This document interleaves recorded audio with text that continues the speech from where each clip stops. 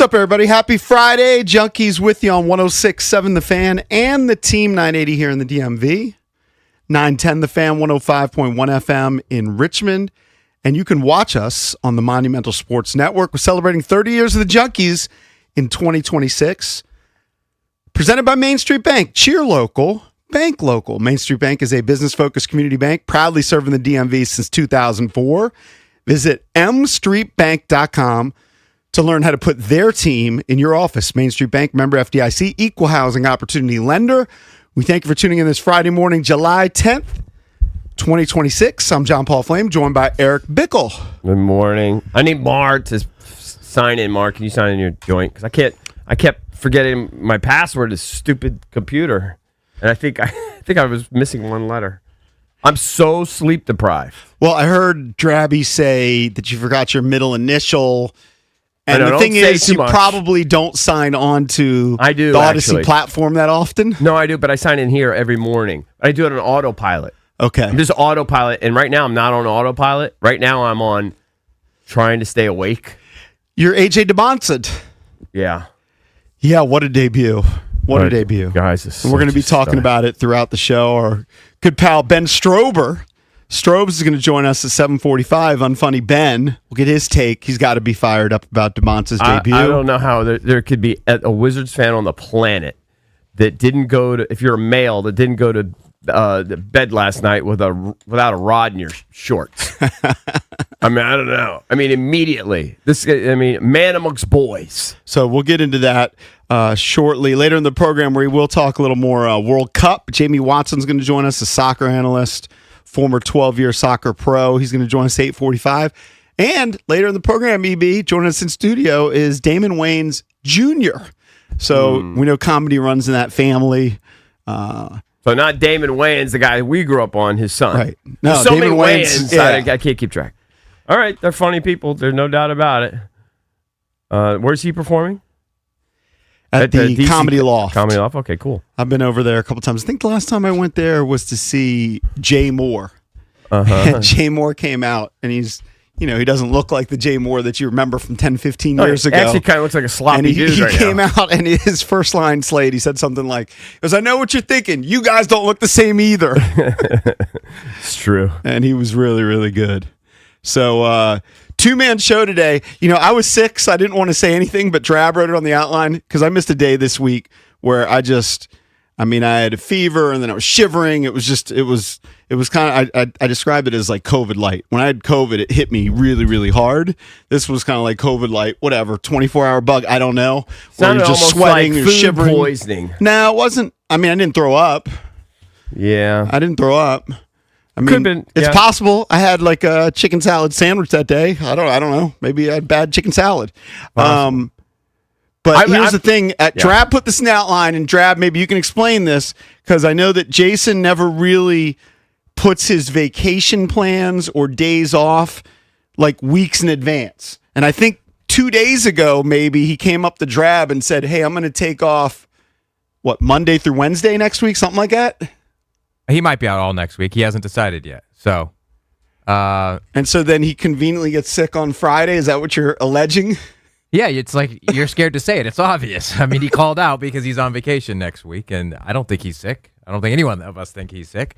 It's Jason. So, it didn't feel like working. Valdez told me 4 days ago this was going to happen. Mm-hmm. Oh, really? Yes. All right. Well, my theory was Jason had to do a little extra heavy lifting on a two-man show since JP wasn't here. So he'll reward himself by being sick on Friday. It's kind of my thought, too, to be honest with you. I love Jason, but... Do you guys think that when I'm out? I don't know. No. I have plans for a Tuesday out, by the way. Like I was like... No. It's more along what Valdez's lines is, man, I worked really hard on Tuesday. Now those guys can work a little harder. My vocal cords got a little extra workout. JP got a day off sick. I want a day off sick. It's just more like that. It's not like I got a text this morning and said, yeah, I decided I can't make it. Normally... It was at 4 p.m. yesterday, and I think I'm starting to get what JP had. It's possible. Maybe I had COVID and I passed it to him. It's possible. I like to give a guy the benefit of the doubt. It's not really possible. It's fine. Guy, he wanted Friday off. Who knows? Probably already in North Carolina. I mean, in some ways, it's genius. I wish I could have been sick on because Friday. he knows no one's going to call him on it. What are you going to do? If he does, he'll get super pissed. Yeah, he'll get super pissed. It's not worth it. Well, it's going to get back to him. Nah, I don't even think he cares. He doesn't care. He doesn't. He does not care. So it's fine. I think Drab sent a text yesterday. Jab said, Jason's not coming in. I go, yeah, big surprise. Whatever. Is that what you said in the group text? I don't remember. Not in the group text. I actually texted Drab privately some thoughts. Whatever. I mean, I didn't lose an ounce of sleep over it. I can tell you that. And it's not because I don't love working with Jason. It's just like I'm not going to get worked up about the guy. You weren't worried. I'm not worried. Jason is he has a thing where he really doesn't like doing what the rest of the world does in our business, which is a 2-man show. It's not that big a deal. Plus we have producers and we have, Mar when he decides to come in. It's not a big deal, but he really doesn't like it. So I think it's more along the lines of worked really hard on Monday or whatever day that was. And Tuesday. So need a breather today. I don't feel I have a leg to stand on because I was out on Tuesday or Wednesday, whichever day I was out. But I think I was bedridden. You had a 24-hour I actually told JP not to come in that day because JP is actually he'll try I'll to come tough in it sick. out. He'll come in I've sick. come and in then sick many times. Then Yeah, everyone yeah, will be sick. yeah. I've come in sick many times. Many times. Yeah. But it's fine. Whatever. Cares. I don't care. I'll be honest with you. We just need to have a great show, and I need to get out of here. I'm exhausted from the AJ hype. I don't normally stay up that late anymore. I've really been trying to work on my health and getting better and losing weight. Sleep's very important, and I am wiped out. I couldn't even remember my password this morning. My brain is broken. I keep seeing this stuff about the stud from Norway, Yeah. Erling Haaland. Yeah. Who scored a bunch of goals. He's going to play tomorrow in the World Cup quarterfinals against England, I believe. He's like a super health freak. Yeah. And he does the bit. This is maybe the one thing that you haven't done because you've done a million things for sleep in terms of sleep aids. Mm-hmm. He does the mouth tape. It's something I've considered. So he does something.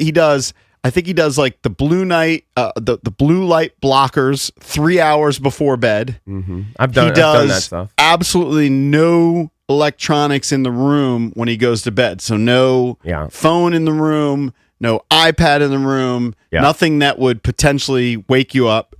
And then he does the mouth tape. So that just forces your obviously breathing to come through the nose. Well, it's also very healthy for you because you get more nitric oxide or whatever in your blood. It's like there's a real reason why it's better to breathe through the nose than it is to breathe through the mouth. I would There's be a health terrified. Reason. Yeah, believe me, I've considered it not necessarily for my sleep, but for other health benefits. Did you see online that Holland? Someone did a biomechanics thing of like his training. Mm-hmm. They said he has the most perfect running gait that you could possibly have. I know he runs up hills a lot. So he's a goofy runner. No, they said his sprint is very goofy looking. They said the way he sprints, his legs super are efficient. It's super efficient, and he's so bowed. His legs are so bowed that they land at the most perfect stride, and he's able to run with such efficiency and little effort that it's one of the most perfect running forms that you could have. So I know that during one of the preliminary games, during the qualifying, he was clocked at running like 19 miles an hour on one of the runs. He's something absurd. He's a monster. So it's funny. I get a kick out of all this because you guys know my buddy Lucas from Tampa. I don't know. I think you guys have met him before. I've had him around at some events. Whatever. His daughter played volleyball with my daughter, right, Cameron. She was a middle blocker. She's one of the top 10 all time in blocks in Cornell history. She put in we have like a family group text between my family and their family, very close.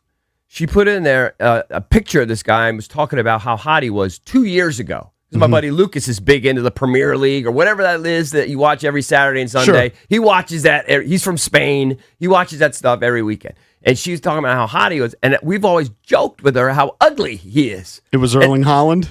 Oh, yeah. Definitely. Yeah, I don't think he's a looker. Just my personal taste. No. This Cameron, she's been sweating this guy for 2 years, and now he's blowing up. Blowing The up. whole world. Maybe everybody knew him way before, but it seems like Americans are really becoming aware of him. Yeah, there's a big article in, I don't know if it was the Wall Street Journal or New York Times, that he's captured America's attention. Right. Now, he's done a lot of things, like he's gone to games here. He's worn cowboy hats. Yeah. He's embraced the American culture. I think he said he got chills during like the Star Spangled Banner when he went to one of the games. So he's doing a good job. winning over He is. Americans Well, the doing other the right thing things. is that my wife told me yesterday is that, and I haven't seen this yet, but because just look at him, I laugh what a big goofball he is, and I'm also amazed at his ability, like what he's doing in these clutch moments is pretty incredible, especially when it looks like he's got a little Messi in him, where he's walking around, and then he explodes just at the right time. My wife said there's video out there that's gone viral of him just being super nice to everybody. Yeah. Like this incredibly nice, gracious guy. Meanwhile, he looks like a monster to me. I'll give you an example. He looks like, yesterday I was at the club. I texted Drab. I don't know if I should say this, but I'm just going to say it. Charles Oakley was playing at the club yesterday. And Drab goes, go up to him, ask him to be on the show. I almost spit my salmon out. I said, go up to Oak? Go up to Charles Oakley? Ask him and what he thinks about Charles Dolan. And to come on my James trivial Dolan. show? Are you kidding? I wouldn't go up to that guy. And if my life depended on it. It was kind of a joke because you won't even say hi to Antonio Daniels at the airport. Yeah. It's like, go up to Oak and ask him to come on the show. It's just not going to happen. And I would consider Holland like the white Oakley. From my perspective, I would never think he was some butt nice guy. No, Just at because this. he looks like a gargoyle? Yes, But look at this. Yeah. This article, I guess it's from the Telegraph, says why the United States is obsessed with Erling Haaland. Yeah. And he's wearing the cowboy hat, and you see all these different things that he's done all across the country. He's having time of his life. Yeah, I guess. And then he's delivering. I had no idea he was a butt nice guy too. Because to me, he looks like a villain. The way he plays kind of looks like a villain. Yeah, but then after he leads the Viking Row celebration, Yeah. he's got the long hair. You know, he stands out. Look, there are a lot of guys. Messi's having a great World Cup. Mbappe's having a great World Cup. Haaland's having a great World Cup. But for whatever reason, he's been elevated. Yeah. Well, because I think for whatever reasons, because he's flashing. Yeah, but I'm saying even more than Mbappe. Yeah. Yeah. Well, he also, like you say, he looks like a Viking or whatever the hell he looks like. I don't know what he looks like. But he looks like a Greek god or something, right? Or some I think he'd go with Nordic God. Nordic 'cause he's god. from Norse Norway, god, but yeah. yes. Yeah, he kind of does. Yeah. I actually didn't realize when Cam was putting him in the group chats and she was saying how hot he was 2 years ago. I didn't know he was that big. I just thought he was like a normal soccer guy. Yeah, I mean, he's not like he's very, very fit. He's tall. He's big that way. He looks jacked to me. He's not jacked. I mean, he's got like kind of the soccer body. He does. I've He's seen him with his shirt off. He looks silly. I thought he looked. Of course he looks I silly, thought he yeah. looked like freaking Paul Rabel. Like he could play safety. Yeah, I don't think he's quite that jacked. Okay. It's more like leaning towards the soccer body, but Which I mean, makes he runs sense. a lot. Yeah. He runs a lot. You're not going to look like a linebacker. Right. But we will do a little World Cup update later in the show. I think Valdez is going to win this damn thing because France on it. I just don't see them losing. But we can get into that a little bit later in the show. Like I said, Ben Strober is going to join us on Funny Ben, 7:45. We're all fired up about the Wizards. We can get into that next here on the Junkies.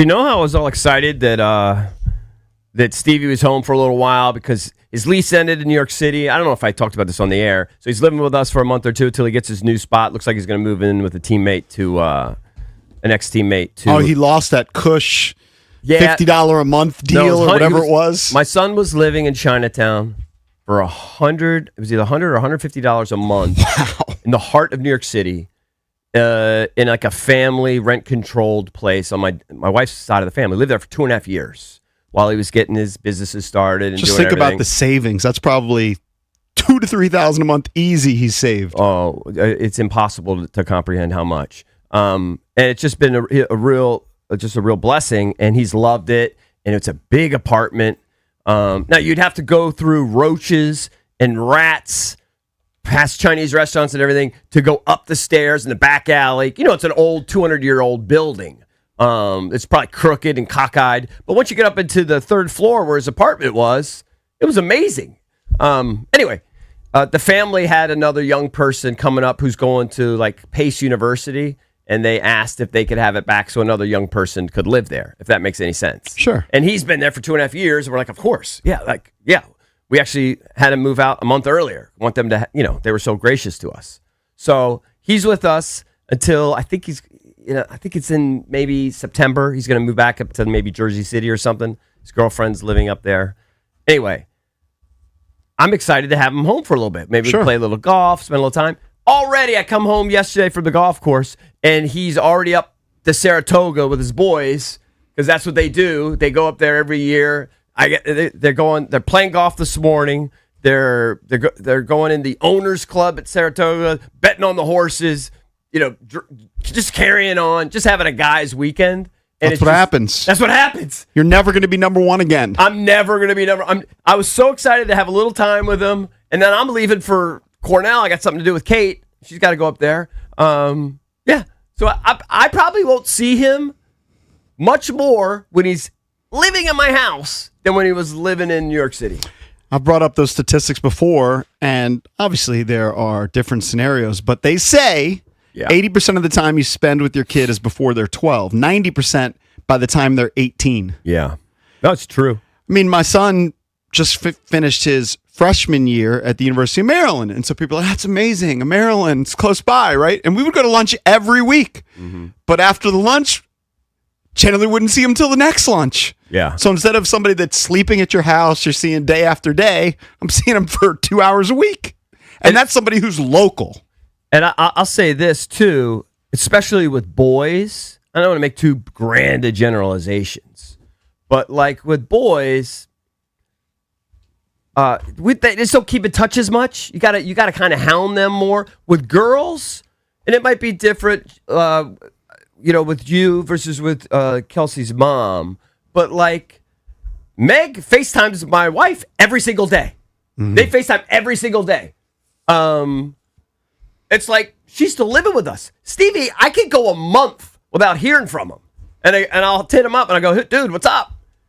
Just holler at your dad. What's going on? In fact, I called him the other day and I said, dude, I haven't heard from you. This was about 6 weeks ago. And it actually really made me happy. He said, I know, Dad, I'm sorry. I'm terrible. I'm just like we have friends that are like this, right? I'm terrible. I'm terrible to keep calling people. I'm terrible. Keep calling me. Don't give up on me. And I go, well, I don't want to bug you. I feel like I might be bugging you. Because you're not bugging me. You're never bugging me. Please keep calling me. I'm trying to be better. And so that made me feel good. He said, if I'm busy, I'll tell you I'm busy, and then you just call me back. I saw something online just yesterday, and it was about maintaining adult friendships. And they said the number one key is you have to be the initiator. You have to be the initiator. That's the crazy thing is you have to be the initiator of the organization if you care enough to keep friendships, because a lot of people, they just don't keep up with you. Yeah, I have one dear friend of mine for the last 30 years, and it's not that I don't care about him, but he's made the point of initiating with me. That's good. Yeah, and I'm thank God. If he didn't, because I would just let it fly, because you don't literally live near each other. You know what I mean? It would fall by the wayside. We'd still be boys whenever I'd see him, but he makes a consistent effort to reach out to me consistently, like several times a month, and for 30 years. And I'm just not good at that. But it's good if you have golf or something else that you do with your kid on a regular basis. Like I had a great dad. You had a great dad, but our dads weren't necessarily throw the ball with you dads. My really. dad would be working in the backyard and maybe he'd goofy, grab the bat when me and you were playing in the backyard and he'd do like a one-handed baseball swing. Your dad would walk across the street. Walk by. He was legendary for this. One pitch. Right. He'd throw one pitch We'd and then catch. He'd say, "Give me the inside. ball." And he'd throw you one pitch and he'd go, "Oh, his arm." And then he'd walk into his office or whatever and do his thing. Yeah. I've tried a couple sports with my son that would be long-term sports, and he just doesn't really gravitate towards golf right now. Mm-hmm. But our thing is MMA. So like the UFC, we've gone to some shows. It costs a lot of money to go to the shows. I kind of suck it up, but it's like that's going to be our thing. And I see Mike Marr talk about his relationship with his dad. Like that's their thing. They also have MMA So thing. I guess I'll be doing that for life. Like he was like, I guess I'll come. He's just said, I guess I'll come over Saturday night to watch fights. Like good. I told my son I was actually bitter because I didn't know. All of a sudden I'm going to Saratoga, and my wife says, "Yeah, he's leaving at 3:00." I wasn't even home yet. Did you ask him where's the invite? Am I invited? No, because it was the boys, and I don't think dads were going. Yeah. But here's my thing: they said he was going to play golf. She said, "Yeah, he's getting his golf clubs together and his shoes and everything." And here's the thing about my son: he enjoys playing golf. He's not very good at it. Okay, he just pumps them as far as he can. Doesn't care. He doesn't care. He's just having fun, and they probably have 10 beers. I didn't make sure he was loaded up with golf balls because I have so many golf balls. And so now, I called him. I said, "Dude, I didn't load you up with golf balls. What are you going to do?" He says, "Don't worry. So-and-so's got balls. I'll be fine."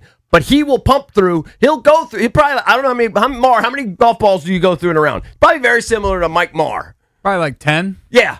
I'd say that's probably the same with my son.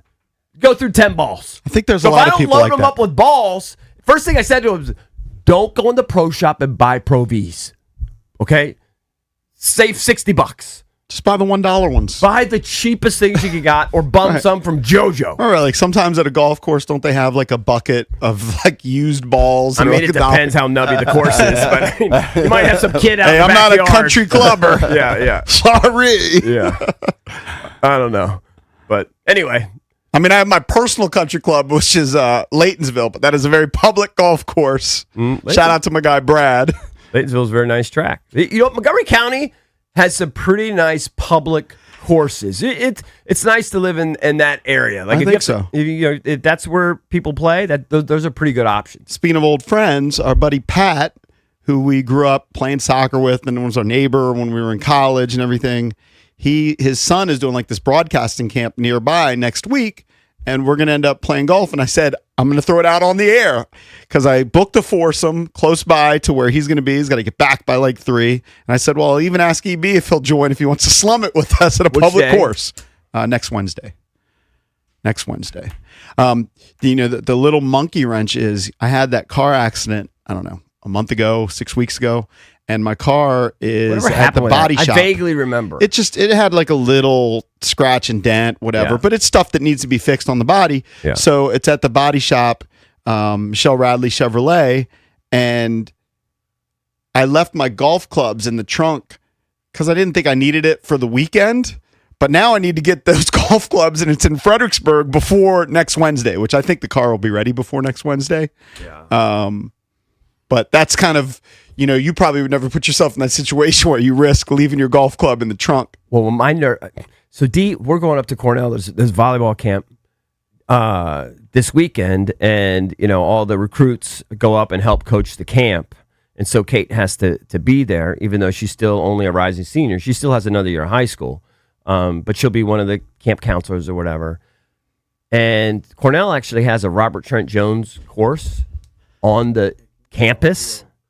So I want to bring my clubs, but D doesn't like driving my car. She likes driving her car. So I'm afraid that I'm going to forget my clubs, and then I don't know what I'm going to do for 2 days while she's in volleyball camp.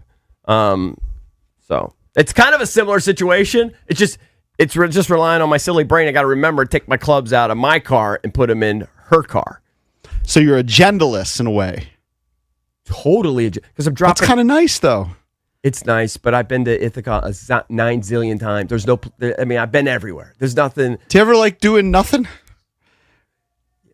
I mean, you kind of like that when you go to. I do at home, but not the in a beach, hotel, right? not in a nubby like Fairfield Inn or something.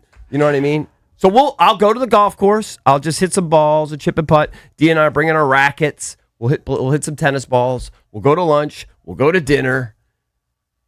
But I don't know. When you're out of town, I don't like just sitting in a hotel. I'd rather sit at a house. But maybe it has a pool and you can go to the gym. A pool. You know what I like? The pool would be at like a Residence Inn or something. It's going to be the worst pool in history. It's going to smell terrible. It's going to have too much chlorine. Yeah, I wouldn't go to any hotel I stay at. I don't stay at nice hotels. I stay at very, very modest hotels. I would never go in their pool unless I'm on a resort vacation. You would never stay in a Hyatt, whatever hotel, a pool. You would never go in their pool. You would never go in a Holiday Inn pool. You would never go. Those are the places I stay. I've been in a countless Fairfield Inn pool. I've been in countless Holiday Inn pools. Here's the deal: when Jess's mom was alive, they lived out in Mineral, Virginia. Yeah. And they didn't live in a community that had a neighborhood pool. So going to a hotel with a pool was a big deal, like for her grandkids. Yeah. Not my daughter, but we would meet up sometimes and get just this hotel in a random city, like near Mineral, Virginia, so that the kids could go play in the pool.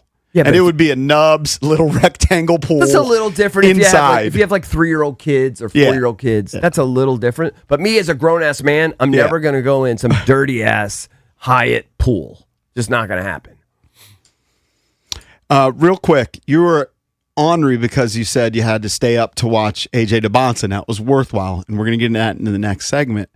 I not only watched that, but my son was with me, and the press conference for Conor McGregor last night was supposed to be, I think, at 11 o'clock Eastern. And it ended up being earlier on Paramount Plus. And that guy's just a flat-out entertainer. He might get knocked out. Like, the emotional side of me wants him to win. The logical side says he hasn't fought in 5 years. He's 37. He's coming off a compound fracture. Nobody who has, like, what he has had a successful comeback. He broke out into Wonderwall last night. When they did the face-off, he rips off Max Holloway's sunglasses. Well, the guy can flat-out entertain. No, he's an entertainer. I hope he can fight. And the view count on his presser, it surpassed the White House card. It surpassed the previous one. Like, he is just a magnet to viewers. I agree. It's absurd. Speaking of a magnet to viewers, if you're a DC sports fan, you should have been watching Monumental Sports last night to watch AJ Debons' debut. We'll get into that next here on the Junkies.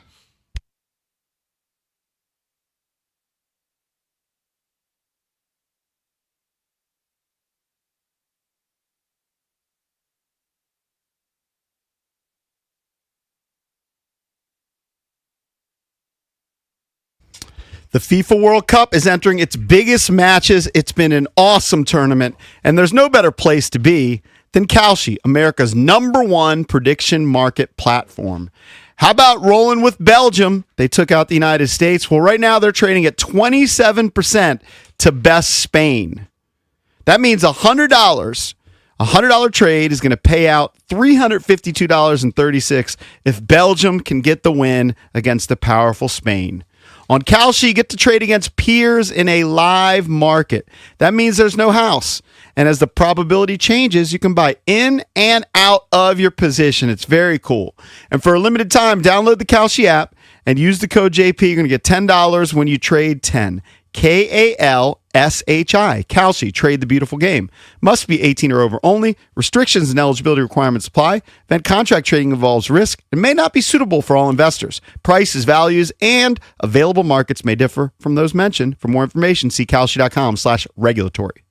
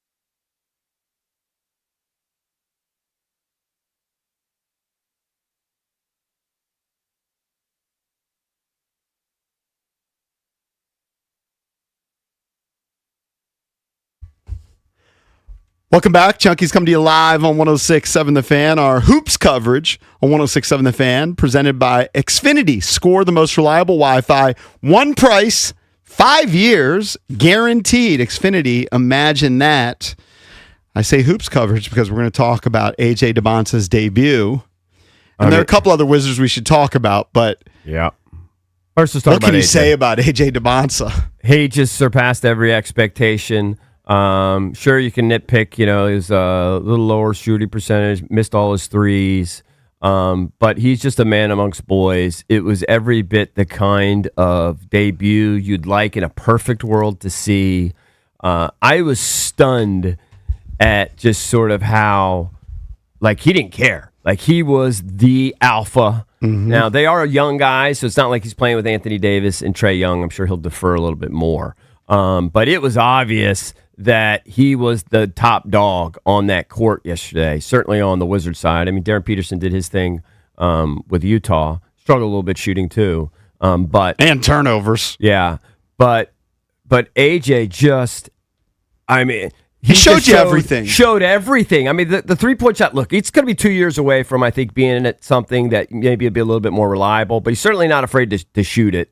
The way he gets to the basket, the explosion, the creativity. I mean, if they have normal free throws, that dumb Summer League, G League free throw thing, he would have had 35 yesterday easy, okay? Because you only get one. If you make the first one, then they give you 2 points. I don't know.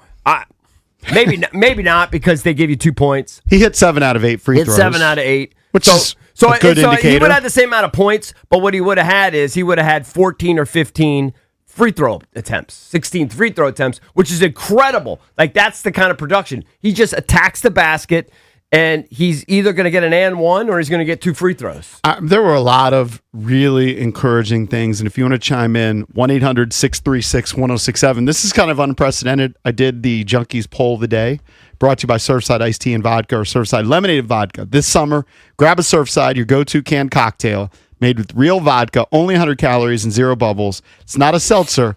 It's Surfside. Must be 21. Please drink responsibly. What's unprecedented is I left no options below a B. Usually I'll put C or lower, D or lower. Yeah. You get 4 options. I was like, here are your 3 options. How do you grade A.J. Debons' debut? A+, Yeah. A, or B. There's no other option. The only way you would go B is he was 0 for 5 on threes. Yeah. All right, big deal. Whoop-de-doo. Yeah. Guys are going to miss threes. I had a couple of prevailing thoughts. Number one, and I do respect him, and we have him on the show, but Jonathan Givney came on the show and he sold me on. He's seen them play AJ Debonsa and Darren Peterson head to head 8 or 9 times, and he said every time, 9 times, he's walked off the court, and there's never been a time when he thought AJ Debonsa was better. Well, if that's true. So last night was the first night. That was my prevailing thought. I was like, well, things change because. And Darren Peterson is going to be a fantastic player. He's dynamite. He had an off night. If you watched, this is his 3rd game in the Summer League. He was sloppy in this game, missed some shots. He showed his talent. He had 10 fouls. Yeah. I mean, the fouling thing is hilarious. And the Wizards came out defensively hard on him. Jameer Watkins came out and was bodying him end to end. But my number one thought was, well, if Jonathan Givney was there, he's got to be thinking A.J. Debonsa was better.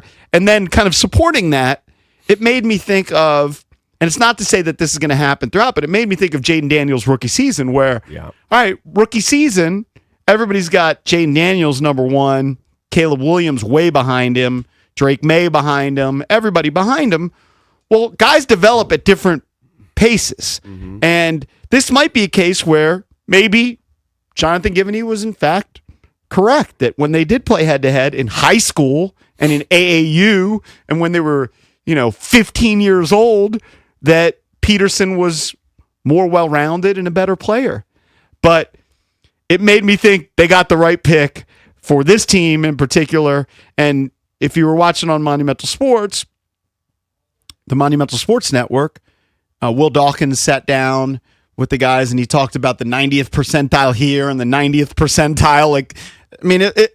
there's a reason they picked the guy, and part of it is going to the foul line. And so when you talked about the foul shots, he can draw fouls. Like, he may never develop into a great three-point shooter. I'm sure he will get better. Yeah. But, man, he can get a bucket any way you want it. He can dunk in your face. He showed you that. He can go reverse layup. He's got the midi game. He can do a little shake and bake. He's a walking bucket. He is. That was my takeaway. Well, and he's also, I don't know. I just think he plays at a very high level. He's going to rebound. I thought he defended okay. There were some times where he lost, but there was times where he blocked his shot. Like when he was into it, you could see, which is what everybody knows. There's no reason why he can't be a good defender. He had one block shot. I was stunned at. I don't know if I've ever seen a guy that confident in his basically NBA debut. Like, again, he's still playing with guys that he knows he's better than because it's not the NBA. It's Summer League. It's like 2 guys on every roster that are like real NBA players.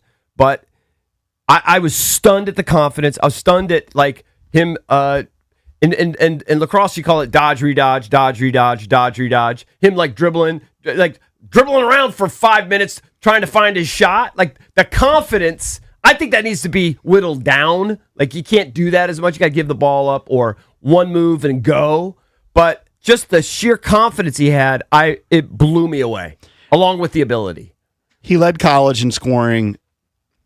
I'd be willing to wager he will lead the NBA in scoring at some point. It's hard to argue after last night. His game reminds me most of Kevin Durant. Now he's a little bit more of a guard. He maybe doesn't have the post-up game now. He doesn't have the range. No, he doesn't have the range, but just kind of the size and just the way that Kevin Durant could just score. You just know that Kevin Durant, great player, but he's best at scoring. He's quicker.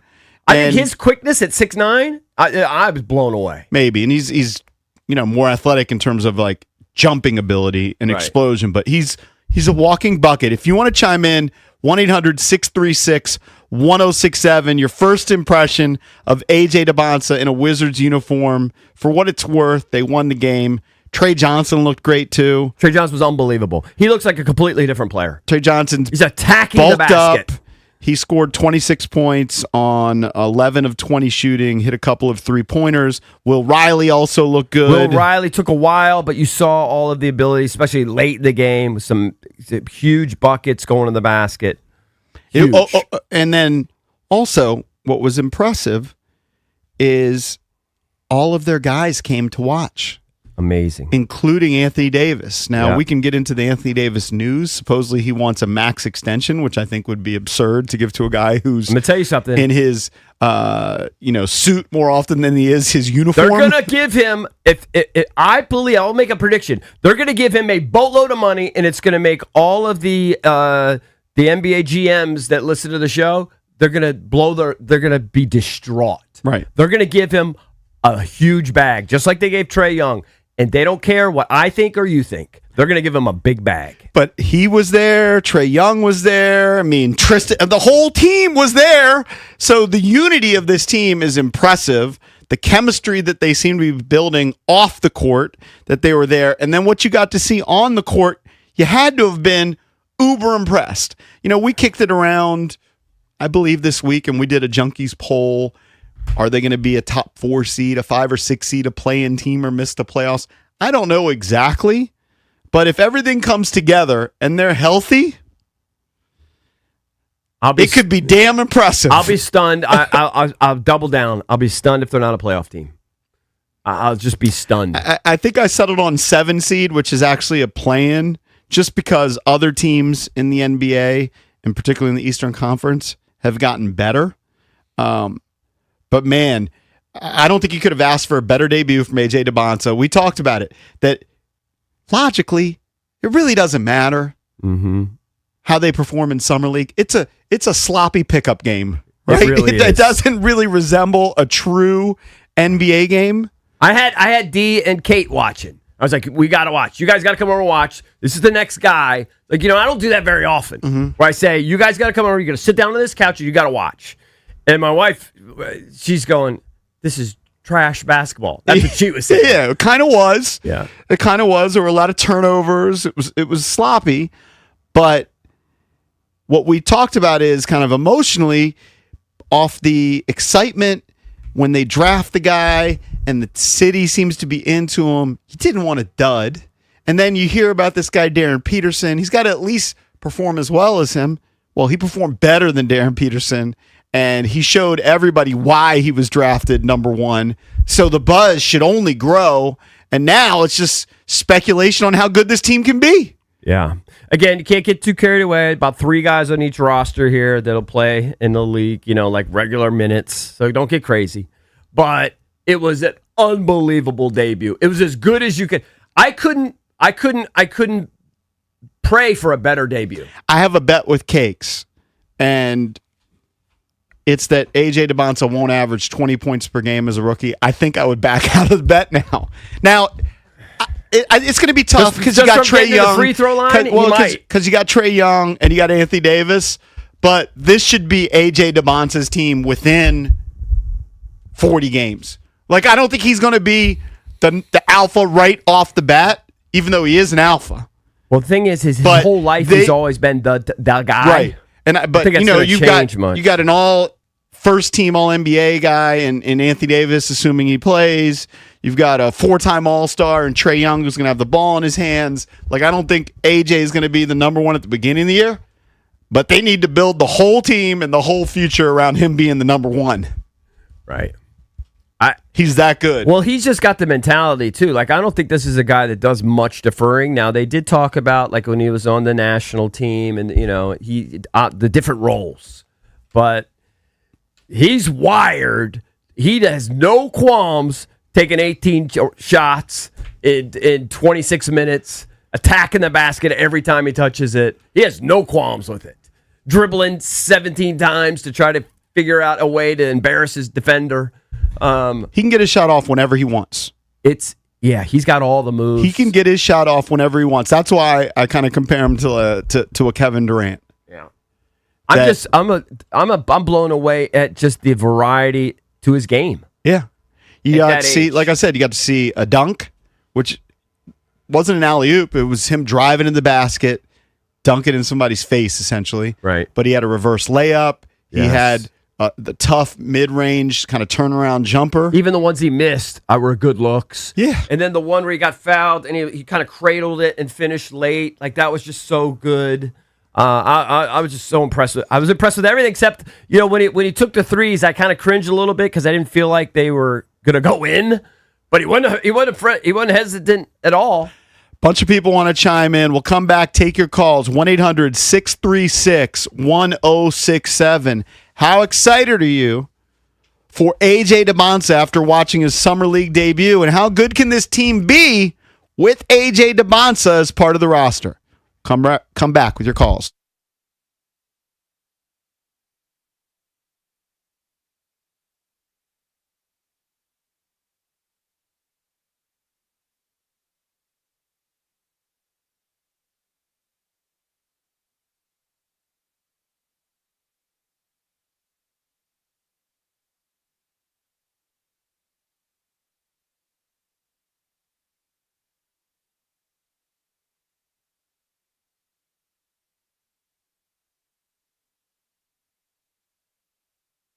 All right, guys. EB here. Selling your home doesn't have to mean weeks of stress and sleepless nights. Just ask Melissa. She wanted to sell her home in Northern Virginia, but she was dreading the whole process. So she called my friends and realtors, realtor rock stars, Debbie, Sarah, and Reynolds Empowerment Team with Keller Williams. Like a lot of sellers, Melissa worried her home would sit on the market like some of her neighbors, but Debbie and Sarah have a proven system. They market your home across more than 1,200 marketing channels to build buyer demand before it even hits the market. Result? Melissa's home sold in just 6 days for $10,000 over the asking price.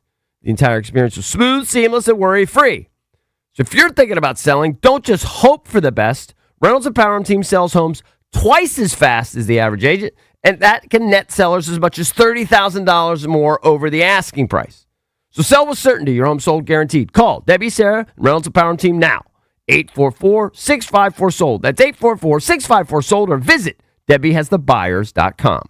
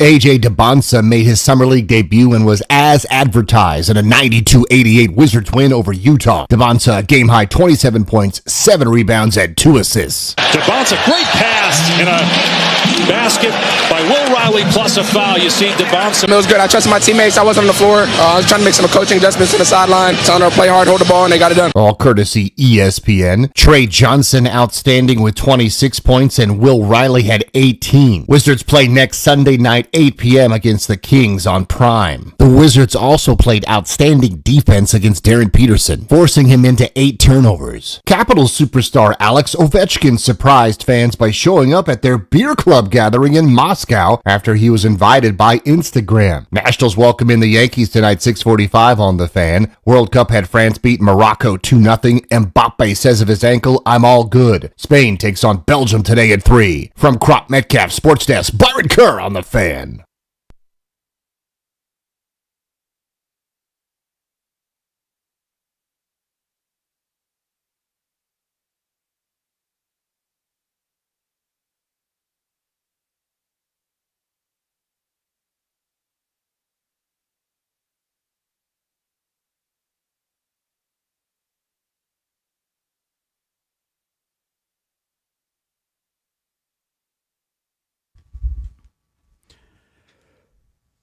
Welcome back. Chunky's come to you live on 106.7 The Fan and the Team 980 here in the DMV. 910 The Fan, 105.1 FM in Richmond. And you can watch us on the Monumental Sports Network all year long, celebrating 30 years the Junkies.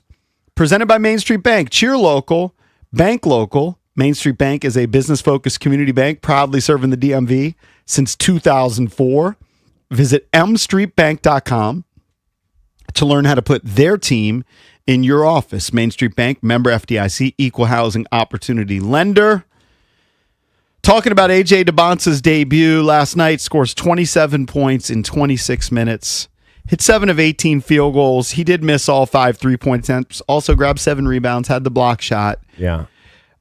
2 steals. I would give the debut an A+. In fact, I'm going to go vote on our poll. You can vote at Junks Radio. Didn't even give an option below a B.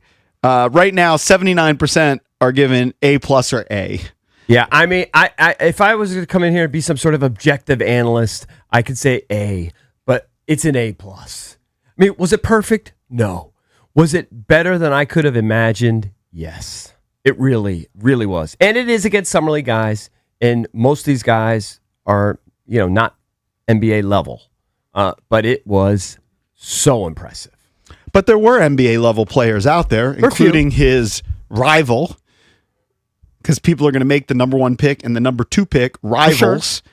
And he played better than Darren Peterson on this particular night. He also took him to the rack, too, when they matched up, when they switched off on him. He did. Him. Unfortunately, he missed the shot. Yeah, but it was still good. He shook him. He shook him. It was still good. I don't kill a guy. If it's a good look, whether you make it or not, that's just variance. If it's a good look and a good take, I'm perfectly fine with it. I agree with you. And it is one game. Alex Sarr had, in terms of the numbers, a terrible debut. And he's been a good Washington Wizard for 2 years. He's developed, and it looks like he's going to be a future star in the league. I thought that Monumental, and I tweeted this yesterday, I never watch pregame shows of anything. I don't watch pregame shows of the NFL. I definitely don't watch pregame shows for NBA Summer League games. And I was locked in for an hour before. Yeah. I had it on because I didn't want to miss a second, right? I wasn't really super locked in on it, but I had it on because I didn't want to miss the tip. I didn't want to miss anything.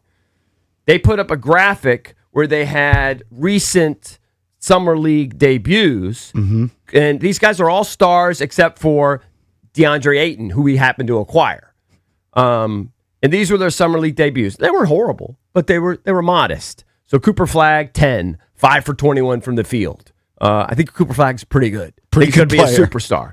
Zion Williamson, okay, he's had health issues, but when he plays, he performs. 11, 4 for 9. Victor Wembanyama, 9, 2 for 13. Cade Cunningham, I think everybody agrees, a superstar. 12 points, 6 for 17 from the field. In other words, they're modest debuts. This debut, even though the shooting percentage was great, far surpassed all of those. And the reason, I totally agree, the reason why I give him an A+ is because, not because of the on-court stuff, I think you hit the nail on the head.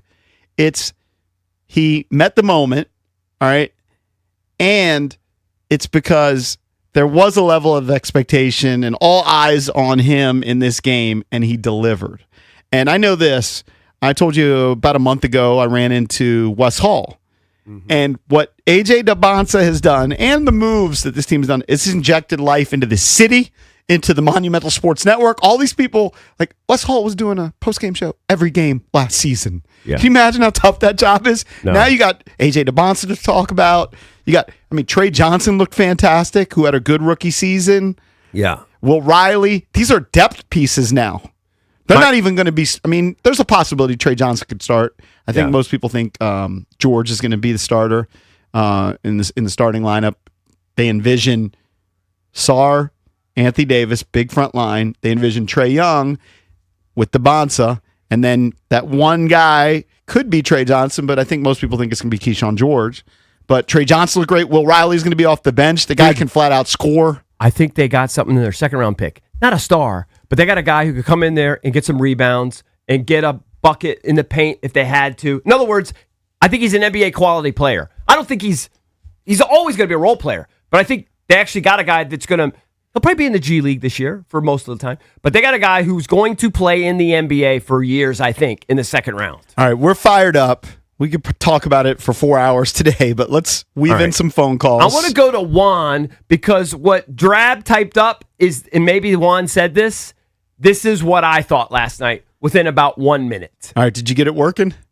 Oh, yeah, I'm using Mike Mars. Okay. Because I can't use my password because my brain wouldn't function this morning. Juan, what's up, buddy? What's going on, guys? What do you think, bud? Yeah, I love it. And we got one. That's what Actually, I thought. We got a few.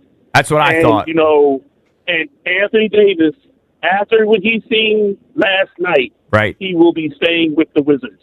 He will be staying. And I'm going to tell you this right now.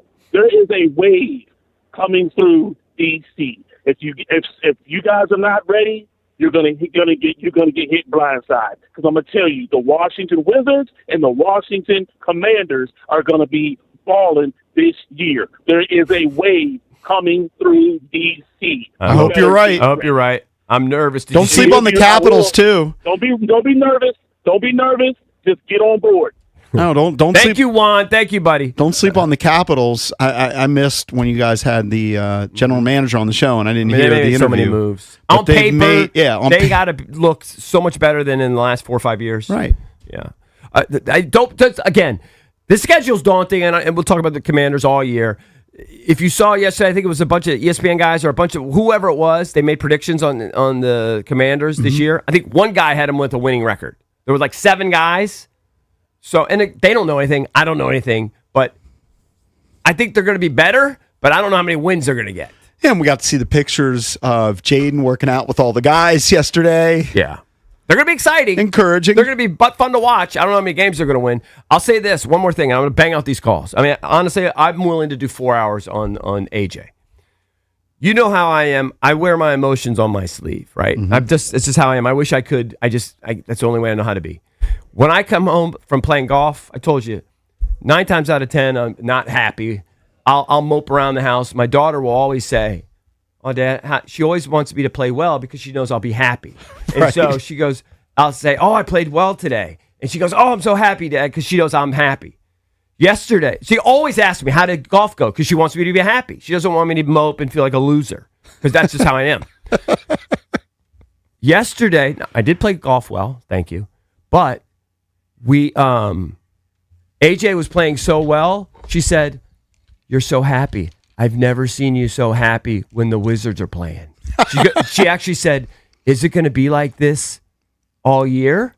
And I go, "I think Daddy's going to be happy a lot watching the Wizards this year." I don't know how many wins they're going to have. It's going to be tough in the Eastern Conference, but I think he nailed it. We got one. We got one. And probably have a couple others, too. All right, let's go to Mo in Largo. Mo, what's up? Good morning, gentlemen. Thank you for taking my call. Yeah. What's up, Last buddy? night's performance was I mean, it exceeded expectations. You know, I'll be honest, going into the draft, I was a Peterson guy. And after last night, I feel like we got the guy. Trey's performance made me feel better about not taking Peterson. And it just, all in all, it just feels like DC sports as a whole is on the come up. You know, we got a lot of young talent across the board, and I'm just optimistically looking forward to the next several years of the development of this talent, because I really feel like they got a nice, solid core with the Wizards, man. They really do. And we got our guy. We got our guy. Thank you, gentlemen. Thank you, Mo. JP touched on it. You touched on it. It was obvious to anybody that paid attention. Trey Johnson's growth in his jump from last year to just a few months later, in his confidence, in his build, in the way he's attacking the rim, it's blown me away. Might be the story of the offseason. And other than acquiring AJ and the other guys. And we've talked about it really for a couple years as we've gotten to know Will Dawkins, but we have faith in this front office. I've never had more faith. And, you know, we've had relationships. They could do no wrong. We've had relationships. You won't write Faith Restored Wiz Edition. Yeah, I should. Take advantage of the Debons, sure. But the faith in the front office, we've had relationships with guys in the past. You know, we had the Donk, who was the GM for like 2 years on the show. Nice guy, right? Yeah. Who had 100 kids. I'm forgetting his name right now.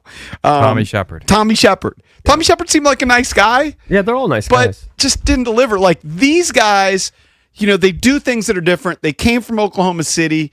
You know, they don't even call it rebuilding. They're calling it, you know, the off season. It's not even off season. It's the jump season. Yeah. You know, they got some things that you could say are cheesy. They do these goals every day, but you know what? It works. Like there's a method to their madness, and they've been methodical for 3 years, acquiring pieces, trading pieces, acquiring pieces, trading pieces.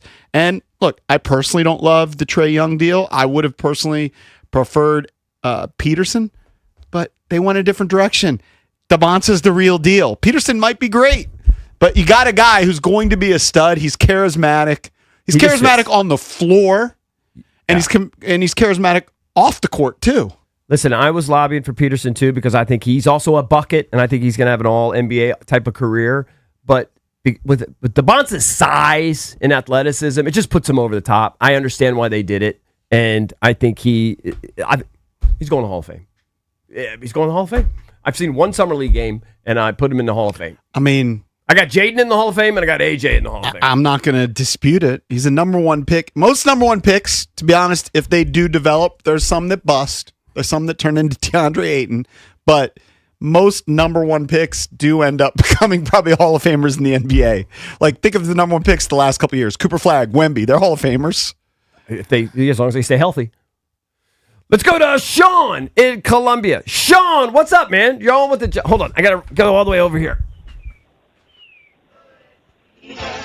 Oh, to play Bullets Fever. Yeah, because Cakes is near. Sean, what's up, buddy? Sean, do you have the fever? Yeah, I got the fever. You guys are doing a great job, by the way. Thanks. No, I couldn't agree with you anymore, Bickle. He belonged. From the very beginning. I don't know if they intentionally wanted him to bring the ball up every time, but by doing that, it got him so much more involved in the game. He was by far the best player on the court. But what really got me was that pass he threw. That he threaded a pass. He had a nice pass. Yes. Yeah. I mean, I want to say Magic Johnson. It was just magic. It was unbelievable. The game's going to be the game's going to be different with Trae Young, and that was a very unstructured pickup like game, Thanks, right? Sean. So he's not just going to be bringing the ball up the court very often. But what you saw, which was impressive, is he's going to be the type of guy who, if there's 3 seconds left on the shot clock and he's got the ball, he'll get a shot up. Oh yeah, he'll get a shot up. He can find a shot, and it'll be a good shot. Might not make the shot, but he can create a shot pretty much at any point. He just showed the confidence. Like, I don't think he's not going to shy away from anything. He's always going to have that confidence and that swagger. He just plays in a super elite level. He's used to being the guy, and I don't think that's going to stop. You know what I thought was most impressive about it is I don't know if this is a summer league thing or what, but the refs were letting them play, and it was a pretty physical game, and you could have easily kind of gotten frustrated, gone into a shell. Like the way that they were playing defense, both sides was kind of agitating for a summer league game. It was pretty crazy, right? Like just the hand, like the amount of hand checking, the amount of body bumping. You could tell. Here's my theory to your point, and it didn't really develop until we've been talking about it this morning. I think the Wizards knew that they wanted AJ to outshine Darren. Yeah. And they told those boys, you D up, Darren. Jameer Watkins was... You do everything in your power. Our guy's going to outshine their guy. He was bodying him for 94 feet. I mean, yeah, they damn near got into a fight. But Yeah, at the I end mean, they it was did. on both. It was on both sides. I thought it was. They were probably trying to do the same thing. It was. I couldn't believe how physical it was. And some players, especially number one picks, you could easily get kind of thrown off your game. And in a game that's like that, where you come out and you think it's going to be some sort of one-on-one showcase where both teams are throwing lobs to one another, but it wasn't. It was like a pickup. It was like a street ball game. That was borderline. I mean, listen, there were some trashed elements to it, but there was borderline playoff elements to it in the sense they were playing with some intensity. I was shocked with the amount of physicality and intensity both sides played with, and I agree. And he could have easily just kind of been rattled, back down, not just kind of just shied away, but he didn't have a back down bone in his body. He took the contact on and didn't look like it phazed him. He's not going to wilt. I couldn't believe his swagger just with his handles too. At that size, he was willing to take on anybody, and I'm sure he'll have turnovers, and it's not going to always be perfect. It didn't look. I'll say this: it looked like it frustrated Peterson, that style of play, more than it frustrated AJ. It might be because Peterson was doing a lot of pushing off, trying to get himself free. When was the last time you watched a summer league game? To your point, in the first quarter, we're triple teaming a guy. He had the ball in the wing. They triple teamed him at one point. When's that happen in the summer league? That just doesn't happen. Triple team in a rookie? It's just you could see in his brain he was going, okay, this is how we're going to play. Well, let's play. Yeah. And the scary thing is, you can see a guy with that type of talent, and it's a summer league game. It's pickup. I understand that. I'm not saying he's going to average 30 points a game as a rookie, but by year 3, when the game slows down for him and he's figured it out, he's going to be unbelievable. I'm not sure what he hadn't figured out. I think he's got it figured out. He just got to get better. Yeah. No, like brain-wise. But the I'm not saying he's got to figure it out 3-point shoot. Like, that's got to be fixed. No, but just there's the elements nuance. Physically, he's got the IQ already. I see the IQ. Yeah, but the nuance of the NBA, like, guys get better. Like, LeBron James is arguably the greatest player of all time. He was better as a second-year player and a third-year player. But he's going to get better because he's going to shoot higher percentages. And that sort of thing. Well, you also figure out the league, you get more comfortable with spacing and those sort of things. He looked like the most comfortable guy I've ever seen. Okay. I've never seen a debut where a guy looked more comfortable. I've never seen that kind of arrogance. Hey, did you have this type of siceness after Jaden threw that long pass down the sideline? Probably. He said shut him down. Shut him down. Yes. Yeah. It's exact same feeling. Like, So shut him down? I tweeted it yesterday. Shut him down. Then I put psych. But I mean, I tweeted in the first quarter, I've seen enough. I've seen enough too. I selfishly want to watch him play anymore, but it doesn't matter. Yeah, it doesn't matter. You've seen enough. He'll have 30 every game against these bums. I actually think he could have 3 duds. He can have a donut where he goes 0 for 12. Doesn't matter. Doesn't matter. He showed the talent. Is this better, worse, or on par with Jaden's first preseason game? First snap. Yeah, just the sideline thing against the Jets or whatever that was in a little scrimmage. I think this was better because there's more volume, right? Yeah. With Jaden, it was just it's equivalent. With Jaden. I have Jaden hype level. Yeah. That's what. If that's who. Yeah, it's the same thing. With Jaden, you only saw 1 or 2 flashes. This guy gave you a dunk. He gave you a reverse. He gave you a midi. He showed everything. Great pass. And it doesn't matter if he makes or misses. You look at the take. How's the take? Yes. Great take. He can get his shot. What's going to happen when he has a good point guard with him? He's got it all. 1-800-636-1067. We're smitten with AJ Debons. Are you? I'm in love.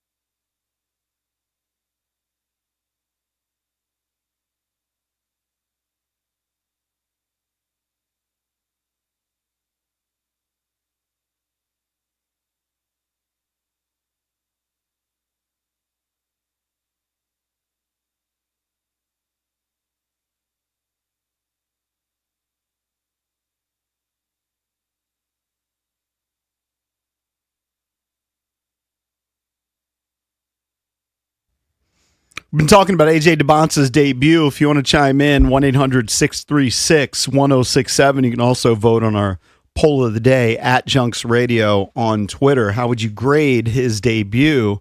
I wanted to bring something up that to me was a revelation. Maybe it's been like this for a while. So last night, Dylan and I went to Costco right around dinner time.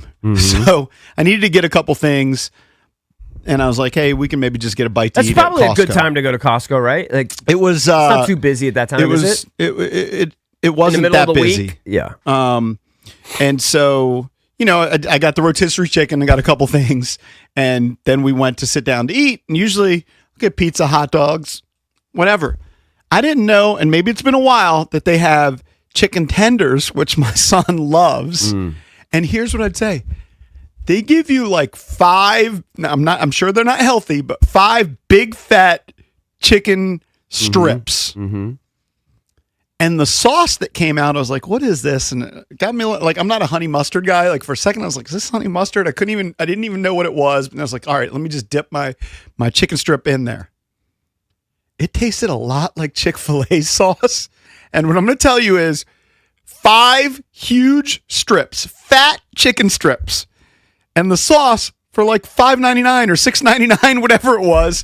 I don't know why I don't just go to Costco for dinner sometimes. Just because it's a hassle. If they had a drive-through, you would. If they had a drive-through, you would. But they're not going to have a drive-through because they want you to go into the store. Yeah, so Dylan and I got the chicken strips and 2 slices of pizza, and we split it. So we each had like a slice of pizza and a couple of chicken strips. It was pretty good.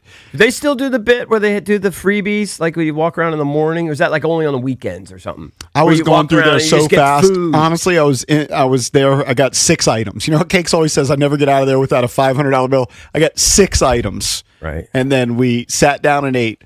But the chicken strips at Costco, and you know what, Drab, and I need you to hear me. Put on your headphones.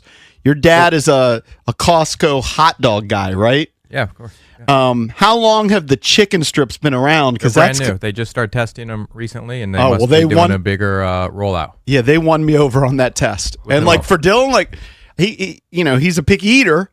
He eats chicken tenders, chicken strips, probably 40% of his meals.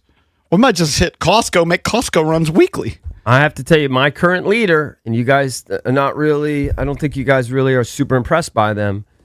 My current chicken strips leader is Raising Cane's.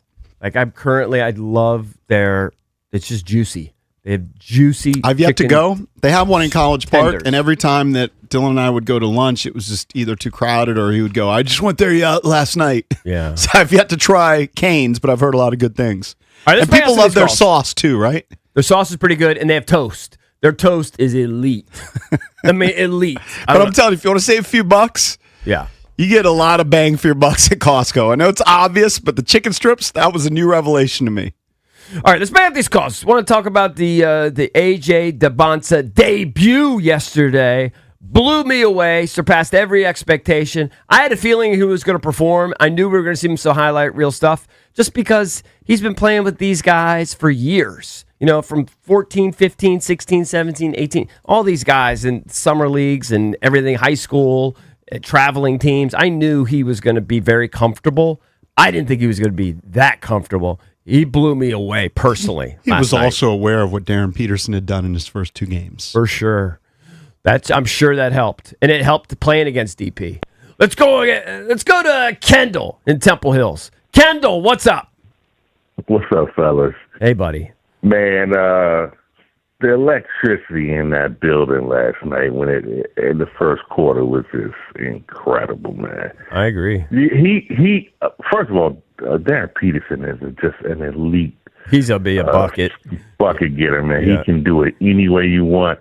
And they clearly, they strapped the boy up, man. They were going at him hard. Breathe. He still finished like 25 or whatever he had. Yeah, but it was tough. They made him work. 25. Yeah, but AJ, man, he is. And again, keep in mind this is just the summer league, and if he was bad, we'd probably be going overboard just like this too. But he's different, man. He is. They commented on the broadcast, on the ESPN broadcast, of how when he did anything, people were just like, you can hear the crowd like oohing and ahhing. And at 6'9" to be able to do what he does, he looks every bit of 6'9" out there. Yes, but he can, he can dribble. He can, and the shot wasn't falling, but it looked good though. It wasn't a bad looking shot. So that's just a matter of time before that comes along. But yeah, man, he's the future, man. I know you mentioned AD AD's not going to get a contract here. He's not getting. I think he's going to get a big bag. He's going to get a big one. If he gets the bag here, then they can't pay everybody, all these young guys. It'd be all for now. Well, it'll be short term, so I think they will. I think I've listened to some of these guys, these cap experts, break it down. Like maybe Bilal, it might hurt. But these other guys, when they come due, they'll be all right. Don't give him an extension. They don't have to. He's under contract. Yeah. I think they want him here to be a building block. You're talking about when healthy, an all-NBA player. Why do the extension now? You don't need to force it. I don't know. They're not going to do an extension. They're going to let him play the year out. And then he's going to opt out next summer, and they'll do a sign and trade. All right, I got a side dollar bet with you, Kendall. I got a side dollar bet with you. I think they're going to get him on the bucket. When they do, I want you to call back, and I want you to Venmo me $1. I still think they're going to trade him eventually. Thank you, Kendall. They may not trade him before the season. I think eventually he will be traded. I think it's. I don't think he's a long-term piece. This is AJ Debons' team. I think it's also. I think what was almost as inspiring was, like you said, seeing every single player, including Alex Sarr, just had foot surgery. Every single player. See, DeAndre Ayton, who they just picked up an hour ago. Every single player, front and center. That's what Vegas Summer League will do. It's true. Helps it's in Vegas. Let's go to. But yes, it was great to see that unity. And, we aren't talking about the performances of Trey Johnson, who's going to be entering his second year. He's going to have a huge and leap. Will Riley, who's going to be entering his second year. Yeah. The depth on this team is going to be really good. If we forecast a starting lineup of Trae Young, Debonsa, Keyshawn George, Sarr, and Anthony Davis, they're going to have Trey Johnson coming off the bench, Bilal Coulibaly, Will Riley, DeAndre Ayton, who's a backup center. Yes. They're going to have Bub Carrington. They are deep.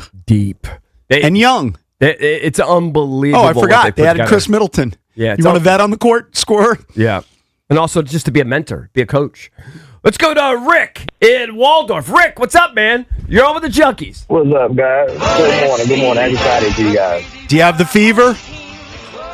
I got the fever. I was going to say, if you looked at AJ's body language last night, his body language is on 1,000 last night.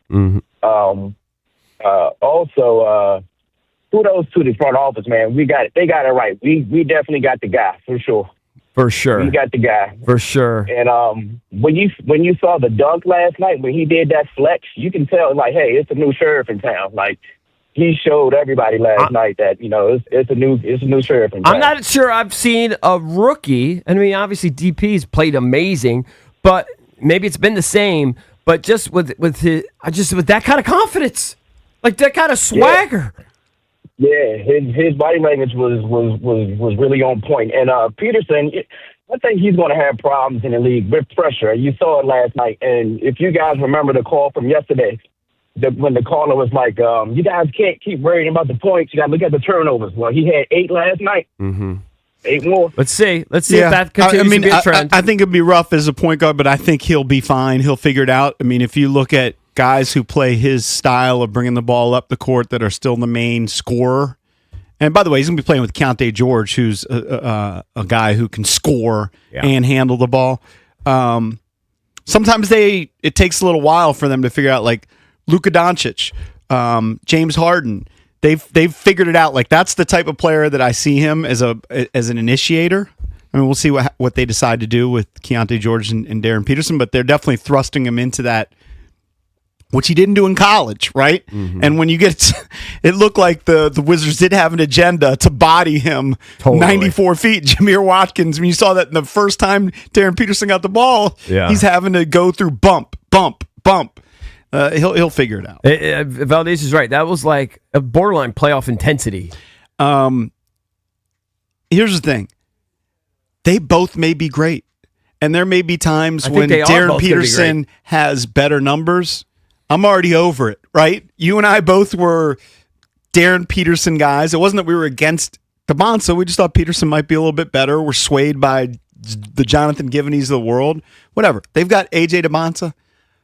Darren Peterson he can go be a star. There's nothing wrong with He's gonna be a star. It's like no, he's hey, gonna be. You got Jaden. You're happy with Jaden, right? It's okay if Drake May is a good player. Yeah, I think those guys are all gonna be good too. You got your guy. This guy is going to be a star, and I would bet right now there will be a point in his career where he will lead the NBA in scoring. Yeah, but I wouldn't bet you. You're being too kind about this because the rivalry between the two is going to be. Yeah, is going to be for their entire career. It is going to be, and you got to draw your swords out and get ready to fight all the Peterson all I'm backers. telling you is that they drafted the right guy. The Wizards drafted the right guy. I was lobbying for Peterson, but the Wizards made the correct decision. Yeah, but I don't know what else to say. That's supporting him. They made the right call. This isn't a direct comparison, but let's say one of these guys turns into LeBron James and the other one turns into Steph Curry.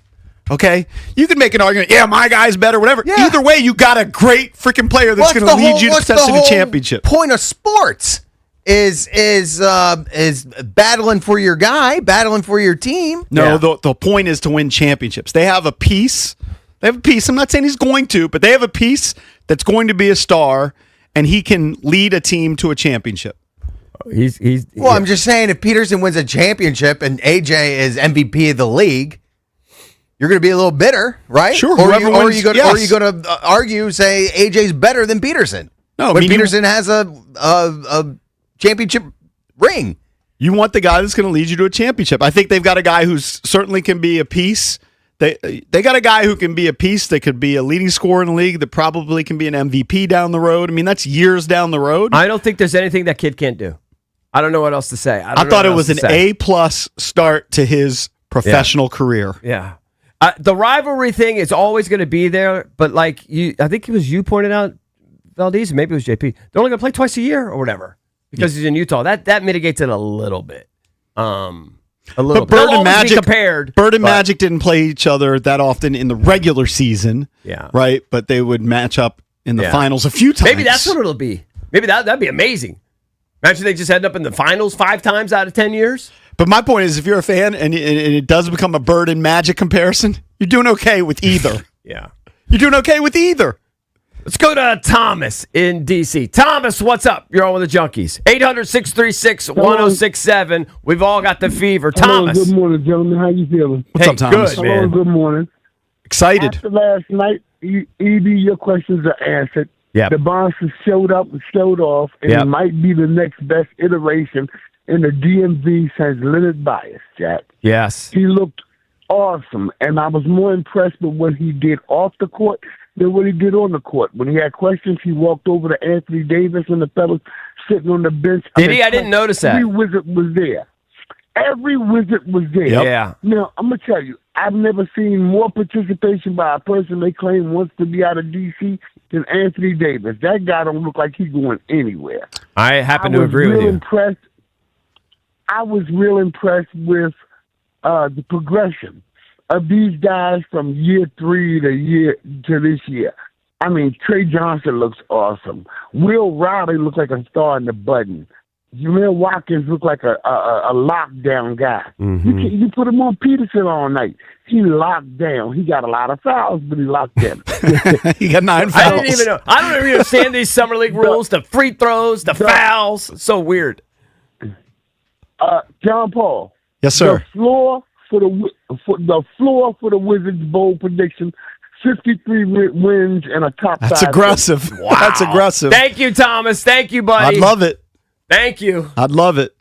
All right, we're going to continue the conversation. Coming up next, Unfunny Ben Strober, Locked On Wizards host. He'll join us here on the Junkies.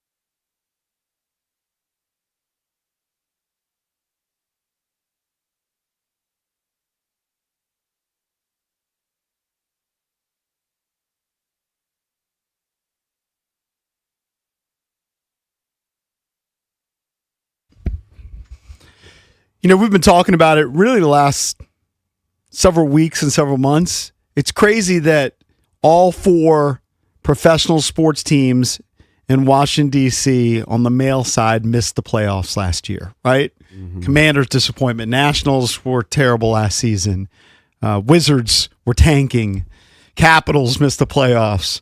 But everything's on the upswing right now, and what a time to be the host of the Locked On Wizards podcast. So that's why we're bringing our guy Ben Strober, Unfunny Ben, back on the program. Ben is a stud. Ben, seriously, had you taken over Locked On Wizards 5 years ago, it would have been tough. But you're jumping aboard a rocket ship. The perfect time. What's going on, Ben? Not much. You guys missed me. You missed all the humor I brought to the show. Well, I haven't actually missed you because I've been listening. I've been so caught up in this draft hype. I kept saying I was so excited. Even though I was lobbying for Peterson, I acknowledge all along, I think all these guys at the top are going to be very, very good. I think they made the right choice, though. Just cemented it yesterday. The size alone, what he can do at that size, I think you have to see him in person to really get an appreciation for it. And then what we saw last night, Ben, in my opinion, look, I defer to you a little bit with hoops. He passed every test, checked every box. I couldn't have asked for a better debut. Sure, would I like him to hit one or two of the threes? Sure, but I mean, other than that, I mean, it was an A+++ debut for me. If you think about it, for a guy that just scored 27 points and lit the world on fire in the first 10 minutes that he played on an NBA floor, and it was considered a relatively rough shooting night, considering that he only went 2 of 13 on shots from outside of the painted area. Yeah. That's about as good as you're going to get for a performance like that, and it's still electrified in every way possible, because I think exactly what you needed to see was as advertised. Yeah. With A.J. Debons. We talked the entire draft process about how this dude was going to just take names when it came to getting to the basket and living at the rim and the free throw line. And early on in the game, you could see the way Utah had to adjust their defensive coverages just based on what they were throwing at him, having a big hedge come out 3 feet behind the three-point line, because they simply didn't have an answer for his first step and his driving ability. It impressed me so much that he didn't shy away from any type of contact early on in the game, and they said he was going to get to the free throw line often, and my goodness, if they weren't playing this weird one free throw rule that they're doing right now, he would have had 15 free throws last night. Yep. No, 100% agree. I just can't believe his confidence with his handle.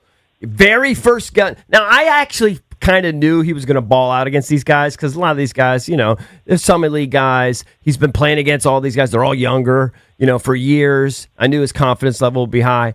It surpassed even that expectation. It just blown away. And even when he missed shots, he was 2 for 13. It wasn't really like any of those shots. I kind of cringe a little bit on the threes because I know he doesn't have that range yet, like to really consistently make it. But if you have a good look, a good take, the shot going in or not, that's just variance, right? So he just was 2 of 13 yesterday, but I think the next time he could be, 6 of 13, 7 of 13 on those looks. Right. This is not the Johnny Davis situation a few years ago, where it was just very evident in the first few minutes of the game that the dude could not play. I think everything about the process looked great for Debons last night. He was getting to his spots pretty much every time he wanted.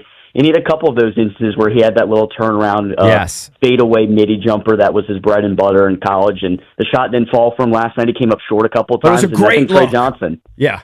Right. And Trey Johnson said it himself. He said he's just got to stop missing short. So those type of shots will fall with time, and I was so incredibly impressed with his ability to get to his spot every time. What do you envision the starting lineup to be, and then the guys coming off the bench? Because they're going to be a very deep team with this young talent playing so well.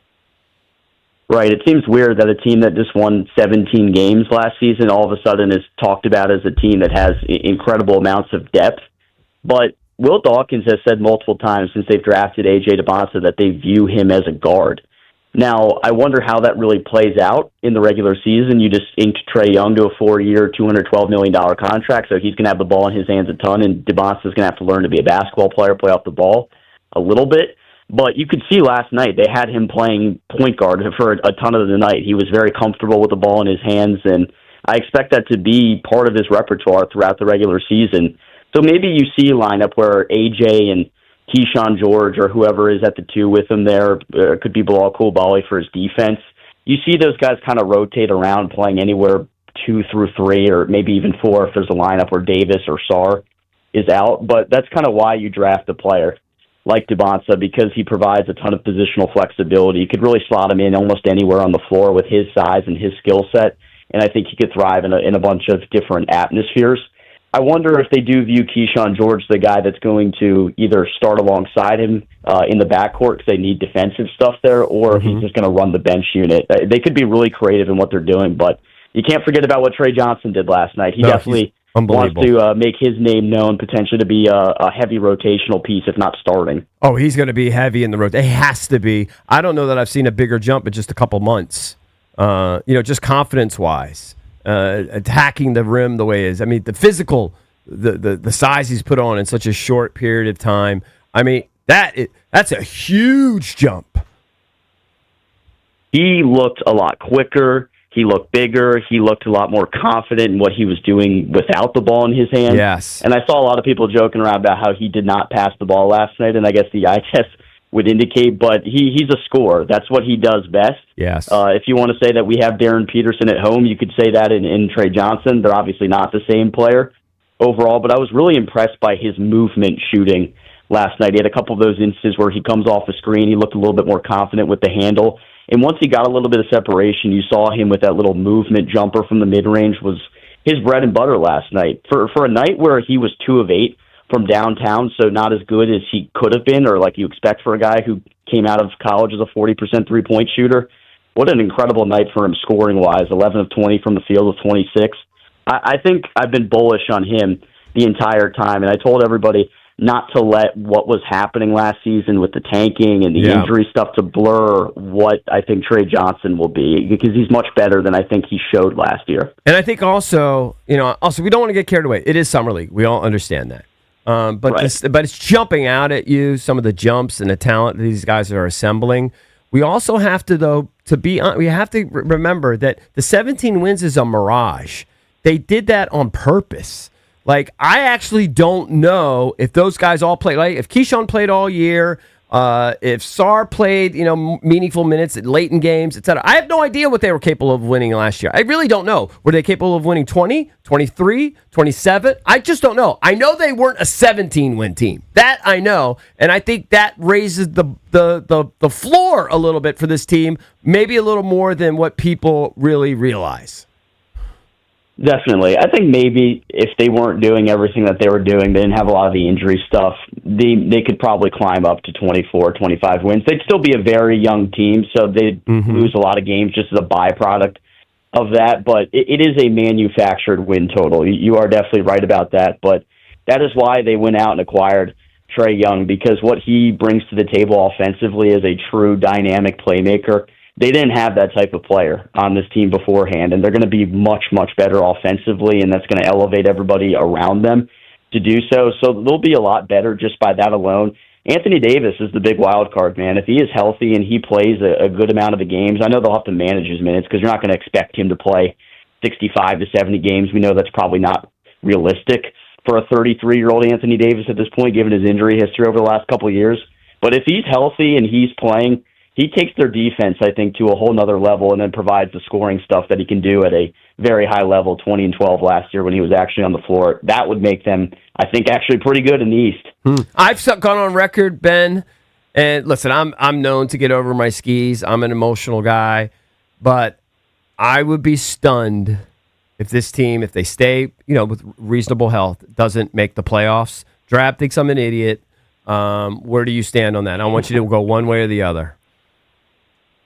So I won't get ahead of my skis saying that this team could be top 5 or whatever. I've seen some people already say that they'll be top 4 in the Eastern Conference. I think that'd be getting a little bit ahead of yourself. It's still a very, very young basketball team. But if Trey and AD are healthy, these are proven commodity players that can definitely help you win a lot of basketball games. The only issue is at the same time that the Wizards decided they wanted to get good again and be competitive in the East, it seems like everybody else in the conference has gotten better this offseason. So you realistically got to look around and say, what teams can they jump? Toronto is obviously going to be very good unless this Kawhi Leonard, whatever is happening with that, falls through or something like that. The Pacers are going to be back with Halliburton this year. Philadelphia is going to be really good after the Jaylen Brown trade.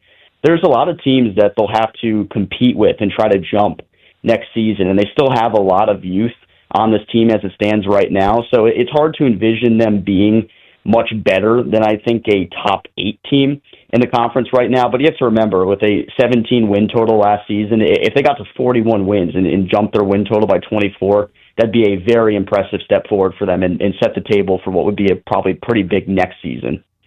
I'm guessing the podcast is booming these days, Ben. Congratulations. You get to ride the rocket ship of AJ Debons with Locked On Wizards. It's silly numbers. That's awesome. It's been a lot of fun. And you get to sleep in, too. Congrats, buddy. Hey, when are you going to have me on? Now you blowing me off? You're not going to have me on? You too big time? No, we can get you on now. Early June, I wanted to get you on, but I don't remember if you were around. I think I was out of town. Yeah, but find a day when nothing's going on. You put the old man on. I'll give you some juice. All right, let's do it. Let's do it. Buddy. Appreciate you guys. All right, thank you, Ben Strober, Unfunny Ben, Locked On Wiz podcast talking about AJ Debons. Coming up next, the Commanders make another savvy move.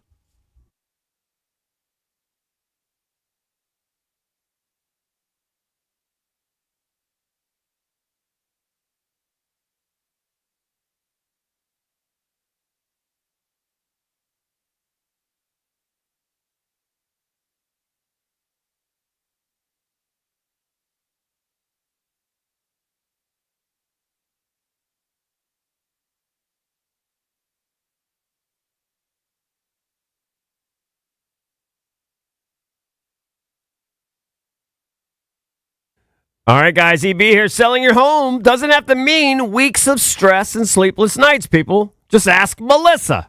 She wanted to sell her home in Northern Virginia, but she was dreading the whole process. So she called my friends, the Realtor Rockstars, Debbie, Sarah, and Reynolds, and Power Room team with Keller Williams. They're the best. Like a lot of sellers, Melissa worried her home would sit on the market like some of their neighbors. But Debbie and Sarah, they have a proven system. They got a plan. They market your home across more than 1,200 marketing channels to build buyer demand before it even hits the market. The result? Melissa's home sold in just 6 days for $10,000 over the asking price. The experience was smooth, seamless, worry-free. So listen, if you're thinking about selling, don't just hope for the best. Reynolds and Power Room sells homes twice as fast as the average agent. That could translate into more than $30,000 over the average sale. So sell with certainty, people. Your home sold guaranteed. Call Debbie, Sarah, and Reynolds and Power Home team now. 844-654-SOLD. Memorize it. 844-654-SOLD, or check them out at DebbieHasTheBuyers.com.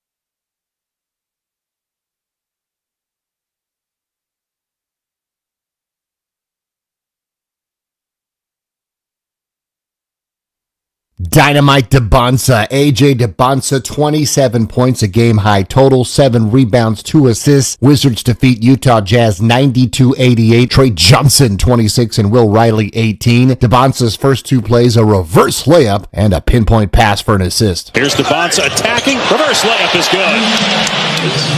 Just watch Debonsa again working this side of the floor. Ball's in his left hand, uses the rim for protection. I mean, it's a team game. There's 5 guys on the court. I think it's fun to play when everybody's eating, not just when one guy's killing. Sound courtesy ESPN. Wizards against Sacramento Kings Sunday at 8 p.m. Darren Peterson had 24 points but 8 turnovers. Capitals superstar Alex Ovechkin surprised his fans by showing up at their beer club gathering in Moscow. When he was invited on Instagram, the crowd chanted, "Ovi the Great." Nationals welcomed the New York Yankees to Nats Park tonight. France defeated Morocco 2-0 in the World Cup. Mbappe injured his ankle, but he said afterwards, "I'm all good." From Crop Metcalf Sports Desk, I'm Byron Kerr on The Fan.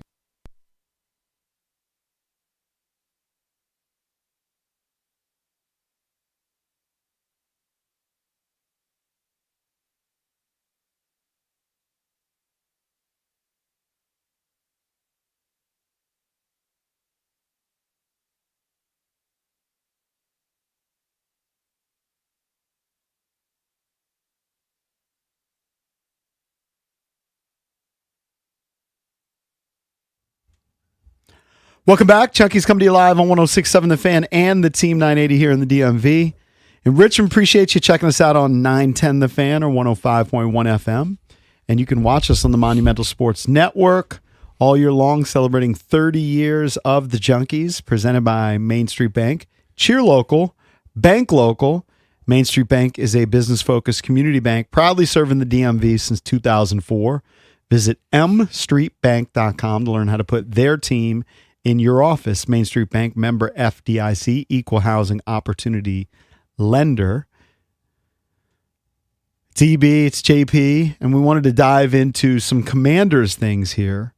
Mark Klaus stopped by the B. Mitch and Finley show. You have to explain who Mark Klaus is. He is now the bigwig. I think I have to President? look up Is the he title. team I president? think he's team president. Yeah. I can look up the exact title.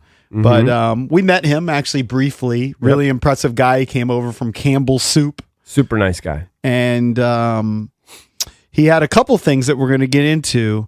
Number one, I think this is just smart, and they've been doing this since Josh Harris took over for Daniel Snyder and he became the owner. They've been making kind of all the right moves off the field in terms of retiring jerseys, and they've done, unlike the previous regime, where you would have like the joke Sean Taylor installation that was embarrassing. Or it looked like coat hangers. And pictures with the family like by the porta potties. Yeah. These people do all the ceremonies right. Yeah. And here's the latest announcement. Probably, I feel like I'm a little bit of a broken record on this, but when Josh bought the team, there are so many things that mean so much to him.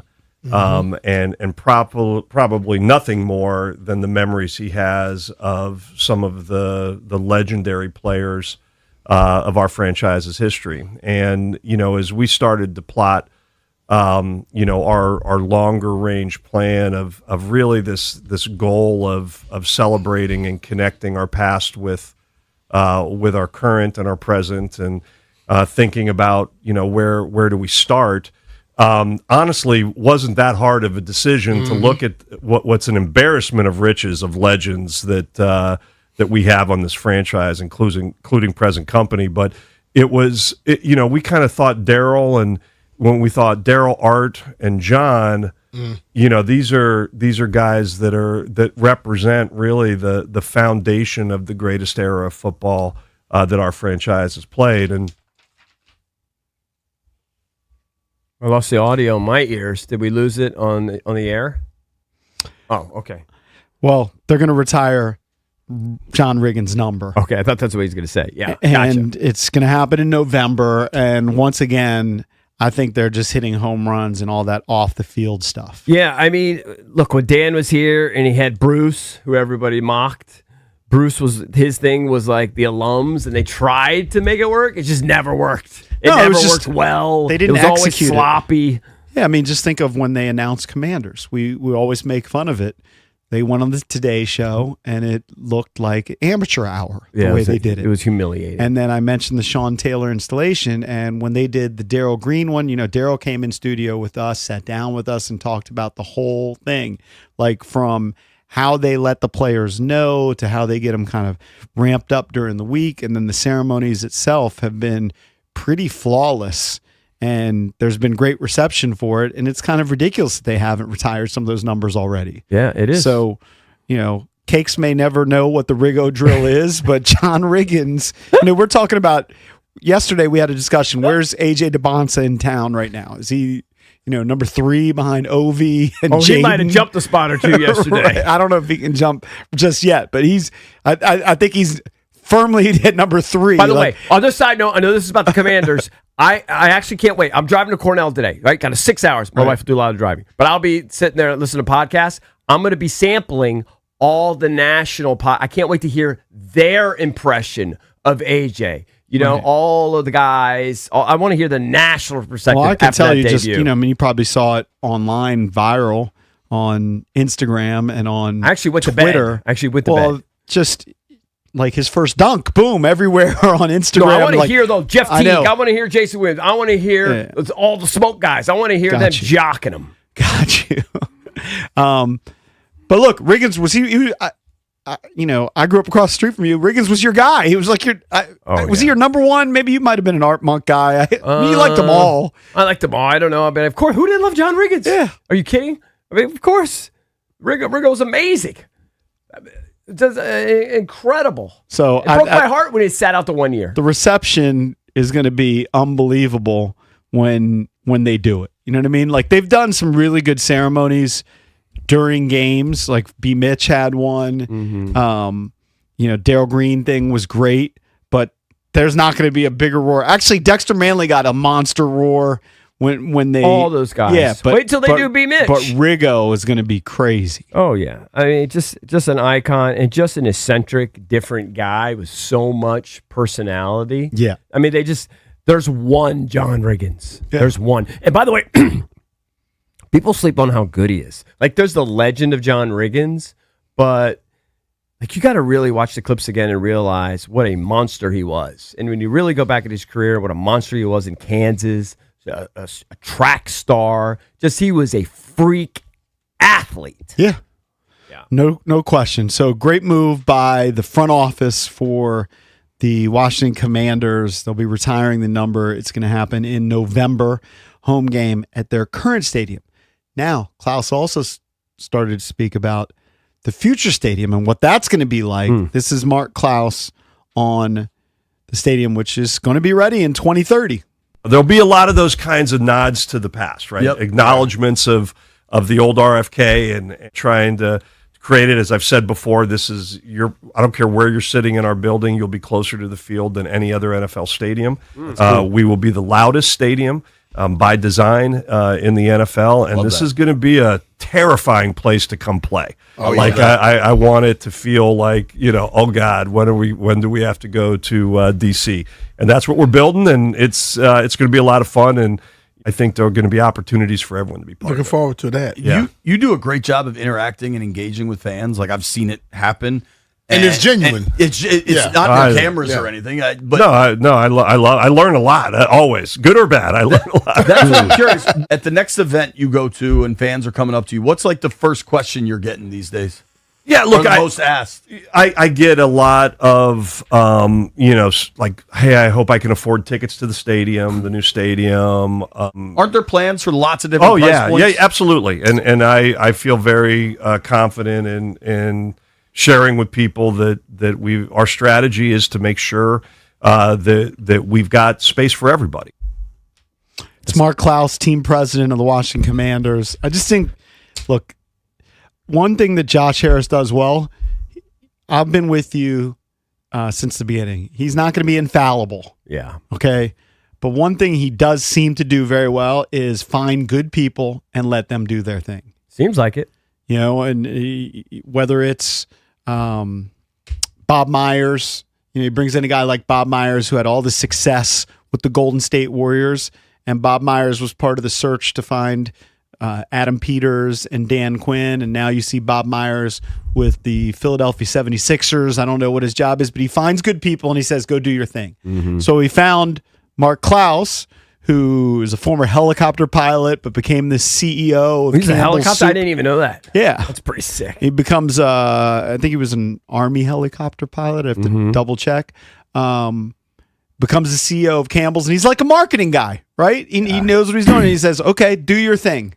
So let's make the stadium experience as good as possible. Let's figure out how to make the fan experience at the stadium right now that you're currently in, that we know not everybody loves, but let's make this as good an experience as possible. Let's make some things affordable. And then when we're looking at the next stadium, let's make it the loudest. See, I can't remember because I heard some of this during the break, or if we played on the air. Did we play the part about the shaking? No, but you can just explain that. So what they're trying to do is have like a wall. You know how like College Park has the wall that's behind one of the baskets and it's kind of steep. And the Clippers got famous for that too. Well, they're trying to implement something along those lines at the stadium for fans, and it's almost going to be like an experience where it'll be like the old RFK, and it's going to be immersive, and the seats kind of shake, but it's by design. Mm-hmm. So, like, I don't know if they're going to be spring loaded, but they're going to have something in there. They're just going to have something in there where, like the old RFK, big play happens, the stadium's rocking. It's going to be like that by design in the new RFK. I was just in Lucas Oil. Obviously, I've been to Raven Stadium. I'm not like GP and JP. I don't go to all these stadiums around the country, right? So I haven't been to a ton of them. They said our fans are going to be the closest ones to the field of any stadium. What's the current leader? Like, what's in the running? Who's near that? Like, I don't know. I mean, football stadiums, to me, the stands, I mean, how much closer could you get? Like, there's some stadiums. Well, I guess you do it by making it taller, right? You get them closer for one, and then maybe instead you got to go kind of straight up, not out. Look, either way, it's their right? goal. So, it's hard. I was at Soldier Field just for the Mortal Wild concert. They're pretty far. It's hard to imagine it's gonna be louder than like going to a Seahawks game or some of these places, but they're gonna design it so that it'll have that chance. Are the Seahawks seats super close to the field? Like, is that something that jumps out at you, or does it seem like every other stadium? No, they're definitely closer. They're definitely closer. It's not closer. They're steeper, more vertical. Steeper, steeper. That's what they'll do. So when he says that, don't want to fall down the stairs if you're in the nosebleeds. When he says that, my guess is like at Raven Stadium, if you're in section 125, seat 1, row A, that same seat at Commander Stadium is closer to the field than that of a different stadium. Or maybe especially of the higher ones. Yes. The higher ones. If you're in section 415. Those are going to be closer because you're going to be here. Yes. Not here. But it's also harder to believe that I mean, look, it'd be great if they have the loudest stadium. It'd be great if they build this home field advantage. But listen, I'm so geeked. I think everything looks great. It's going to blend in with the city. It's going to be amazing. I think it's going to be technologically amazing. I'm still worried about the parking. I don't want to be an old guy. I turn into John Feinstein. I worry about parking. I worry about parking and egress. Like, that worries me. Hey, I get it. Everything else could be great. My son's working at Monumental Sports, and yesterday I had to Venmo him money because he didn't have enough money to pay for his $28 parking. Now, he usually takes the Metro, but now they shut down the Red Line. It's a whole debacle. Yeah. He's having to figure out how do I get over to Capital One. I'm also worried about the tailgating because I do think tailgating is a massive part of football. Look, I think that, and I wrote this in the book, Faith Restored, what happens on the field, it can vary year to year. But they've got like the right management in place. They've made kind of all the right moves. Dan Snyder wanted to get the stadium in the city. He couldn't get it done. Yeah. This group, led by Josh Harris, with guys like Mark Ein in the ownership group, and people like Mark Klaus running the business side of things and marketing side, they got it done. Yeah. And you have to have faith that the stadium is going to be great. And you hear, because they've connected with the fans and gotten all this feedback, and it's not just show. You know how like before whether it was the name change. It'd be like they were like, yeah, we're going to listen to the fans and vote and all, and you knew that they really weren't. Yeah. This group, I think they actually listen to the feedback and make moves to try and make the fan experience as good as possible. And I think they've proven they're not afraid to spend money, right? That's a big deal. Like Dan just got to the point where he didn't want to spend money. Early on, I think he was a little friskier with his money, and then it just became he had to lock it down, and he just stopped spending money. This group is not afraid to spend money, to make money, and to invest in it. They feel like it's part of a public trust. I really get that sense, especially with Josh and Mark and all these guys growing up in this area. You could tell it means a lot to them. Dan grew up in this area too. He thought it meant a lot to him, and I'm sure it did on some level, but they're 100x what he was. Well, he surrounded himself with yes men and then also got in the way, right? Yeah. So this guy lets his people do it. Like, you're not going to see Josh Harris say, hey, you got to go draft Dwayne Haskins. Yeah. It's not going to happen. No, he's going to let his people do their thing. You got to treat it like when you're raising daughters, you tell your wife, you handle all the period stuff. You know what I'm saying? That's how you own a football team. You tell your wife, you handle all the girly stuff. I'll handle. I appreciate your analogy. Yeah, you handle all the period stuff, and I'm not folding panties. Okay, that's how Josh Harris should treat the football team, right? You handle Adam Peters. You guys handle the personnel. Mark Klaus, you handle the marketing. Mark, clip this. Exactly. Clip this and send this out. All right, coming up next, we have a new Commanders-related bit, and we'll talk about some possibilities at wide receiver beyond Brandon Ayuk. Don't go anywhere.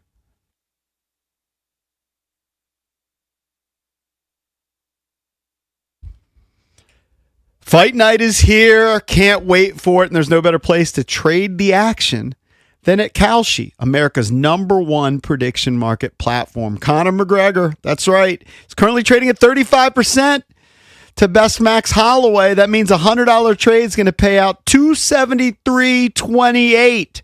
How about going with King Green? He's trading at 45% to beat Terrence McKinney. That means if King Green gets that win, $100 can turn into $213.98 right now. On Kalshi, you get to trade against peers in a live market. It's kind of like the stock market. It means there's no house, and as the probability changes, you can buy in and out of your position. For a limited time, download the Kalshi app and use the code JP. You're going to get $10 when you trade 10. KALSHI. Kalshi. Trade on anything. Must be 18 and over only. Restrictions and eligibility requirements apply. Event contract trading involves risk and may not be suitable for all investors. Prices, values, and available markets may differ from those mentioned. For more information, see kalshi.com/regulatory.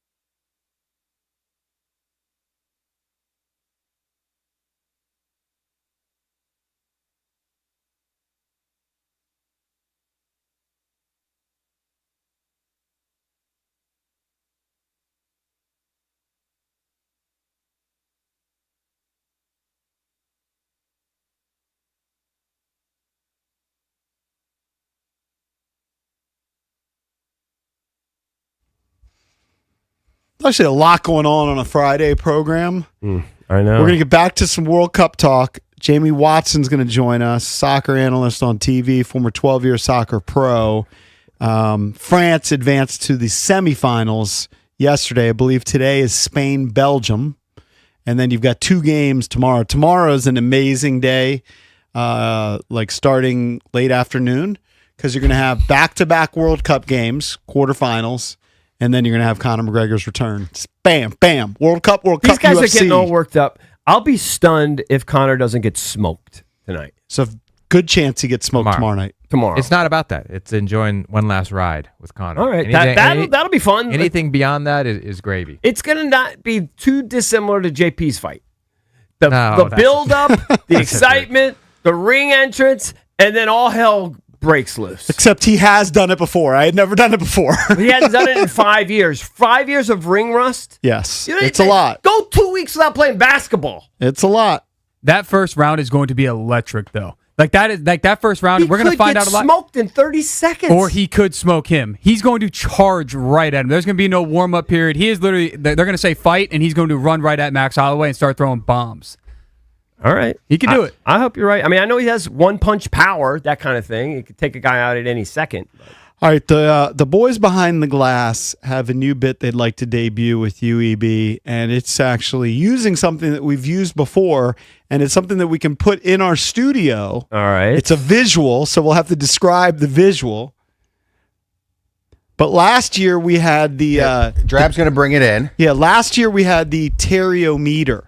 Okay. And the Terriometer was the likelihood of Terry signing. We've transformed this into Landon Brandon. The odds of landing Brandon Ayuk. I'll tell you this.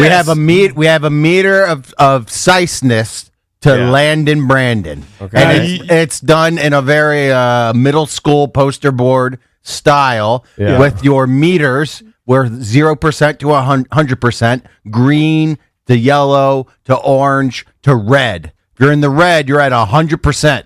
Well, here I'll tell you where I was in the off season before. We're still in the off season, but the beginning of the off season, I was in this range. You're in like the 85 to 90%. Yeah, I was in this range in the off season. All right, so you were in the red. 100%. For those that can't watch us on Monumental in Sports, the red range, yes, or on YouTube. I was in they're going to sign him when they break him loose. There's too many signs. Obviously, they're going to sign him. The gauge is all the way to the right. Yeah. In the offseason. It's like a full tank. All right, so tell me, once he starts posting videos, we're going to kind of go through this. All right. Once he starts posting videos, but he still hasn't taken a shot at Jaden, you just think he's weird, where are you at? I mean, I'm trying to get this on camera. Sorry, I'm a radio guy. I would. All right, hold on. All right, EB's moving the gauge. Would you have been in the orange? Oh, definitely in the orange. Probably like here though. So right around 70%. When the first videos start going, I got it. Don't worry, I can handle it. Okay. So you were right around 70%. All right, so then we have a picture here on Landon Brandon. Like when the first videos start coming out and you go, wow, this dude's weird. But I didn't think that prevented him. But I hurt a little bit. But just like the weird vibe. Right. So now when he starts taking shots we have the actually where your fingers are is where I'd say he's gritting, right? He's on camera. That's when he started taking shots at Jaden's mom. You're hiding behind your mama. Oh, no, I think before that he took shots at the Niners. That's like kind of the final shot. Okay. So he took shots at the Niners and he was complaining about how they would release him and how he would never play for those bitches again, or whatever he said, right? So then he's starting to get into dicey, starting to get into 50-50 territory. It's a bad look, just dumping on the team that just gave you $50 million in like one calendar year, right? So that I put it more in the 50-50 range, but still, you're weird, making bad decisions. These videos are not great. He's acknowledged he doesn't have an agent. He's clearly made, he turned June 1 with these posts, right? And then by about June 5th, June 6th, June 7th, starts taking shots at the organization, start making his name for himself. Remember, he had the guy Grant Cohn, that's his name? Yeah, who covers the Niners. He was kind of defending him for like the first month or so. Let's say put him at 50%. Then you get to the Jaden stuff. So The picture right there where your fingers are, that's the video where he says you're hiding behind your mama. You got the Spider-Man meme where he calls him Beesky. Yeah. And then little ass boy comes up. Yeah. And it just became, and then we learned that the song in the background, but you're calling him fake. Yeah, and then he's messing with his money. He's like, J5 gonna be texting me, telling me, hit me up on my phone. I don't do that social media stuff. When Jaden, he says Jaden's effing with his commas. So we can play JP's song again. You can play it. We're down. Fake N lie to a real N. Now that's some S that you don't do. I'm gonna stay real for my real N's. Now that's some S that I'm gonna do. F up some commas. F up some commas. F up some commas. I like the 40 thou to 100 thou. 100 thou, another 100 thou. 300 thou to 500 thou. He's saying that Jaden is doing that to his commas, EB. I'm not going to rule it out entirely. Right. But I think to me, he crossed the line by taking shots at his alleged best friend. So you're not at 0%. It looks like you're about 10. 10? I'm at 10% on maybe Landon Brandon. 7. What? You want me to be 0? No, I thought you were screaming the other day that you were back on Ayuk's side. I am. I still support him. That's a different. Well, that's what this is supposed to be about. No. Okay, but no. Again, you guys, there's subtleties to this. I support him because I think he's just weird and he's misguided, and I feel bad for him, and the world's against him. So I can't be just like team everybody. I can't. Maybe they didn't explain well. I think they want this to be your personal size meter, not the likelihood that he lands here. Right? I don't even think I'd want to have a beer with the guy. He's a freaking weirdo. I'm just saying. But do you want him to be here? Do you want him to be in a commander's uniform? If he would be productive, I would want. Okay, him. where would you put it? Like you used to be at 90%. You wanted him to be wearing a commander's uniform. No. Where are you? No. It wasn't that I wanted him. That was never I wanted. You guys are conflating a lot of different things. We're trying to figure it out. And by the way, I'm embracing this thing. I like this. But I thought that the likelihood that they would sign him, that's how I'm basing this on, it was 90% plus. Okay. How much do I want him? I don't care. I just wanted better receivers. If you gave me Diggs, I would be happy. If you gave me Debo, I'd be happy. I just want to be better. I don't have a personal infatuation with Brandon Ayuk. Should this be the likelihood, or is this my interpretation of this? It should be you guys can likelihood. explain. It should be likelihood. If it's likelihood, that's where I'm at. This is where I'm at. Good. 7%. You got room to grow. But me, I support him because the whole world's against him. I feel bad for him. Even though he's rich, I don't care. I feel bad for him. He has an opportunity to set up his family for decades. Have you sent him a DM of support? No, I just feel bad everyone's picking on him. And and if he's always just been weird, then maybe it should be more like this. Hey, his location was Virginia. Maybe you can go visit him. He keeps putting Virginia in there. He keeps making Virginia. Is it possible? Can I put this down? Yeah, of course. Yeah. Is it possible that he's just like he's literally a crazy person? And yes, he's in LA, but he keeps putting Virginia and he's wearing like fall clothing when it's cold and when it's rain. Of course. I actually think he's in Virginia. Why? Jason doesn't. Why would he be here? I mean, he's crazy. Jaden's in California. He's not hanging out with his boys. So he's just putting Virginia. Like he literally put. I just saw this one thing. I guess a week or so ago when it was raining here, he went outside and it was all wet, and he said, "Yeah, got to have the right clothing for this weird Virginia weather." Right. He's trying to sell his shoes, his brand. He doesn't even know. They're not even for sale. Somebody, I think it was Ben Standig, or maybe it was Nikki, pointed out that he's got his own brand that apparently you can't buy anywhere that he's promoting. That's how weird he is. I said this before, and I hesitate to bring it up, but I'll bring it up again.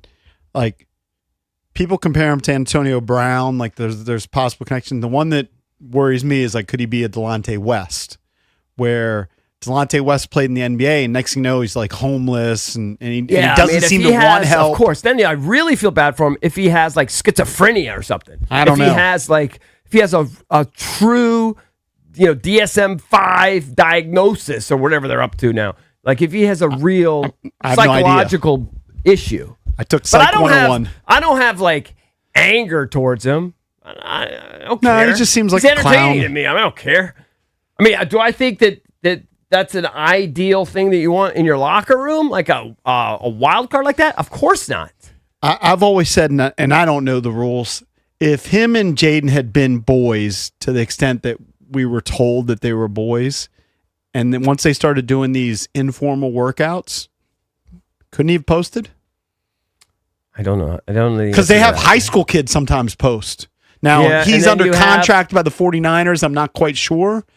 But And you have, like, sometimes tight you end see, you, right, you see all different those different players. guys. Right, you see different But when players. it's from different teams. all Commanders, and then you have one 49er guy that's still under contract that just got $50 million. But he is a guy who says, go Commanders an awful lot, EB.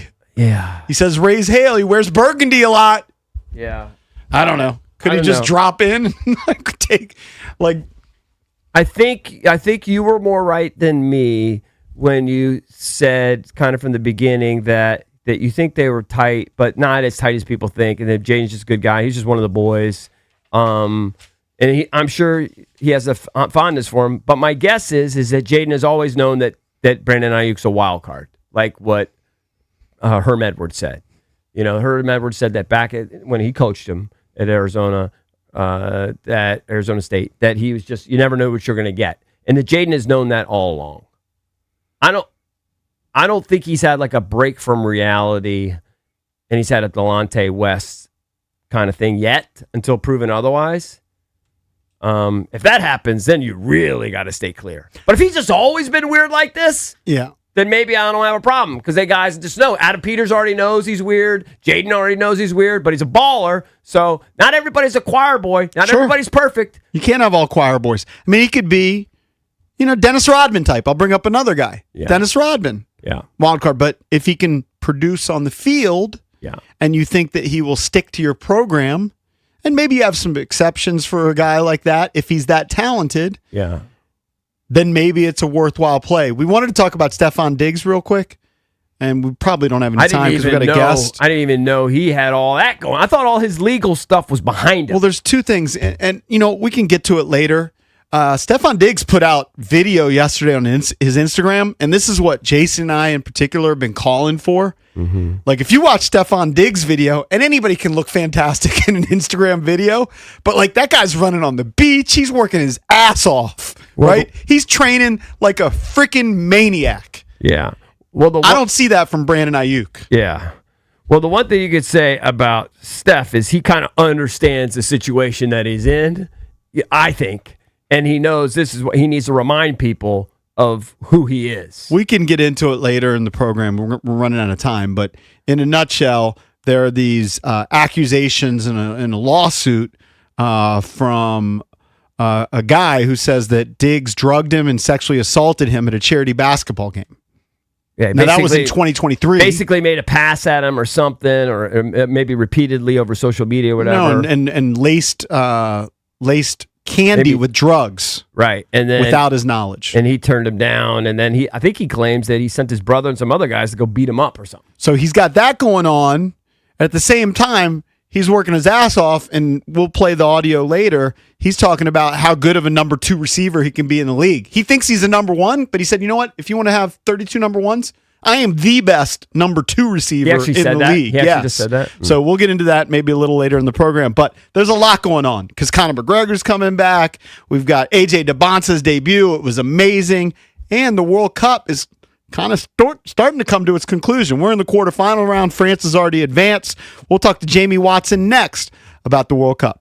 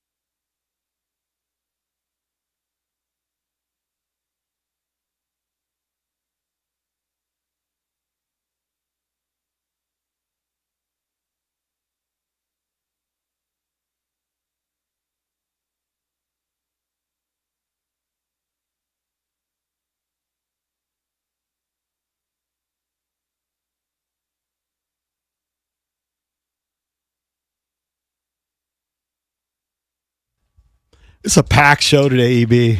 AJ Debons a buzz. Mm-hmm. Damon Wayans Jr. is going to join us shortly. He's here. Very exciting. Hear him bouncing a golf ball during the break. Went out and said hello. But joining us right now to talk some World Cup is Jamie Watson, 12-year soccer pro, TV analyst. Today's Insider Calls are presented by Fanatics Sportsbook. Download the Fanatics Sportsbook app today. Winning hits different here. What's up, Jamie?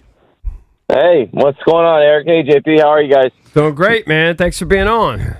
So Yeah, I don't thank know. you for having me. I don't know exactly where to start. I'd say this. Let's kind of go big picture, and then we can dive into the U.S. And but big picture, this World Cup is delivered because the stars are delivering. Right. And yesterday we saw Mbappe do it again. He's been great in back-to-back World Cups with 8 goals. That France team looks almost unbeatable. You're not wrong. Big picture, this has been the most entertaining World Cup I have ever seen in my lifetime. And that's not recency bias. That's not being a prisoner of the moment. It has been downright dominant from a TV rating perspective, but then also just from a compelling storyline perspective of some underdogs and countries where you didn't even know where they were located at on a map end up being, national stories and global stories. So it's been incredible, but it's all been highlighted by the fact that the Golden Boot race, the top scorer, has been remarkable. Kylian Mbappe, Lionel Messi, Erling Haaland, Harry Kane, the who's who of international soccer have shown up in this World Cup. And ultimately, that's what you want to see in these World Cups, the biggest names perform. And you guys, you know this, in sports, sometimes the hardest thing to do for these stars is to deliver in the moments when everybody is watching. And we have not 1, not 2, not 3, but 4 that are just some big, big names that are chasing this Golden Boot title. And I know he's not in the same realm, but at least he was our hope, was Christian Pulisic, and obviously he didn't deliver. Very disappointing for fans, especially casual fans who only check in every 4 years. Why did it not work? Why did Christian look so overwhelmed? Was he simply just hurt? And, we knew he was nursing some injuries, and that's the reason? Or was just the moment too big for him? There's so many different things, and in my algorithm, my little social media bubble has me in nonstop Christian Pulisic talk about what went wrong and how much of it is his fault, and is he the superstar that we think he is or he was built up to be? And man, it's so tough to pinpoint just one thing, because if I could, I'm sure U.S. Soccer would have paid me a lot of money to pinpoint that problem. Christian would have paid me a lot of money at this point to pinpoint that one problem and figure it out. It's just a multitude of things. Like, this was the power of the hype train that was leading into this World Cup media-wise, where if you knew one name with the U.S. men's national team, you knew it was Christian Pulisic, and that was the one player. So inevitably, everybody expects you to step up and deliver, like we just talked about a moment ago with the big stars in the Golden Boot race. It didn't happen for Christian Pulisic, and he was incredible for 45 minutes against Paraguay. Then he picks up a kick where he starts pulling muscle, has to miss the game.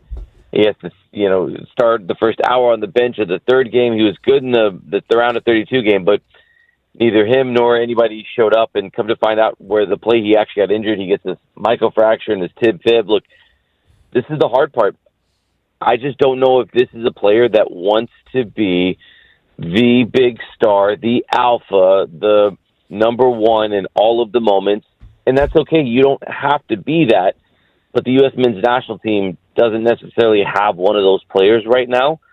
I would actually say Flo Balogun is maybe the closest to it. Yeah. But Christian Pulisic got all the hype, so that was what the expectation was from the casual. And when it doesn't happen, then just as much as we love to build somebody up, we also love to tear somebody down, don't we, online? And that's kind of what's happening right now. It was really collectively, fellas, everybody had a terrible game against Belgium in the round of 16. And that's what happens in the knockout phase. Everybody's good. You have a bad day, your World Cup is done. It's try again next time in 4 years. Talking to Jamie Watson, brought to you by Fanatics. Double your winnings with Fanatics Sportsbook. 100% profit boost. Fanatics Sportsbook. Winning hits different here. All right, let's talk about somebody who has been delivering, and that's Messi. Messi, one of the leaders for the Golden Boot race. But Argentina's had a couple of really tough games. The Cape Verde game they escape, and the last game they have the amazing comeback down 2-0 with basically 15 minutes left in the game. They come back to win that one 3-2. Do you still see them as a team that can win it all?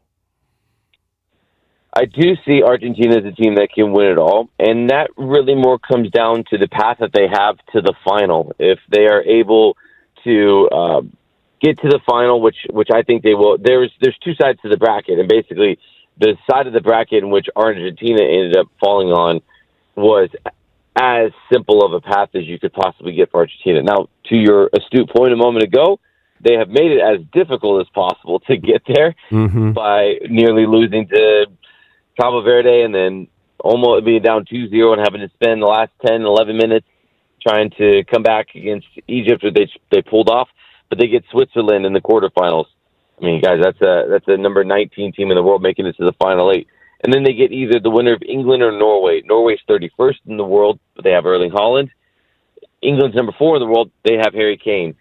I think either way, Argentina get beyond one of those teams and make it to the final. And then the other side of the bracket is just downright scary. France beat Morocco yesterday.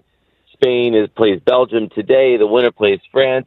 That's two teams that are just, I mean, France is my pick. They're number 3 in the world. Spain is number 2 in the world. So either way, Argentina's getting, a number 2 or number 3 team in the final if they can make it there. But Messi, guys, has been as good as you could possibly imagine. He has scored in 10 consecutive World Cup matches dating back to the previous round of 16 from last tournament. It's simply remarkable. Whatever sport your favorite player is, their favorite player is Lionel Messi. He is that big time. He is that good, and he's still doing it at the highest level. I mean, he just turned 39 during the middle of this tournament. It's just, I hope we can appreciate what we're seeing in real time, because I'm not sure we're going to get to see it again in a World Cup. And he was brought to tears after that win against Egypt in the round of 32, where I'm sure in the back of his mind, fellas, he probably thought his World Cup was coming to an end because it was so close to the end of the game and they were down 2-0. So just goes to show you can have all the money in the world, you can have won everything, but when you see your time maybe starting to slip away, and then you feel like you get some borrowed time back with some probable, unfathomable come from behind win like they had, that was real emotion you were feeling from the greatest of all time.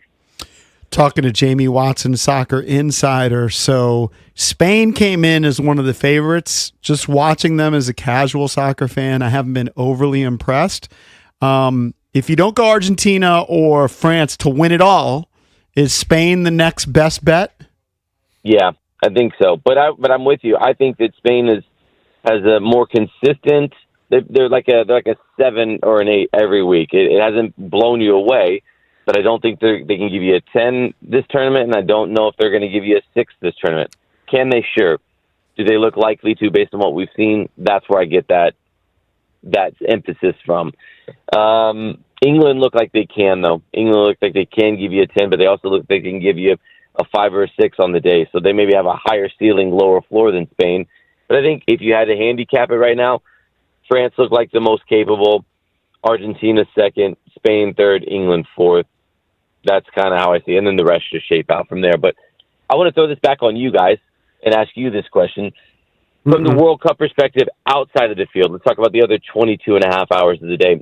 How has it been to see all of this play out? And how do you think the U.S. is going to, along with Canada and Mexico, be perceived on their hosting of the World Cup and how it's come about from the pictures and the videos from the Fan Fest and the games and stuff like that? What's that been like for you guys to see it? I mean, I think it's been spectacular. I think that the North American region, whatever you want to call it, I think they've embraced it ridiculously well. Been super disappointed in the U.S. performance, the way they went out. And I don't know that it's such a great optimistic future for American soccer per se, but I think it's been great for the sport. And for, the numbers that they're getting, that I think that, what did we see, 46 million eyeballs on that U.S. debacle? Didn't work out in our favor, but for the sport, I think it's been spectacular, and I think it's been great for just we've done an amazing job embracing it, and I think they've won over more fans. That's awesome to hear. That's so good. And then, look, the cool thing is it doesn't end when this is all done. Like, this is something that you can continue to go out and be able to go see. In D.C., there's the Washington Spirit, the NWSL team. There's D.C. United, the MLS team. Loudoun United is nearby, USL Championship. There's so many teams that if you have been able to experience it in one way, shape, or another, and you see the camaraderie of the community that comes about of it, yeah, like, it's still there in your local community. It doesn't end on July 19th when the tournament ends. Like, you can find it elsewhere, and I think that's really cool. I think that it's made the casual fan, from what I've noticed, feel like, oh, this is like fun to be a part of. Maybe they don't necessarily know all the nuances of what's going on in the game, and that's fine. Yeah, they'll get there if they want to, but for the most part, it's pretty dang cool to be a part of something fun with other people and to get behind it. And whatever happens on the field is also can be secondary, and that's okay too. You know what I mean? No question. And it hasn't hurt that the stars like Messi, Mbappe, Holland, Kane, they've all been delivering. Hey, Jamie, man, great stuff. It's awesome. I know you're going with Grant and Danny. Awesome to have you on the show. Appreciate it. Thanks, buddy. Yeah, you guys have been great, man. Always love it. Let's do this again soon, and thanks for the time to chat about it today, fellas. Really appreciate you. All right, appreciate it, pal. That's Thank Jamie you. Watson. Today's Insider Calls presented by Fanatics Sportsbook. Winning hits different here. Coming up next, Damon Wayans Jr. joins us in studio.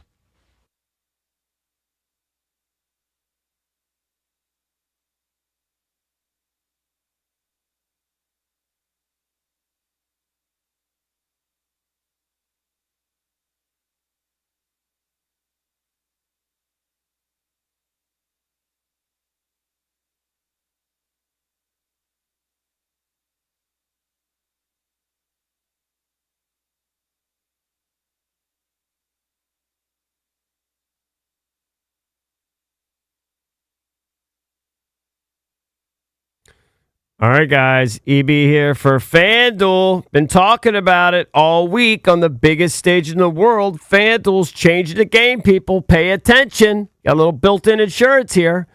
Because sometimes you bet on a player, he gets subbed off, and boom, your bet goes with him. You didn't know they were going to take an early lead and pull the guy at the halftime. It blows. Well, not anymore. With FanDuel's Super Sub, if your player is subbed out, your bet stays in. So if Argentina gets up to a big lead, they take Messi out, you're bitter, but no, not with FanDuel, because you get the subs goals if they score. That's right. If your player leaves the match, your bet continues on, even with the substitute.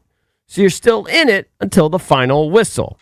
All you have to do, visit FanDuel.com/local to get started now. That's FanDuel.com/local. Let there be goals this summer on FanDuel. FanDuel Sportsbook is the official sportsbook of 106.7 The Fan. You must be 18 and over. Present in D.C. Gambling problem? Call, text 1-800-GAMBLER.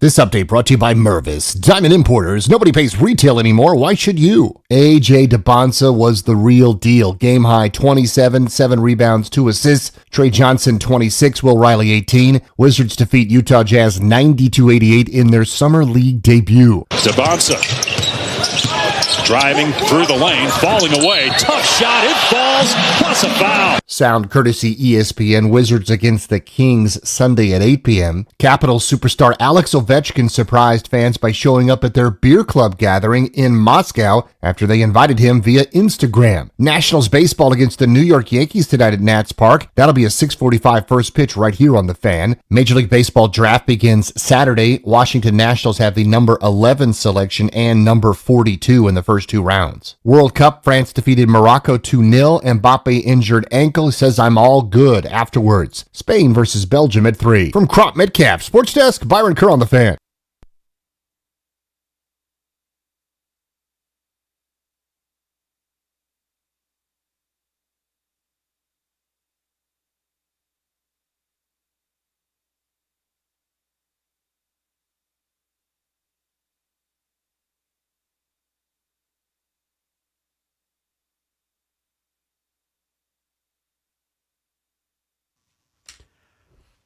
Welcome back. Junkies come to you live on 106.7 The Fan and the Team 980 here in the DMV, 910 The Fan, 105.1 FM in Richmond.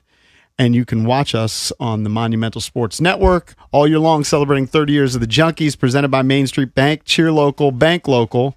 Main Street Bank is a business-focused community bank proudly serving the DMV since 2004. Visit mstreetbank.com to learn how to put their team in your office. Main Street Bank, member FDIC, equal housing opportunity lender. Joining us right now in studio is Damon Wayans Jr., actor, comedian. He's going to be at the DC Comedy Loft this weekend. He was there last night. Wow. But he's got tickets available for some shows this weekend. You can go to dccomedyloft.com. Can I just say something? It's a pleasure to have, like you're part of comedy royalty, man. Hey, man, I'll take it. What is that like? Like, I don't know. I mean, I know you understand. People say it to you all the time, but like your family's like comedy royalty. We grew up. I'm the older guy. I'm old fart, but I grew up like kind of like idolizing your dad, your uncles, etc.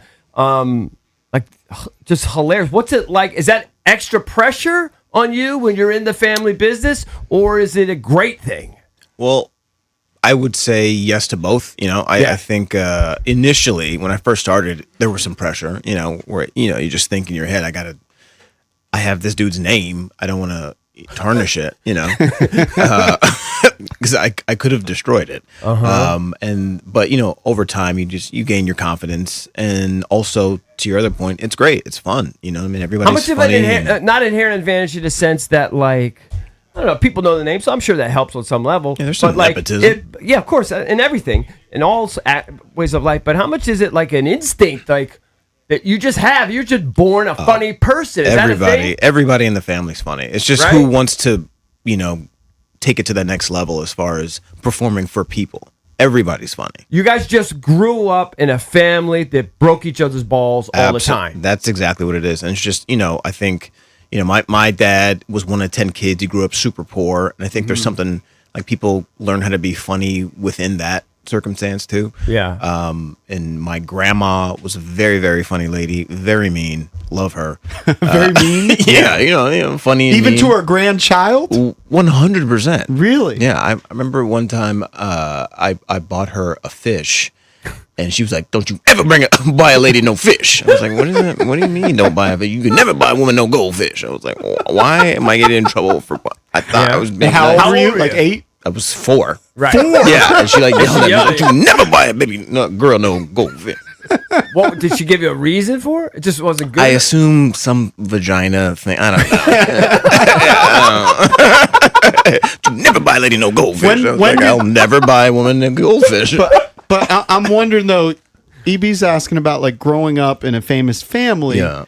But when you're a kid of a famous family, when did it dawn on you that they were famous? Because they're still mom, dad. Yeah. I think it dawned on me when we would go out, when, like, In Living Color, like, really hit. We would go out places, and, like, people would, like, bum rush my family. Yeah, man. Like we went to Disneyland one time. We barely got to even hang out with our own father because he was like signing. That was back when you were signing autographs and stuff. Right, like that. So we were just mobbing him, and Right. so I think that's when we were just like, oh, this is fun, but this could also be a problem. You know? Like, did you like? Would they tell him to be his character, like be Homie the Clown? Of course they do. So Everything you would roll your eyes probably. literally every time. Every time. And also my dad, he was kind of strict. He wouldn't let us watch like In Living Color unless we had like really good grades. And Was it because it thought? Oh, okay. I think it was like too Little too mature. raunchy? Yeah, Yeah, and little. so he wouldn't let us. Good on him, huh? Yeah, I remember one time this kid came up to me in school and hit me with a sock in the back of my head, and I punched him in the face. Yeah. And he was like, "Dude, I was just like being your dad." I was like, "What do you mean?" He was like, "Homie the Clown." I was like, "I've never seen this." Yeah. And so afterwards, he started showing me the show, like letting me like get familiar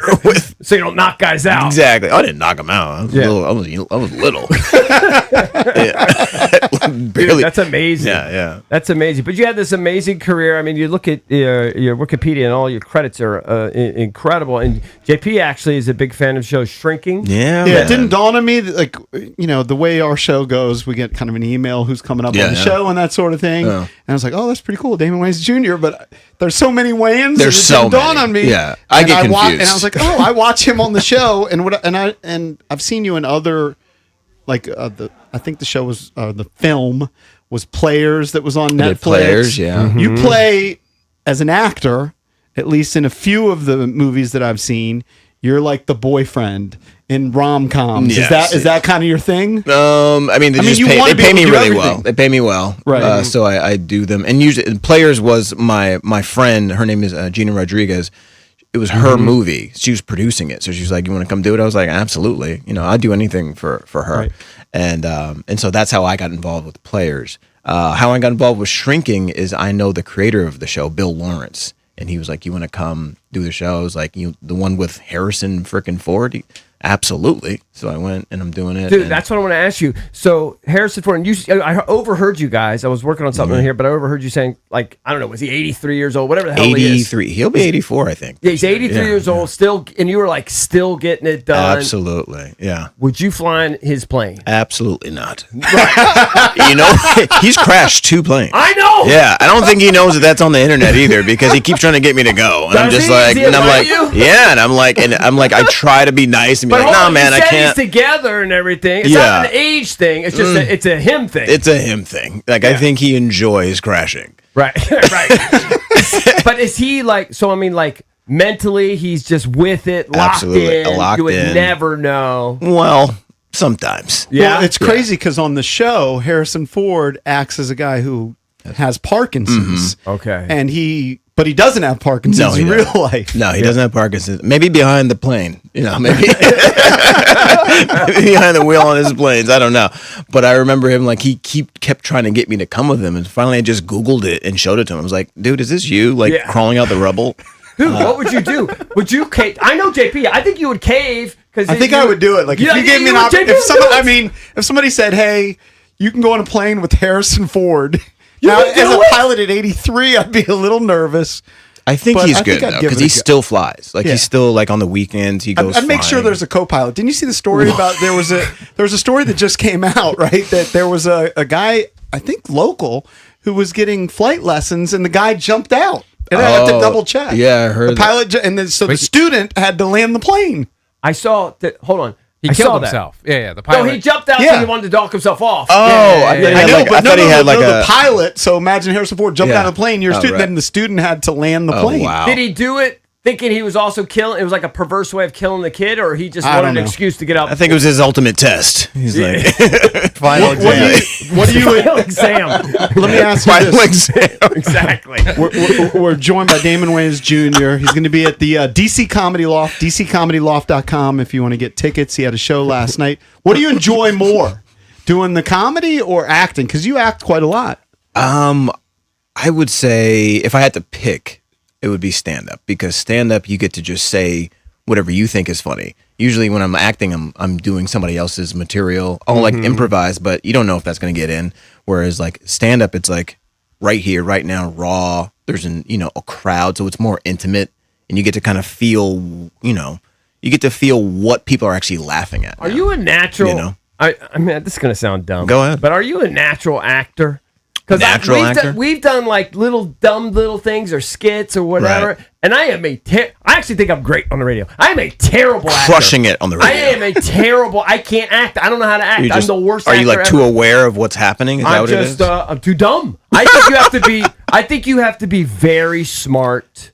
There's I know some dummies that are really good actors. really? Yeah, I think it just comes down to I can't remember the lines. For how much you. Well, yeah, That's being a stupid. huge. I get lost. necessity. I get freaked out about the lines. Yeah, I think it's just being comfortable in your skin, being like kind of just being natural. Like So imagining. you're comfortable. You don't get intimidated when you're on set acting. No, I mean unless it's like somebody who's like really, really Like Robert good. De Niro or something. Yeah, Yeah, freaking Denzel. You're just sitting there like, how am I gonna? I really got to bring it. But What about with stand up? But Harrison Ford's kind of that way. Yes, he's great. I mean, Harrison But Ford, Harrison- the resume is just ridiculous. But Harrison is also like very familial. Like he'll like you talk to. He just likes to do jokes Isn't he and just bits. Harrison Ford? Just Harrison Ford. No disrespect. Yes. but kind of he's Harrison Ford's kind of Harrison So Ford. it's like you don't in really everything. exactly. So you don't really know. Like even on and off camera, he's the same way. So it's just you're just having a conversation with Harrison. Right. But yeah, I think it's more of a mental thing. Were you intimidated getting on stage, or no? Because your whole family did it, and it was you or how you raised. It wasn't even a big deal. So I saw my dad do stand up one time, and this is right before I started doing stand up. I saw one of his specials. I was like, "Oh, this is easy," and I went on stage, and it was not easy.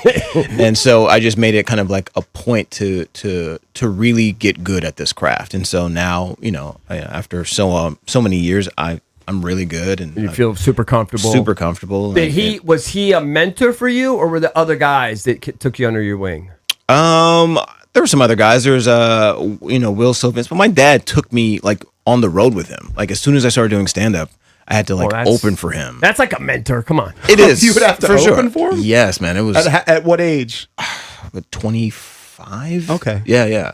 And because I started kind of late. I started at 24, 25. I started right around then. And so yeah, he would bring me out, and there was like thousands of people, and it was just dude, I'd poop my pants. I would poop my pants. Well, not literally, but I would but poop yeah, right pretty before. close. Right Yeah, before. right before, 100%, yeah. Immediate poops. Yeah. And Are you a have a drink on stage type of guy? No, because my dad also told me he's like never get addicted to the drink because if you do well, then you're gonna be an alcoholic because you think it's the liquid courage. And I was just like, yeah, Very smart. Um, Very smart. Going back to, you said when you're in acting roles, you often have to improvise.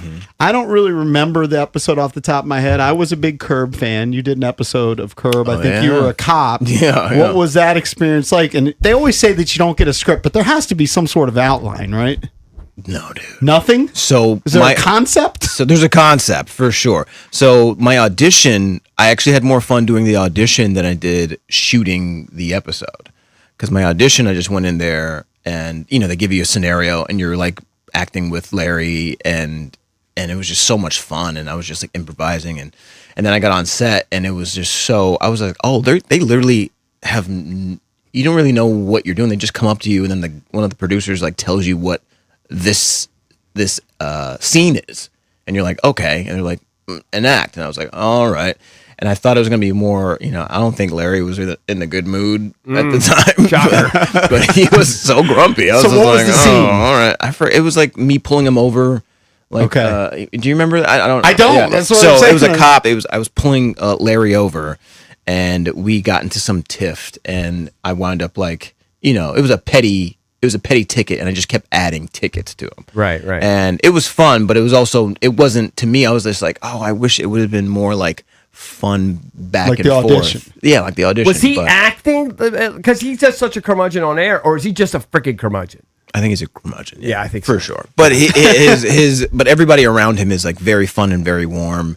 And when he's on, he's on. And I don't know if you had any scenes. What? Because I loved JB Smoove on that show. Oh my god! And Jeff Garland's great. It's crazy. I love JB. No, Yeah. I had never. I wish I could do a scene with JB, but I'm friends with JB. So Can I get? Can I he's ask one of the you- funniest stand-ups. Have you ever seen his stand-up? I haven't. We've had him. He we've had came him in studio. It was We've had him in studio. He's Dude, hilarious. You have to watch, especially some of his old stuff.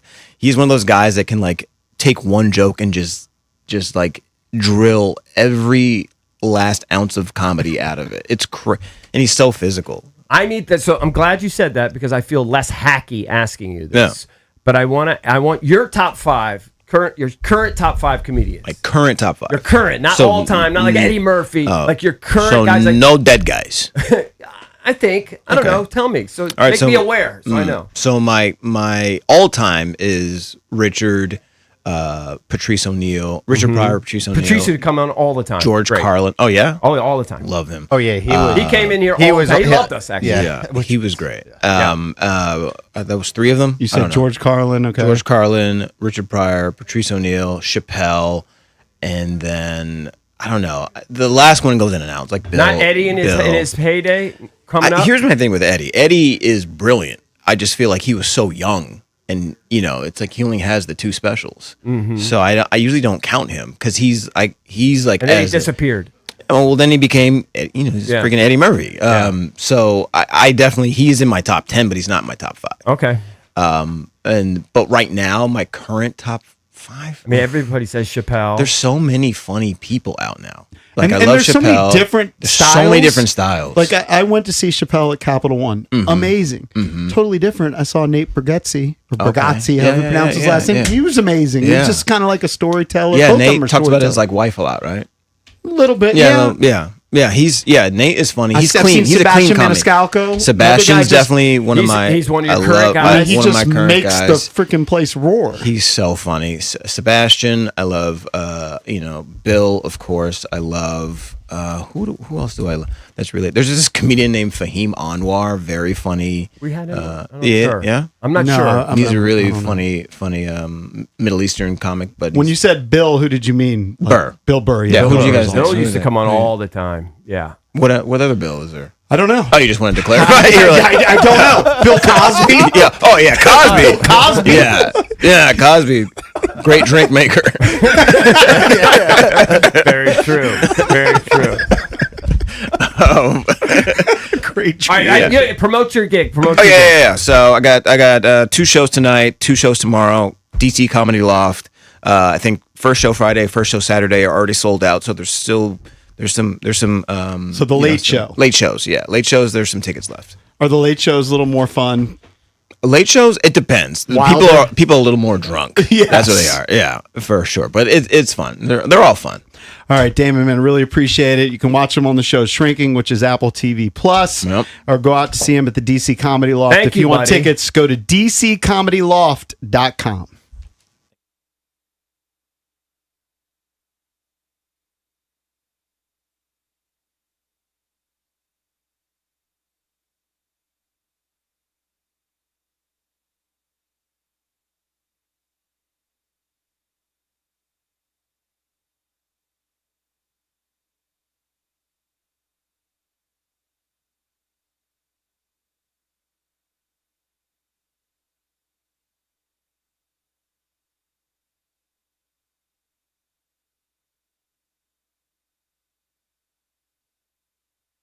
All right, guys. EB here for Golfdom. Their legacy began in 1982. Golfdom by Worldwide Golf has been your trusted golf shop for generations.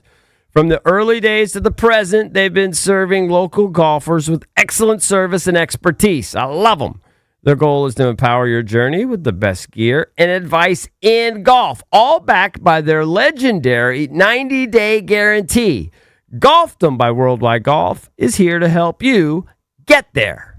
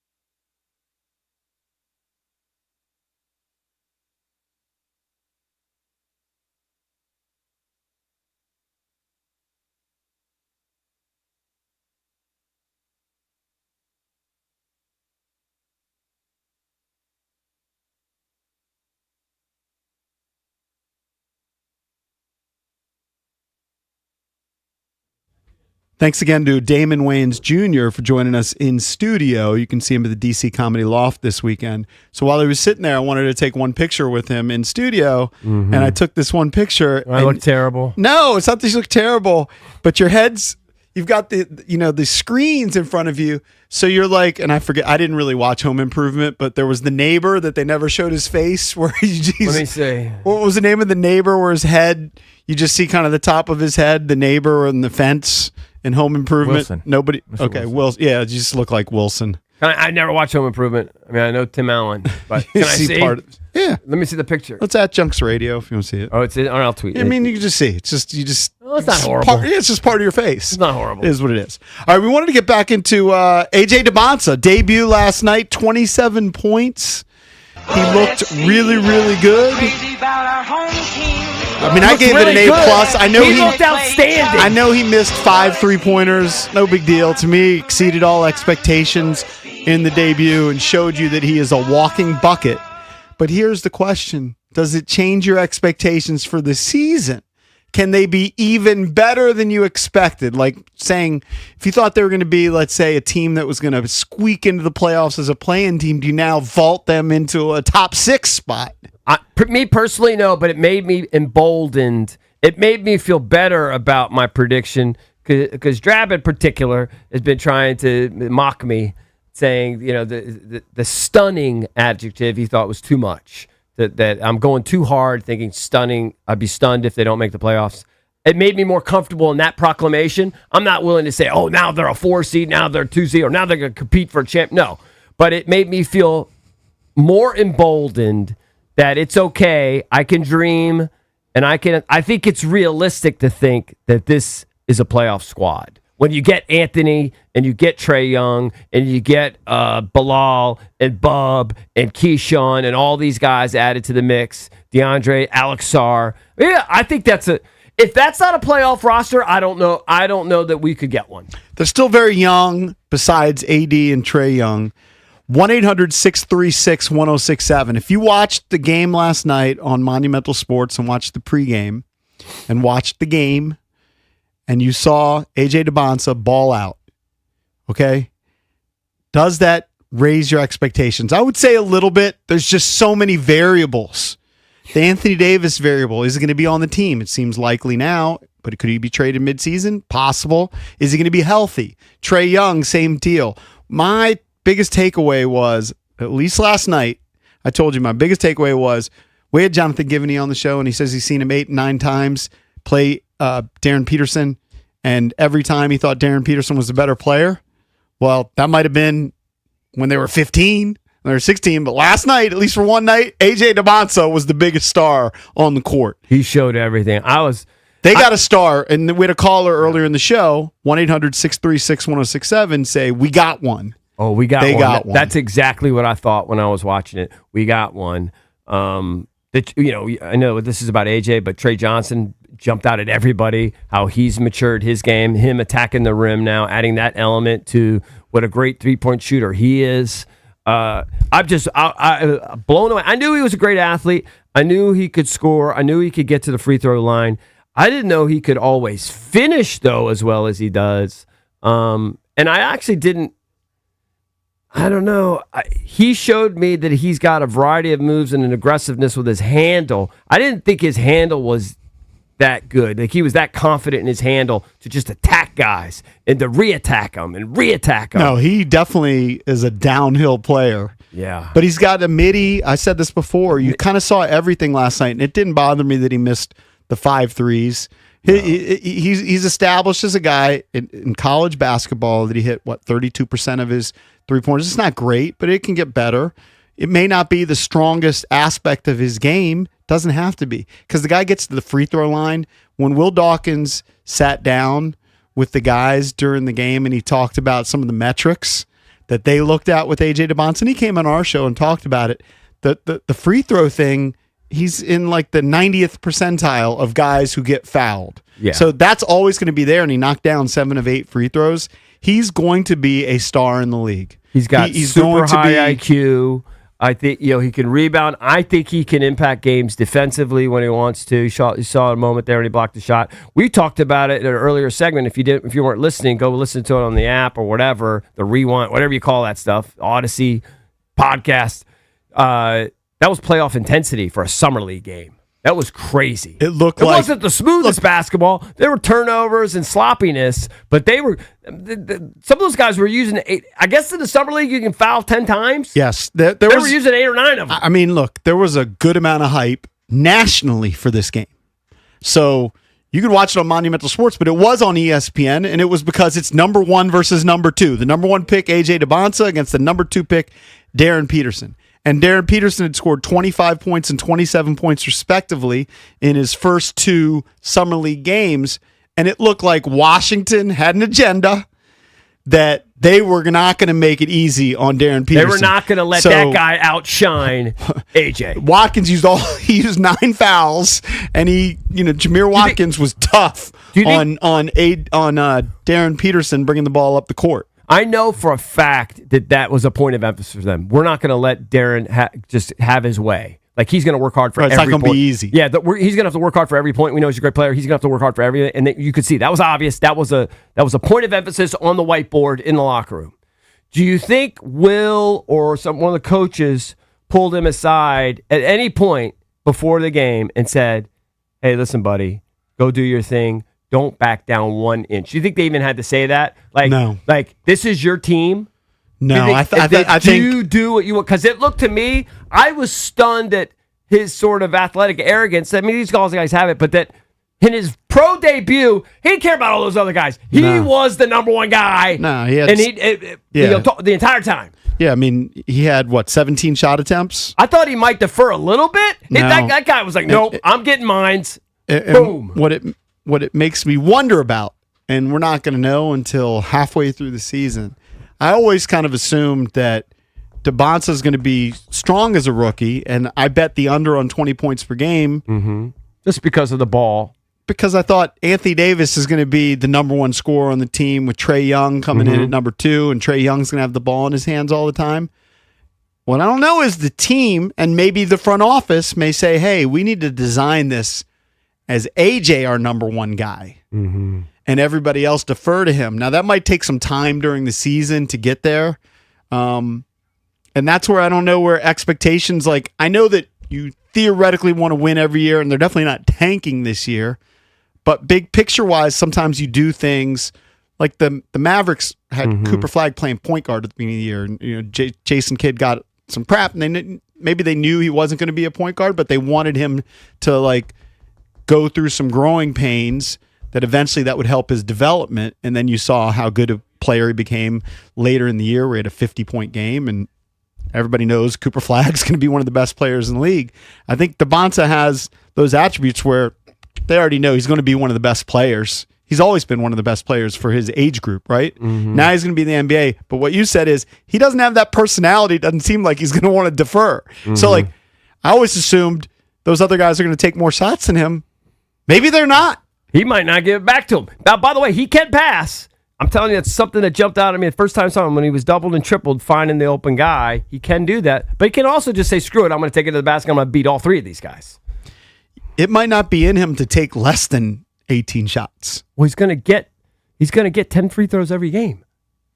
Right, but I'm talking field goal attempts. Yeah. Do those count as field goal attempts when you attack the basket? They foul you, and it doesn't go in. You get 2 shots. That's not a field goal attempt. No. Yeah.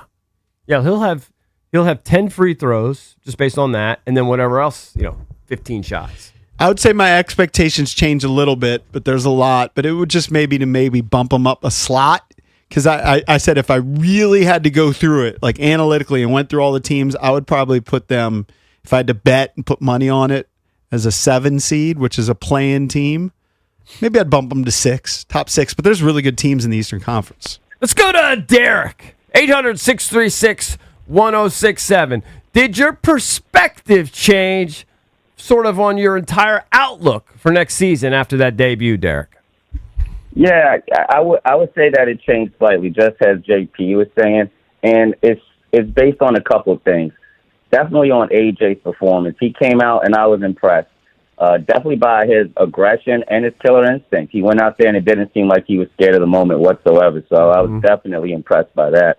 And then number 2 was Trey Johnson. So now it's looking like we can possibly be an 8-deep team. And at first I was a guy that was like, we could be a 6 seed in the East. And now I'm thinking we could be bumped up into that 4 range, to be quite honest, because with how Trey Johnson's performing, and we could get that kind of energy off of the bench alongside with a Chris Middleton and a Will Riley, possibly Bilal. I mean, that's a decent backup unit, and not a lot of NBA squads have that, especially in the East. So yeah, but I think you're kind of sleeping on it, like analytically, right? They're not going to surpass the Knicks, who are the champions, right? The Cavs, let's just assume that LeBron lands there. But even if he doesn't land there, they were a 52-win team. You've got the Celtics. I know they lost Jaylen Brown, but they're going to have a healthy Tatum. The Raptors added Kawhi Leonard. The Heat now have Giannis. It's going to be tough. The Sixers so give me have who are Jaylen they ahead Brown. of those teams. Who do you think they're ahead of? Yeah, I definitely think we're ahead of Miami because, they do have Giannis, but they don't have a good supporting cast around that guy. So, all right now in the East, it'll be for me. All right, I'll go one by one. Are they going to be better than the Celtics? Yes. All right. Are they going to be better than the Knicks? That's defending champs. I don't want to disrespect them. So all right, so let's put the Knicks as the 1 seed. How about the Pistons, who won 60 games last year? Pistons are going through a lot of changes. They lost Tobias Harris over there. Their team's not that great. They got one guy. All right, so it's fine. It's fine. We're just doing this as just a fun exercise. All right. So, what about the Cavs? Cavs could be a problem for us with their size. So I'll say the Cavs could be better than us. Yeah. All right. About the Raptors with Kawhi Leonard, if he ends up there. I think we could be better than the Raptors. All right, so you basically could have them as like a 3 seed. Oh, well, no, I should say the Sixers with Jaylen Brown now. No, not better than the Sixers. All right, so 4 seed. Okay. 4. Right. 4 or 5. I mean, you could throw the Pacers in there. They're a 19-win team with Halliburton back 2 seasons ago. They were in the finals. I'm assuming you're going to say the Wizards are better than them. Yeah, I think we're better than them. Hey, I hope you're right. Anthony. I hope you're right. 4 seed would be amazing.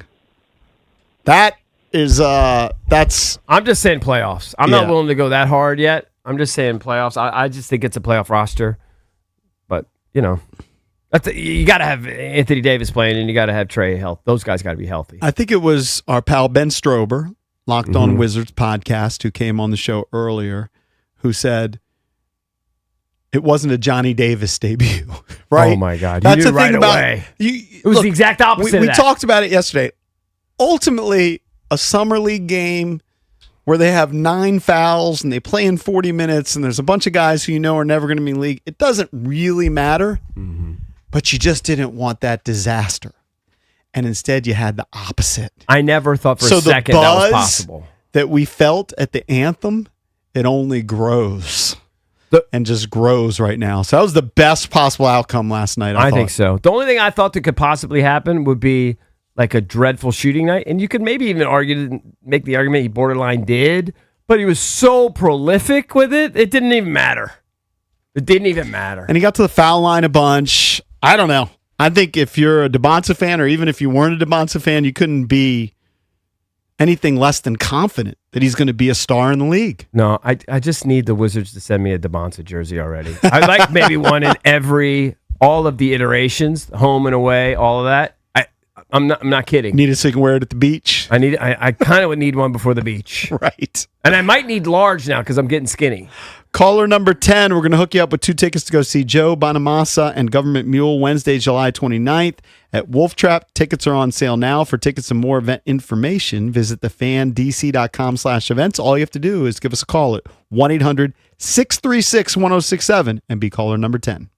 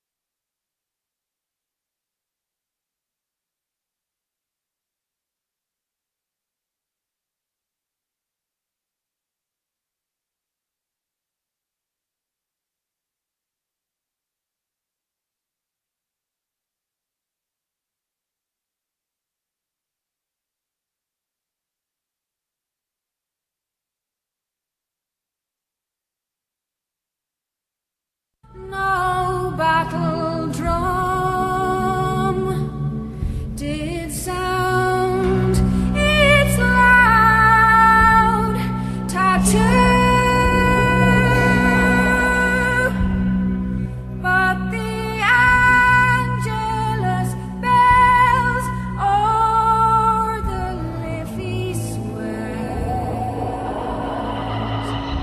rang out in the foggy You just getting me. Am I supposed to know? Getting That's me like fired Is up. that a Connor thing? It's Conor McGregor. This is his classic walk-up? That's his walkout song. Best walkout in UFC history. Okay. Well, just the Irish fans go nuts. And even though... So he's been playing that for years, for decade plus. His entire career. Even when he was on the prelims, they gave him like a main event walkout treatment, dim the lights. This has been his MO his entire career. I'm at a fever pitch right now. I'm jumping at the bit right now. I can't wait for I'm tomorrow. kind of there too. My son was making fun of me. My son is a huge UFC fan. Okay, he kind of came out of nowhere, but he wrestled in high school No, for a you got couple him years. into the wrestling and all that. And then that led into his UFC fervor, and he's kind of lost it for most other sports. Although we're watching World Cup together. He's actually rooting for Max Holloway because he's a UFC purist, and he's kind of like he doesn't want some guy that's been a 5-year layoff to come back and win. Wouldn't it be a bad look? In some ways, yes. Although Conor is a Hall of Famer, and during his period of time, he did things that nobody had ever done. He was a 2-division champion and was just knocking out Hall of Famers. That was his calling card, right? His knockout power. And he was never like a guy that's good on the ground or whatever you say, right? No, although he fought Max Holloway 13 years ago, and he tore his ACL and MCL during the fight in the second round, and then he ended up beating him by wrestling him the next 3 rounds. But that was when they were very, very young. Now you're looking at a 37-year-old Conor McGregor, a guy off a 5-year layoff, a guy who's had this massive injury where he broke his leg in the octagon. It's kind of this, to me, there's like this side of me that loved the excitement and the thrill of it. Like, I get it. He's a bad dude. It's undeniable. Like, some people are like, he's a bad dude. He's a rapist. He was found civilly liable in Ireland for raping a woman. That's awful. Mm-hmm. Mike Tyson had the same thing where he was convicted, went to jail, but there was nothing like watching a Mike Tyson fight back in the day, right?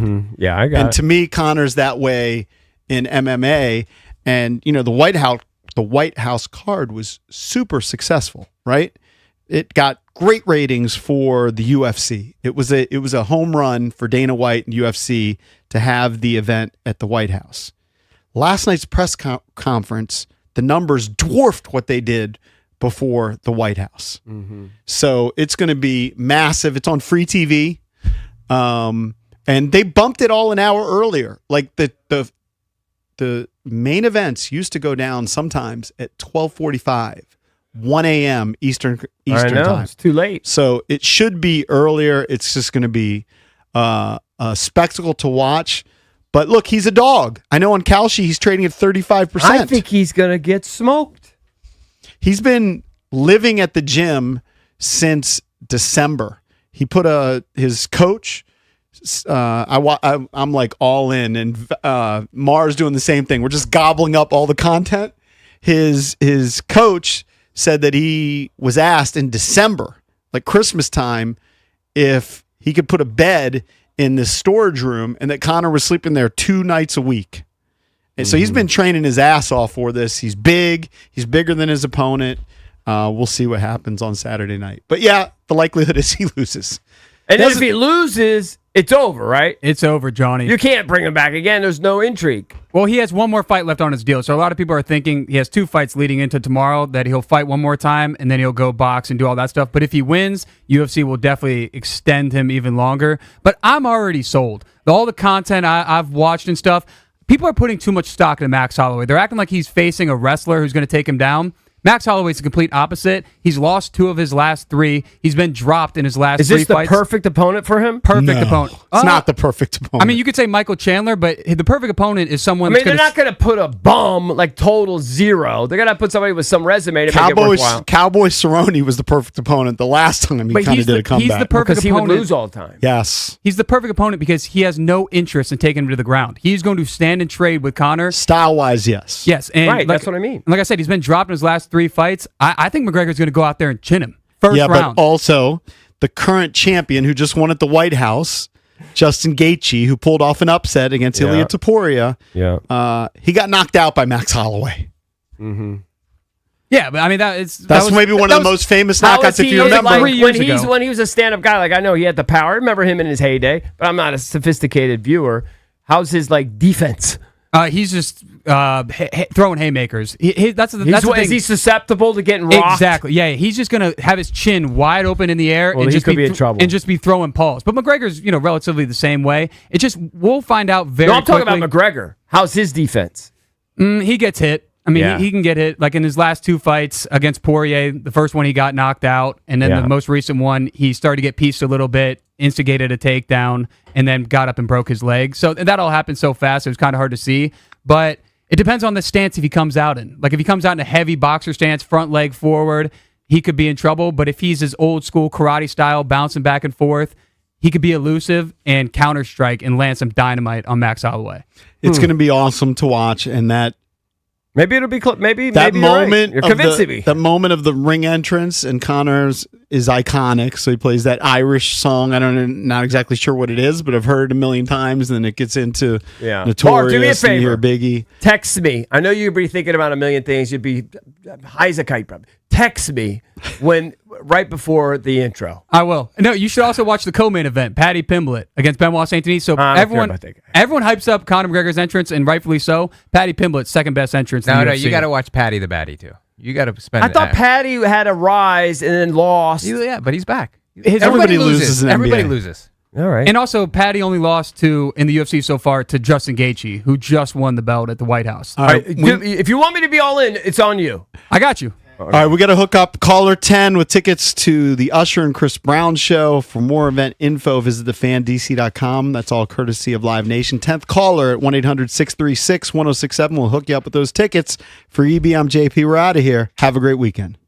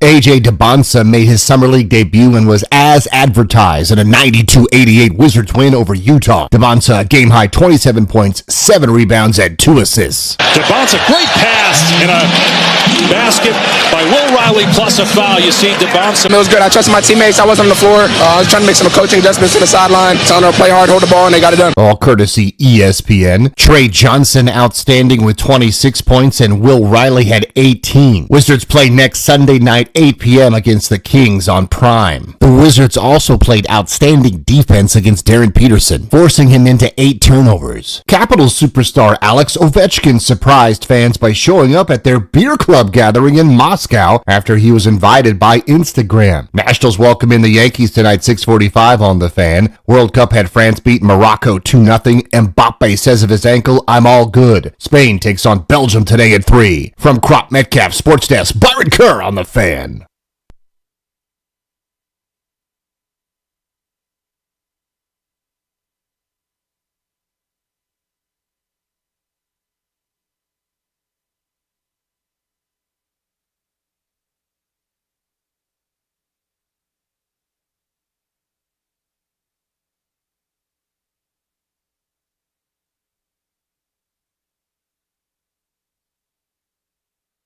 Yeah.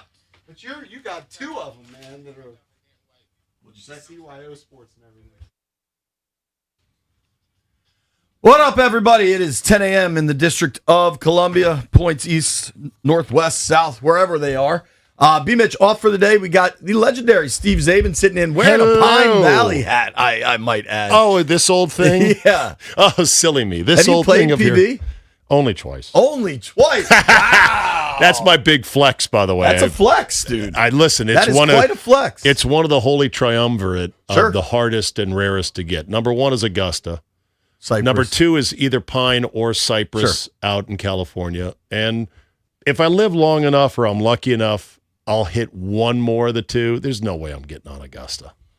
I have But been one can to dream. Augusta, right? Yeah, I've been a there bunch, as well, but, yeah. Certainly never played it.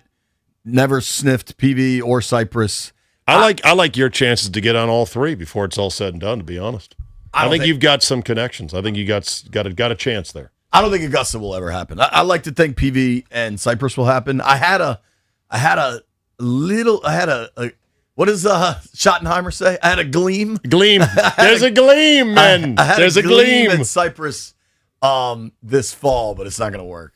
Dagger. Speaking of a gleam, did you watch AJ Debons last night? I didn't watch the game Electric. itself, but I watched all the highlights. I listened to the Junkies this morning, and they are completely over the moon, and that's the way they should be and everyone should be. It was wonderful to watch. The guy is a smooth operator, explosive, the whole works.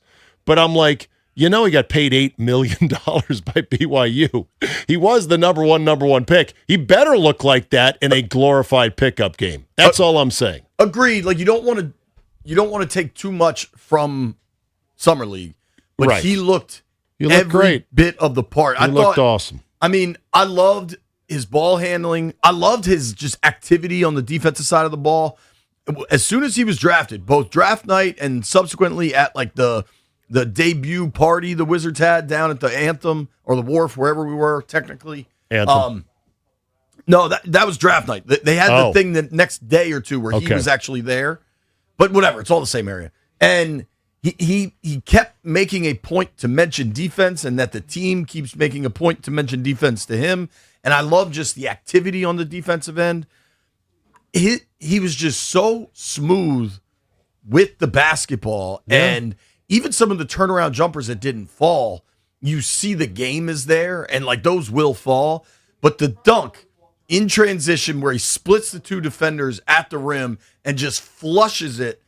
I just saw this. It was Karita Parks. I give her credit. She was sitting behind Paul Pierce, I guess. And Paul Pierce was sitting courtside underneath the basket. After that dunk, Paul Pierce, who I would assume is a Hall of Fame basketball player. If he's not in, he's probably getting He's on there. the fringes, yeah. Probably is a Hall of Famer. The Basketball Hall of Fame lets everybody in. It's true. the most inclusive of any Hall of Fame. And he stands up and goes, "That's it. I'm out of here. I've seen what I need to see." And I think of this David Aldridge quote when the Commanders drafted Jaden Daniels, and all DA would say is, show me why they picked you so high. Just show me something that makes us realize why you were picked so high. And I think if that is the bar to clear with young players early in their careers, Debons way cleared it. He cleared it by a goalpost. You know what I mean? And it was just, there's an I actually want to open the phones just to start the damn show. Yeah, no, this is what you should do. As I was thinking about this, there is a lot of desperation with Wizard fans, DC fans who've just wanted a good basketball team. Sure. The depths of how bad the Wizards / Boulay have been cannot be overstated. It's one of the longest droughts of not having made the conference championship game in their sport across any team in any of our leagues. It's the longest still running gap in doing that. Did you know that? I believe it. I mean, it was before I was born. Yes. It was 79 or whatever, right? 70. Is that the one they lost? 9, yes. Okay. They won 78? Don't quote me on this. They went back to back and they won one of them, lost one of them, right? I think they lost, then won. And if so somebody 79. wants to tell me I don't know what I'm talking about, I wasn't born. So give me a break. I know. I was 8 years old, but whatever. So I get it. There's a lot of happiness because this is very exciting, and there should be. But I already knew he was this good. So I'm not as crazy about it because I'm like, yeah, I saw him in college. He was sick. And I'm glad they picked him because I preferred him over Peterson. Bickle this morning said he had preferred Peterson and now has changed his mind. He's smitten. He's like, oh, good. I'm glad they got the right guy. Peterson looked good too, but he's sloppy with the ball, dude. Oh, and, yeah. I mean, We having I think like he had 9 8 or 9 turnovers? turnovers last night. Yeah. But not only did AJ look great, you could just see the path to him being all over the court. And I think the fact that we now know Trae Young's absolutely a part of this thing because they gave him $1 zillion. Mhm. But like Anthony Davis being there last night, like That's another part of it, that the see show the of pieces. support Yeah. was fascinating. By the way, here's the dunk in the tournament, that he Yeah, had, the yeah. reverse dunk against Texas. Unbelievable. I mean, it just fluid, natural, like Totally. what? Yeah. So that's going to be super exciting. I also think baked into all this excitement is not just the long fatigue of an inept franchise where we've whatever, but there is definitely some echoes of Kwame syndrome. Even though John Wall turned out to be a good 1-1, yeah, the echoes of Kwame still exist. Like, oh my God, please don't be a rubber chicken. Please don't suck as the number one pick.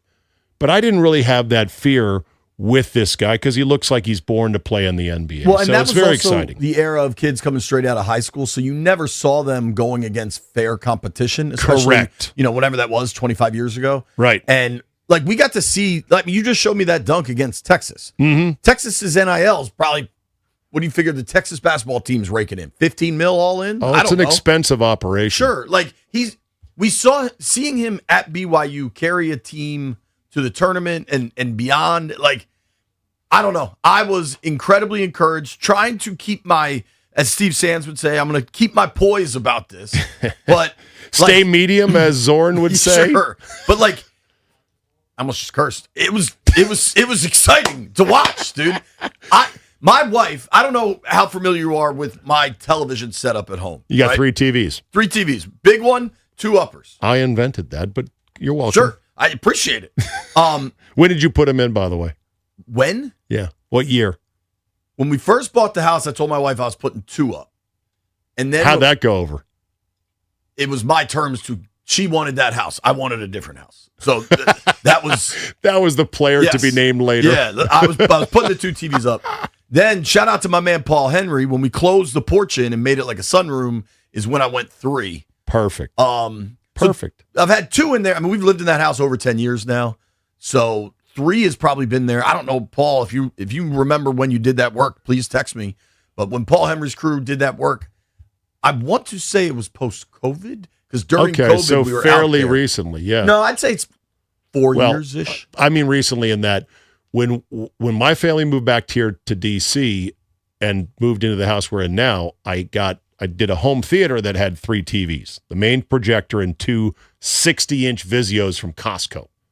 And people thought I was a madman. But the prices of TVs kept coming down. And they're like, well, you have to get 3 satellite boxes or 3 cable boxes. And I go, I don't care. It's an extra $10 and $10 a month.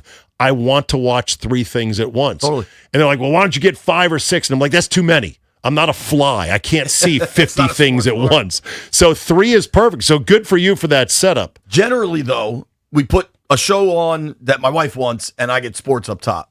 Nice. And last night, silently, until halftime, I put my foot down and we watched. With audio? Yeah, we watched. Wow. Like my wife watched the Wizards Summer League game last night. And my! I would guess that's God. never happened in our whatever 15-year history is. Did you have to lie to her? And she said, well, where's all the other players that are going to be on the team? Oh, don't ask those questions. You weren't lying. When you watched Trey Johnson last night, it was as exciting as AJ. Well, there was some. You're right. There Trey was was great. A good smattering. The kid Watkins, who they are clearly grooming to have this hyper-specific role of pit bull defensive guard.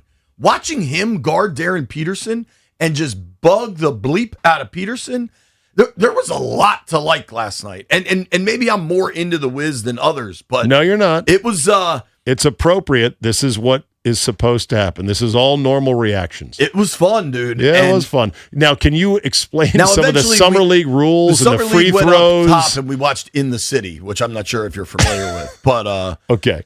The Summer League rules are so stupid. Just make it real basketball. Darren Peterson had 9 fouls last night. Is that right? Yeah. Like, what are we doing? Unlimited fouls. No, you foul out at 10. Oh. But we had Chris Miller on yesterday, and this is so... He said this yesterday, and C-Mills watched a lot of Summer League. He said, yeah, they have the 10 foul rule, but I'll be honest with you. I've never seen a lottery pick foul out. So if Peterson's sitting on 9, those refs just know not to call another one on him. Yeah. Because they're not actually going to foul him out in the first game, or I guess it was their 4th game or whatever. By the way, players are allowed 10 personal fouls before fouling out, but it decreases to 6 fouls during the semis and the championship games. Do you know what overtime is in Summer League? The Summer League, I didn't know it was a big whole tournament. All 30 teams play at least 5 games during the 11-day event, and it's a tournament. Overtime is first team to score. It's the Elam ending? I was listening. Or no, it's not even the Elam ending. The Elam ending is when there's a set number of points to end the game, right? I don't know. Have you heard of the Elam ending? They did that in an All-Star game once or something? Yes. Yeah, I remember that. So this is just overtime is literally first to score? And Drew last night was like, so I watched Drew and Chris. I was so excited to have Drew and Chris on the call because I think last year's Summer League, they just showed the NBA TV feed or whatever. Right. So well done by Monumental to send everybody out there and let us have like our guys on the call. And Drew's like, man, I'd be so pissed off if we fight for a whole game and get to overtime and it's the first bucket. Like he's like, you got to at least make it a 5-minute period or something. Dude, First of all, do they allow shooting fouls or do they give free throws for non-shooting fouls in overtime in the Summer League? I have no idea. Because if every player has 10 fouls, wouldn't you just like tackle dudes as soon as they came across half court, knowing you're not going to run out of fouls and they're not going to shoot to end the game? I think they want it. I think there's some like spirit of competition. Oh, right? Spirit of competition. But the difference is a lot of these young guys are desperate to make a roster. Oh, I know. But dude, the other one, so many of them have no chance. Will Riley looked good last night too. He did. And that's a real player on this roster. Yes. We got a bunch of people on the phones. I want to let them weigh in. Just how excited are you after watching AJ Debons last night? Let's start with Marvin in Landover. What's up, Marvin? Hey, thanks for taking my call. Oh my goodness, the scar issue of being a Wizards Blue Jays fan is so deep. I mean, that is the truest thing I could ever say. Thing to say is, I hadn't watched it. Marvin, your phone's terrible, brother. I'm gonna put you on hold and see if we can work that out. Let's go to Christopher in Maryland. Chris, what'd you think watching the Wiz last night? Good morning, Mr. Finley. Good morning, Mr. Zaden. Morning, dude. I melted my phone texting my son's, who's in Pittsburgh, in one in D.C. We melted the phone with the group chat. Wow. I've got Jaden Daniel. I've got Ovi coming back. I've got Woods hitting baseballs to Silver Spring. Yep. I am such a happy man that I can bring the Wizards into the conversation. I love just the idea that we have a player that the whole league is looking at, and not for bad reasons. I enjoyed myself. I enjoyed Juju Reese just getting rebounds. I'm excited. I'm excited. I love that. What a call, dude.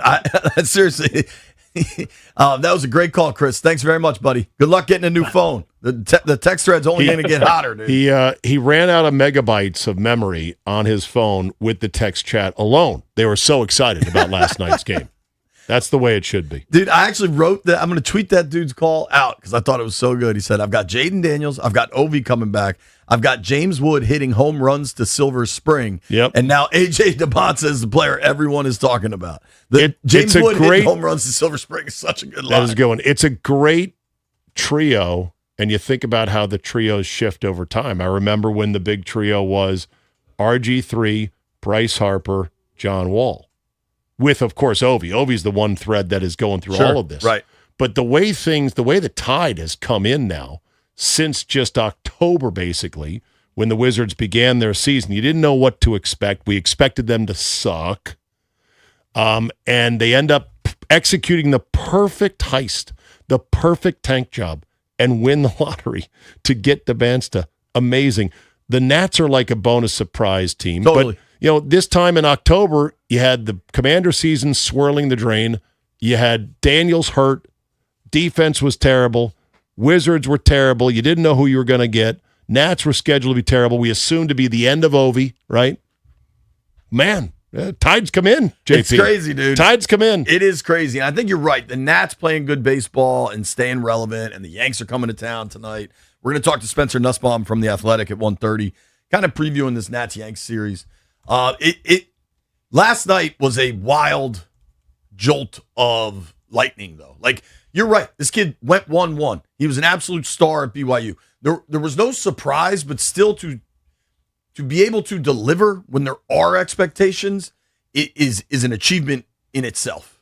Yes. And I think that matters. We're going to keep the phone lines open on this. My guy Lap is in D.C. What's up, Lap? Hey, what's up, Zay? What's up, JT, man?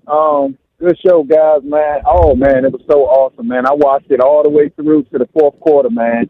I was pumped, man. AJ is the real deal. Only thing I think he needs to probably work on is as he's going to grow. I wanted him to see him shoot that mid-range a little bit more and, him dribbling a lot to get to a spot. But he is deadly, man, like attacking that basket. He's a freak athlete. And we got a huge problem to have, man, because we got so many depth with Koulibaly, Keyshawn, him, Will Riley, as you said earlier, JP, man. Them guys are awesome, man. And you need a bench in the lead. Our bench, Trey Johnson, oh, my goodness. Like, I'm so pumped because for years, past, whenever the Commanders were sorry, / Redskins were sorry, you could always lean to the Wizards, especially the John Wall Gilbert era.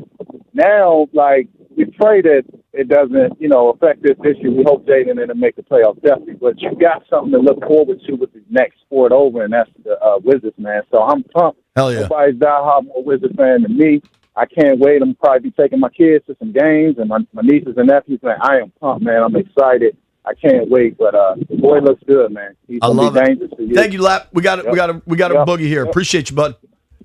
We're going to keep the phone lines going. 800-636-1067. 800-636-1067. How fired up are you for the A.J. Debons era?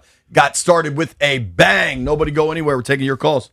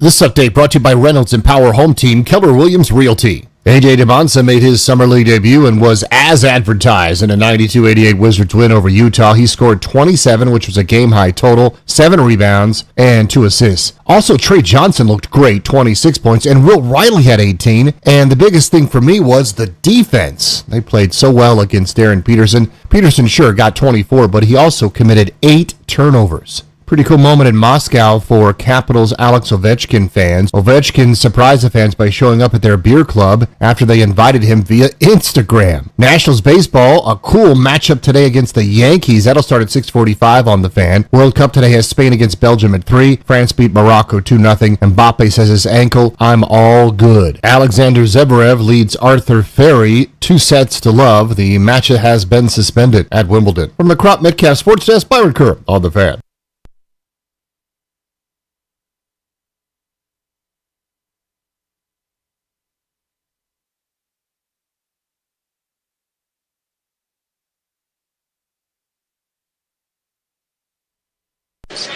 Livingston.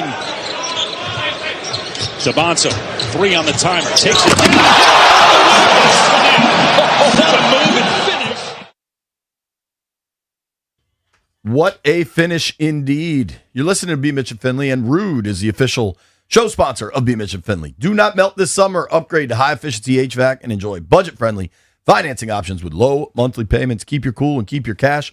Find a Rude Pro partner at rude.com, and if it ain't Rude, it ain't right.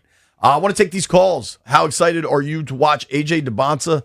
That debut was electric. My guy Jaime is in Manassas. What's up, Jaime?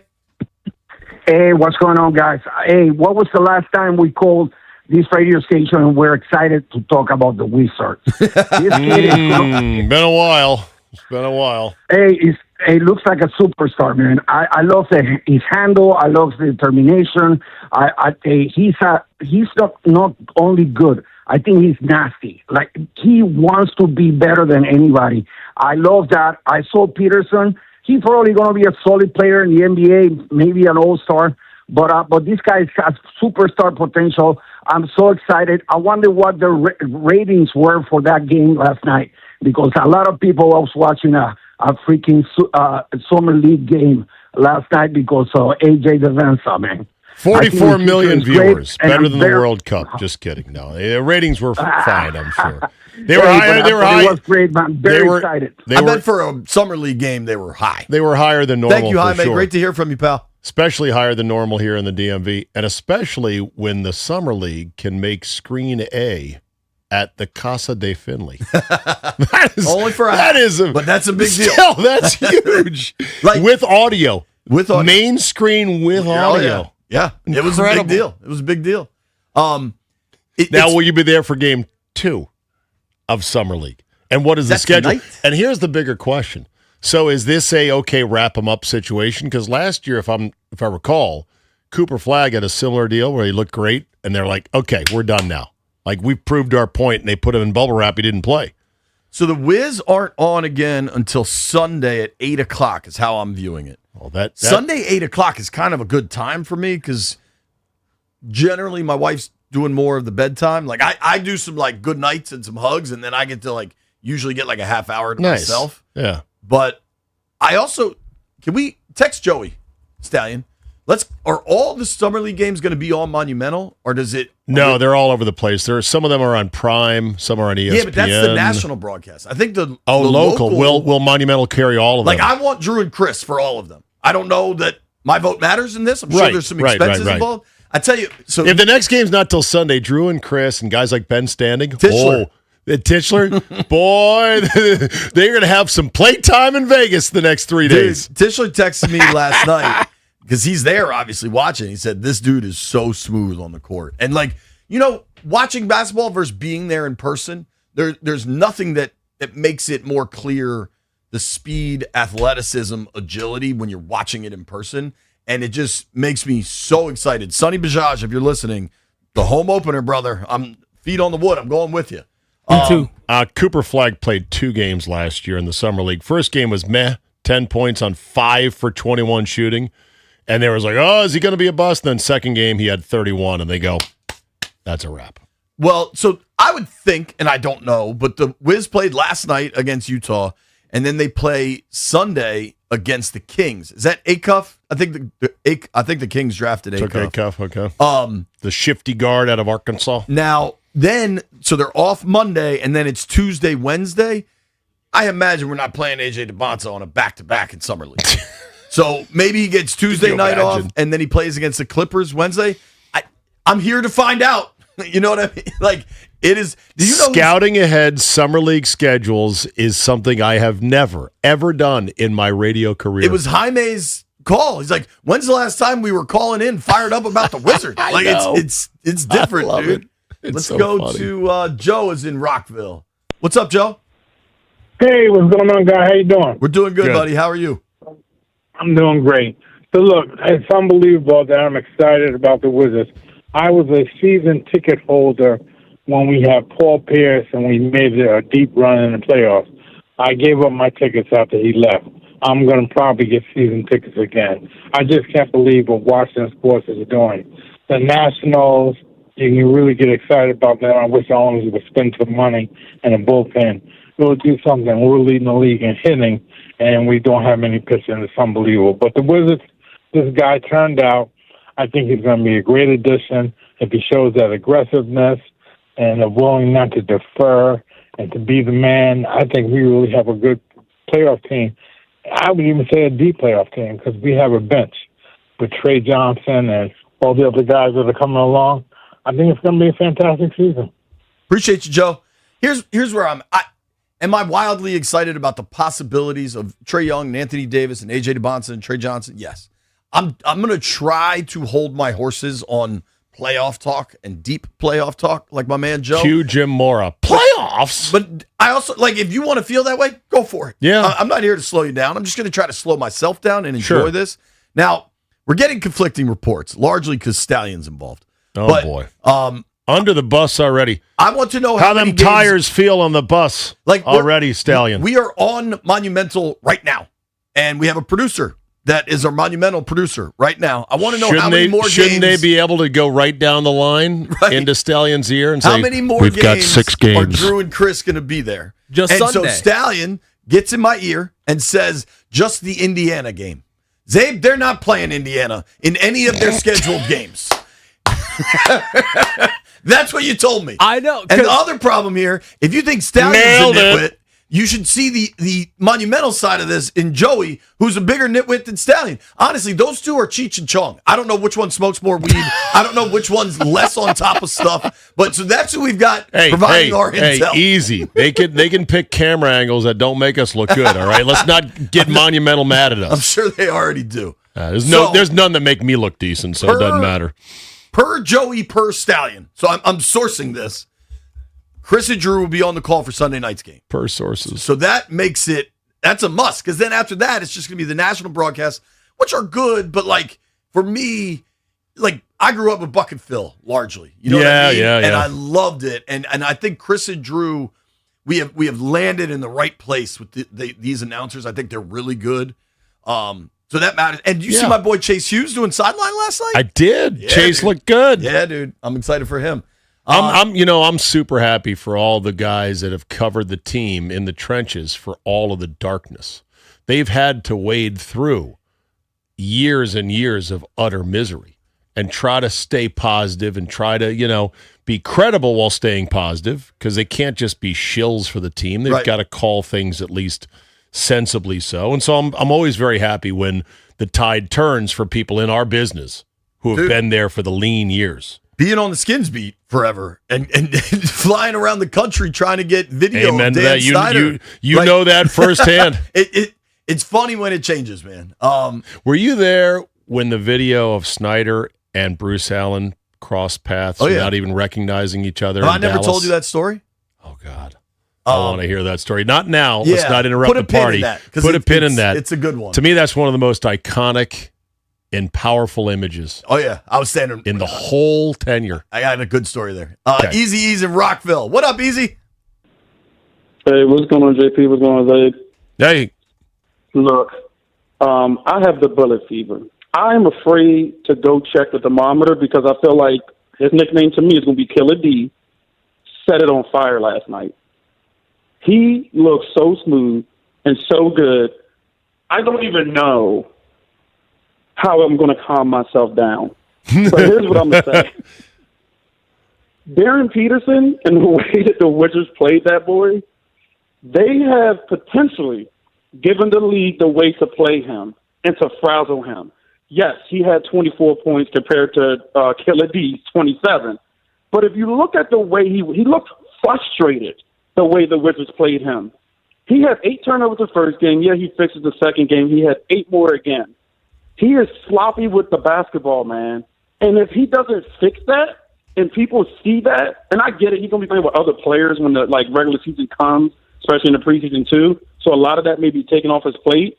But he's still the quarterback of that basketball team. And if he doesn't fix those turnovers, nobody's going to care about your 24 points if you're losing games by 6 because turnovers take away points. I think he'll fix it. I love Peterson. The sloppiness is too much for me. Well, dude, also, who cares? We they didn't draft him. I know. Go turn it over in Salt Lake City all damn season. But look, it doesn't. But we played him last night, so you're still going to compare him. But I was going to say this: Capital One, DC, you better hire a lot of police because you got Obi coming back with a better team. You got the Wizards on the up. Mm-hmm. The lines are going to be way longer than Chinatown. It may go to the White House, okay, to fill that arena. There's not going to be a single empty seat no more. Thanks for taking my call. Appreciate you, Easy.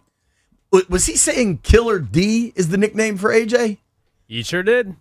I don't think that's it. I don't know if that's officially been dubbed or if that's just a custom that he cooked up in his own mind. I don't think that's it. That doesn't strike me as it. It better not be. It's not it. And actually, we have another caller who has a nickname, and I heard this one, and I think it's actually a good one. Okay, Jeff, there were portions of Eazy-E's phone call where Jeff got in my ear and said, damn, we might have to hit pause on this dude. Like, he was excited. The line's going to be to the White House. All right. By the way, do you know AJ Debansta's real full name? Yeah. This is wild. They I've never announced it seen at this. the draft. That's how Adam Silver announced it. I think it's Anisette. I think it's Anisette. Anisette. Yeah. Anisette. Naicet.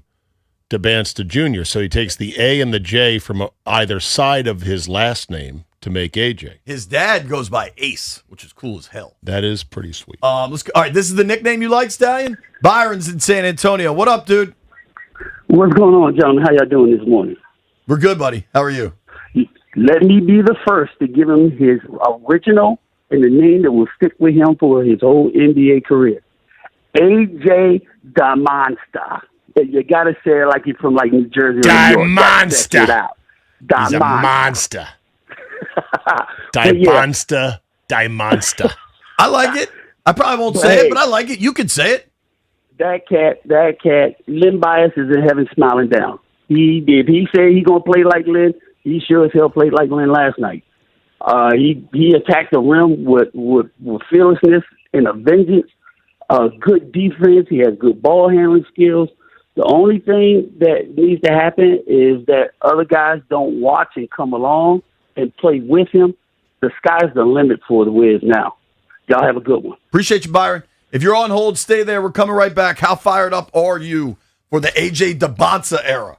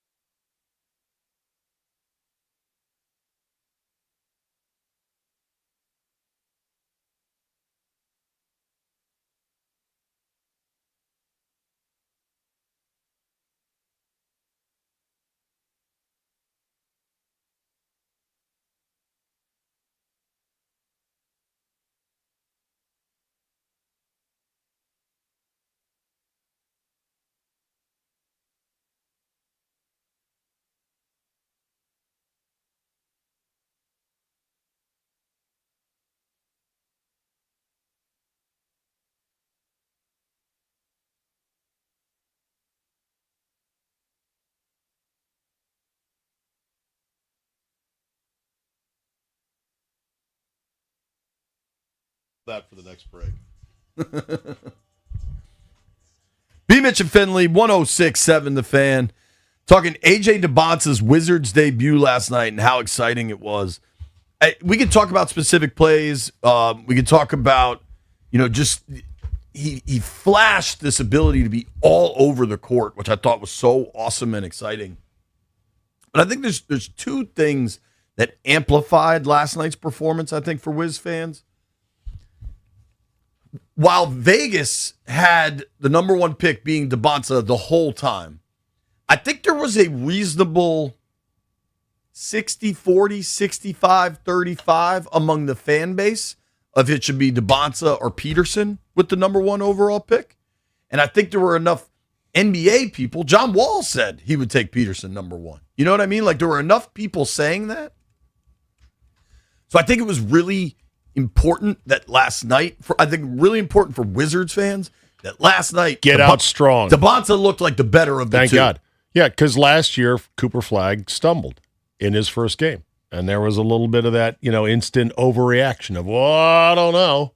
And of course, he was awesome this year. He was also their only real option. But, I mean, I watched a sizzle reel of Cooper Flagg, and I'm like, damn, I'm sleeping on this guy. Like, he's really, really good. And I think the Wizards have every bit of Cooper Flagg in Debonce.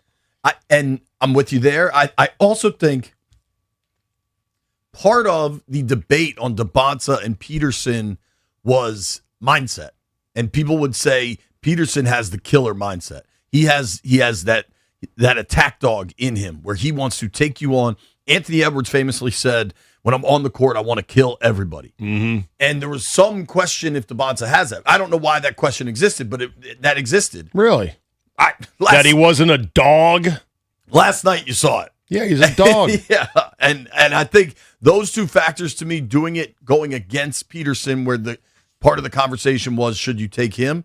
I think that made this game a little more important, even if it's just a summer league game. Did you know that the Kalshi Polymarket odds flipped on these two in March?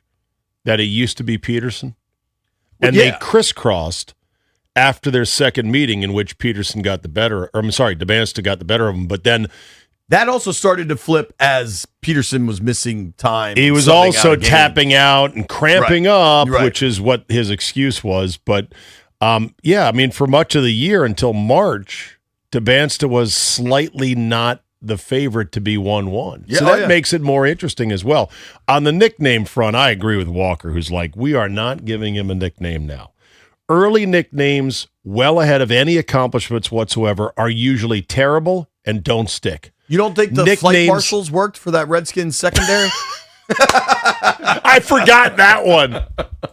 Oh my God! I want to get these calls in before. So many bad ones. By the way, Dimansta is one according to the internet, and Starboy was used in marketing and branding contexts, including his original Nike logo. Starboy. Jeff, Starboy? No, he does not have a nickname. What was the other one? Yet. Dimansta.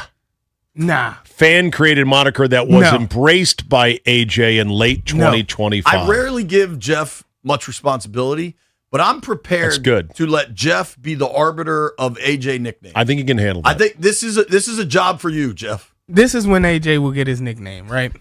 When it was the regular season, I know he's going to dominate. I'm excited too, but we can't do it too early. Okay, you're in charge. KD didn't get it. LeBron didn't get it.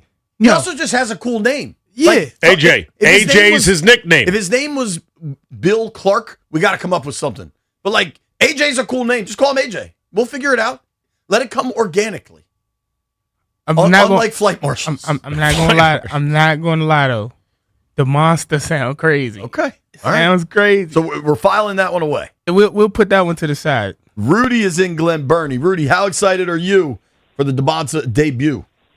Hey, good morning. Very excited. Very excited. This man came in, he's not a man yet, but 19, come in with suits on, going to the interviews, wise beyond his years. Even when he talks in interviews, he's talking about the team, how he can fit in. This is the type of player we needed.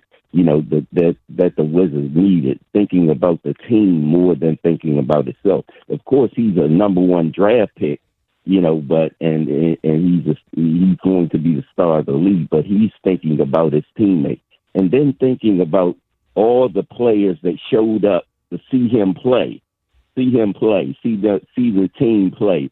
And that dunk he made over three people, you saw his teammates stand up for him. One more thing I want to say, I am glad to see Zay back in the area. I remember him when he was on the Redskins after program. Oh yeah, and he was just talking. So I mean, you was pissing telling off the truth, Mark Brunell. I thought to myself, he ain't going to be on there long. Yeah, they didn't like that. I was a little bit too aggressive with Mark Brunell. Thank you. I wanted to see Jason Campbell play like every Redskin fan. Like, have we seen enough of you? I had a JC17 Believe T-shirt once upon a time. Wow. See, this could be a whole topic for wherever today. T-shirt Todd is, man, start making Skins T-shirts again. Those are the best. How about dead end nicknames, dead end themes, dead end T-shirts There's for a lot of DC them. sports teams? There's a lot. Where if you were to pull it out, people would kind of laugh, going, "Huh, that." My boy Jed is in the T-shirt business, and I think he printed 1,000 KD to DC T-shirts for the summer they were going to get Durant. Juan is in Fairfax. What's up, Juan? What's going on, guys? How y'all doing? We're good, buddy. How are you? You already know my energy, JP. You already know my energy. You are a passionate Let me fan, tell you sir. something. Yes, I am. And I'm going to tell you something. The U.S. soccer team needs to get pen and paper and they're going to write down some notes because this is how you pick a player. This is how you pick a player. Right here, AJ DeBonis is like that. And I'm going to tell you something. Anthony Davis, he seen what he seen. He said, I can work with this. Oh, I can work with this. Let's go. I'm going to tell you what. I had the Wizards going 46 and 47. That was between 46 and 47 wins. I got the Wizards winning 60 games this year. 60 games this year. 60. 60. I don't think they've ever won 50 in the organization's history. Y'all can laugh, but not today. Tonight, I say 60 wins. Juan, I mean this sincerely. There's no way. Juan, if they win 60 games, this is documented on television, YouTube stream, radio. If they win 60 games, you and I will go for a steak dinner. Okay? Done. If they win 60, we're going for steaks. Nicest steak place, too. Yes. Not steak and shake. Appreciate an you, actual Juan. steak Yeah, place. We'll go for a nice steak dinner. No Wine, steak and shake, Juan. martinis, all of it. So the franchise record is 60 and 22 in 1974-75. Coached by Casey Jones, 60 and 22. I also looked up just to make sure. So they haven't won 50, though, in my lifetime. No, I know. It's been forever. The current number is 47. 47 years since their last NBA conference finals appearance. It's the longest active drought in all four sports, NFL, NBA, MLB, and NHL. 47 years. That's the starvation. That's the desperation going on. That's why there's such happiness today. Such jubilation. It's an exciting day. I want to ask Steve Zabin about a conversation I had with Mark Klaus yesterday, Commanders team president. I liked some of it. Nobody go anywhere.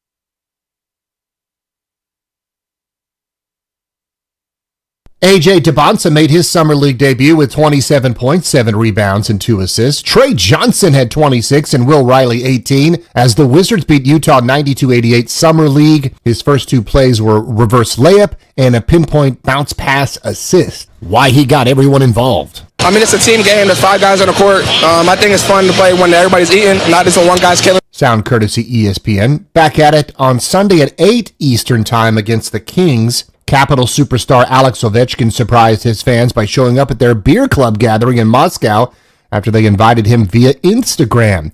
Nationals baseball against the Yankees tonight at Nats Park, first time since 2024, 6:45 p.m. on The Fan. France beat Morocco 2-0. Mbappe says of his ankle, "I'm all good." Spain and Belgium today, World Cup at 3. Men's singles Wimbledon, Alexander Zverev defeated Arthur Ferry in 3 sets. From the Crop Metcalf Sports Desk, Byron Curl, The Fan.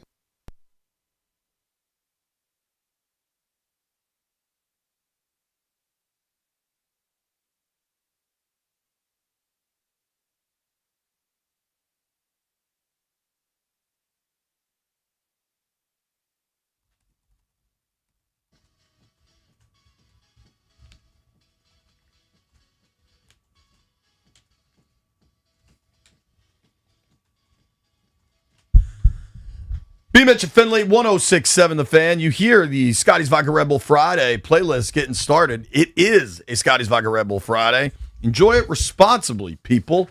Now, yesterday we were very lucky, and Mark Klaus, Commanders team president, was very kind to join us in studio. And we talked for like a half hour, got an update on RFK Stadium. He talked about the decision to retire John Riggins' jersey, and I think since Josh Harris bought this team and since Mark Klaus took over as team president, there have been a series of really, really smart, strong steps by the organization to thread the needle of building the Commanders brand, building that brand equity back with fans, as well as honor the history. Because the rebrand was done poorly. The new name still sucks, but whatever, it is what it is. And the way it was handled, they just threw everything away. They just threw everything out and tried to whitewash the history. And I think that was dumb. I don't think it was the right move. And I sincerely applaud the guys running the people running the organization now in their attempts to mesh this all together. Because they inherited this situation. They didn't create it, right? Correct. And I think the uniforms are an A+, really well done. Going back to the real burgundy and the whites and adding the black uniform with the spear on the helmet. I think the spear will continue to grow in its involvement of helmets and logos, and there's some spear merchandise available for sale that I think is really going to resonate with a lot of fans. I saw the clip of you asking him about the spear and the chance for it coming back on the helmet. Yeah. Play that audio real quick, Jeff. Look, I've said this a lot of times when I'm asked the question, and there's nobody that is more proud and happy to celebrate the heritage of this team than us and than Josh and the entire ownership group and the organization. I think it's important that in the world of things I can control, in the world of things I cannot control. Sure. Is to really try to focus on the things that I can and try to make those as positive as possible. What I will say is there continues to be a lot of emphasis on looking at things in our past, iconography, uniform. Just the uniform, right? That we can so good that we can celebrate as part of it. So look, hang in there, stay with us. We're going to continue to look for ways in which we can do that while we continue to build, the Commander brand and what we're doing with the team. And I think there's a lot of exciting things that we can do on both sides of that continuum as we try to bring these worlds together in a way that fans can feel. Even if you're I get it. I've said this before. I respect it. I understand it. But man, I don't want you to miss out on this next chapter. Yeah. We're going to have a lot of fun, and I want you and I want the families to be out there and be part of it. And so I'm going to do everything I possibly can to make sure that we get everybody back together. And So, all right, that was good. That was a bit of a deft sidestep. Klaus is really good. Like he can handle all things. He's a military man. Yeah. Former Army pilot. He understands the nature of here's the mission, here's the constraints of the mission, what can and can't be done. We're not going to do this in one fell swoop. We're not going to make a wild run at trying to get somewhere. We're going to figure out how to navigate it. So that's good. I love the fact that he doesn't even come from really the sports world. He's a food guy. Yeah. He's a brand guy, which is great. And every time I've heard him speak, including with you guys yesterday, I have been impressed. And that's great because Harris is hiring good people. That's really what killed the Danny regime. It wasn't just Danny's idiot impulses as the enfant terrible. It's that he hired the worst people. I mean, bad people. Left and right. And so that crippled everything the team did every day. And so they got a good guy in Klaus. I like creeping up on let's get back to as close as we can. There is still a huge hole, though, in a lot of people's hearts about the name and about the iconic logo. And that's something that is always going to be divisive. I know we could get calls, people saying, I'm with you, Zabe, you're right. And there's other realists who say, well, you got to stop yearning for Dad. He's never coming back. That's the dilemma right there. And ain't coming back. He ain't coming back. I know. You can't just sit by the door and wait for him. So it's a very tough thing. On the Riggo front, I did enjoy the great, little pieces where Riggo talked and they got him to sit down. And having known Riggo and done a radio show with Riggo, me and Andy briefly there for a while. I remember. Was always fun. I kept bugging Riggo for an autograph on a mini helmet, and he kept teasing me. He's like, I don't know, Zabe. Maybe I'll get it one of these days. And he was the hardest guy to get. I finally got him. I got Jacoby, Riggo, and Doc, their signatures on 3 mini helmets. And then I went and found one in my basement in a box. The Sharpie had faded almost to being unlegible. I was like, oh my God, I can't believe this. I didn't know Sharpie could fade on a plastic helmet that was in a box in the basement. But so it did. But good for the team in Riggo. And for those who said, it's about time on Riggo. Look, they didn't issue 44 all these years, just like they didn't issue 7 or 9 all those years, even though Spurrier one day in practice had Shane and Danny come out in 7 and 9. Yeah, and he was like, because he was oblivious that was Joe sensitive about your numbers. And Sonny. I know. So good for them on all fronts. So I think a lot about the old logo and how you can weave that in, right? The Blackie Wetzel? Yeah. And I don't think you can. As a kid, I don't think they have the stomach for that fight. I think it'd be a fight that would be huge. I think there'd be the media would go crazy. They're bringing back the racist logo. I think my thought is at the new stadium, when you go back to RFK, I don't know that it can ever be on the side of the helmet again.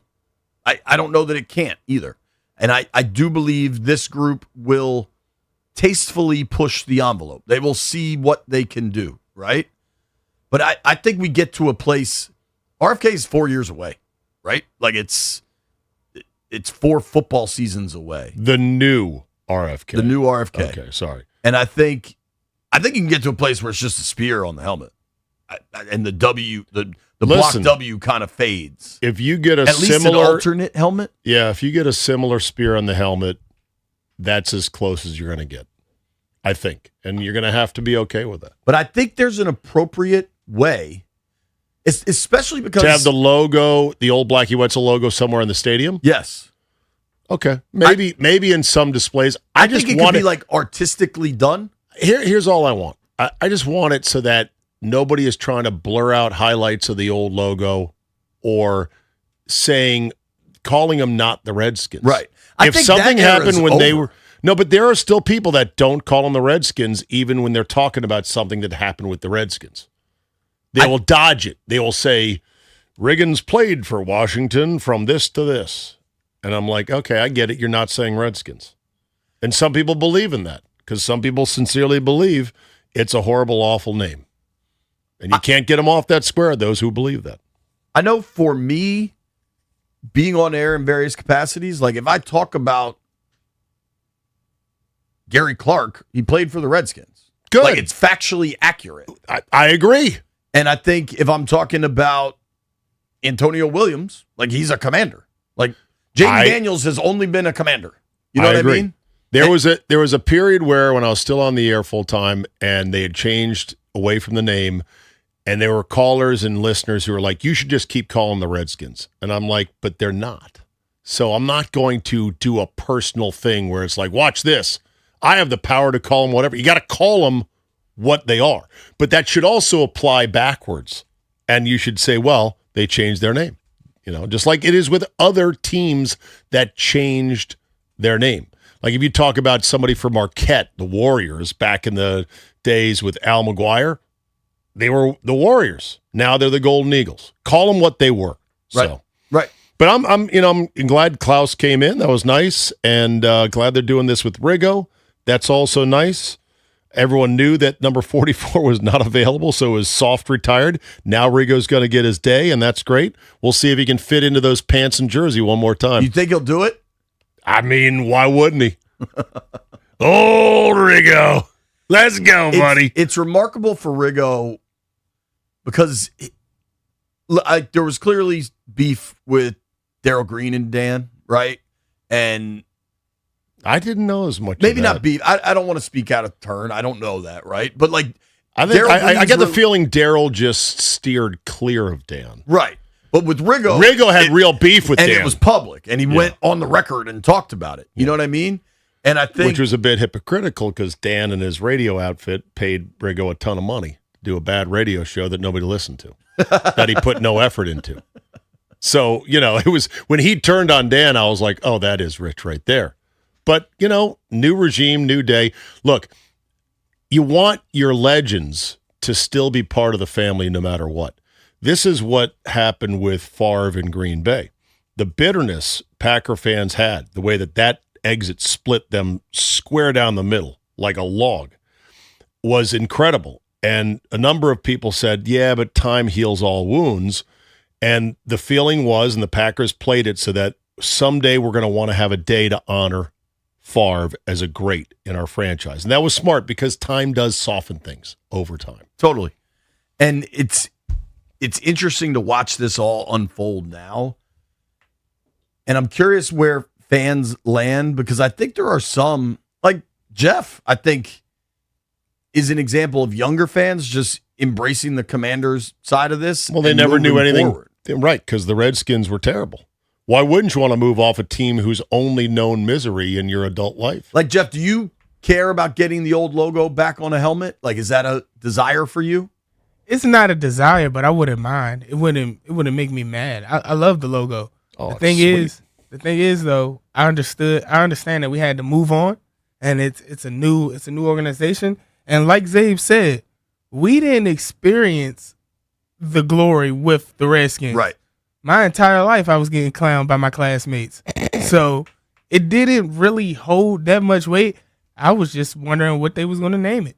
So I embrace Commanders easily. So here's where I'm landing on this, okay? Like, I don't want people to call in and say, bring back the name. The name is not coming back. And if that's your stance, you're entitled to it. But like that, to me, is easy phone conversation, but completely irrelevant. Like, it's kind of like this Brandon Ayuk stuff. If he absolutely refuses to reinstate with the Niners, the rest of this is all moot. Like, it's just silly season. And so if you want to call and engage on the name, I'd prefer you didn't. I'm not going to stop you, but like, I am curious where people land on the logo. If the organization can bring the logo back, because what is interesting is we have seen, and politicians are generally in this stuff for political points, but we've seen this Montana, I believe it's a Montana senator that has advocated to get the logo back. Yes. Because it's a tribe in Montana. Right. And we've seen the Wetzel family, yes, the people that designed it, say they want to see it back. Right. And I've traveled with this team for a long time. I have seen Native American protests sincerely about the old name. People very upset about the old name and logo. I have, however, also seen Native Americans that love the logo. I'll never forget, I was in Seattle, and there were a number of Native Americans, and they had the old Skins logo in Seahawks colors. And I was talking to them. What? I was talking to them. I That's was like, wild. I was like, what's that about? They're like, we love the logo, but we're Seahawks fans, but we want to show support. Because this is right. This is one of us. This makes us proud. Right. Two Guns White Calf is one of us. Right. So there's a lot of opinions on this. My question for the phones, 800-636-1067, 800-636-1067. My question for the phones is going to have some context, so please pay attention. How do you think they can incorporate the old logo?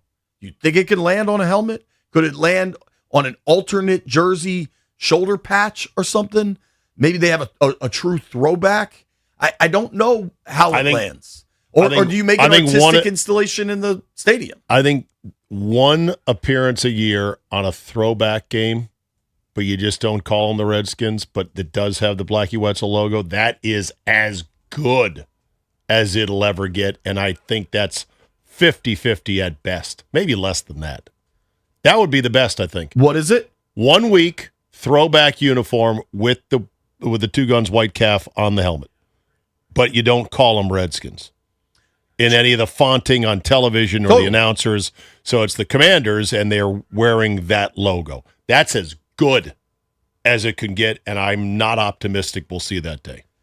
They'll never be officially called the Redskins again. Period. In any capacity. Right. I also wonder if part of bringing, maybe you can't go to the full logo, but what if you can add a feather to the spear? No, boy. What if you could get on one of the alternates or something? I think. Then you're going to have to invent a narrative that Roman commanders who use the Roman spear that we're now using, well, occasionally they decorated their spears with feathers. And that's going to be a bit of a reach. It's all invented narrative. Who cares? I know. It's all. But it's got to have some, the reason they're able to use this Roman spear is, well, hey, Native Americans were not the only ones that used spears. Sure. Other peoples use them in war. I need a Game of Thrones nerd. Find me a spear with a feather on it. It probably existed in Game of Thrones. I'm going to start the phones. Context, people. Context. Mike is in Annapolis. What's up, Mike? Hey, what's going on, guys? How are you? We're good, brother. How are you? I'm doing all right. JP, you stole a little bit of my thunder. I was going to, I like the spear, and I think down the road the feather would be a good addition. And I know that talking to friends from that support different franchises, we're not getting the name back, but they just disagree with that whole concept. But Zabin, to kind of counter what you were saying, I don't think that brings up that derogatory image. Redskins technically was supposed to be slang. I mean, if we were called the Washington Native Americans, that it was a politically correct term, then I don't think the name would have changed. Obviously, that never would have happened. But a feather is a feather. I don't see how that. I mean, I guess you connect the dots in degrees of separation, but I think you can get away with it. There will always be people mad. Our world 100%. exists for people to be mad. It's just a matter of if you can overcome that, if that's a small enough group.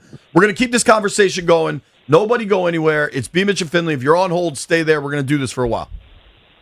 Thanks, guys.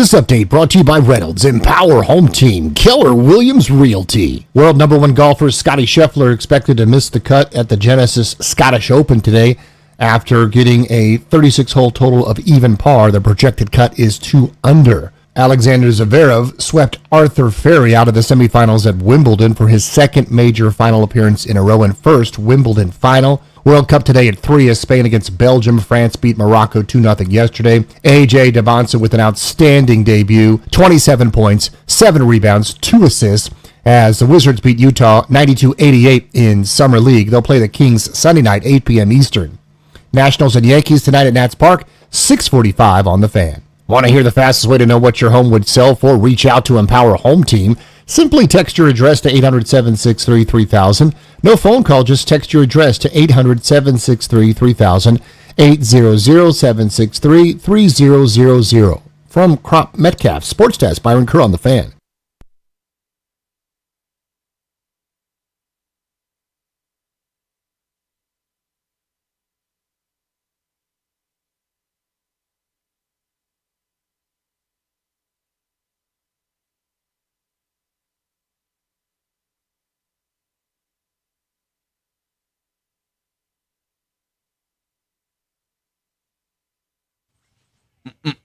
Let's go. All eyes on Zabe. All right. We're trying to do something relatively difficult, certainly in Washington, where we can have a nuanced conversation about the Commanders, because the team name's not going anywhere, how they could possibly in the future incorporate the old logo that is so meaningful to so many for lots of different reasons. I remember when I was in elementary school, I used to draw the old logo. Remember you'd cover your books with like newspaper or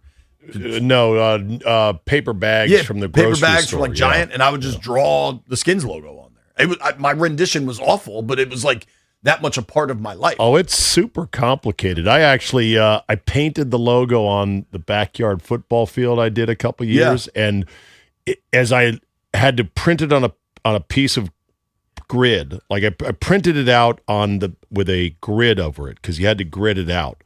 I got to really appreciate all the nuance of it. It's a hard logo. So you were drawing it. You were drawing a crude version of it on your book bag? Like my science book. Your science book? Yeah. Extremely crude. Yes, Jeffrey. I actually painted that logo on my arm. It did not look good, but I tried. I tried. So Mark Klaus, Commanders team president, very kind with his time. And they're weaving so much of the great history of the organization back into the Commanders brand and trying to move things forward with the Commanders brand. And they've done an excellent job. I think introducing the spear really provides a different element, and the block W is so terrible. And I do think eventually there's a space where the spear is on the helmet and the block W exists as like this subset logo. But I was curious if there is maybe space in the future for the old logo. I think at RFK Stadium, in a very cool, contextual way, you have new RFK. The new RFK. Keep saying that. They're not going to call it RFK, are they?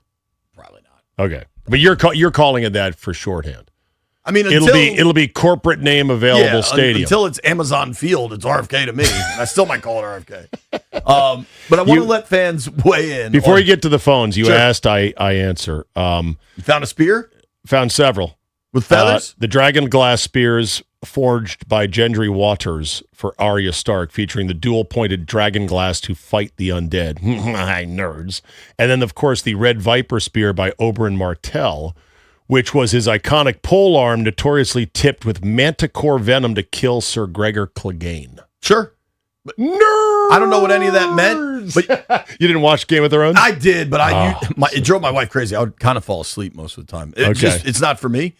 But yes, those were a couple of the iconic spears in Game of Thrones. We're inventing a narrative for the Commanders. Yeah. And that's cool. They want to build this backstory so fans can be into it, and they have this cool show before kickoff now at games. Like, you can easily invent one spear had a feather on it. Like, it's just you not could do that. Difficult. You could do that for sure. All right, let's go to Jonesy in D.C. Jonesy, what up, dude? Hey, what's going on? Big JP. Yeah. Zay. Hey. Listen, I think I'm going with Zay on this one. I think you can get away with bringing the logo back, maybe putting it on the outfit, or maybe even on the helmet. And with a footnote to it, you play this that one game that you bring it back. The logo is when you play Dallas. Ooh, yes. Plus yes, sir. one on that. Do I'm it in. that way. The home game against Dallas, and you make sure to wear the whites at home to force the Cowboys in their blues. I like the other thing is you may not get the name back at all, no way, no how. But I think if you had bought the name from Boston, because they were the Boston Braves before they were the Washington Redskins when they came here in '37. Go back to the Braves. I don't think they're changing the name again. No, they're not. You just suffer too much equity, like brand equity, whatever that is. You really water it down. I think they made the decision early on. This new group, they're like, we're not changing it again. We're gonna fix what we got here, and they're on their way. By the way, the Auburn Martell spear conversation. The Auburn Martell spear had a tassel on it. Sure. So put a feather on it. Yeah, tassel it up like Crystal City Restaurant. Let's go to Shady in Southern Maryland. Shady, what up? Not a restaurant. What's going on, fellas? What's going on? First time caller, but appreciate it. I've been watching this team. Through the glory days. It's like, I know we're not getting the name back. I know it's not coming back, and I get it. Commanders, lame, but I get it. But the ownership group is definitely trying to give us everything but. You brought back the uniforms. I sit there and I watch them play. It's like I'm watching the Redskins. You don't need the name because they're giving you everything else. I think when they get to RFK 2.0, which should be maybe Joe Gibbs Field, but unless Joe Gibbs giving them $15 million a year, I don't think it's going to be Joe Gibbs Field. Better get Fred Smith to chip in for that. Thoughtful thinking. Yeah, no, I hear you. Oh, you're right. I have a feeling they're going to find a way to honor the logo. I think they will too, man. I have a feeling. I think you're right. Hey, if they give us a throwback game, I'm not mad at that. Sure. I think I like the way he explained it. Is that good call there? Thank you. That the new ownership group understands what everything meant, and they're trying to give you everything but. I think that's a good way. Like you can't go back to the name. That ship has sailed, but you get everything except that. And I think they're inching closer to it. There's also, it's important to point out, there's NFL parameters for how you could do this stuff, right? Like you can't constantly be changing everything. Correct. I do think the league, though, is introducing a fourth uniform at some point. Yes, they are. For a rivalry division. Yes. Which gets interesting, dude. Yes, and that is, to me, a little depressing because I don't want the NFL to be like the NBA where there's literally City Select. City Select, Baseball, City Connect. Baseball's doing it. crazy I know. Because money. The answer to everything is money. No official name yet for the new stadium. The current Northwest Stadium that lasts till 2031, but doesn't transfer to the new building. Name TBD. I'm going to call it RFK2. Well, I think Mayor RFK Bowser, I think in official documentation, it's RFK 2.0. Oh, it is? I believe 2.0. Okay. Like, Bowser put something out last week, and I think if you look that up, I think it's referred to as RFK 2.0. Okay, cool. Barbara is in Manassas. Hello, Barbara. Hi, how are y'all? Doing great. How are you? Not bad. Chiming in, I think the Cowboys game is awesome, and I think the way you can slide in the Redskins, do a historical. Get the alumni to come out. You can sport the old uniforms because that was the team. And you can also come up with a jersey kind of embracing the new and the old. And again, it's one big game with one big historical remembrance. And then as far as the stadium goes, you put some banners up, etc.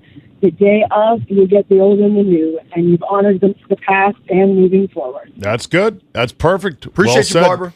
Yeah. Thank you. That ties it all together. You make it the homecoming game or the alumni game. Let's not do homecoming again. That was a mistake. I know.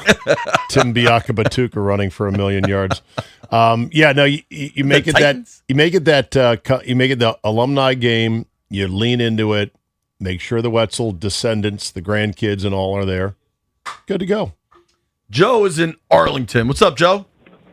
Yeah, hey, I kind of, excuse me, I was a long-time Redskins ticket holder. I gave up my tickets when they changed because I was pissed, but that wasn't really the reason I gave them up. The reason I gave them up is I just have no emotional connection with the Washington football team or the Washington Commanders. I mean, I was a Redskins fan. That was where my heart is. And I haven't spent a cent on them since. It's their job to get me back. It's not my job to Oh, they know that. They know that. They don't seem to be they are well aware of that. But question: well, what they're could not? These half measures are nonsense. I mean, I you're I allowed disagree to that have Harris has been your opinion. good on this. You're allowed to have your opinion, obviously. Yeah, but their job isn't necessarily to get you back. They'd love to have you back, but they got to grow this thing that they just get other people.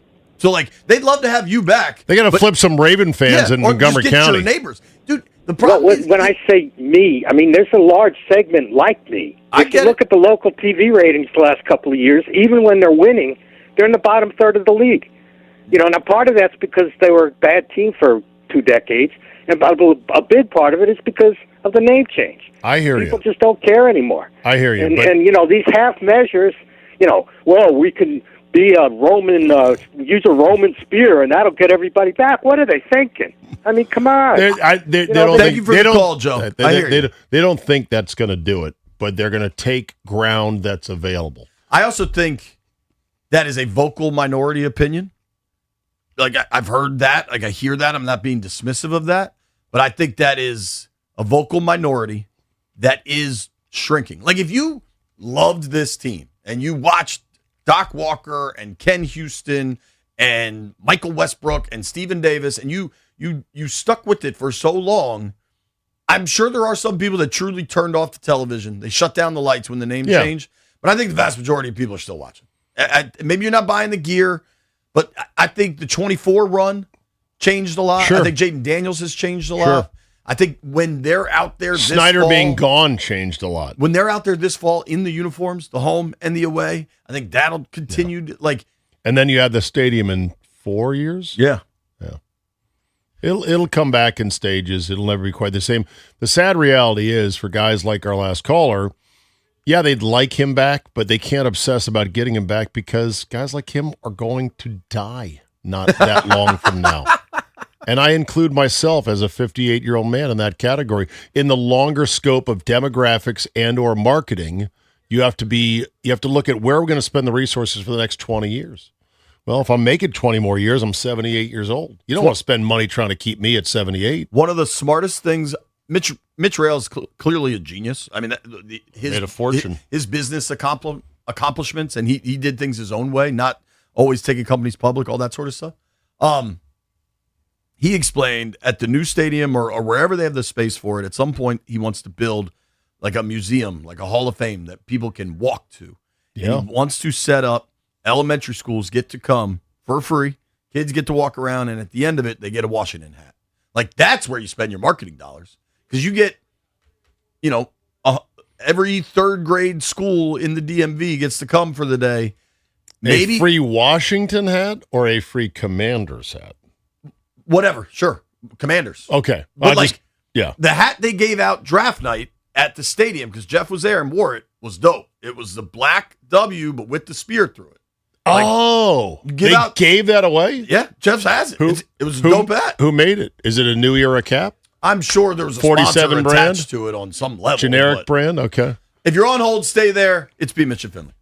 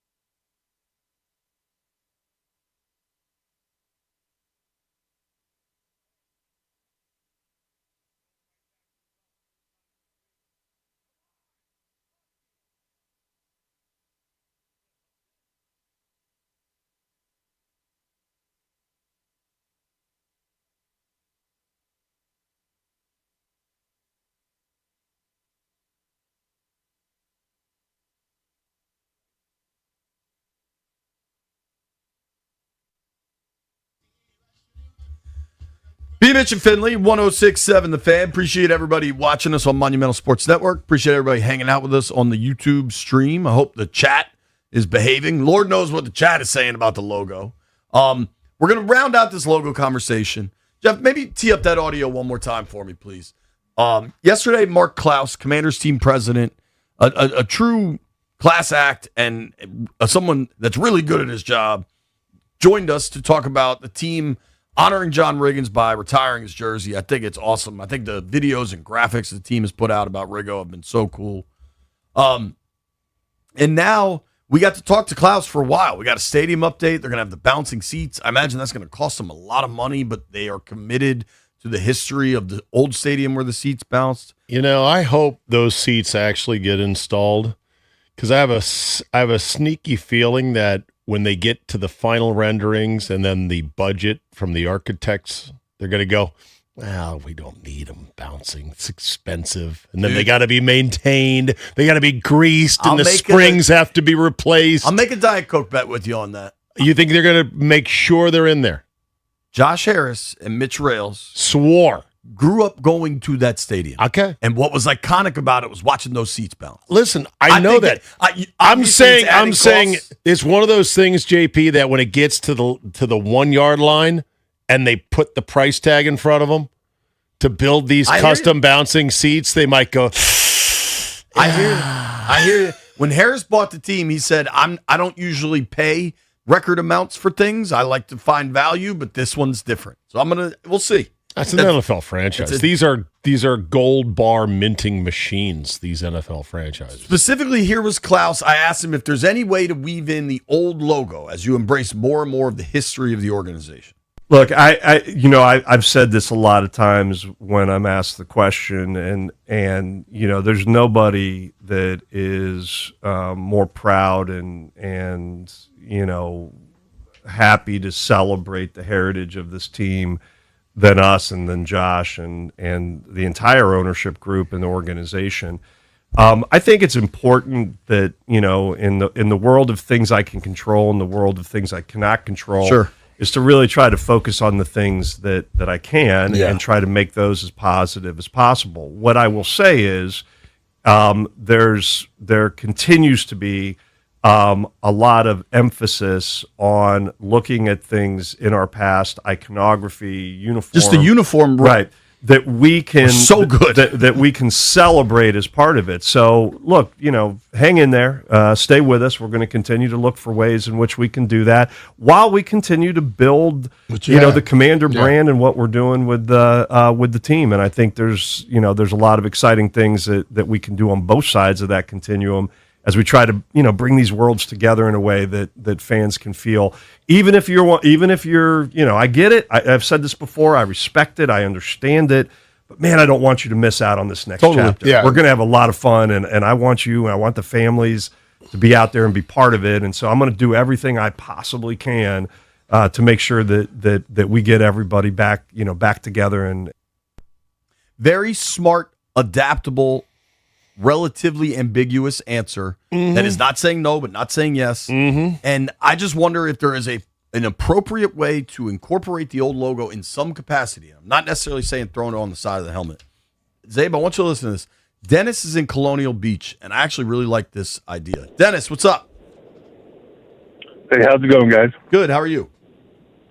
I'm doing fine. Yeah, so Riggo's jersey being retired and everything this year, it got me to thinking, why not retire the logo officially and put it in the Ring of Honor? Then you're saying you can't. Then you're saying you can't ever bring it back because it's been officially retired, aren't you?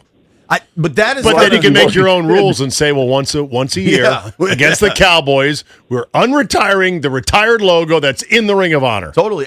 That's the important thing with all this. Dennis, thanks for the call, dude. I like where your head's at. Like, this ain't the Constitution. Right. There's no federal judge. Like, it's football. Like, they can kind of make up rules. our own rules. Right. That Ring of Honor, you were telling me during the break, you believe that Ricky Sanders absolutely should be in the Ring of Honor. And I do agree. My beef with the Ring of Honor is they put Wayne Curry up there who was a PG County executive who helped grease the skids to get the stadium built. And I'm like, you can't put a guy like that in there. This is as bad as the Dundon family being all over the Stanley Cup this year, which is causing quite the stir, by the way. I saw that. I want to try to get these callers in. Greg is in D.C. What's up, Greg? Hey, what's going on? Hey, I'm a lifetime Redskins fan. I'm old enough to remember the '83 Super Bowl, but anyways, it doesn't look like they're going back. But I would like to see the old Redskin emblem on one side of the helmet and the new W on the other side of the helmet. I think that would look pretty badass. Ooh, two logos. That's that would be controversial for a lot of people. I'd rather, if they put the old logo on, get the W off, even if you just go one side like the Steelers logo. I didn't say I would hate it. I just said it would be controversial because there's no team that I know of that has two different logos on different sides of the helmet except for a rare custom one-off game. The Steelers It's just not. The Steelers have one logo on one side, but empty on the other. Right. So, yeah. It's an interesting idea, dude. Thank you for the call. Thanks for the call. Here's what I would worry about that. If you start putting two different logos on the helmet, some genius is going to go, why don't we put an ad on one side? Absolutely. One side is IBM. And I am dying for the day in which the NFL finally breaches the jersey on game day for commercials themselves. For Only a logos. matter of time. It's I think only a matter of time. Focus on international expansion for now and building an international audience, and then the last. It's on the NBA. It's on the NHL. Baseball and the NFL are the last two holdouts. Pete is in Landover. What's up, Pete? What's up, JP? What's up, Zay? Hello.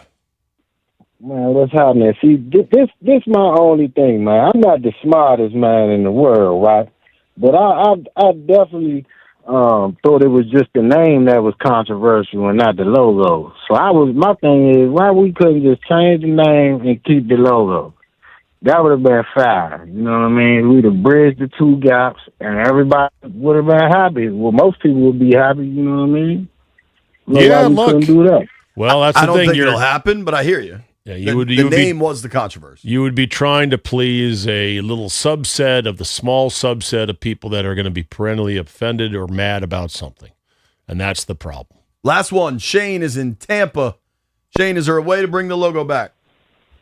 No, unfortunately, there's not. We're in a society. Well, first of all, good morning. Good afternoon, fellas. Zay, JP. Hey, buddy. No, unfortunately, we're in a society now where you can't order a cup of coffee without offending somebody. Hint just now. But the thing about it is I like. You know what? How you do it? Just win, baby. Just go back to the winning days of the '90s. I can care less what they put on the damn field, on the football field. Just win like you did in the '90s, and all this will be forgotten. And it will be forgotten. But anyway, I'm gonna say go Norway. I'm going to my first World Cup event, and I can't wait. So go Norway. All right, brother. Thanks, Shane. Hey, I am very much rooting for England, but good for you. By the way, the great Danny Frank texted me to remind me that baseball does have commercial logos on their sleeves. Danny doesn't miss much. No, and I've forgotten about that. And the Yankees have Star Insurance. Don't the Nats have something? They all do. Yeah, I think it's free money or something. Yeah, I think it's, yeah, they have. It's the old AARP. Is that what it is? Yeah. Yeah, that's what they have. You said it's the old. All right. When we come back, interesting commentary about Anthony Davis playing for the Wizards.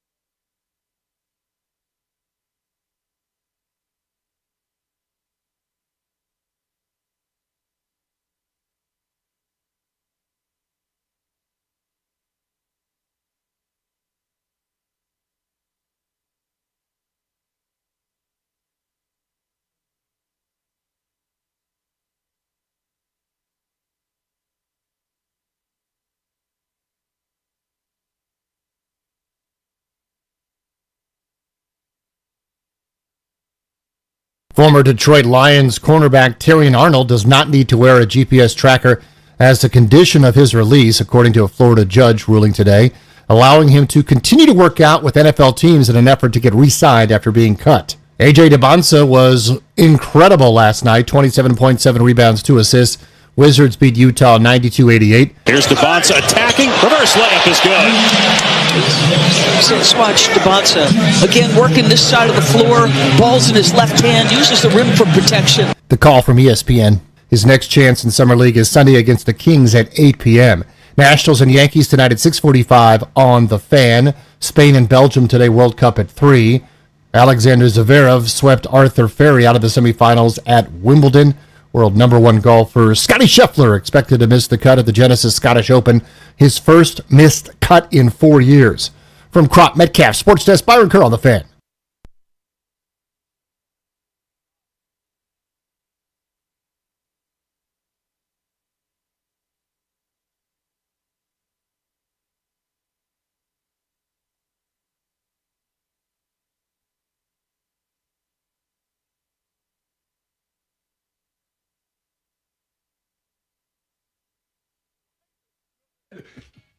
Things are trending up for you. Things are trending up. High noon in the District of Columbia, and things really are trending up. We had that caller this morning say he melted his phone with the group chat because he's so excited about A.J. Debons. The Nats are playing the Yankees tonight, a 3-game series. Fantastic. I mean, the park should be packed. Yep. I'm walking over there this afternoon, really excited to connect with some of those guys. And James Wood hitting bombs. What, Jeffrey? All-Star game coming up. Get out of here with that. What? You are not rooting for the Yankees in this series, Jeff. Get out of here. You're Yes, the I am. fakest Yankee fan anyway. How you gonna call me a fake Yankee fan? You can't name 3 players. No. Name Yes, I can. 5 players. Name 5 players right now will buy Jeff lunch. Current Yankees Mickey that are Mantle. on the active roster as we speak, and Judge does not count because he's hurt. Why would you tell him that's going to be the that first do count. name he was That going to do say? count. That do count. Give him have told Judge. He's got 4 more. He won't get 4 more. Giancarlo Stanton, Okay, 2, Jazz Chisholm. 3. Oh, hold on. I have all the stuff. What's his name? Max Fried, the pitcher. You're a fake-ass Yankee fan, like most Yankees. Yeah, that's weak. That's weak that you tapped out at 4. No. And you labored to get 4. that's You're with laboring. Judge. You're It's on the spot. Hold laboring. on. That's with Judge, who's on the IL. Right. You're laboring to get there. Dang, I can't think of nobody's name right now. Hold on. Yeah, because you're a fake-ass you're Yankee right. fan. That's the Yankees point. fan. That's the point because you're not a fan. No, it's on the spot. It's No on one, the who's spot. no one who's a fan has a hard time saying, I can't remember the names of the guys on the team I purport to be a fan of. Nobody. Listen, I don't mind your fake-ass Yankee fandom unless they're playing the Nats and you're saying go Yankees. You gotta That's what I understand. mind. You gotta understand. Can you stop eating? My bad. I was keeping B Mitch alive. Somebody has to eat during the show. Somebody has to eat on air. Jeff's a fake-ass Yankee fan. This program I will take it for today. is rooting for the Nats tonight. Yeah. All right? Let's be crystal clear about that. And things are trending up for JP because he found out just before we cracked the mics that you don't have to do a hit tonight. At what time? So the final sports hit is always the last thing in the news, 6:55 p.m. Right. And I thought that would be live, but now that I think about it, I'm an idiot because the baseball game starts at 6:45. Okay. I'm not going to be down on the So field. you're out of that hit. Yeah. So that's good. That's in your favor. Debons killed it last night. That's in your favor. We just ordered Bonchon. I'm going back to the well 3rd time You this are week. a Bonchon addict. Well, because I was introduced to their wings for the first time ever. And You're I'm like, popping oh Bonchon my like God. I'm popping Zins. Oh, it's ridiculous. Yeah. Right. Exactly. And you want to watch me live at 4:45 and 5:38 though. Okay. We're good. Yeah. So things are trending. Things good. are trending. You know, and also I was talking to Rhino during the break about how look at how things have turned for the whole market sports teams just since October. That, back in October when I started filling in again, it was like the Wizards were heading into a very uncertain, almost certainly miserable season. They didn't have Davis or Trae Young. They execute a perfect heist to go ahead and get, the lottery pick that they got. Then you've got the situation with the Nats being a bonus pop-up surprise team that's very exciting, fun as hell to watch, hitting Caps bombs get left and right. And Ovi comes back. Caps get aggressive, and Ovi comes back. Oh, yeah, Tide's coming in. Yeah, man. And so and you don't have to do the hit tonight. We got Bonchon coming. Hell yeah. Life is pretty good. And maybe we get decent Show's half done too. Pretty good. Weather on the We're weekend. rolling. We'll see. Maybe it might stop raining. Apparently tomorrow is little chance storms. Sundays looks better. But the biggest question that remains in Wizard land. By the way, have you heard PFT commenters Wizards battle cry? No. Let's get Wizarded. How good is that? We need a remix. We need Jeff went to go get lunch, I guess, but we need a remix. That's a Black Eyed Peas song, I believe. We need a Let's Get Wizarded song. So Jeff, put that on new business. I mean, their song "Let's Get It Started." Yes. Let's get Wizarded. Yes. That's good. Set to the tune of. Oh yeah. You could probably write the lyrics, throw it up to chat, and have it spit out a song with lyrics literally within a minute. That's true, but I believe in Jeff's musical ability, and I want an original. I want an original fake cover. But the biggest question mark for the Wiz has been and continues to be Anthony Davis. During that couple days where there were NBA trades getting worked out all over the place, there was a moment in time where it seemed like Davis was going to Golden State, and it was a done deal. Now, LeBron hasn't picked a team. There's a million things. It's interesting to me for a guy like Shams, who has taken over as the top level of NBA insider, right, with Woj out of the picture. Unlike a Schefter or a Rap Sheet or what Woj used to do or a Windhorse, I feel like Shams dibble-dabbles into the speculative rumor stuff far more than any of those other guys. Oh, I believe Shams is an agenda thumper. He will thump an agenda for certain things and keep at it. I know that Bucks fans feel that way about Giannis, that Shams was trying to get Giannis out of there for 2 years running, reporting, hey, word is he's unhappy. Word is this might be it. Word is. So he does tend to do that a bit more. Now, the AD thing, I just want to talk about the fact that he was there, that the whole team showed up, which was a wonderful, it was awesome appearance by the entire team to say, we're here for you, AJ, in your debut. Didn't hurt that it was Vegas. If the Summer League was in perhaps Cleveland, I don't know if they would go, but that's neither here nor there. Because they do a portion of Summer League in Salt Lake City. And That is true. I don't know that you're getting the same audience. Probably not.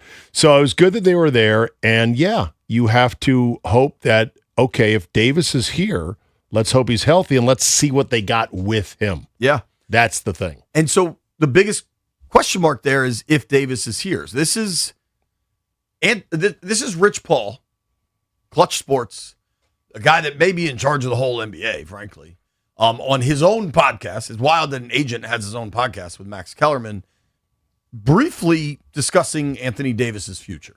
Is Anthony Davis going to play for the Wizards? Yes. He's going to play for the Wizards. Yeah, why wouldn't? Is there something in the works? Oh, I don't know anything about that. Huh.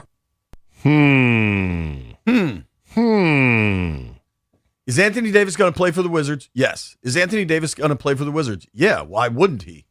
Is there something in the works? I don't know anything about that.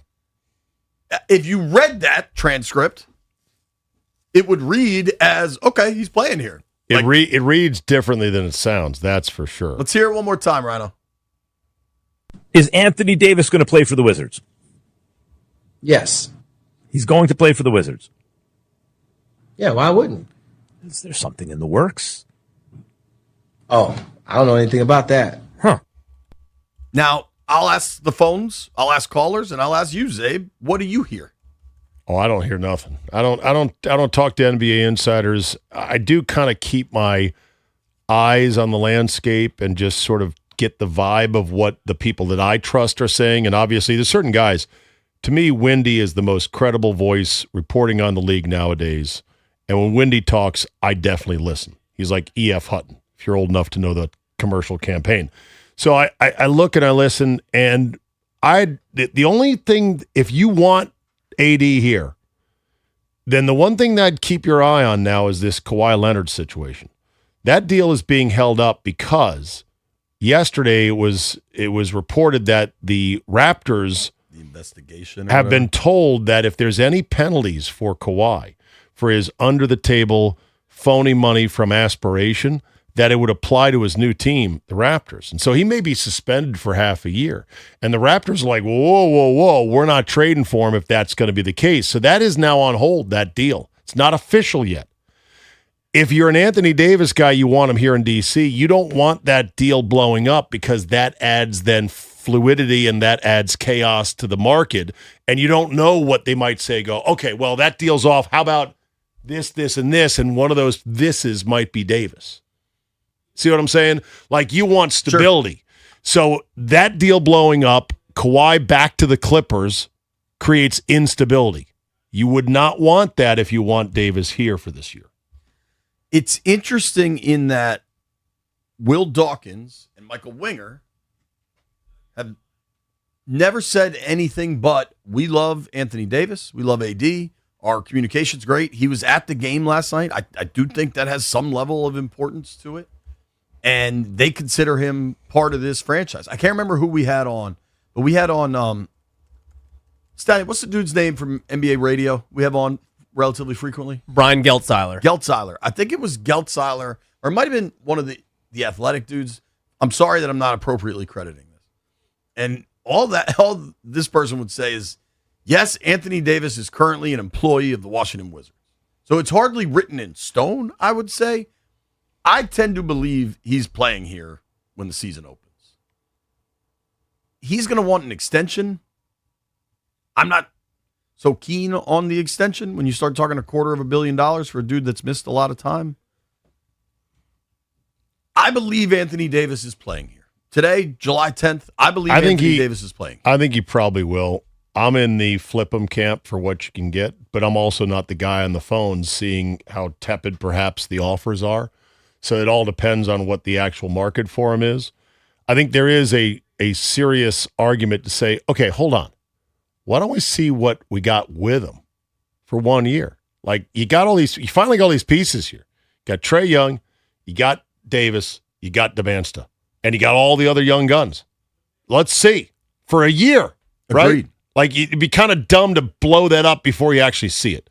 By the way, 60 seconds in, I've already got your whole lyrics for Let's Get Wizarded in here. Thank you to Grok. You want to hear a snippet? Sure. Let's get wizarded in here. And the bass keeps running. In this arena, there's no disrespect. So when we hit the court, y'all break your necks. We got 4 quarters for us to disconnect from all the stress and let the magic affect. Lose your inhibition, flow your intuition, free your inner fan, and break away from tradition. This is ridiculous, AI. Now I just got to say, okay, put it to the music. Unbelievable. We're halfway home on Let's Get Wizarded. Let's get wizarded in here. The other part of this that I can't ignore, just from somebody that grew up on these internet streets and like built a career out of blogging, Rich Paul and Max Kellerman are also in the content game with this podcast. Yes. So, like, do you tease something just to continue to generate interest, and this clip goes everywhere and it's more people looking at their YouTube page? And both these men have tons of money, but what does everyone want? More money. So, like, I can't ignore the content game aspect of this. Well, don't forget, Rich Paul is also in the business as an agent to go ahead and gin up markets when they may or may not exist. Especially for his number one client, LeBron. And he's trying to prop up that market. Anthony Davis wants a Supermax 4-year, $275 million deal. The question for the phones is, what do you hear? Stallion, let's hear this one more time. Is Anthony Davis going to play for the Wizards? Yes. He's going to play for the Wizards. Yeah, why wouldn't? Is there something in the works? Oh, I don't know anything about that. Huh. What do you hear, Sean, in Falls Church? What do you hear, buddy? I hear enough of a pause in every response to know that's let me know when the best, offer comes in and I'm gone. I don't believe that in the slightest. It's screaming, get me out of here, get me out of here. I don't want to be a part of this process. I want to ring somewhere else. All right. Might not be wrong. Yeah, Thank you. Also, Jeff, you need to know at least a starting lineup to know to be a fan of the Yankees. Correct. That's ridiculous. Fake-ass Yankee fan. Yeah. Thank you, Sean. Cheers. Vince, in Accokeek, what do you hear? definitely hears that they're biding their time till the right deal comes along. As I was saying to Stallion, I am a diehard Laker fan, and I mean super diehard. The best thing that you guys can do is stop that AD is going to do anything, because AD is not going to do anything but be injured. Get rid of him as soon as you can and take the best deal on the table, and stop letting your minds have any fathom that AD does anything other than be hurt. That's all it is. All right, Vince, while I have you, you said you're a diehard Laker fan. Give me the starting five. We Snow White now, baby. Kessler, Luka, Reeves, and we still trying to sort it out. I know we just signed Colin Sexton. I just heard that we might go P.J. Washington instead of Kuminga. I don't want Kuminga. He's a bum who thinks he deserves to be paid like a superstar. The test. You passed the test. Right, Way better than Jeff being a Yankee fan. Thank you, Vince. And don't forget, you got Macaulay Culkin still there, Bronny James. Thank you, Home Vince. Alone. Let's sneak in Aaron in Suitland. Aaron, what do you hear from Rich Paul saying, yeah, Anthony Davis is going to play for the Wizards? Man, look. We talking about a guy whose nickname is Street Clothes. He was in street clothes last night. That's his normal uniform. Like, he's going to be in street clothes. I don't think he's going to play for anyone more than 12 games this season. 12? My over and under with street clothes is 20 games. 20 games max. If I pick him up on NBA 2K, he's done for half the season. Like, this guy's street clothes for real. Like, his nickname is street clothes for a reason. I know, we know that, but we're like the boyfriend that's got the hot girl going, she'll be different with me. Yeah. I can fix her. Oh, man. Hold on, sometimes Aaron. the hot girl is bad. Sometimes the hot girl is bad. Like, she's bad for your system. She gives you diarrhea. She don't eat good. She don't train well. The only thing she does is look pretty beside you. But other than that, she's an airhead. Like, God. Like, we're talking about street clothes. I appreciate the call, Aaron. Thank you, buddy. No problem. Zabe, I got a question for you. Yes, sir. Aaron set the over-under for Anthony Davis 12. games played. Do we want? He went to 20. Do we want to go to 20? I mean, what are we playing? Are you asking me what is? I got two things for you. Okay. So, Anthony Davis over under 20 games, or the previous caller said I think it was Juan in Fairfax said the Wiz would win 60. 60. Who's closer? Answer that when we return. It is B. Mitch and Finley.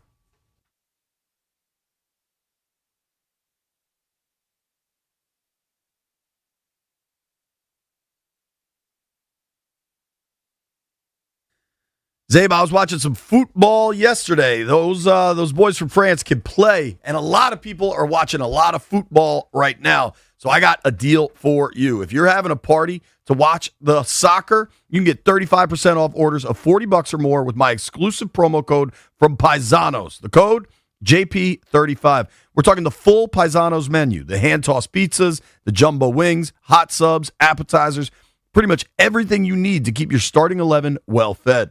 And now for the Golden Boot, Paisanos is going to cater a watch party for a game day of your choice for up to 20 people. To enter, you got to use my code JP35 on any order of $40 or more. Every qualifying order earns you an entry to win the watch party. The more times you use JP35, the more chances you have to win. Consider it extra time for your odds. So before kickoff, do what I do. Hit up Paisanos, save 35% with the promo code JP35, and take your shot at a fully catered watch party for you and your crew. Paisanos is not just pizza, but it's something for everyone. Order now at paisanospizza.com. That's paisanospizza.com.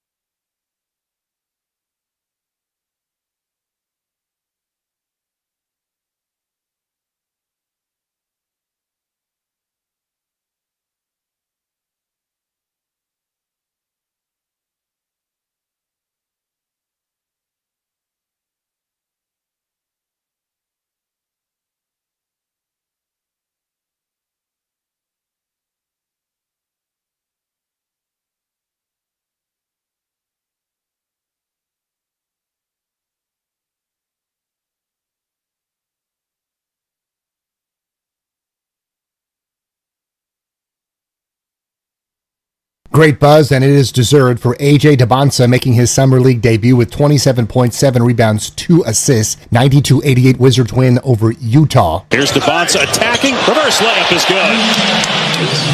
So let's watch Debons again working this side of the floor. Ball's in his left hand, uses the rim for protection. The sound from ESPN. Wizards and Kings Sunday in Game 2 at 8 p.m. Eastern. Former Detroit Lions cornerback Terrion Arnold has gotten interest from the Texans, Colts, Seahawks, and Jets. He does not need to wear a GPS tracker as a condition of his release, according to a Florida judge, allowing him to continue to work out with NFL teams in an effort to get re-signed after being cut. Jannik Sinner wins the first set over Novak Djokovic in the semifinals at Wimbledon 6-4. Alexander Zverev swept Arthur Ferry in straight sets. World number 1 golfer Scottie Scheffler expected to miss the cut in the Genesis Scottish Open today. First missed cut in 4 years. Nationals and Yankees tonight, 6:45 on The Fan. From Crop Metcalf Sports Desk, Byron Kerr on The Fan.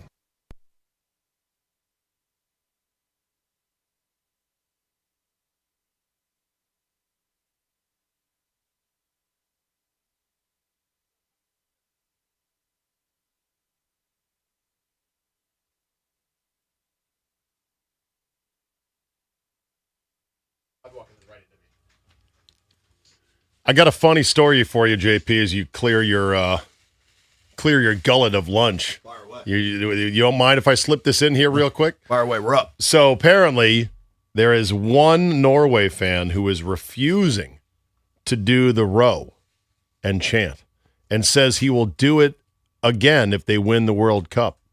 Why is he saying he's refusing to do it? He said it's factually wrong. My ancestors didn't row, they sailed over the Atlantic. That guy's a dork. He's the one guy who's not participating in the greatest fan thing going at the World Cup. That guy's a dork. I mean, can we be honest? We were actually quite accomplished sailors. We didn't just row across the Atlantic. I do think rowing across the Atlantic would be quite difficult. Oh, it'd be stressful, yeah. It'd be quite difficult. All right. Before we went to break, I asked you a question. Yes, sir. Maybe we tweak these totals because these have come in from passionate callers. Well, actually, this is normally something I would ask White Brian. Do the Wizards have a win total? Has Vegas set a win total yet? I'll find it. I don't know that they can do that because the schedule's not set yet. Yeah, they can. They always put futures out, 60 and they games. adjust them. 60 games. According to Juan and Fairfax, it's 60. Oh, you're saying, is there a win? Is there a games played future prop bet you can bet on Davis? No, because I doubt that exists. I'm saying just the Wizards win total is set at 28.5 for talking. Yeah, no, I'll get it for you right now. These props these season totals are out. You can bet on them. So we have to set our own Anthony Davis games played prop, I would imagine. I doubt that exists. Correct. There might be some books that would have it. Yeah, offshore kind of stuff. But yeah, to win the title, they're plus 25,000.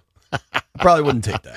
Yeah. I'm just saying, let's set it at, they won 17 games last year. So we're all expecting a jump, but like a realistic jump is maybe Vegas has them at 33.5, something like that. Sorry, I'm struggling to get it. Well, I should have had it by now, but they may be hesitant to put one out. One, why? Schedule's not set. Two, there's still so much player movement. But there's NFL totals out. Yeah, but there's less player movement in that. And fair enough. And I imagine NFL totals get regularly updated after free agency, after the draft. Which NBA ones do as well. Sure. But you're right. Maybe they're holding him for another week here. But with Anthony so what seems like a reasonable Wizards win total for our conversation? Reasonable? 35, 33? A little under 500?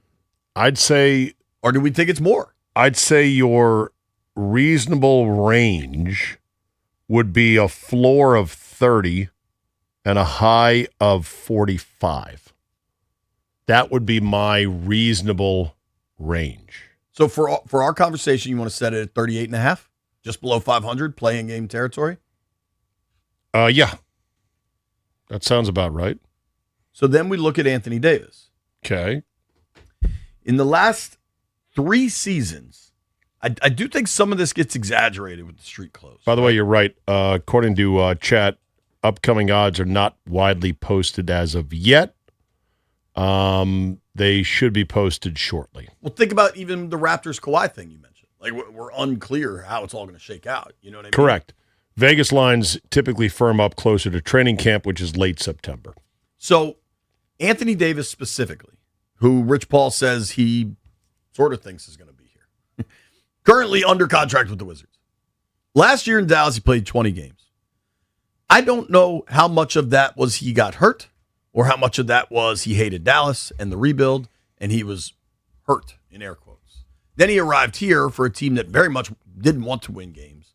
And they probably told him, hey, man, your back, your hip, your arm, whatever it is that hurts, it still hurts.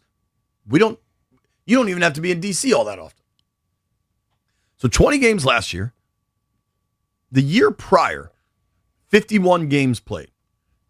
But while he was on the Lakers, before the blockbuster that sent Luka to Los Angeles, he played 42 games before the NBA trade deadline, which is roughly halfway through the season. Maybe 2/3 of the way through the season. So he was playing regularly for the Lakers. Okay. The year prior, in 23, when he was really good, he played in 76 games. So that's probably, that's 76 is phenomenal. That's 94% of their season or so. Yeah. Now that's a dream. That's a dream. 76. So that's his last 3 years. 20, 51, 76. Let's just, for this hypothetical conversation, say Anthony Davis is going to play for the Wizards this year. 60. And the Wizards are competitive. 60 would be a good par number for me. If he plays 60 for the Wizards this year, okay. About 3/4 of the season. You got a pretty good dosage of Davis. But the question about, okay, what was the deal in Dallas? It's a great question. Because if you look at the injury that he sustained while guarding Lauri Markkanen, it was his left hand and elbow. Look at this. That's it. That's it, JP, right there. That knocked him out for the season. Or something? Yeah. But, all Markkanen did was he was dribbling by and he kind of gave him a little bit of a forearm shiver. And I'm not saying it can't happen. I'm not calling Davis soft. I'm just saying from the looks of it, I've never seen an injury that was like, he's out 6 weeks. 6 weeks turned into, never mind, we're trading him. That's crazy. I think you see this in all sports, but in the NBA above all else, that especially star players just decide they're not playing for bad teams. And I think that is far more the issue for Anthony Davis in Dallas than the pinky finger, left wrist, whatever that was. Well, this also ties in with what Windhorst said about Trae Young. He said, look, they had a deal, Trae Young's agent with the Wizards. We're going to take care of your guy, but we need to shelve you this year. Don't worry, though. We got you on a long-term extension. Right. That was prearranged. So then they had to dance through his knee flared up again after he made his debut. And it was like, wow, he looks great. This is fun. What? He's out now? Yeah. No, he's out now. Because if we play him, we're going to win some games. Totally. And we cannot afford to be winning no games. That's why I don't know. So if we set the Wizards win total at 38, but I am able to promise you that you get 60 games from Anthony Davis. Shouldn't it be higher? You're taking the over on that all day, right? Well, that's the problem is you have to then sort of estimate what is your good number for Davis playing, assuming he's here. And then based on that lifts or lowers your win total. If he plays and is good again, then they're a 45-plus win team. Maybe tickling 50. But that's the highest I could ever allow myself to dream at this point. You got to slow your roll. You got to just stay reasonable. Otherwise, you're going to be disappointed, most likely. Listen to these stats. In my opinion, I've never spoken to the man, okay? But in my opinion, the last time Davis was healthy and incentivized to be playing basketball, cared about the team he was on. Yep. Are those first 40 games of the 24-25 season with the Lakers before he was traded. Right? Yeah. He cared then. It was him and LeBron. They were trying. Competing. Right. They were trying hard. He averaged 26 points per game with 12 boards. Yeah, sick. That's not that far removed. I know. That's within the last little bit. And if you want to get further optimistic, yes, the injury to his wrist hand, whatever, took him out of the year. At least it's not to his legs. At least it's not to the engines down there, the calves, the knees, the Achilles, all that other stuff. So that's a positive as well. And you could argue if he's not going to get traded this cycle, then he's got to prove that he can stay somewhat durable and that he is the dominant player he once was so he can get the money from somebody in the future. Question is, though, will that make him then leave and go somewhere else? If he wants 4 for $275, which is the true max he can get, and I'm confident he wants that. Yes, he does. I think you got to play 50 games. That could be the bar. Maybe you're moved then, and the Wiz get quite a package back. I think it's more than just the number of games. I think it has to be if you get hurt or sit based on your body breaking down, it has to be the right part of the body. If it's something that's going to be problematic, like a knee or whatever, then that's going to really cool the market going forward. And I think the Wiz are in an enviable place because they have said the right things all along, including, we'll talk about the extension when that time comes. And Rich Paul's like, he's going to be a Wizard because the Wizards publicly have said all the right things. Yeah, we want him. He's a great player. Think about how good this team can be. And when the time comes for the extension, they can say, of course we want to talk about this, but we got to see him on the court for a while. We got to see if this is a fit. And you can literally leverage that to, we got to make sure you like it here. Yeah. And you think we're a contender and this thing's building the right way. NBA Bleacher Report put out a list of the worst contracts in the NBA. Sad to say Trae Young's deal was listed as the second worst at 4 years, $212 million. But we've already been through the song and dance about salary cap, salary floor. They got to spend it somewhere. Why not spend it here? I get all that. Embiid has 3 years, $187 million left. Embiid already breaking down left and right. Paul George, 2 years, 110. De'Aaron Fox, 4 years, 221. Booker in Phoenix, 4 years, 250. Spida Mitchell's on a 5 for $323 deal. How about the Walker Kessler deal he just got? You know how many games Walker Kessler played last year? No. 5. Now, granted, the Jazz were trying to tank. In Kessler's 4 NBA seasons, he's played 74 games as a rookie, 64, 58, and 5. I know. When I saw the trade, I go, hold on. And he's a big man, big bodies. Big burly guy. When they trade happened, I go, okay, hold on. I got to Google this guy. I got to make sure I remember who he is. Like, oh, yeah, that guy. Because honestly, I'm not watching Jazz basketball. That's a lot of money, dude. I know. Now, some of this is just salaries in the NBA are skyrocketing. The television deals they've signed, and it's a far smaller player pool, so guys get paid in that league. But I like where the Wizards are with AD. I do. All right. So roll it through a year and see what we got. Yeah. Let's see what happens. The biggest nightmare is if he plays pretty good, stays pretty healthy, and then they put all that money into him, and then he goes back to being hurt. That's obviously a concern. Then you got Strasburg on hardwood. Can't turn a hoe into a housewife. You know what I mean? Like at some point, things are. Who you calling a hoe? Things are what they are. I know. So we'll see. But for all the consternation about the Trae Young deal, in 2 years there's going to be an expansion draft, and damn, could he sell some tickets in Vegas or Seattle or wherever we might go. We haven't checked in on Brandon Ayuk yet today. Let's see if he's posted anything to social media.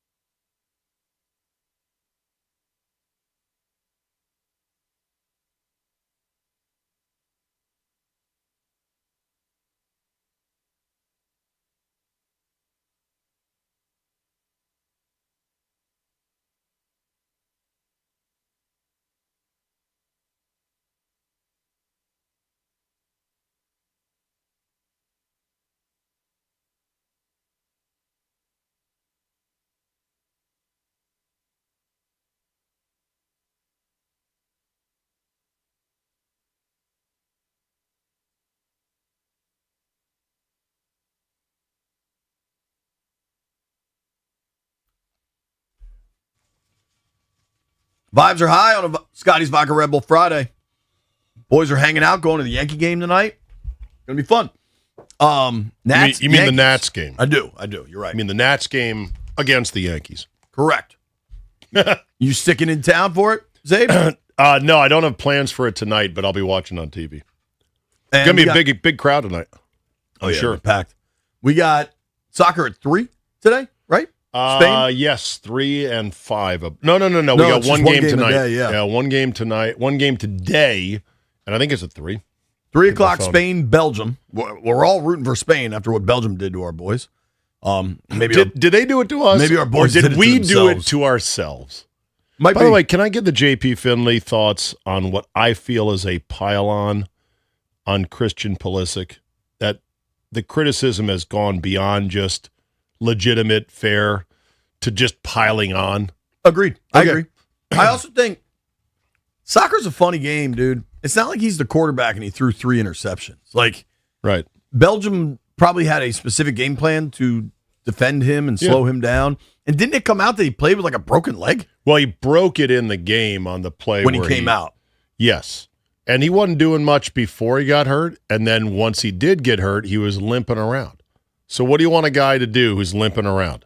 Stay out there and limp around to prove what a tough guy is, and you're playing basically 10.5 versus 11? Be dumb. They were getting their ass kicked. It was comical. It was a joke. It was as embarrassing as last World Cup, where the U.S. had a bit of a run, and then they ran into the Netherlands.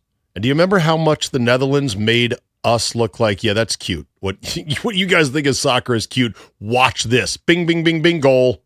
Bing, bing, bing, bing, goal. You know what it looked like to me? I don't know who makes these rankings. Maybe the coaches all vote. I don't know. On the teams? The FIFA rankings have Belgium 9th and the U.S. 17th. Yeah. So I imagine that is when Georgia Tech has a really good season, and then they play UGA between the hedges and get smoked. Yeah. Like, I think it's about right. I think we're having a problem with being 17th. Like, this is about where we are. And we've been stuck in that zone forever. And I'm just not sure it's ever going to get out of that zone. I'm not either. I've kind of just made my peace with it. Like, yeah, American kids play too many sports.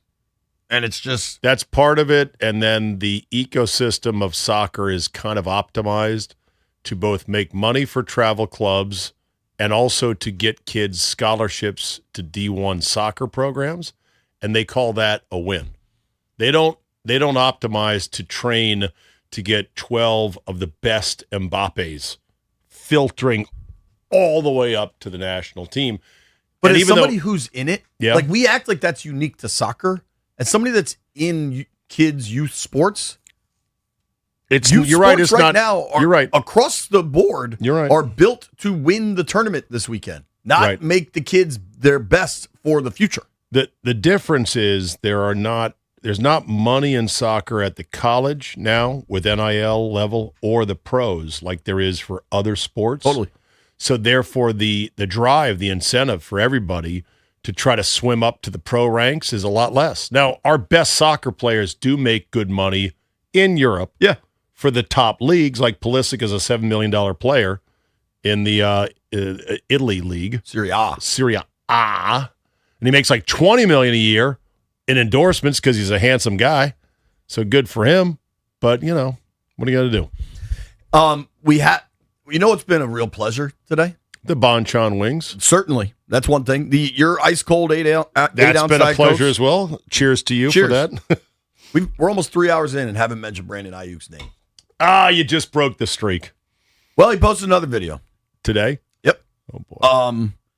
This one is just, he's saying, good morning, great morning, win the day. He takes off like a... win the day. Like a that is sleeping rich. cap. A guy who's on a losing streak for losing the day now for, 181 days in a row. He takes off his sleeping cap and puts on a Commander's hat. And that's the video.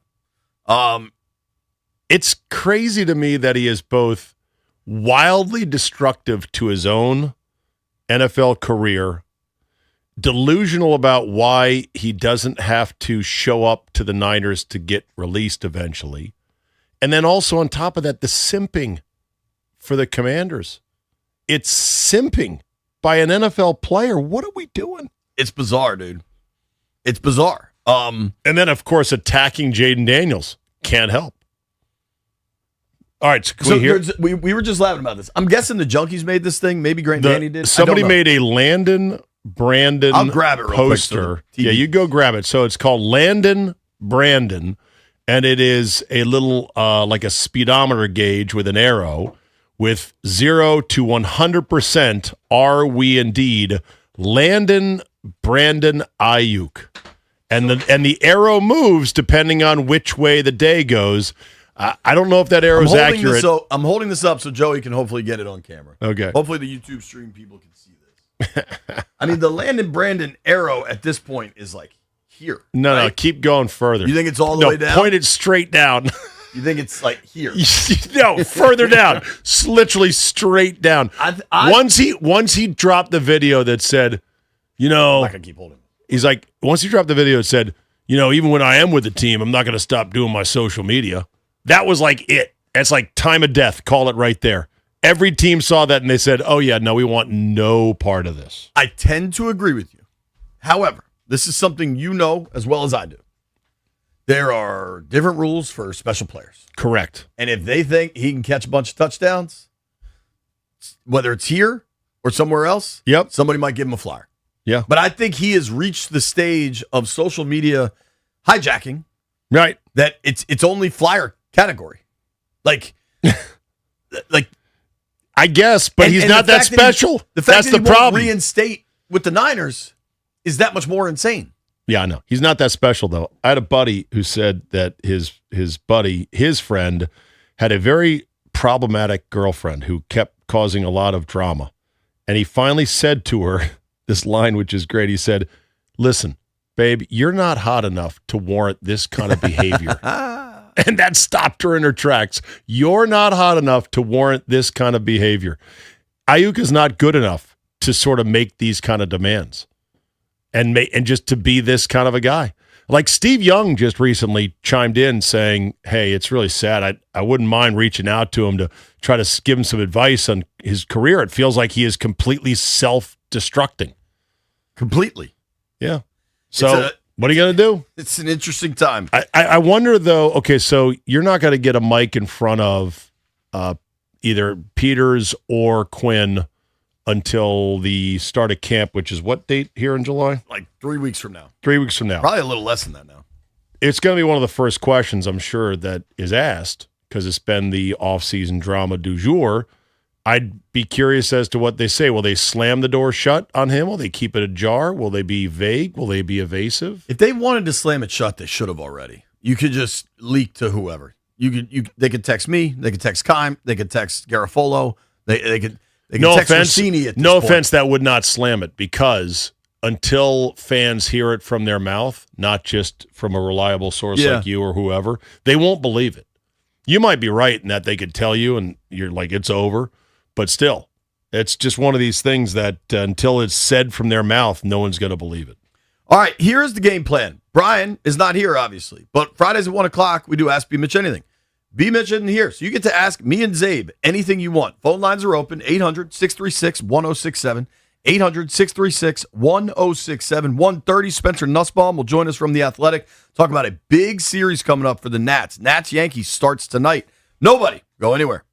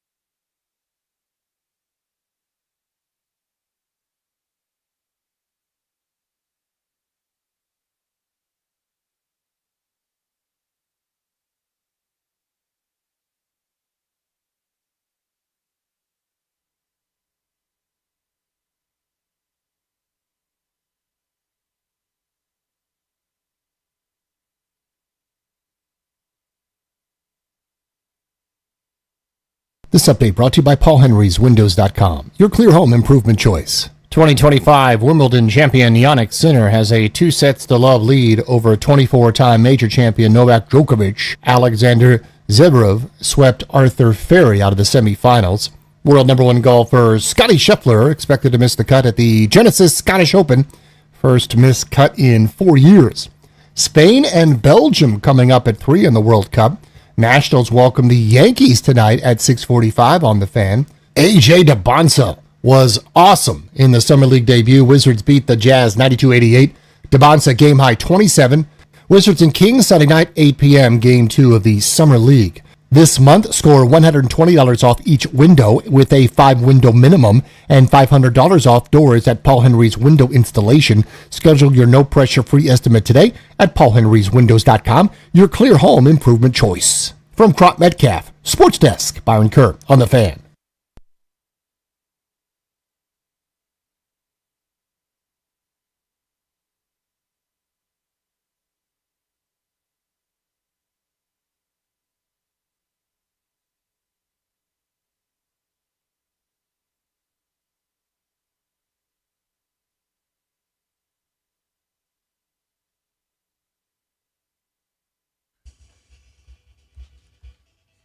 Scotty's Vodka Red Bull Friday, baby. Don't you forget, Rude is the official show sponsor of B. Mitch and Finley. Don't melt this summer. Upgrade to high-efficiency HVAC and enjoy budget-friendly financing options with low monthly payments. Keep your cool and keep your cash. Find a Rude Pro partner at rude.com.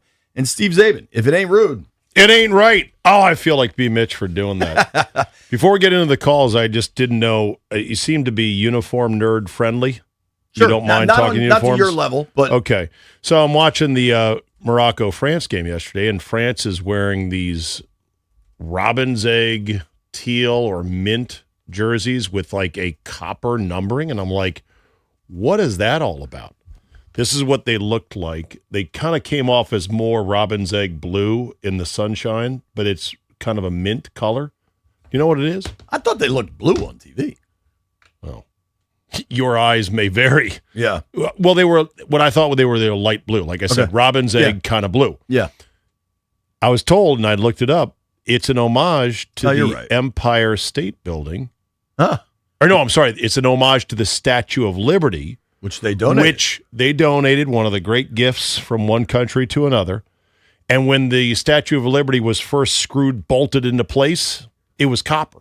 Right. It's only green now because of the oxidization. And I was like, okay, that's kind of cool, actually. That is kind of cool. But I think it was a one-off for their particular match. Were they playing in New York or Jersey? They were playing in Boston. Okay. And of That is course, cool. and of course, the pitch looked amazing. And of course, people were saying, "Yeah, I know it's summer, but man, wouldn't it be great if the NFL could do real grass?" Yes. And I'm like, yeah, it'd be great if they could also play in July and have nobody over 200 pounds on the field, right, and not have 3 inches of rain in mid-November when the high is 48 degrees and the grass has stopped growing. Because I can assure you that if you were to have the same field at that time, it would look like that.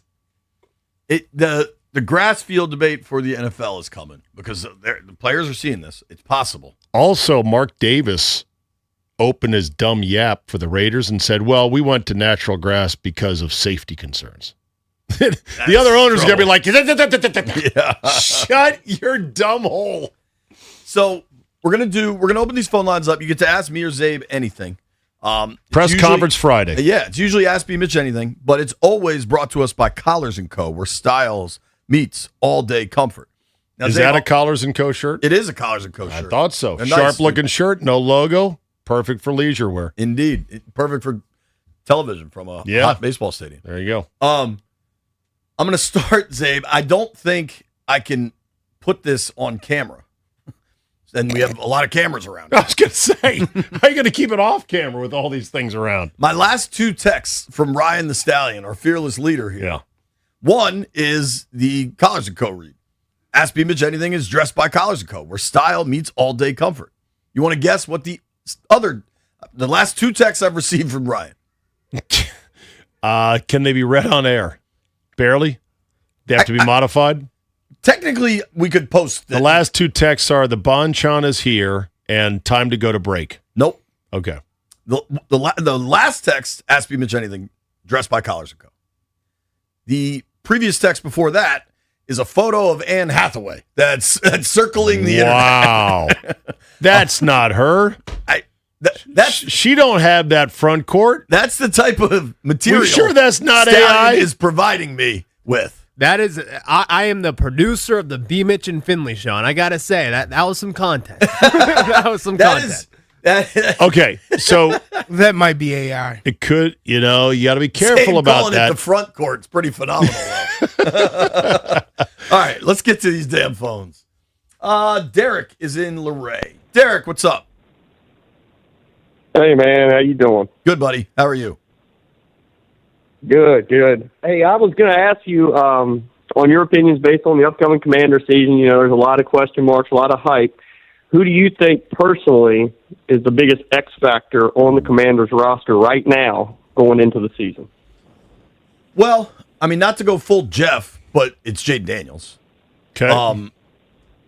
He's the biggest difference maker on the roster, and you need him healthy. So, non-obvious division, more of an X factor down the roster. I think offensively it's going to be the tight end position, and I think it's Chig, and I think it's Sennett. Defensively, you paid a lot of money for Odafe Owe.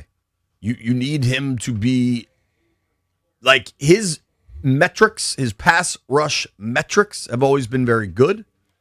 However, the statistical sack production has been hit and miss. And you want to win the pass rushes as they're determined by the analytics, by the quants. Mm-hmm. But you also need to get home. Yeah. So those would be my two. That's a good choice. I would say 17 for me. Yeah. If Terry can stay healthy and have a year and they up his targets by 20%, we're good. We're good. But if he isn't and they don't, could be awful. Sure. Good one. Elijah's got a question for both of us, Abe. Eli, what's up, dude? What's going on, fellas? Just got a quick question about this Brandon Ayuk situation. I feel like in a world where you remember, from the last thing that you've done. In a world. If he starts posting like sizzle reels, do you think that could be his ace in a hole? Like workout videos? Or actually highlight when exactly. he used to play football. Yeah. I'm going to say where he is right now. Instead of the content that he's been posting, maybe somebody should tell him, hey, man, if you got the juice and you're ready to roll right now, and he starts posting videos of him looking good, working out, I think maybe that puts pressure on San Francisco. Their fans make it to clamoring, why, what's up, and this and the third. Are you implying he was using a long con to get the attention first, build the eyeballs and audience, and then flip it so that the eyeballs are now seeing the good? Be crazy to get the eyeballs, then flip it and be a guy that's like, ooh, I want a piece of this guy. Look at him. Be a hell of a con. And my question is, does it matter? Not so is he. I don't know if he planned it to that degree. I'm just saying, for me, if he isn't at the level of Antonio Brown, peak Antonio Brown, and up, I'm kind of out. But yeah, well, the problem is he's mimicking Antonio Brown in all the worst ways. Yeah. In other words, the gone crazy ways. I think the most important video he could post is filing his paperwork to get reinstated. Amen to that. Right. Showing up at Niners facility going, look, I got a beef with these guys, but it is what it is. We're getting past this right now. I'm here. What are you going to do? Appreciate the call, Eli. Thank you, buddy. Yeah. Let's go to Justin in King George. What's up, Justin? Yo, hey, I'm passing through town. I'm on my way to Ohio. I got a good 6.5-ish hours ahead of me. I'm headed to a alumni golf outing for the weekend. I need some recommendations, podcasts, maybe playlists. What kinds of things do I need to pop in to pass the time here? I need your rec. Just keep it on 106.7 The Fan. Oh, well, I mean, that can only get me so far. But get the Odyssey app. Okay, bingo. Well, if See, you're- okay, I'm not a plant to get you to advertise that. I promise you. Oh, there's a really good podcast by a former DC radio host by the name of the Zabecast, which you could locate and download. But Beltway football gets a Beltway recommendation. football, get ding, ding, ding. All right, That's JP's. Let's try to I answer know, for this serious. out. Okay. Yeah. I would say if you have not watched or listened to Pablo Torre's expose of the Kawhi Leonard situation, that's worth a listen.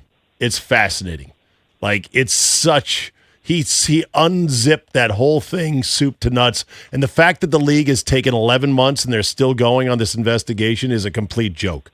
Watergate took 10 months. Watergate. My regular listens, I listen to the Shotgun Start, really good golf podcast. I listen to Part of My Take, the Barstool podcast. I listen to... what is SVP? SV Pod? Yeah, SV Van Pod's Pelt's good. podcast. I assume as a golfer, you are already listening to the relevant golf pods, yeah? A firm, yes. Okay. So, you're going to run out of... Listen, you're going to run out of road before you run out of podcasts. There's plenty of podcasts out there, brother. Good Drive luck. safe. Enjoy the tournament.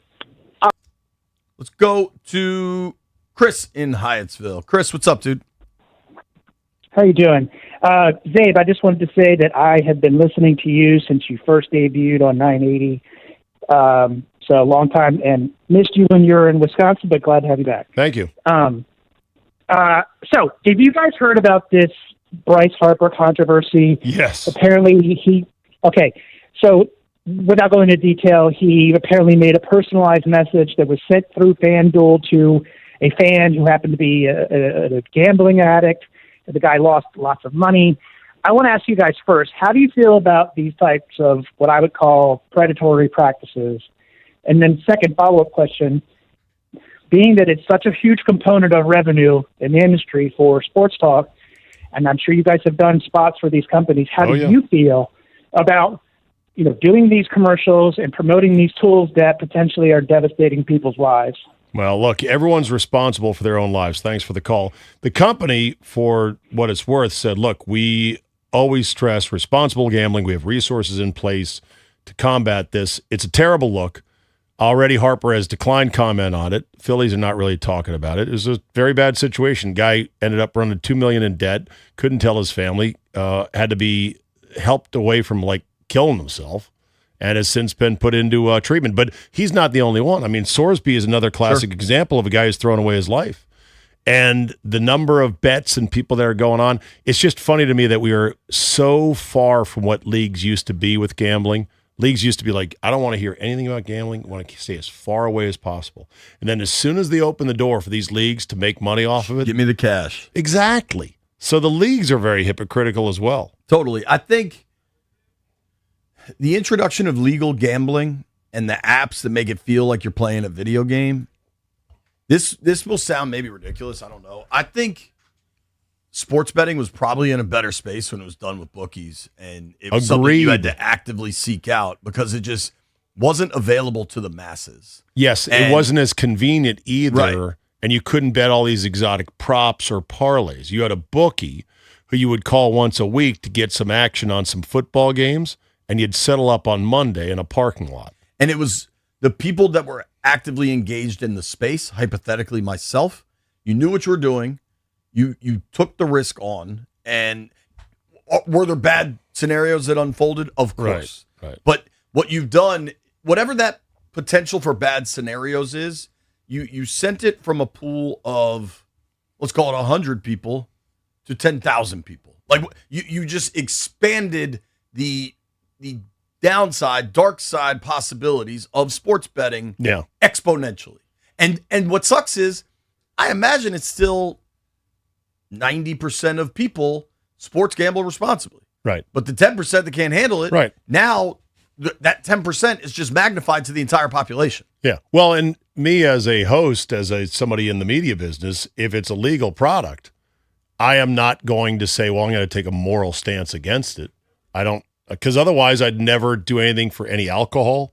I wouldn't do a remote at a bar where somebody could possibly get drunk and plow into a tree. Right. Like, I can't shepherd everyone's life. Okay. If it's a legal thing, you should know the risks. You have to be responsible for it. I do think. And the ad reads point out the risks. They do. They do. I will say that the aggressiveness with which some of these companies, in fact, all of them go to keep the profitable accounts, in other words, the whales who are drowning in business, is very sleazy.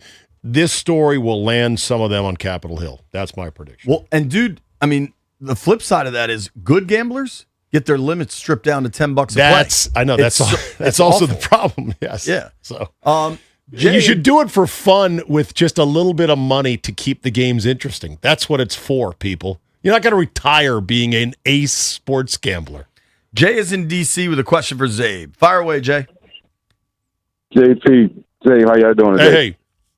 Hey, Zay. So you should remember this. So years and years ago, back on 9/8, you did this test with fake news. How you talk about how Twitter runs with anything. So you put some fake news on Twitter, okay, just to see how it was spread. And then I can't remember what actually you did. You put some story about an athlete. I forget what exactly it was. But nonetheless, Really? you were correct because it spread like wildfire, but it was wrong information. You got a little bit of hot water for it. Okay, I think you got suspended for a couple of days. But no. You're thinking of. Thank you for the call. You're thinking of Mike Wise. Mike Wise did exactly this, and he did get suspended. That was not me. That was former Washington Post columnist and part-time radio host Mike Wise on this signal on 106.7. Interesting. And it was. Do you remember that? No. It was a Redskin-related piece of fake news. What was it? Clara, you're seemingly remembering this incident? I remember the story. I've heard it within these walls. What was the piece of news? Hold on.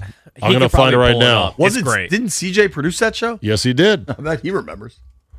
And I understand what Mike's overall principle was, but he should have known better that you can decry the fact that people run with fake stuff on the internet, but you can't then intentionally put it out there. Well, I imagine, here especially you go. for Wise as a Washington Post employee, the Post would not want someone spreading fake news. August 2010, Mike Wise suspended for a month by the Washington Post after putting out a fake tweet about Big Ben Roethlisberger. He intentionally posted the false information as an experiment to see how quickly other media outlets would pick up and report fake news without fact-checking. Interesting. The thing is, Wise had built a credibility as Yeah. a big J journalist at a legitimate outlet like the Post that there wasn't really any fact-checking beyond, well, if Mike Wise is saying it, I'm taking him on his reputation. Right. He burned his own reputation to do that. I can see why the Post would be pissed about that. Yeah. Let's go to Joe in Springfield with a question for me. What's up, Joe?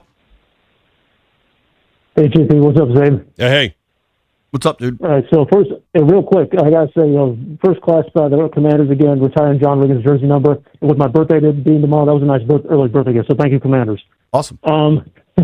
So my question to you, JP, is it possible if they do another Ring of Fame announcement this year, is it possible they finally get Ricky Sanders in the Ring of Fame for the Commanders? Because he's the only member of the posse that is not in, and I'm surprised that he hasn't even been brought up yet. I mean, look what Josh Harris is doing with the jersey retirements and the Ring of Fame. Well, we talked about it today because JP is leading for a while, leading that parade for Ricky Sanders. And I know Why folks not? are listening, so I don't know if that'll happen this year or happen sometime soon, but it absolutely should happen. So I will continue to bang the drum, Joe. You bang it too, all right? Absolutely. All right. Thank you, buddy. Let's knock these last two out fast, and then we'll quick. break. All right. Sean, what's up, man? Hey, I got a question for both of you guys. Okay, fire away. So, what DMV restaurant or local spots do you want to see as a concession stand inside the new stadium when it's built? Bonchon. Everything is Bonchon right now. That was easy, dude. That was easy. Paisanos. There might be one in there, but I love Paisanos. I like the cheesesteaks. I like all their food. So there you go. Frank is in Falls Church. Frank, what's up? Hey, what's up, guys? I was talking to my brother about this the other day, but based on the Commanders' depth chart, what makes them think that they're going to be a high-powered offense with just McLaurin? Hope and delusion, and the fact that this is how every summer goes. You always want to believe you're going to be a high-powered offense. Look, it may not happen, but at least they've tried to address, other than WR2, right? Basically, JP. I mean, Yeah. Chig should be a great pass-catching tight end. Yeah. Should be. I think the national perception on them being bad is based on last year's record. I think the reality of the last 2 seasons, the 12-5, and then the inverse at 5-12. The reality's somewhere in the middle there. And if that's 8, probably doesn't do a lot. If it's 9, you might sneak in. If it's 7, you wonder if there's major changes. If it's 10, you're in the playoffs. So I think we just got to let it play out and see the reality. Speaking of seeing the reality, Nationals with a huge 3-game set coming up at home against the New York Yankees starts tonight. Spencer Nussbaum from The Athletic will join us next to tell us what we're looking forward to. Nats Yanks.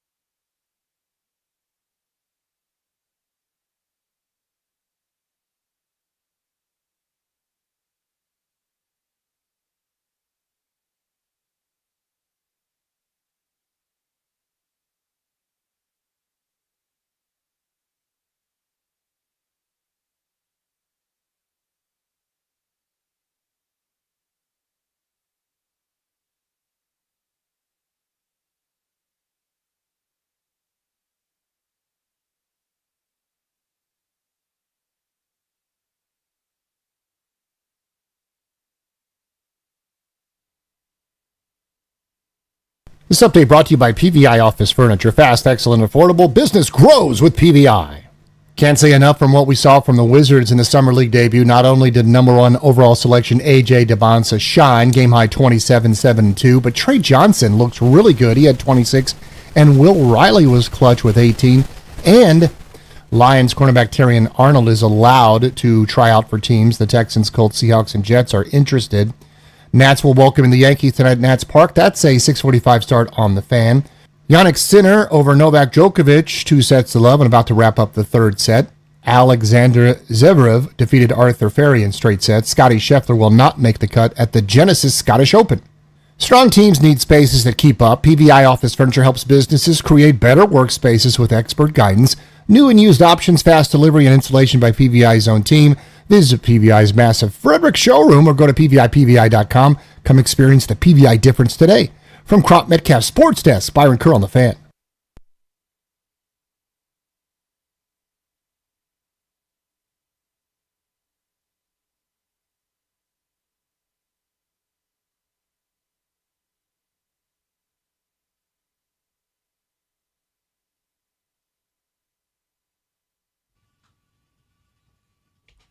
Bing, bing, bing, bing.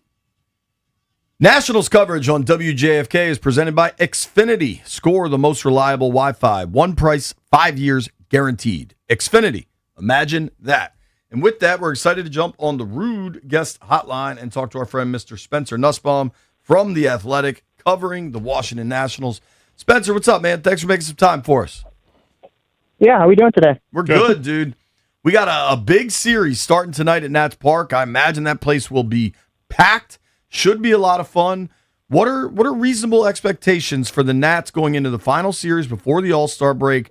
2 games over 500 with the big bad Yankees coming to town. Yeah, well, you know what's funny is even beyond expectations, right? We've waited years for series in July, August, and September to mean something beyond what it could mean for future years. And I'd say this is kind of the quintessential moment of that, right? Where you're catching a scuffling Yankees team, you're catching a Nats team that's hovered, well above where they usually are at, and right around 500. So, honestly, I don't want to say the Nats are favored going into this series, but should be a lot of exciting baseball ahead. Who we got on the bump tonight? Like, kind of, take us through game by game where you think it goes.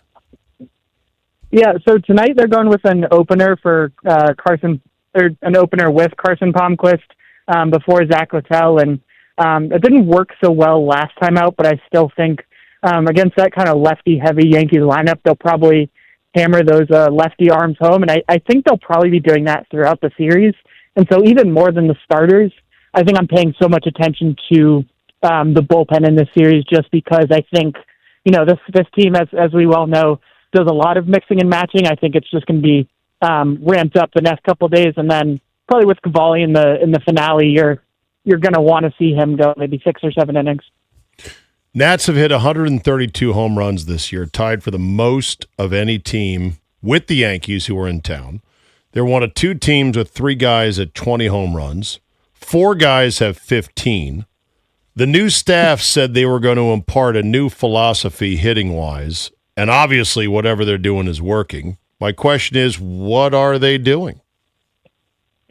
It's a lot of different things, right? If I were to sum it up as one thing, it's leaning into the traits that make guys special, if that makes sense. Like Louis is someone, for example, Luis Garcia Jr., who makes a lot of contact and hits the ball really hard and can hit it in the air, but has a really high chase rate, right? And so they've stopped trying to really fix the chase rate and instead saying, hey, swing a little harder, make a little more contact, and, lift the ball and take off from there. With James, it's, hey, we know you have a really late contact point, but can lift the ball in the air when you catch the ball deep, and you can have really good plate discipline. Lean further into that, and you see him take off. CJ, you pull the ball really well. Pull it a little more and take off. And it's just all these guys kind of maximizing their strengths. And then on top of that, the game prep and the game planning has just been so much better this year. Interesting. So in other words, any hitter has 2 or 3 things that could be an issue or a concern. They're changing up what they want the guy to work on and saying, don't worry about thing B or C, worry about A. And it's had some good results. And it might be a bit of an oversimplification, right? Because you still don't want Louis swinging at half the pitches outside the zone. You still want him to focus on that a little bit, but it's kind of changing the emphasis for them, and it seems to be working. You don't want You don't want him obsessing about his chase rate as the primary thought when he steps in the box, which might have been the case before, and that might have taken away some of his hard contacts. You also said with Wood, he's got a late contact point. That's a term I'm curious about. I've never heard that. Yeah, so think about it in baseball, right? You can, when you're swinging the bat and your barrel hits the ball, you can either hit it early, which means kind of like out in front of the plate, or you can hit it late. So kind of when it's pretty close to the catcher's mitt. James's bat speed is so quick that he can and still generate a lot of power, but catch it kind of deeper in the zone or further back, where he makes his eye better, it makes his plate discipline better, and more than that, he has all that opposite field power, so he doesn't have to sell out to pull the ball like a lot of guys do. Talking with our friend Spencer Nussbaum here from The Athletic. You can give him a follow at Spencer Nussbaum. Dude, I'm curious this season has been a surprise, and I think Wood and Abrams have been great. That's not a surprise. They've shown all-star caliber play. What is the best surprise for you with this Nats team? I mean, it very clearly could be Garcia, but there's other folks. I mean, Foster Griffin as a pitcher. Like, what would you say has been the best surprise? Yeah, what's fun is I've thought about this question before and could list 5 or 6 names for you. The one who I've kind of always come back to is Keibert Ruiz. It really seemed at the start of the season like, I don't want to say he was out of the Nationals' plans, but he was trending in that direction, right? Because the production on the offensive and the defensive side, more importantly, had just tailed off so much last year. What their catching coach, Bobby Wilson, has done to help Keibert go from one of the worst defensive catchers in baseball to one of the best, and what they've done with him on the offensive side of the ball. I mean, it's hard to think of a player who's improved their value more this year, whose confidence is higher this year. I'm beyond impressed with what Keibert has done this season. I love that. I'm curious too. MLB draft, I think, is tomorrow, right? Nats have the 11th pick, but we also have like the looming baseball shutdown, the work stoppage, the lockout, whatever you want to call it. What, if any, impact does that have on the 11th pick? Like, what do you expect to see from the Nats tomorrow? This is Taboni's first draft, right? Because it was still the interim dude last year. Yeah. I don't think the lockout will have any impact on the draft, but I do think this new group has changed their process a lot. And as my colleague Keith Law reported in The Athletic, I believe it was this morning, the Nationals have been heavily connected to 2 hitters, one of whom is actually a local product, Chris Hakopian, if I'm pronouncing that correctly, and then like a 2-way, you never want to say Shohei, right? Because who knows if he ends up being a 2-way player, but Jarrett Gridlinger, 2 guys that the Nationals have been pretty heavily connected to, but I don't necessarily know that the impending possible lockout would have too much of an impact on their plans. A little sad, Spencer, that JP was unsure of when the draft was because he's already ordered 100 folding chairs, party supplies, and a bunch of chicken wings for the party he's hosting tomorrow for the MLB draft. You should have known this, JP. It's tomorrow. Tomorrow. I mean, obviously, last year we were way more locked in on the draft. Of course, with the picks being a little different.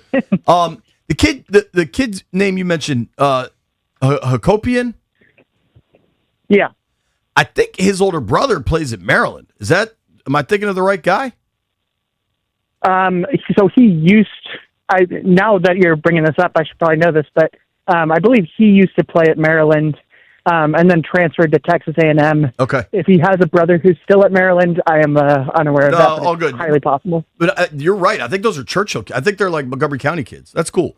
Yeah. I'm looking at, shout out to Terps Baseball. I'm looking at mock draft on ESPN. They have Hakopian going 8 to the Athletics, which don't even have a city name attached. So we'll see what happens tomorrow for the Nats. But Spencer, you wrote a really brilliant piece, and I want to give you a chance to make sure folks know about it. With the prospect who's really fighting through some serious stuff with his family. Can you tell everybody about the Fitzgeralds? Of course. So the Nationals traded Mackenzie Gore, obviously, this offseason for a 5 prospect package. One of the players they got back, Devin Fitzgerald, has really taken off this season. He struggled recently, but he's a top 100 prospect. But as he's become kind of this star in the minor leagues, his mom, Colleen, has been diagnosed with brain cancer, which comes with this specific diagnosis, gives her about 18 months to live is kind of the median life expectancy for that. So I wrote about obviously how the family's trying to get through this, how she is trying to get through this, how he's trying to keep a stable mind and a healthy mindset through all this. But it's just been so hard on the family, and they're really kind of family driven mindset between all of them. So that's what they're kind of using to try to get through this. Is Devin leans on Colleen, Colleen lives on Devin. It's a really sad story, but they're hoping to eventually pay for all the medical costs and trying to get her all the care and treatment that she's able to get. That's great. I mean, anything we can do to amplify that message. And have the Nats done anything? Do we know? Yeah, I think that's still kind of TBD, but I believe some stuff is going in the works, but I don't want to speak before anything is finalized. Sure, I get that. As we sit, just one more baseball one. All-Star breaks here. Halfway through the season, Nats are playing good baseball. Do you have any inkling as to buying or selling at the trade deadline? Yeah, I think we could very well see them kind of do a mix of both plans. What I will say in terms of selling, and this would be hard for a lot of fans to hear, and it'd be hard for the clubhouse to hear, but because there are so few sellers in the market, this kind of could be the opportunity where the Nationals would get even far and away more return than they'd get in a usual season. So if you see them sell, that would kind of be the impetus to do so. But they're ahead of schedule right now, so I wouldn't be shocked if they kind of do a mix of, hey, we'll sell a few pieces off, we'll buy a couple, bullpen arms or maybe a starter, things like that. I think, I'm kind of spitballing here, but that's because everything I've been told is that kind of everything is on the table. So I think they'll make that decision in the next couple weeks. Very interesting, because obviously everybody points to CJ, but the way some of these dudes are hitting, they got other weapons they could sell and keep CJ. Yeah, no, again, CJ, I think, is the name that obviously everyone is circling. But as you said, a team might want Curtis Meade, a team might want Luis Garcia Jr., a team might want Jacob Young. There's plenty of names that other teams could be interested in. We'll see how the Nationals pounce, because you do have to worry about how the clubhouse might respond to something like a sell-off, but you also got to think big picture here if you're the Nats. Especially if the clubhouse is about to be locked up for a year. What is Garcia's contractual status? Yeah, so he's got technically 2 years left of control. He's making about $6.8 million this year. The understanding is that obviously he's got one more year of ARB into the contract next year. The figure isn't exactly decided. I would expect it to bump up quite a bit, and usually, right, you don't pay a first baseman DH type of ton, but with the way that he's been hitting, he could be set to make quite a bit next year. And so the question is, again, do the Nationals trade him off, wanting to get money off the books, or maybe reallocate that money somewhere else? But again, that's me not knowing exactly how that's going to work out. Yeah, but I mean, if you just want to look at the power numbers, Garcia's previous best season was in 24 when he hit 18 homers on the season. Right now, he's at 20 through 87 games. So maybe you're selling at an all-time high. Spencer, we got to run. Thank you for the time, dude. Appreciate you. Thank you. All right, Spencer Nussbaum covers the Nats for The Athletic. Check out his work, especially that story on the Fitzgeralds. That's a powerful thing. Nobody go anywhere. Grant and Danny starting at 2 p.m.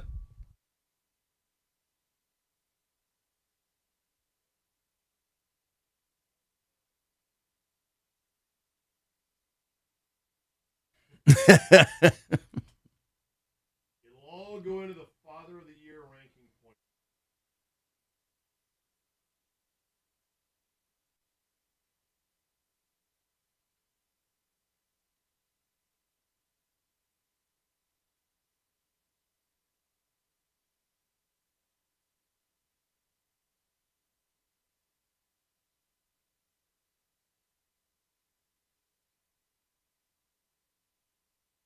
Listen, the whole country's been watching football lately. We might all be obsessed with football, but right now it's the time. And if you want to have a party and do it right, check out PaisanosPizza.com.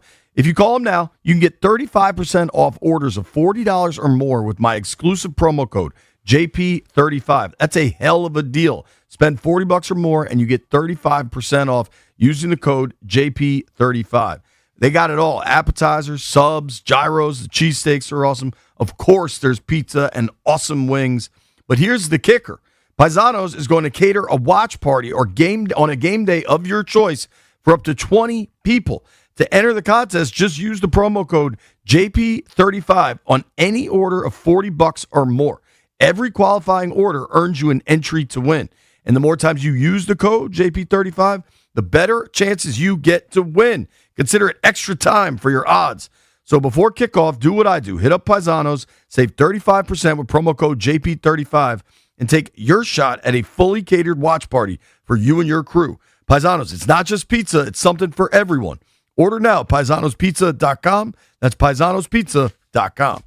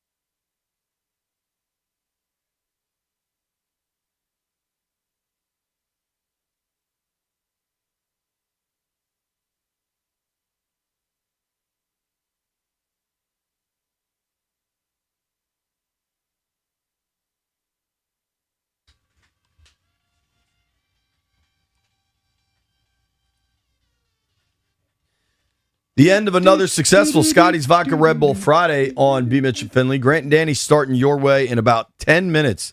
Zabe, I'm sure you're curious, so I have the ESPN Major League Baseball mock draft. Yeah, there we go. With the 11th selection, the Washington Nationals will take Derek Curiel, center fielder from LSU. I've already forgotten his name. 1 o'clock tomorrow is the MLB college draft, right? This is not they got multiple drafts. They got like the Rule 5 and the International, all this other stuff. Imagine actually trying to organize a party of nerds. Hey, you got to come to my house tomorrow. How about this name? Apparently, the Nats have been connected to the two-way player Spencer was talking about. Right fielder, left-handed pitcher out of Huntington Beach, California.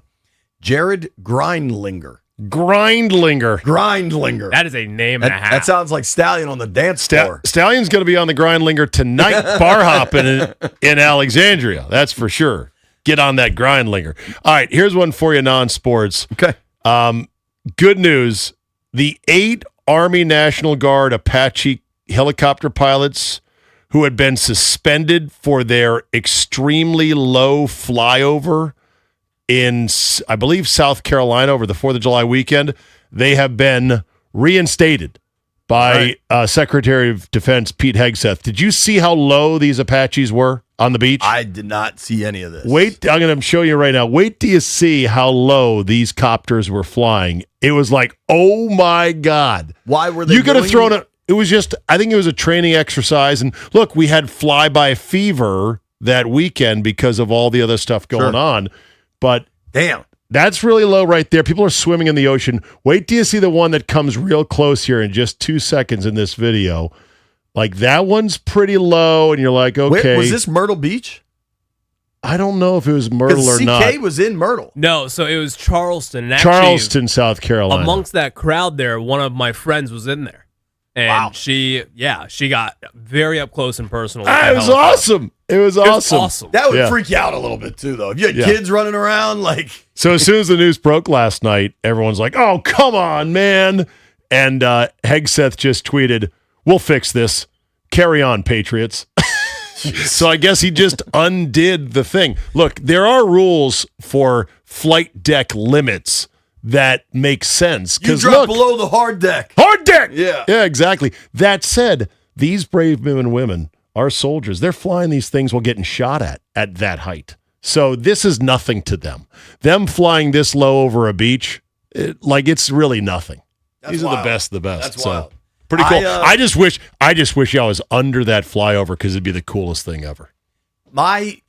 Speaking of South Carolina, do you remember when the weather balloon or whatever that was got shot down? The Chinese spy balloon? Yeah.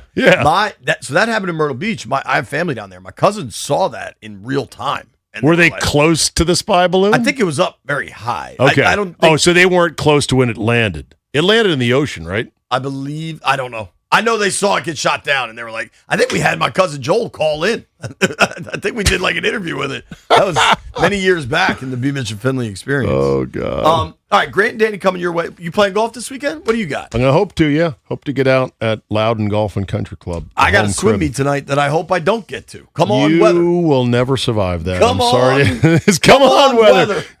I can't believe it. These kids just want to swim. The girls had a swim meet last night that very much got canceled. So we'll see. What is the weather? Let's do our best camera real quick. According to my phone, which Doug always tells me not to look at, we got because he wants to keep his job. We got concerns of rain and thunderstorms. What will the Nats do going into the All-Star break if they have to? They'll delay, right? Because they don't want to have to play a game Monday. They wouldn't. They'll push it to later in the year. September or something. Yeah, they'd push it to they'll double it up somewhere else. Yeah, they'll push it like when the Yankees are in Baltimore, and they'll come back down and play. Because both today and tomorrow look pretty suspect. A little dicey. We've reached that point in July. Like July in D.C., there's a potential for a thunderstorm every afternoon. Yeah. That's just the reality. Heard it here first. I'm on Spain minus 170 today to win in regulation.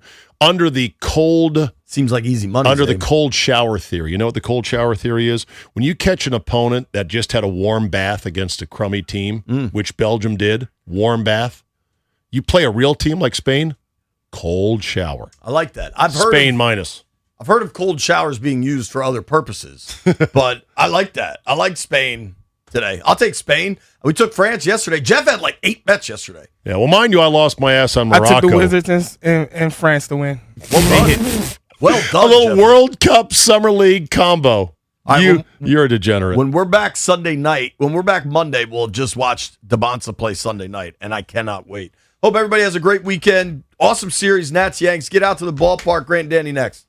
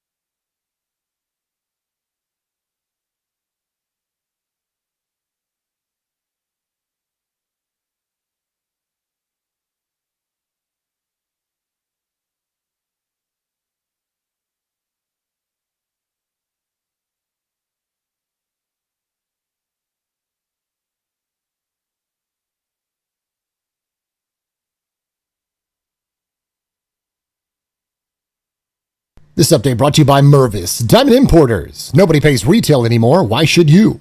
Yannick Sinner straight sets over Novak Djokovic to advance to the finals. He'll face Alexander Zverev, who defeated Arthur Ferry, also in straight sets. Mike Boynton has agreed to a 2-year contract to be the next head coach of Michigan basketball. A.J. Debons made his summer league debut with authority, 92-88 Wizards win over Utah. Game high 27 with 7 rebounds and 2 assists.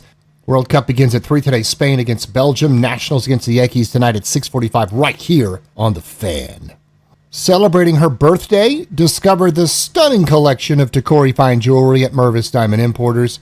From engagement rings and anniversary bands to necklaces and bracelets, at Mervis, you'll find the largest selection of fine quality diamonds and Tacori jewelry in D.C. Go to mervisdiamond.com. From Crop Metcalf Sports Desk, Byron Kerr on The Fan.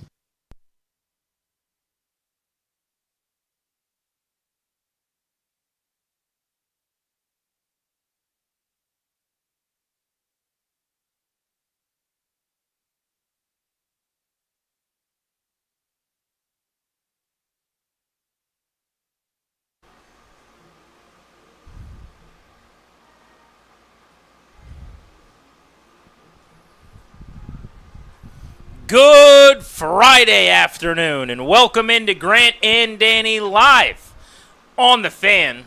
Danny is in our Navy Yard Half Street studios. I'm also in the Navy Yard. I'm just over at Nationals Park because I'm going to be grabbing interviews with the Nats 2 All-Stars, James Wood and C.J. Abrams, during our show today. We do have a Paisanos gift card for somebody. We'll give that away at 4 o'clock ahead of the Beltway Blitz.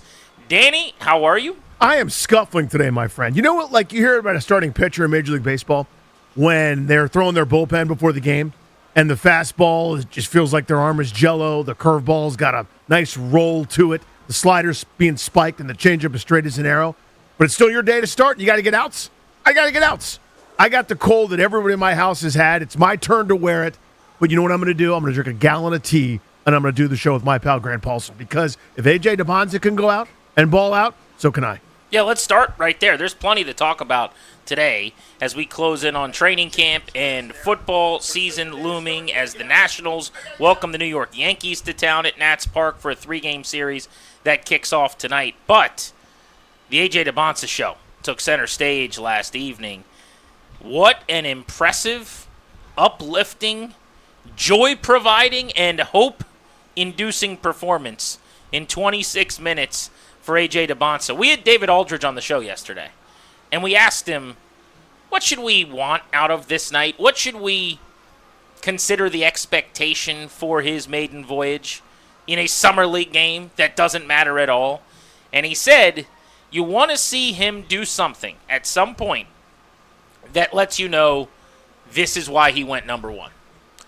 We saw that not only moments into the game, but over and over and over again. And it wasn't perfect. He was just 7 of 18 from the floor. He was 0 for 5 from 3. He didn't shoot it particularly well, but he scored 27 points, grabbed 7 rebounds, showed off the ultra-athletic abilities that made him 1-1. Danny, there were a couple of moments last night. Yep. When he went to the rim and dunked over everybody on the Jazz. That was a get out of your seat, hands on your head. Brady just won his first Super Bowl. How am I so lucky? How is this player my player to root for? Ladies and gentlemen, gentlemen, moments last night. We got one. We got one. Sorry. Apologies to the rest of the league. Peterson was awesome, too, by the way, for the record. And again, he didn't shoot it great either, but you saw some of those moments where those little floaters, those little gimmick shots, the ability to get to the foul line, et cetera. You go, yep, he's a special scorer, too. But we got Debons. And I want to do British Welcome to Wrexham style songs. Like, we got AJ. I want to do a little song and dance. I want everyone to understand. We got one. This is a badass. Does he have room to grow? Oh, absolutely. There's a million things that people that have watched hoops a long time noticed right away, where he hasn't been as defensively accountable as probably he's never been asked to.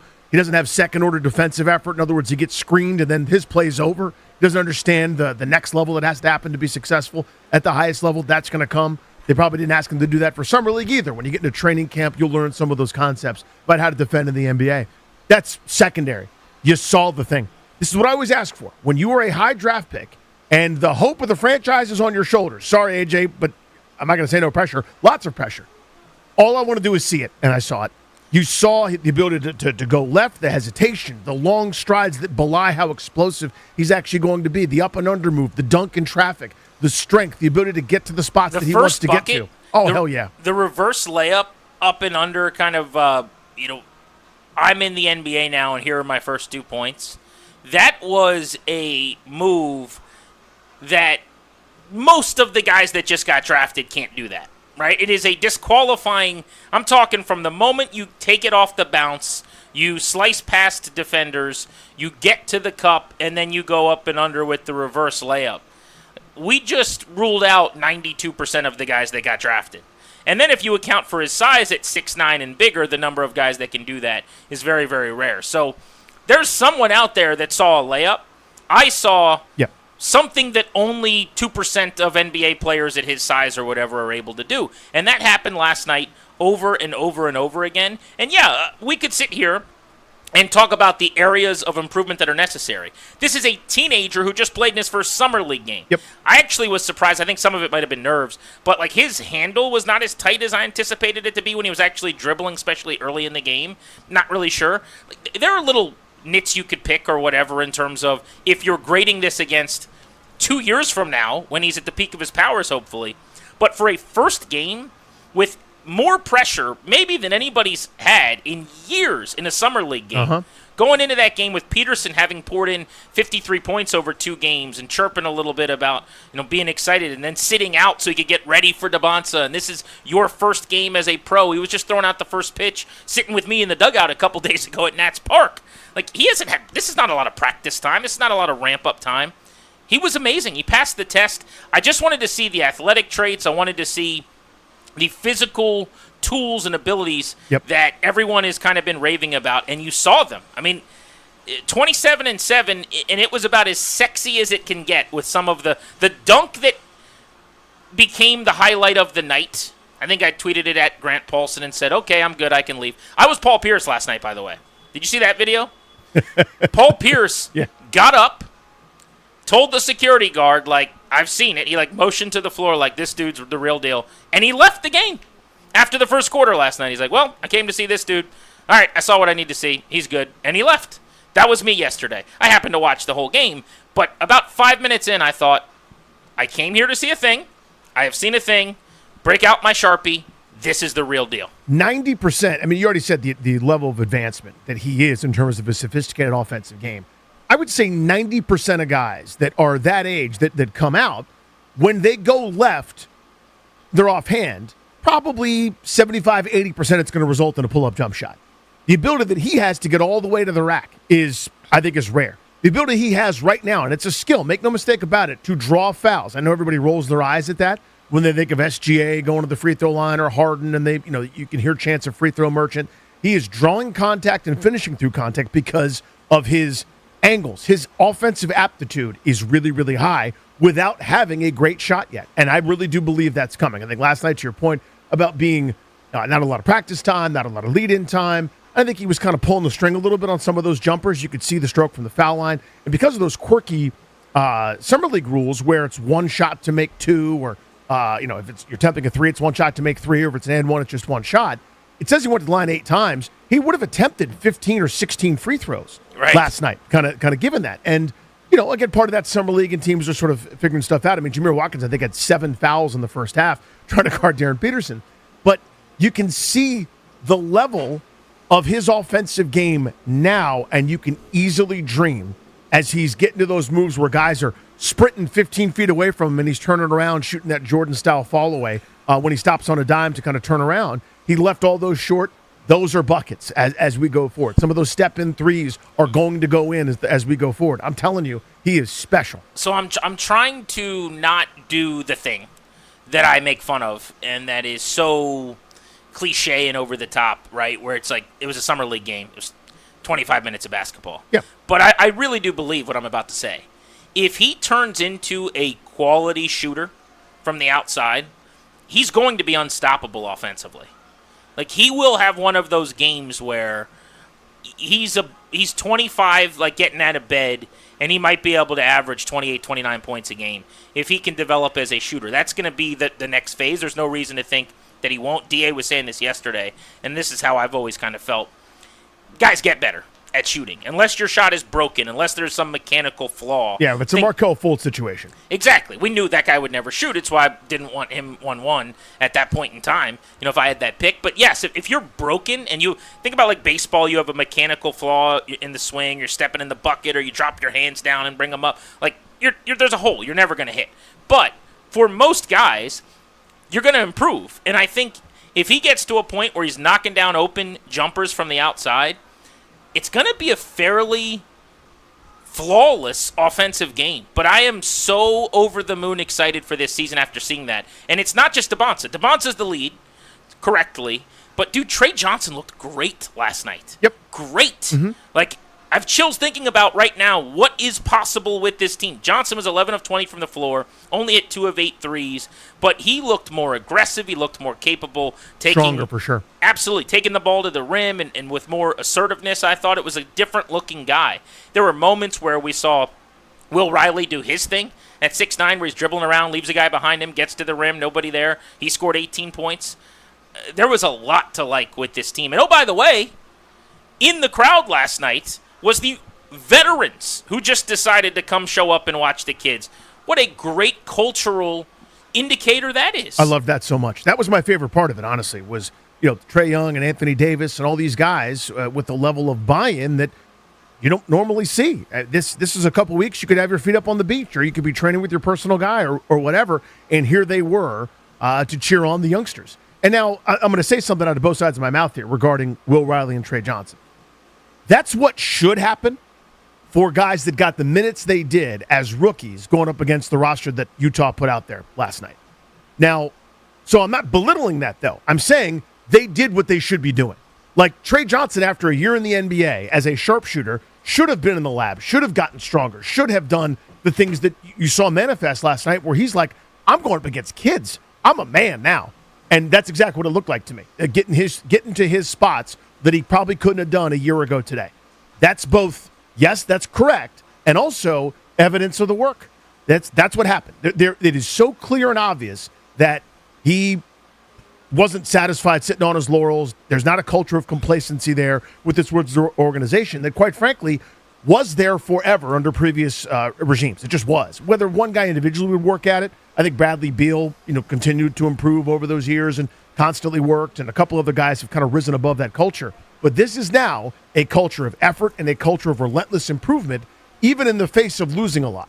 And I think that's admirable, and I think that this front office deserves another tip of the cap for that. You know what else I liked last night was it was important to some of the guys that were tasked with defending Darren Peterson to hound him and play him hard. I love that point by you. You could tell that they knew what was happening. Mm-hmm. Like, this is 1 against 2. This is about Debons versus Peterson. There's going to be a lot of trash talk one way or the other when this thing's done. And specifically Jameer Watkins, who I think is a dog. Like, I don't know what his game is eventually offensively, how much he's going to be a part of the rotation and factor into things. But he's one of these dudes who's drafted a little older as a defensive hound coming out of college, who has a decent resume. And from the jump last night, you would have thought it was a playoff game in the NBA postseason. The way he was all over Peterson. He ended up with 9 personal fouls, I think, because you're allowed to have 10 in the summer league. But didn't it feel like it was important to them to not only help Debons look good, but to shut down Peterson, who they gave fits to? And I got to say, I was joking yesterday about the back and forth with Jazz fans over the last month, and let's not worry about Peterson. Who cares? Let's just focus on Debons. He gets the better of matchup number 1 between the two here in the Summer League. But I did find myself, hypocritically, very interested in how Peterson was playing. 100% I was. Watching him. Yeah. But specifically, I'll just throw flowers at Jameer Watkins, but I think the list is longer than that of guys who obviously took it personally that they wanted to make sure he didn't get going last night. I love that. Yeah, and again, just to me, I think it's perfectly fine and fun even to talk about it because it's the story, right? Last night in sports, right? There's no Team USA to worry about because they lost, and it's Spain, Belgium here in a few minutes. That was the number 1 sports story last night, were those two guys going at it. So I didn't think Peterson handled pressure at all.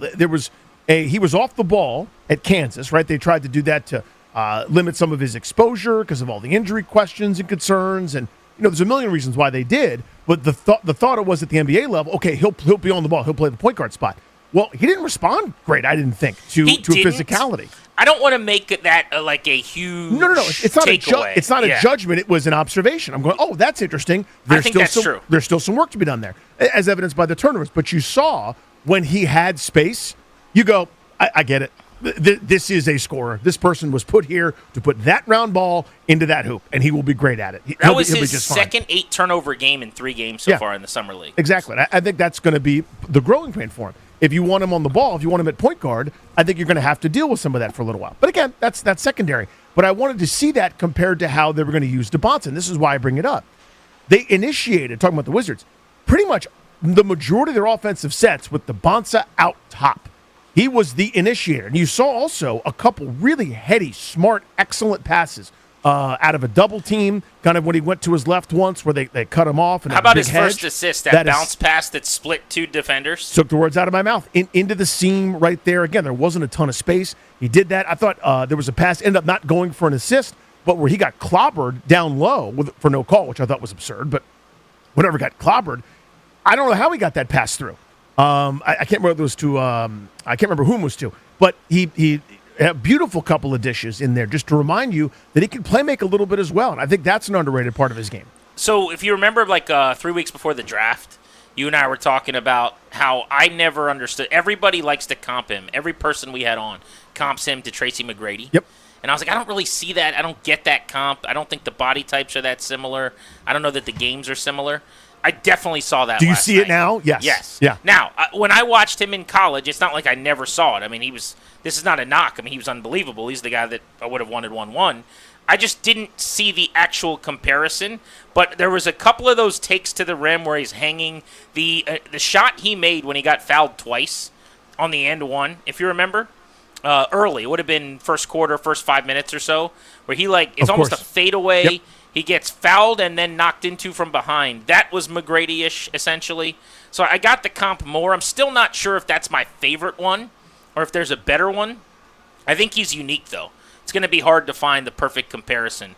But I don't know how a Wizards fan could have watched last night based solely on Debons, but also what you got out of Trey Johnson and what you saw out of Will Riley in some moments and not be really, really looking forward to this season.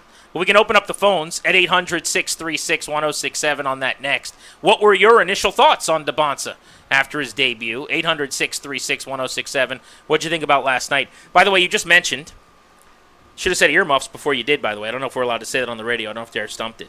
You said that the Americans should be playing in a couple minutes against Spain, and they're not going to be because they got embarrassed the other night? Yes. Did you see the numbers on that game? No, I haven't yet. Oh, boy. Were they large numbies? How many people do you think watched that game?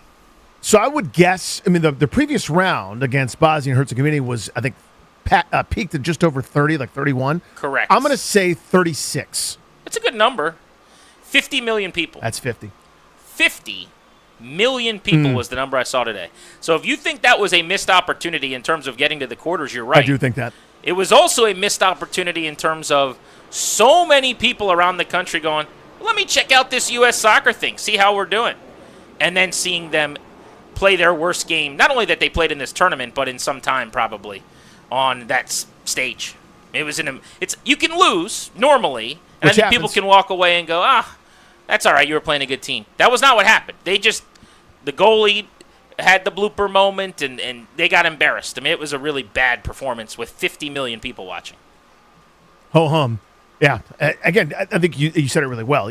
You've gone out to a European team in this round a couple different times, and you were hoping it was going to be different this time. This is the same Belgium team that wiped the floor with them in March, but the way U.S. was playing, they had some momentum. To have it from the moment the game started. If you lose in a regular fashion, go back and forth, and it's a 3-2 loss to a world power, okay, I get it. But the way that it happened, I think, was a setback. And it's unfortunate that sample, that's the one that everybody saw, but that's how the world works. Are you upset that you're not in the box right now sweating with me? It's very warm. I'm not upset about that. No, okay. I finished. You can see this on the YouTube. I have 80%. I finished 80% of my tea just in this segment. I might drink a cup of tea per segment the rest of the day today. That might be the rate I go. And I couldn't do that in the box with you.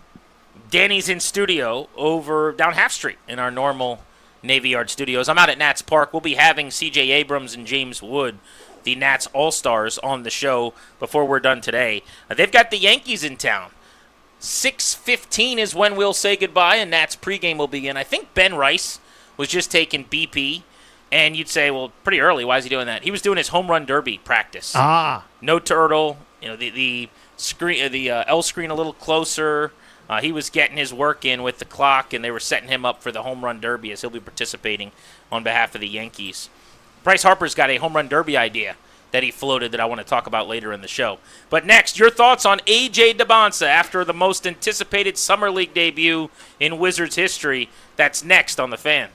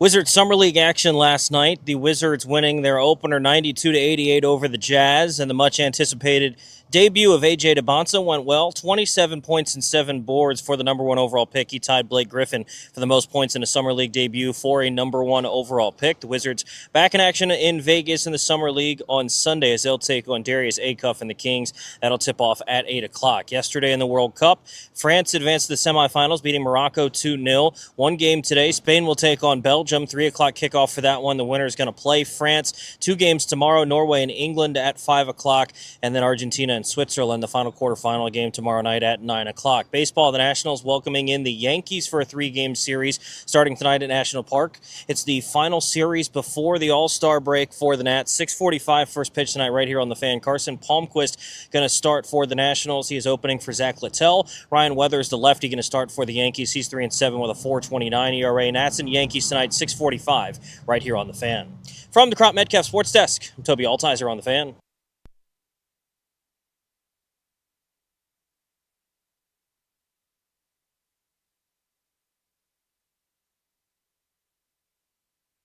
One versus two. Yep. You've had so many games against Peterson, high school, now college, now the pro level. You'll have many more, I presume.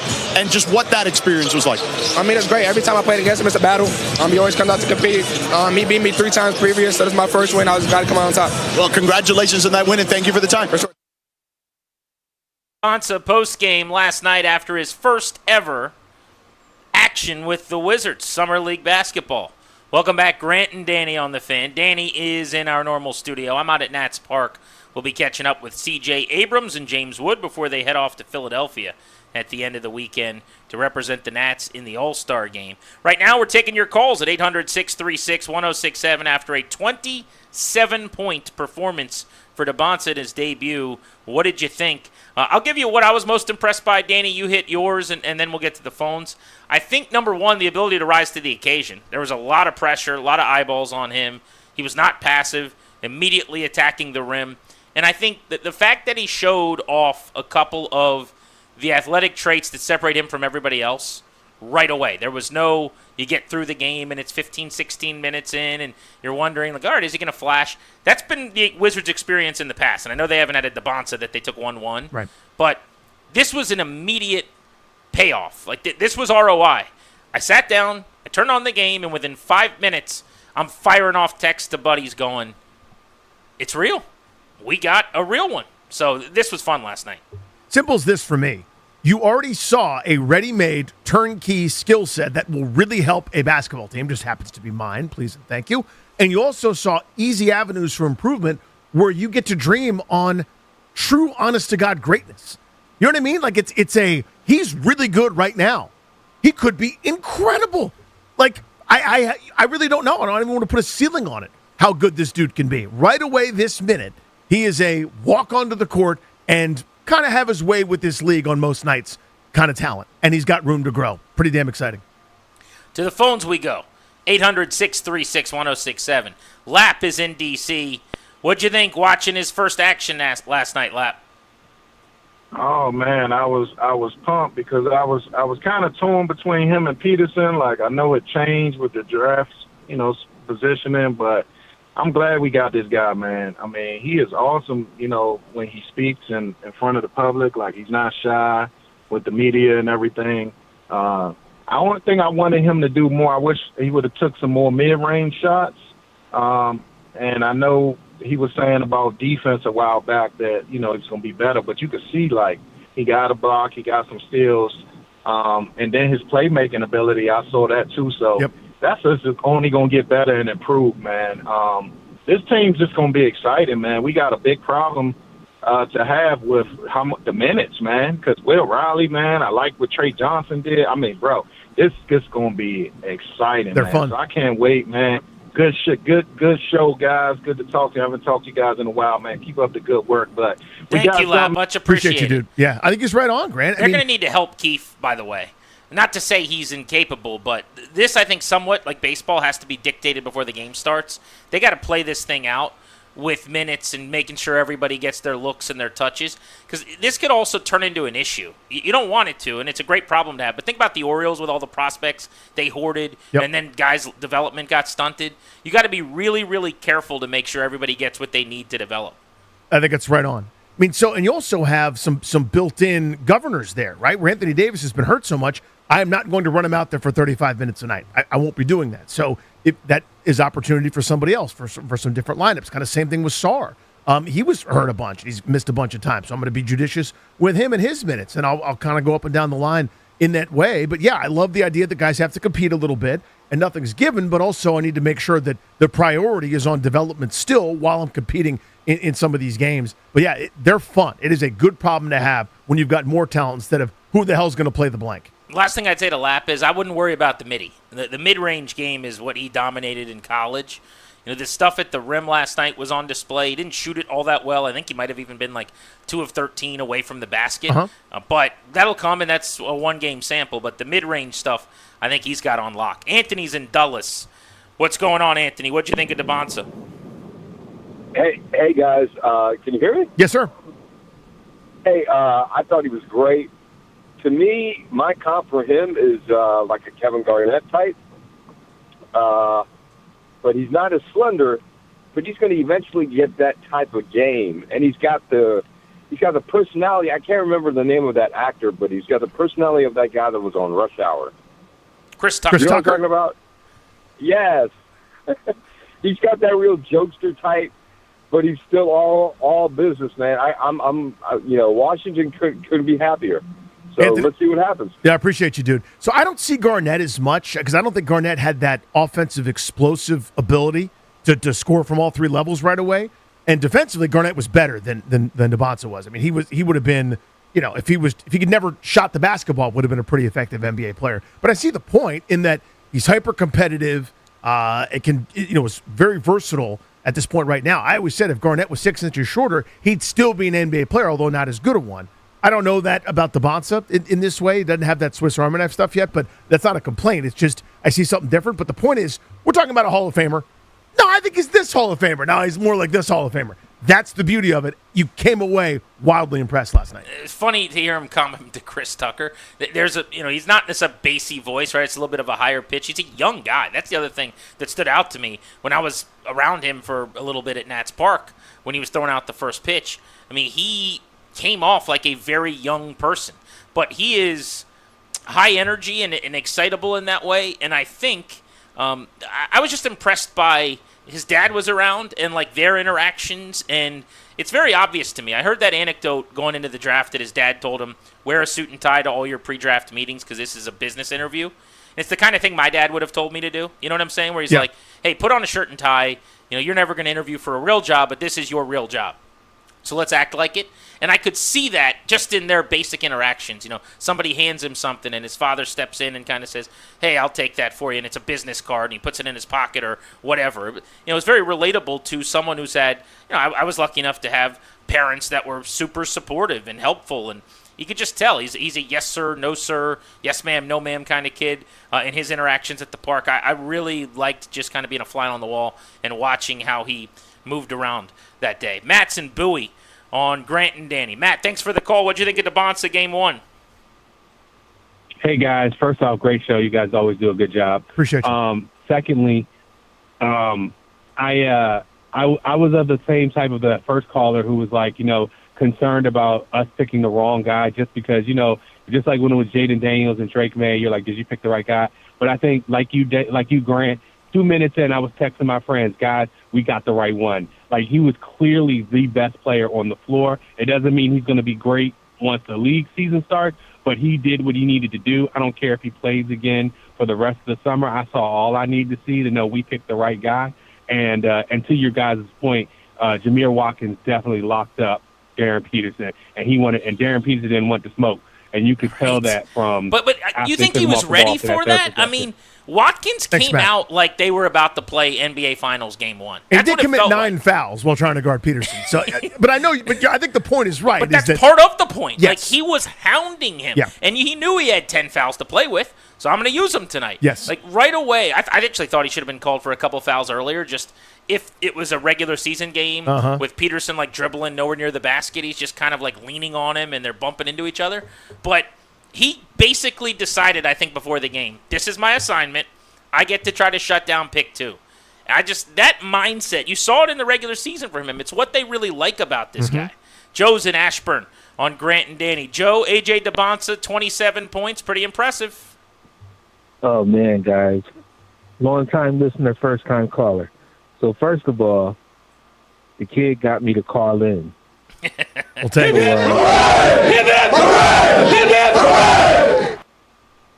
I was very impressed. And I hadn't seen him play in college, but, had all the hype. So I definitely wanted to, and I'm not a Wizards fan, but I could be. Welcome. Get on board, Joe. So now's the time, dude. You're buying low after they picked 1-1. Let's do it, my friend.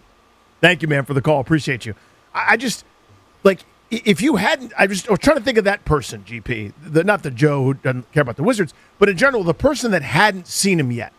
And you heard all the hype. You heard people like me that sung his praises for months and months and months, said he's the pick. If I had the pick, I'd make him the pick, et cetera, et cetera. What did you think? What did you come away seeing? And that's music to my ears, man, because for me, I'm probably just confirming my priors. The first time he had that up and under layup, the first time he went left, first time he dunked it through traffic or that first pass, or just those moments. And I'm going, yep, that's what I saw before. I'm confirming it. What if I was fresh? So I love hearing that.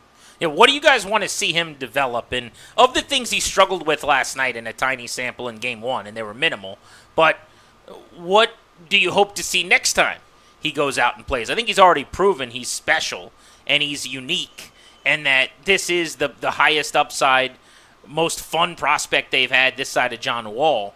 But what do you want to see as we watch more of him in the Summer League? 800-636-1067. I'm over at Nats Park. I'm actually headed down to the clubhouse now, Danny, to go try to track down James Wood and CJ Abrams for us. So you will be steering this ship on the other side with our listeners. Danny's back in our Half Street studios. It's G&D on the Fan.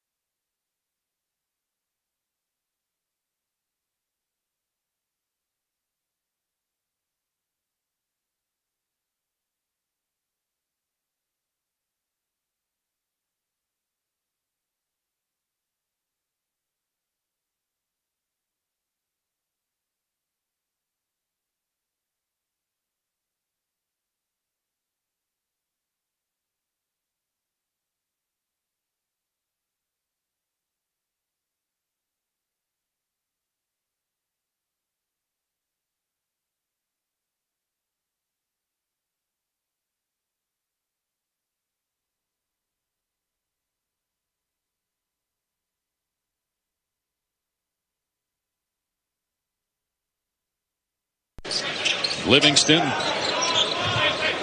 Debons, 3 on the timer. Takes it down. What a move and finish. Dunk on all of them, young man. That's A.J. Debons' music. Welcome back, G&D here on The Fan. GP's catching up with a couple of Nats who are all-stars. He'll be back with us in a little while. Going to talk the Washington football team's roster in the 3 o'clock hour, but we're going to do some A.J. Debons calls until then. When else are we going to do it? Honestly, the kid made his debut last night and kicked everybody's ass. Sorry about it. 800-636-1067. Also a reminder, we're going to give you a chance to win some Fanatics fan cash. We will do that next hour. You got to be listening to win here on 1067 The Fan. Let's just go through them. What'd you think? How much fun was last night? Of course it meant nothing, but it meant something. Shane, Fairfax, what'd you think of the kid? Commander, how you doing today? I'm great, pal.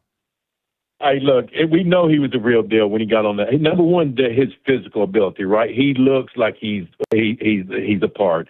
He is the number one pick. He went out there, he did his thing, and it's exciting for this young team. And the future is bright, right, for DC fans right now. But the only thing is, he was like 2 for 13 shooting. He's got to develop a jump shot. He's got to shoot better than that when it's game time, right? So right now it's great. I don't want to see him shutting down like they did Flag last year. I mean, that'd be horrible. Let this kid play and develop. That's what his job is to do. And hey, look, let's go Wizards. We got him. We got him. Shane, thank you, buddy. Have a great weekend. So to that fact, again, I brought this up with Grant, but I want to double down. I didn't even mean to use Vegas parlance because they're in Vegas when I said double down, but I'm doing it anyway. Whatever, dude. Don't judge me. Point of the dude's story is they had him as the playmaker up top. Respectfully, there's going to be a lot of possessions where that's not him. It's Trae Young doing that, right? Where it's someone else initiating the offense, and he'll be off the ball. That's what I want to see some of. Even if it's this summer. Right now, they basically said, ball in your hands, kid, go. We want you to be aggressive. We'll figure the rest out later. And that was clearly the note last night. Brian Keefe said as much on the ESPN telecast. I had that one on, by the way. I know Chris Miller and our local guys are doing the game. I wanted to see what kind of the national story was, talking about going back and forth with those guys. And that was one of the things that Keefe, when he joined the national telecast, was talking about, where it's the only thing we said we want you to work on, or just be, is aggressive, like a cheerleader, be aggressive. You know what I mean? And was do that. So I think there'll be more catch and shoot opportunities. I think there'll be more open opportunities where he doesn't have all eyes looking at him. And that, almost purposely putting a challenge in front of him here this summer just to kind of see. But I think Shane's dead right about that. Let's go to Bargoff. Gaithersburg, what'd you see from the kid last night? Oh, man, he just threw the moon, man. I'm so happy. I'm ready to liquidate my Roth IRA to get season tickets. Who needs retirement? Seriously. Who needs retirement when you got AJ, When you've got Debons, who needs financial security? I love it, dude. Appreciate you. 800-636-1067. He was so, we're all nervous, weren't we? Right? Where you're going, I can already see that story where Peterson rested the game before. He goes off for 35. Debons shoots 4 for 15 and ends up with 14 points, but it was ugly, and he turned it over sometimes. And there were wrinkles. There are certainly moments where you go, this will probably be different in a month or 2 months or by December, or who knows, the timeline. But right away, the turnkey, ready-made skill set plays. It does. Sorry about it. Will, Stafford, what'd you see from Debons? Hey, guys. Hey, Danny. Thanks for taking my call. Got it, pal. Man, picking that guard's pocket at midcourt, the bounce pass, the dish on the dime, driving the lane, kind of reminds me of a young Stackhouse or Jameson, both Carolina guys, that body type and everything. But, no, man, very excited. And also I want to give a shout-out to my guy, Okpara, Felix Block-Para from Tennessee Ball. Even wore his Tennessee orange shoes last night. Had a good game. He won't score much, but he's a good defensive player, man. I was excited to watch. Yeah, thank you, Will. He's not here to score, Okpara. Run the court, please, rim to rim, defend that rim. I wish there was a few more shots challenged. I didn't end up with the block last night. Debons had one. It was a nice chase down play on a guy who was pulling up for a three-point shot. That was good. I like that kind of burst of energy there. But lost in the sauce is how good Trey Johnson and Will Riley were. We talked about this at the top of the show. Those guys, and this sounds like I'm diminishing it. I'm not. That's what you should be doing. When you send a second-year guy to the Summer League who's got NBA minutes and experience, you should be torching that roster of Blake Hinson, Tamar Bates, Cody Williams, Orlando Robinson. You couldn't pick most of them dudes out of a lineup, right? You need to be kicking those guys' asses, and that's what our second-year guys did to kind of give some room to Debons to shine. I thought that was awesome. Let's go to Manny, Southeast. Debons, your reaction? Hey guys, this is the first time I ever agreed with everything you guys have said. Y'all amazing. Y'all are on point. Y'all on the ball. I'm more impressed when he realized that in game his deficiencies, his jumper, he started going to the rack. I'm impressed with the decisions he made when he knew that they was going to double down on him. That the decisions he made to give up the ball that Peterson didn't make. That's why he had 8 turnovers. Yeah, I'm impressed that the guys also played for him because they know he was 101 and they wanted to make sure that he came out as 101. All of them, I think we got a better team. Our core youngins are going to be like that. And, man, look, it's a good time to be Washingtonian, man. Yeah. You're damn right. Appreciate you. So I think that's an underrated thing. Grant pointed that out, and Manny was on it too. His teammates were there for him tonight, knowing that it wasn't just a Summer League game, respectfully. It wasn't. You saw the whole damn Wizards organization there. And I'm not talking about execs who are excited to see their new toy. Teammates, Trae Young and Anthony Davis and everybody under the sun sitting courtside and taking it all in, supporting these kids that are going through it, not because they're, you're going to haze them after the game and force them to drink a bottle of Ciroc by themselves, but they're part of your thing. They're here. Them being good is good for everybody. It's Grant and Danny here on The Fan. 800-636-1067. Your reaction to AJ Debons. More next.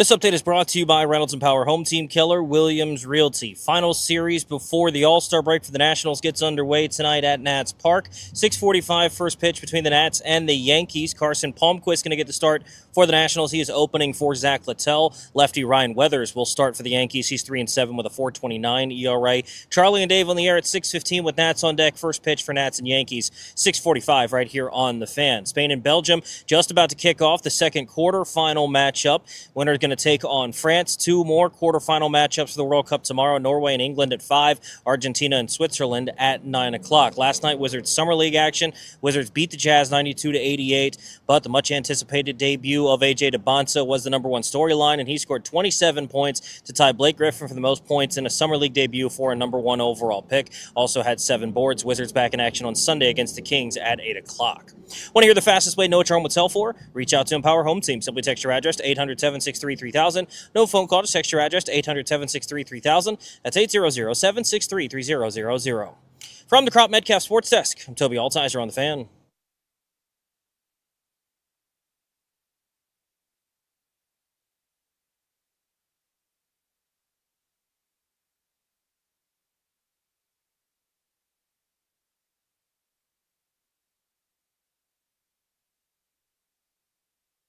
What's up, guys? Great and Danny here on the Fan.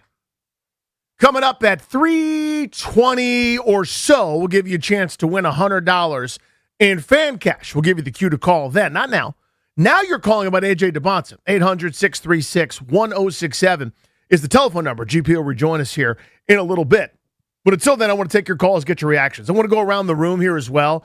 There's Sahoophead. Strober is locked on Strober. Just doing numbies, talking Debons. Basically, what Strober's doing, you guys don't know about this on his Locked On, is he'll just go Darren Peterson, just throwing chum in the water, and every Jazz fan, all 41 of them, are like, and they get all fatutzed. And they're in his mentions. But what they don't realize is they're putting money in his pocket. Whether they realize it or not, they're there. They can't help themselves. They can't help it. It's in their nature. Right, Strobes? Are you trolling at all? Admit it a little bit. I haven't even been the big troll guy. Abdullah has been on the train. Like, he opened up the podcast. I said, I'm going to let you have the floor because AJ's been the guy you've talked about for a year now, and I know you like to do a little bit of trolling. He does it on social media, and he goes, Jazz fans, where are you at? You told me that this guy wasn't the right pick before we even played a game, so I was kind of letting him handle that. But, the flooding of the comments saying, well, he's not playing with year 2 and year 3 guys the way you are, and there's a 30-year-old guarding Darren Peterson. I'm like, God, this podcast is about A.J. Debons and how good he is. I'm not even talking about Darren Peterson. Yeah, just newsflash, there might be some 30-year-olds trying to check Darren Peterson in the regular season as well. 800-636-1067. But, Strober, your first impressions of Debons last night? As advertised, we knew everything about this guy. His ability was going to be getting downhill, finishing at the rim, getting to the free throw line. He did all of those things early on. The jumper was a little bit of a struggle, but you and I talked about this yesterday as we were doing our workout, which you and I are both feeling terrible right now as a result of that. We were talking about the Alex Sarr performance, and you're like, the process was there. I saw a fluid-looking 7-footer that was getting to his spots and just missing. Debons didn't miss 15 shots. We understand they went 7 for 18. But there were a couple of points that he left on the table, just a couple of the shots that he left short, as Trey Johnson said himself on the broadcast when they asked him about how they thought Debons played. Overall, really impressed. This is what I expected. So much room to even get better. Darius, what'd you think? So I'm not much of a college basketball guy. So my only exposure to Debons previous to this experience has just been me over talking about him during commercial breaks. Yeah, sure. Yeah, you over talking about him, Ben over talking about Toby over talking about him. But yeah, just Sports Center highlights and then his one game in the NCAA tournament. That's pretty much my only exposure to him. Yeah, I go back and see some highlights every now and then leading up to the draft process. What I was not prepared for was his magnetic energy on the floor. When he's on the floor, you feel it. You feel like he's the best player.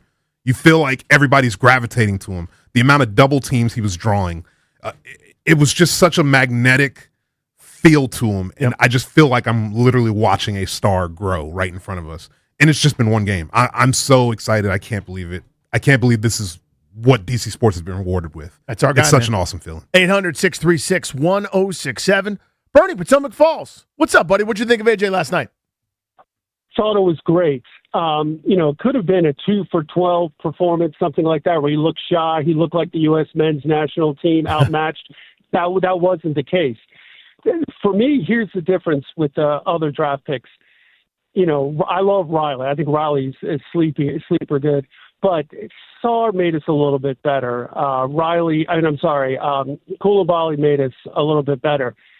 He can make us good and relevant. There's a difference where his game can go to. It's not going to be a marginal increase in good. To me, the comp is OG with the Knicks. That raw athleticism, he can hit a three. I think he will be able to. And he can beat you he can dunk over you at the rim, and he can meet you at the rim for defense. He's going to get loose balls. He's going to make us a lot better. So I'm way enthused because the moment wasn't too big for him either, which is big.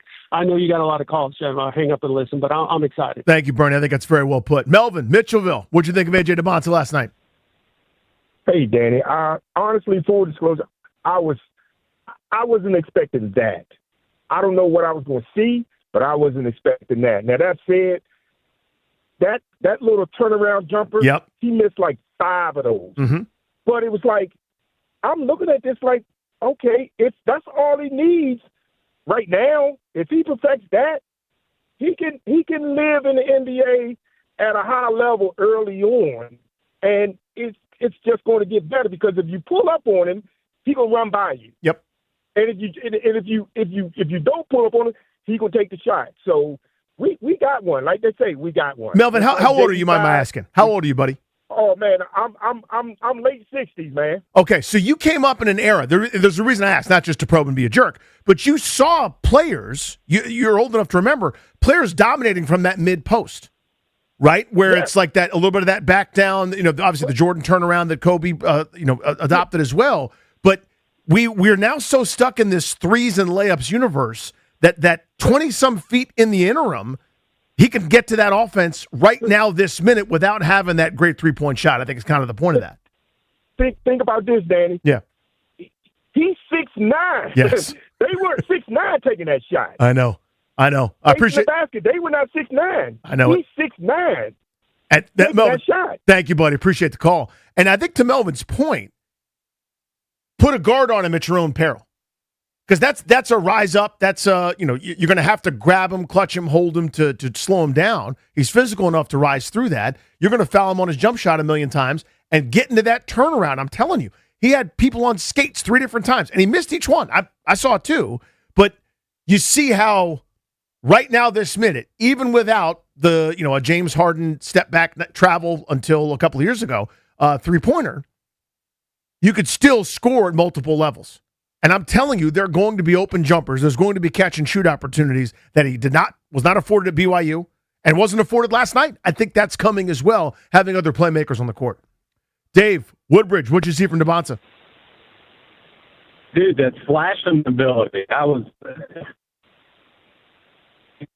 me put Dave back on hold. I know what he wanted to get to because I wanted to get to it as well. Let's check Dave's phone. Brian Herndon. Oh, hey, Brian. What'd you see from A.J. Debons? Danny, I got 3 words: stone cold beast. Yep. It's that guy's play. He's like a slasher. He's got like the body of like R.J. Barrett, but he's got the game of like a Kevin Durant. Yes, R.J. Barrett with game. With game. Yeah.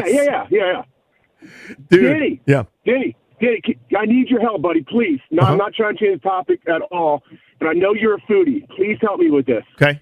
I know your boys at JP. I saw he just got back from Bethany Beach. Shout out to Bethany Beach. I'm going down there next week with my family, and I just found out my favorite steak and cheese cheesesteak place no longer exists. R.I.P. to Surf's Ups in downtown Bethany. Can you ask JP if he's got a go-to for a steak and cheese sub? So he's mentioned Al's before. Does that sound right to you? Al's? Al's. Yeah, Al Casapoulos or Al something or others? Does that sound like something? Al. Yeah. Okay. Yeah. I've never heard of it, but I'll definitely search it up and check it out. Yeah, so okay. Here's how I remember it if I'm you. I want you to envision Bruce Willis and Die Hard on the walkie-talkie. All right, what's he saying? Hey, Al. Hey, Al. Talk to me. That's how you remember it. Thank you, Brian. There you go. See, that's how you leave one more. That's all for me. You guys have been great. That's how you end a call. Cackling laughter. You go to the next call. Huh? 800-636. Oh, no, it's the tepid applause. Don't you ruin my moment. Don't you let the air out of the balloon. You jerk. 800-636-1067. Steve, Fairfax, what'd you think of A.J. Debons last night, man? Danny, all I got to say is we're so back. The Wizards are back. DC is so back. We got one of one. We got that Jaden Daniels guy. We got that killer. We got him. We're here. We're coming back. DC is coming back. He just put on a show and put the league on notice. This is the next big thing. We're so back, it's not even funny. Steve, I appreciate that. Okay. We cautioned against the following thing yesterday.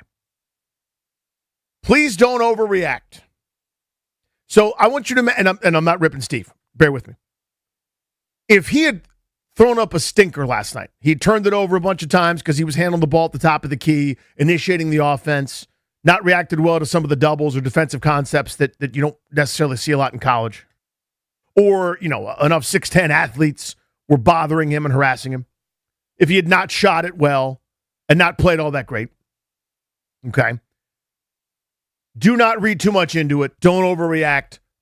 Don't get too down if it wasn't great. Well, the inverse, of course, would be true. Don't overreact if it's too great, because I've seen so many guys in Summer League look like they're the second coming, and they're, the 10th guy on a roster. Here's why I'm leaning towards what Steve is saying. It's a long way to get here. Steve, I'm with you.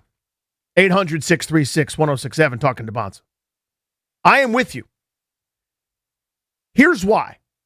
When our priors of evaluation, when you read the smart people, the guys that do this for the living, the guys that do this when they're following him when he's in 8th grade, when he's a freshman in high school, when he's a sophomore, junior, senior, when he's in college. I watched 14, at least a huge chunk of BYU games. I'm the fourth biggest BYU fan east of Mississippi, apparently. But just to see him.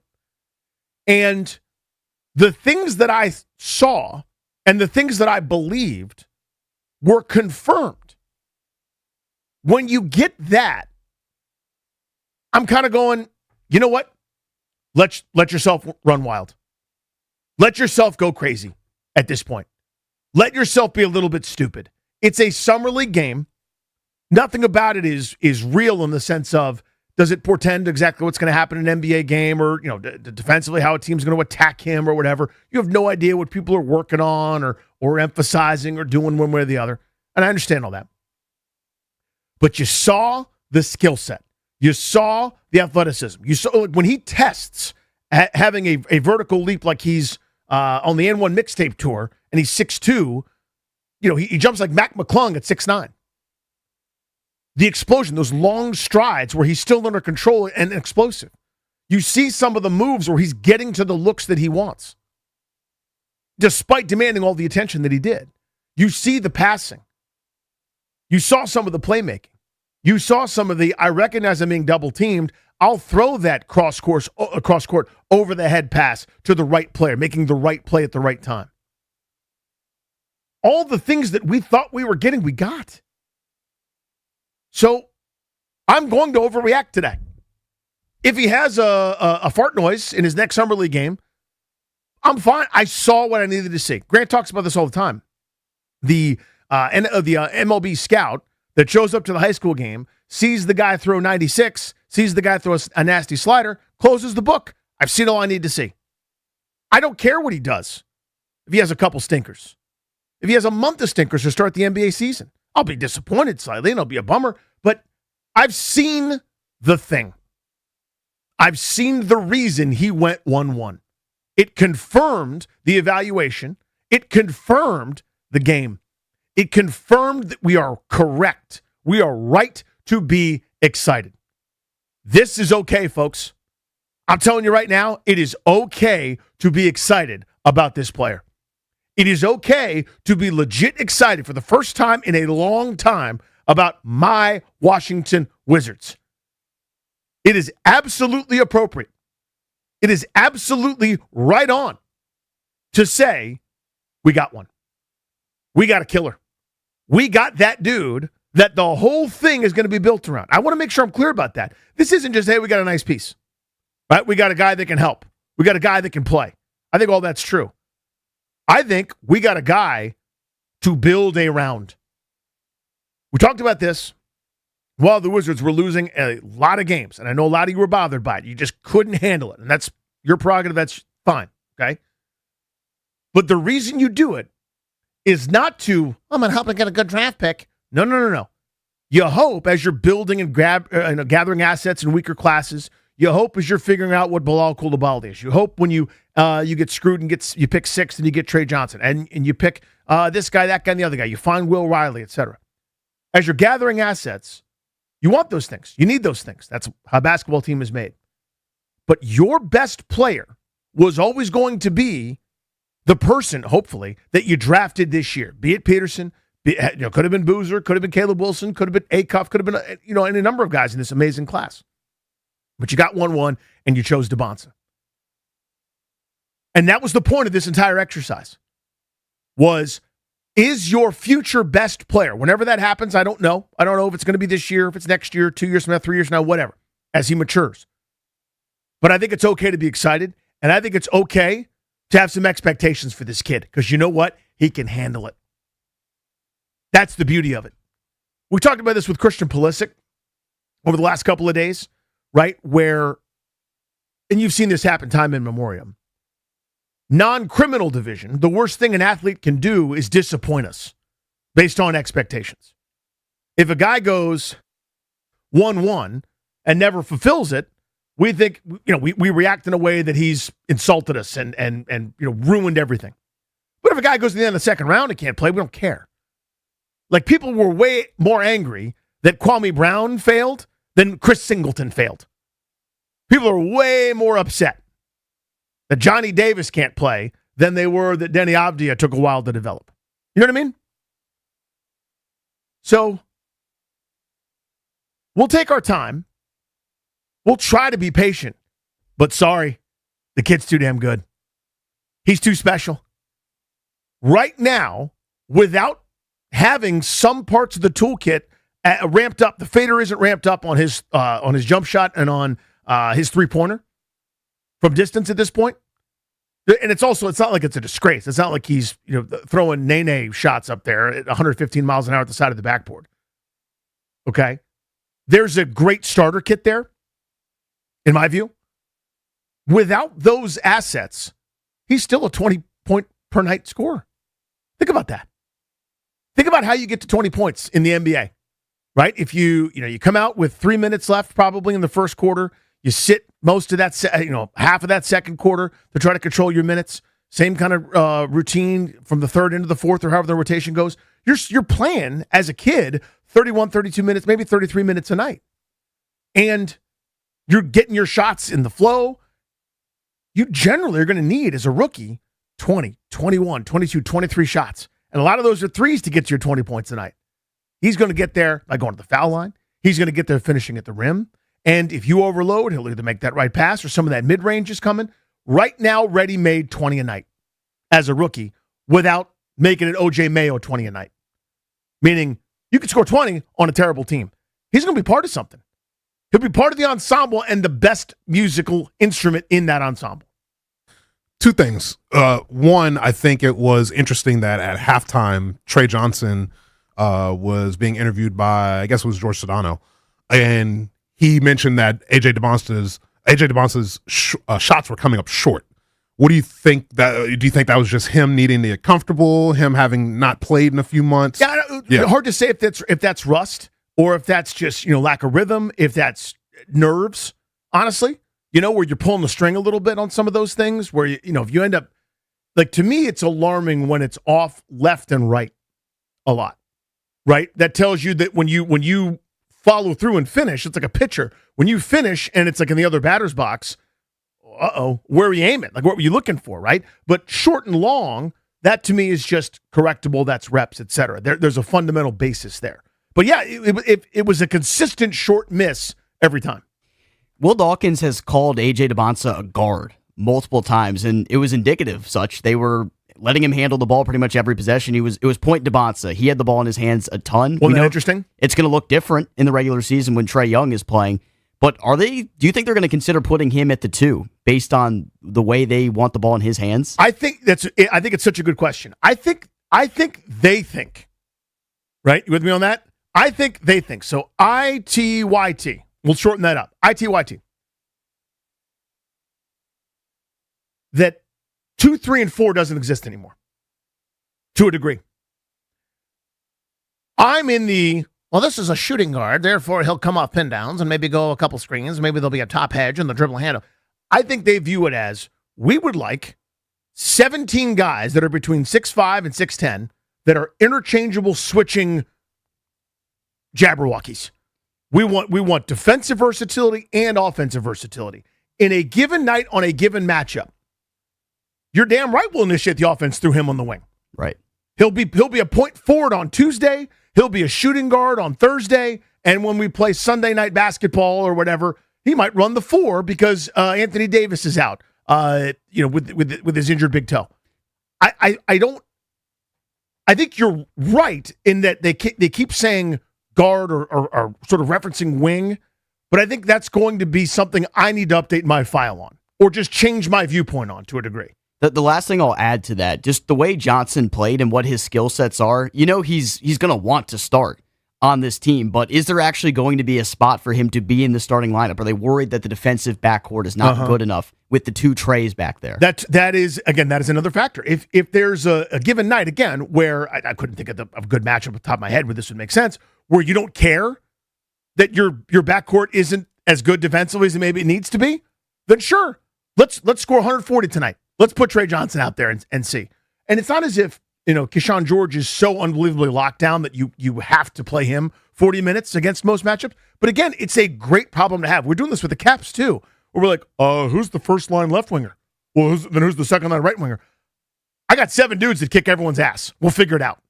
I got a bunch of 30-goal scorers and some handsome 6'2", 215-pound hockey dudes who are about that puck, bro. Stay tuned. Talk Jaden Daniels, PFF rankings, and your chance to win some fan cash when we come back. G&D on the Fan.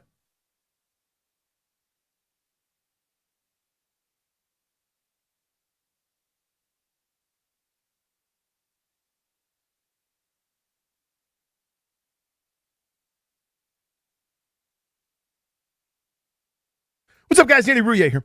Selling your home doesn't have to mean weeks of stress and sleepless nights. Just ask Melissa. She wanted to sell her home in Northern Virginia, but she was dreading the entire process. It's relatable, right? So she called my friends and realtors. That's Debbie, Sarah, and the Reynolds of Power Home team with Keller Williams. Like a lot of sellers, Melissa worried her home would sit on the market like some of her neighbors. But Debbie and Sarah have a proven system. They market your home across more than 1,200 marketing channels to build buyer demand before it even hits the market. The result? Melissa's home sold in just 6 days for $10,000 over asking.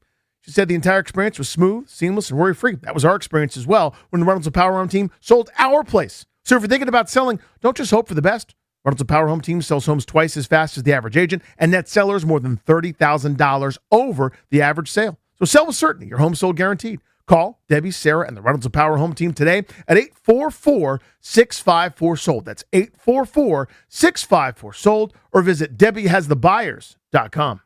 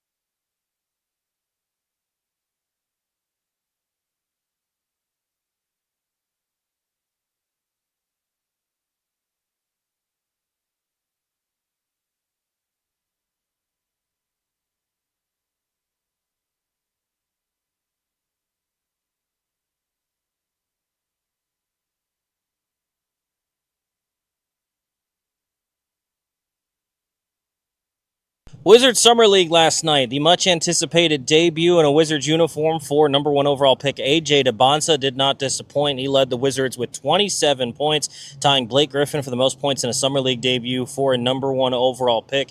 Also led the Wizards to a win, 92-88 over the Jazz. A.J. with 27 points and 7 boards.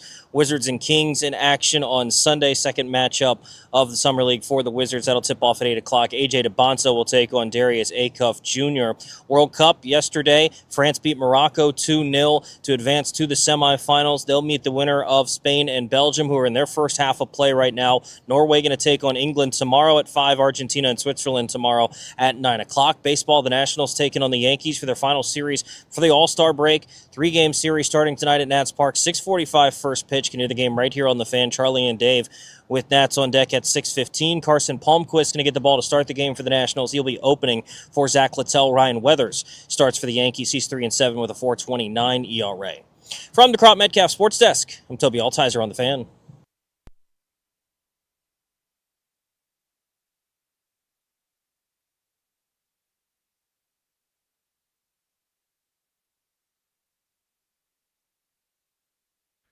Here's what you do. You call 800-636-1067. It is Fan Cash Fridays. Winner gets $100 in Fan Cash. Fan Cash Fridays are powered by Fanatics Sportsbook, America's fastest growing sportsbook. Be the 10th caller at 800-636-1067 for your chance to win $100 in Fan Cash from Fanatics Sportsbook. Winning hits different here. You know I'm a Fanatics Sportsbook guy, so I say good luck to you. Welcome back. It's Grant and Danny here on The Fan. GP will join us once again at some point in the not-too-distant future. He's doing a couple of interviews and things over at Nationals Park to prepare both for the All-Star Weekend. He's got some responsibilities with MLB Network Radio and a bunch of other things. And it's always good for us to be able to go over there and hang out with some of your Washington Nationals who take on the New York Yankees. We'll have plenty on that series coming up in a little bit. But I wanted to go through this. It is still list season. We are still listing. That's something that we do. And PFF, a place that, you know, a lot of us, I think, like a lot. I think it's a little unfortunate. For a while, PFF was treated as gospel. Then PFF went to, well, it's not gospel, so therefore there's no value in it. And I think the pendulum is kind of settling where it should be. These are good data points. These are smart football people. They may not be 100% right every time, but it's always instructive and interesting, I think, to be able to have fodder for discussion from guys that clearly watch the sport at a high level and are able to digest it, not just as fans, but, you know, as guys calling balls and strikes. So read you the headline, you can probably know where this is going. PFF quarterback rankings. All 32 starters ahead of the 2026 NFL season. Number 1, Josh Allen. Number 2, Joe Burrow. Number 3, Lamar Jackson. This one, to me, by the way, is very interesting. I think we've forgotten how awful last year was. And I'm a Lamar guy. The year that Josh Allen won the MVP, I think, was a joke. That was Lamar Jackson's MVP. Now, you could argue the MVP the year before that did go to Jackson probably shouldn't have, but nobody really had a good enough season, so he kind of won the MVP by default. But then they felt bad, and they gave it to Allen, and Jackson's numbers were astounding, one of the great quarterback seasons ever, and he did win the MVP. So I guess it all comes out in a wash, but it's still a joke. Point is, last year was not good. It was bad on every single front, but he's ranked number 3. Patrick Mahomes is number 4. Again, coming off an injury. Very interesting to me that I guess the prognosis is that he will be back and be Pat Mahomes very early on. Number 5, Matthew Stafford, reigning MVP. So far, any quibbles with this list? Any problems, guys, as you're sitting there listening rhetorically? Allen 1, Burrow 2, Jackson 3, Mahomes 4, Stafford 5. This is where you get into the it's tougher to quantify areas. Jordan Love, number 6. I am not as high on Love as everybody else seems to be. It also seems to be the industry, that is the PFF world, the scout world, etc., is enamored with Jordan Love. They think that guy, they think the moon of that guy, and his EPA per drop back is always excellent, and his passing grade is always good, even if the numbers aren't as exemplary, even if they're not first round fantasy pick type stuff or the top quarterback off the board type stuff. It's partly limited maybe by what they're doing there in Green Bay. Before we get to the rest of the list, our Fanatics Fan Cash winner this week is Warren in Front Royal. You're on the Fan, man. What's up? Hey, what's up, Danny? How you doing, man? I appreciate it. Thank you, guys. Oh, you are very welcome. You won $100 in fan cash. I'm pumped, man. My birthday was on Monday, so that's awesome. I can't officially say that we knew that because that would be a violation of the rules, but I am happy that it coincided with your birthday, my friend. Congratulations. And there he goes. That is how you win the fan cash. What you do is you call us at the appropriate time and you win fan cash.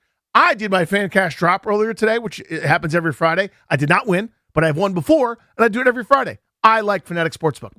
Please and thank you. Justin Herbert, number 7 on this list after Jordan Love. I'm a Herbert guy. Sounds like a lot of you guys are not Herbert guys. That's your loss. I love Herbert. 8, Dak Prescott. Yeah, okay. Best situation in the world. Fine. Dak at 8. You'll notice I haven't said somebody yet. You guys noticing that? Number 9. This is according to Pro Football Focus. The opinions of Pro Football Focus not reflect those of Danny Rouillet or 1067 The Fan. Number 9 is Drake May. Just taking a sip of water there. Number 9 is Drake May. That's who's on the list. Okay? Everybody all right? It's number 9. Drake May. Number 9 is Drake May. Number 10, Brock Purdy. Number 10. Number 11, coming off a season. I don't think we remember rightly how good a season Sunshine Ronnie Bass, a.k.a. Trevor Lawrence, had. Trevor Lawrence had a year. Do you remember what they told us Trevor Lawrence was going to be? And he wasn't at any point in time, and everybody kept making excuses. Now, some of them were valid. Like one was an unserious Urban Meyer situation. He's kicking kickers right in the Huevos Rancheros. And it was just comical. Like, this doesn't work up here. This doesn't work up here. You're overmatched. Year 1, Liam Cohen, I got my 4,000 yards. I got my 29 tutties. I got athleticism. I got a guy that scrambled for 560 yards. Trevor Lawrence had a campaign last season. He was really, really good. So that's number 11. To recap, number 1, Josh Allen. Number 2, Joe Burrow. Number 3, Lamar Jackson. Number 4, Pat Mahomes. That's probably where I belong, dog, coming off injury. Number 5, Matthew Stafford. Number 6, Jordan Love. 7, Justin Herbert. 8, Dak Prescott. 9, number 10, Brock Purdy. Number 11, Trevor Lawrence. And number 12, Jaden Daniels. Here's what they write. Injuries marred Daniels' sophomore NFL season as he couldn't quite recapture the form that earned Offensive Rookie of the Year honors in 2024. Playing in just 7 games, Daniels earned a 74.9 PFF passing grade, ranking 18th among qualifying quarterbacks, while a 6.7 yards per pass attempt ranked 27th. One of the biggest reasons for Daniels' struggles in 2025 was his difficulty handling pressure. Opposing defenses blitzed him at a similar rate as they did in 2024. But Daniels' PFF passing grade against the blitz dropped by more than 30 points. Opponents seemed content to force Daniels to beat him with his arm, especially given Washington's lack of pass-catching depth. A healthy Daniels still gives the Local 53, my editorial, I hate that name, a great chance to win every week, but he needs to be available for all 17 games. That's 12. I'll get back to this in a second. 13, Caleb Williams. 14, Sam Darnold. 15, Jalen Hurts. 16, Jared Goff. Hopefully Ryan Clary's not listening. I know he's not because he hates us and hates our show now. He betrayed us and now hangs out by the pool. Even though as a baseball guy, the Yankees, his favorite team, and the Nationals, one of his top 17 favorite teams, are playing tonight. He's still not going to that game. But God bless you, Ryan Clary. Wherever you are, hope you're having a great time. Anyway, his boy Jared Goff is 16. Disrespectful in a way. Bit harsh on Jared Goff, the string bean. Looks like a pragmatist, that ain't. 17, Stroud. 18, Baker Mayfield. 19, Bo Nix. 20, Bryce Young. So the reason I go through all those guys is Mayfield has put together a few seasons down in Tampa. Bo Nix, if he doesn't break everything, is probably your AFC champ representative. Played pretty damn well what they asked him to do. CJ Stroud had a good regular season before he kind of imploded there in New England. That was ugly. But the point is, he's put some deposits in the bank. And Jared Goff gets out of bed and checks it down to Amon-Ra St. Brown and throws for 4,500 yards and 30-some touchdowns. The numbers are pretty great. Jalen Hurts has been in a Super Bowl. Sam Darnold just won the damn Super Bowl. Caleb Williams had a great season last year. So here's my reaction. Jaden Daniels at 12, that's not too shabby. There's only a couple of names where I'd go, Okay, I can see that. But he's ahead of some names, you guys. And don't look now, but we're kind of in a decent era of quarterbacking again. Do you remember a few years ago when it was the end of Brady, or we thought it was the end of Brady, then he played for 7 more years, but it was kind of the winding down of Brady and Breeze and Phil Rivers before he came out of retirement 17 times to play while he was coaching in Alabama or whatever, and some of the other older guys, and we're going, who's going to take the mantle? The mantle's been taken. We're just fine. But there's some quarterback depth here. There are a lot of guys with a lot of pelts on the wall that Jaden Daniels is ahead of. So you might hear 12 and initially bristle. You might go, what? That's low. I'm here to tell you, as much as I love Jaden Daniels, I don't think I'd have him this high. I don't think I would coming into this year. And it's not a Daniels reflection necessarily. It's that one sentence, especially given Washington's lack of pass catching depth. I don't think they've done near enough around him. Everybody else on this list has more. Everybody else has more. Dak has more. Herbert's got more. Love's got more. Stafford's certainly got more. Mahomes maybe doesn't have as much. Lamar Jackson's got more. Burrow's got way more. Burrow's got the most. As you go up and down this list, the guys around him, Caleb Williams, way more. Darnold, way more. Hurts, more. Goff, the most. So I don't know. We're going to do our winning off the field segment next. Well, I want to come back to this. I want to hammer this a little bit. I want to hear Grant's thoughts on this. I want to hear you guys' thoughts on it as well. But initial reaction when you go, Daniels is 12th. If you did an informal exercise, we didn't think about anybody, is that where you'd put him coming off of last year? I think it's probably about what I would do. But then you look at who he's ahead of. Again, I think Jared Goff stinks. Stinks is too harsh. Is just a guy, and then I like to troll Ryan Clary. But he's just a guy. He's a praying mantis. If you move his feet at all, he turns into a pumpkin, which we saw in the NFC playoff game where Washington picked him off so many times. And he was terrible. Just terrible. Against a terrible defense. If you're in the greater Clarendon area and you see Ryan Clary, remind him of that. Just remind him. Go, hey, bud. You can Bateman him. Hey, bud. Remember how terrible Goff was? Have a great day. Any hoodles. I want to win off the field with you guys next. We don't do it for me. We don't do it for Ryan Clary, who's getting a lot of mentions, a lot of run this segment for some reason. I don't know why, but it's happening. Let's win off the field together. Bruce stood in front of the assembled reporters and explained they weren't winning games on the field, but they sure as bleep were winning off the field. 800-636-1067. Let's win off the field next, and we'll do your Beltway Blitz at 4.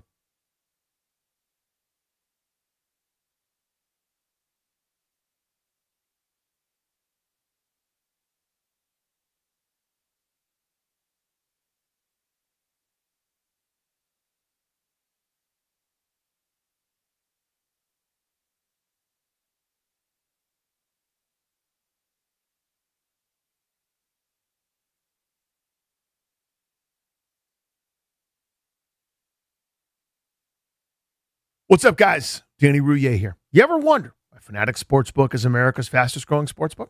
Other sportsbooks, well, their rewards are just kind of the same old, but Fan Cash, oh, Fan Cash. It is the ultimate sports currency, and betting with Fanatics lets you stack Fan Cash. With Fanatic Sportsbook, you can get up to 10% Fan Cash back on your wagers. That's win or lose. So use your Fan Cash to unlock the world of Fanatics with unlimited profit boosts, exclusive merch, collectibles, game tickets, and so much more. If you want value for your bets, Fanatics will always have your back. Then I also mentioned they're giving away millions in Fan Cash this year with games like Fan Cash Drop. I already played today. Tap in every Friday and see what all the fuss is about. So switch to a sportsbook that will always give you more to play with. Go check it out yourself and download the Fanatic Sportsbook app today. Winning hits different here.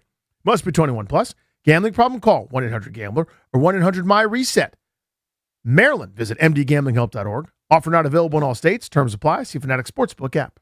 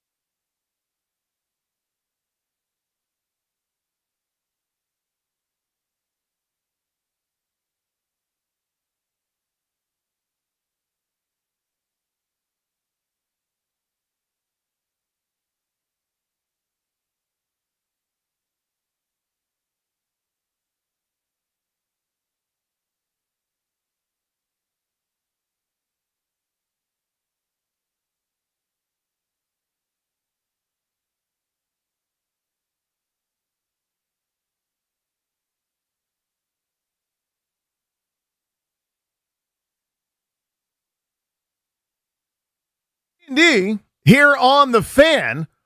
Welcome back. Double Play is going to have to take a back seat today. We'll do some Beltway Blitz time here in about 15 minutes, but I believe my friend Grant Paulson is back, and he is joined by a special guest, GP. Yeah, that's right. We're live at Nationals Park, and Blake Butera kind enough to stop by for a couple minutes. Nats getting ready to welcome the New York Yankees on the verge of the All-Star break. They got some work to tend to, though. When we talked in spring training, you talked a lot about the process and your vision for this team, and I thought they're going to be in a really good place in 2 or 3 years. I didn't know that was 2 or 3 months. You guys are over 500. You got to be feeling good. Yeah, feeling really good. Happy with the staff, happy with our player group, happy with how things have come together. The culture we're creating here has been really good. Feels like everybody loves being around one another, and winning always helps too. At the risk of this turning into the old Chris Farley SNL bit where I just, you're like, remember that song? I love that one verse that you had where I just compliment you guys constantly. Offensively, you're number one in the sport right now. It feels like this hitting instruction led by Borg Schulte needs to take a bow. How have you gotten so much out of some of the guys that were already here that you've turned into having career years? One of 2 teams with 3 20-homer bats, 4 players who have 15 homers. Only 2 clubs can say that. Yeah, I think when I came into this position, like looking at the position player group, the hitters were good. Like they had done some things offensively that have stood out, and it's also a young group. So, hopefully as they get a little bit older into their prime years of 25 to 29 years old, they're just going to get better and better. And our hitting group did a really good job of diving into what these guys do really well and maybe what they could do a little bit better and really fixating on that. So Louis Garcia is a great example because his greatest strength is that he can hit everything, and his greatest weakness is that he can hit everything. So telling him hey, we know you can hit every pitch, but which pitches can you do damage on? So focusing on the part of the plate where he hits the ball the hardest and saying hey, this is where we're going to swing with less than 2 strikes. Instead of being hey, I can put a ball in play, it's no, we don't want you to just put a ball in play. Do damage. Manager of the Nationals and a candidate at the midway point for Manager of the Year, Blake Butera is with us on Grant and Danny ahead of a monster series with the Yankees here at Nats Park. Luis is a good window into what I wanted to ask you about, which is it's hard to argue with anything when you guys are scoring the most runs in baseball. But there's always going to be the critique, the question, how much of getting the most out of Luis is maybe that he's not facing a lot of lefties, so he doesn't go into the ruts, that someone will say, he's got to start this game, or how much of it is you guys are putting guys in a good chance and everyone wants to see more of the player that's hot, but maybe keeping them hot is keeping them from being exposed in a sense? Yeah, it's a tricky one because I think, Louis this year has faced less left-hand pitching than he ever has. We told him that early on, hey, you're going to focus on hitting mostly righties, and he's hit righties really well. So it has forced my hand a bit to keep him in there sometimes against lefties. Tonight he's going to get the start against Weathers, although down in the order, he's still going to get the start. I said coming into this, our job is to put these guys in positions to have success, and I think Louis hits right-handed pitching extremely well. I think I've made my fair share of mistakes, especially with the bullpen, by maybe putting some of these guys in positions they didn't have much breathing room and didn't really set themselves up for success. And at the end of the day, we know Louis can really hit right-handed pitching well, so we're going to put him in those spots as much as possible. I thought it was admirable. Blake Butera's with us the other day. You said as much as what you just did, that you kind of felt like with Cole Henry maybe you didn't put him in a great spot. Not to give you an out, but you're also working with what you got. I mean, you got guys that are suspended. You don't always have 3 or 4 guys that are going good that you can trust. So there's a lot of variables to that. What has it been like trying to piece this together when you're trying to open for 2 right-handers? Right now you have 4 lefties on your roster. I think 2 of them have been here 8 minutes combined. It's been a revolving door in the bullpen. It has been, but there's no excuse. Like I said, my job is to put these guys in position to have success. And what I could have done differently or better. And I think, I got to give these guys a huge tip of the cap because any situation we put them in, they've just taken the ball and gone with it. We've opened for Zach Littell, Miles Michaelis, with some veteran pitchers who have been around the game for a long time, and they've said nothing but, sounds great, whatever I can do to win, tell me. And there's a lot to be said for that. It's not easy to do some of these moves that we've done, but when you have a player group that is willing to do whatever they can to help the team win, it makes it that much easier. All-Star break is coming up. You guys obviously have business to tend to first. But to get James into the All-Star game for a second straight year, and CJ, the first ever Nat to start at short, such a premium position. As a manager, what kind of pride do you take in that? These guys were telling me it's going to be different going there. They've both been there before with the W on their chest, kind of pridefully walking around the clubhouse like, well, these dudes are with the Nats. You know, that's an up-and-coming ball club. Yeah, it's such a cool moment being able to tell both those guys in front of the whole clubhouse last week. Pretty surreal, and I'm very fortunate to be in the position to tell these guys this, and they couldn't have gotten a bigger applause from their group because of how much they've done for this team, for this organization, for one another, both on and off the field. They're just great people. They're great teammates. They're great leaders, and these guys want nothing but to see them have success. And CJ's earned this opportunity to be the starting shortstop in the All-Star game. There's probably been 3 times or so since it's been announced where I'm like standing next to him on the dugout steps before he goes to hit, and I'm like, dude, you're the starting shortstop in the All-Star. Like, how cool is that? And he gets fired up, and Woody as well. It's hard to get him to smile, but to see him smile when he found out he was an All-Star again, it was awesome. Manager of the Nats, Blake Butera, the grown-up, if you will, of your rotation. Whether we'll call him an ace or not, I guess we can determine. Foster Griffin's been unbelievable. I had no idea when we saw him pitch against Venezuela in the World Baseball Classic what we'd be in store for. He should probably be pitching in Philly. Are you surprised at all? Like, what did you guys think when you first saw him? Did you know you had a well-kept secret? Is that why he was thrown on the backfields all of the spring? It's tough to know in spring training because everyone gets fixated on the velocity, the TrackMan, the vertical break, all these different numbers. When Foster pitches, if you look at those numbers, none of them really stand out to you that much. But the more you watch him pitch, the more you appreciate just how good of a pitcher he is. And it's hard to tell substituting, and you don't see all the starters all the time. So you see him pitch well in spring training, you're like, all right, is this real? Is it not? And then when he does it to start the year, then he does it again and again and again. You realize this is the real thing, and this guy's a stud. And also the fact that he's just a rookie is kind of crazy. Last one for you. Paul Taboni in Boston a week and a half or so ago said, hey, how the team performs, how Blake's guys play is going to determine what we'll do at the deadline. You're over 500. You're right in the thick of things in the wild card.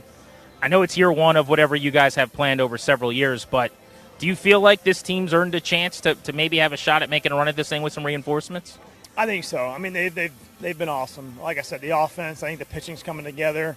Foster and Cade, the way they've taken the ball and been workhorses for us. What we do at the deadline will be up to Paul, up to Ani, up to the front office group to decide. Our job is to go out there and play our best baseball every single night. And there's also the balance of we want to have ourselves a championship window for as long as possible. I think you see the best organizations in all sports give themselves a chance to get in the playoffs for a long period of time. So whatever it takes to keep this window open as long as possible, we're always here for. Isn't it nice with all the tough questions you have to answer sometimes to just put one on Paul's desk? Yeah, this is all him. You can ask him. Thanks, Blake. Thanks, Grant. Appreciate you guys. Send it back to Danny in studio. I'm going to go out on a limb here, guys. I'm going to say something kind of inflammatory. I hope this doesn't come across as too harsh or too reckless. I like Blake Butera a lot. Sorry. Is that inappropriate? I'm a Blake Butera fan.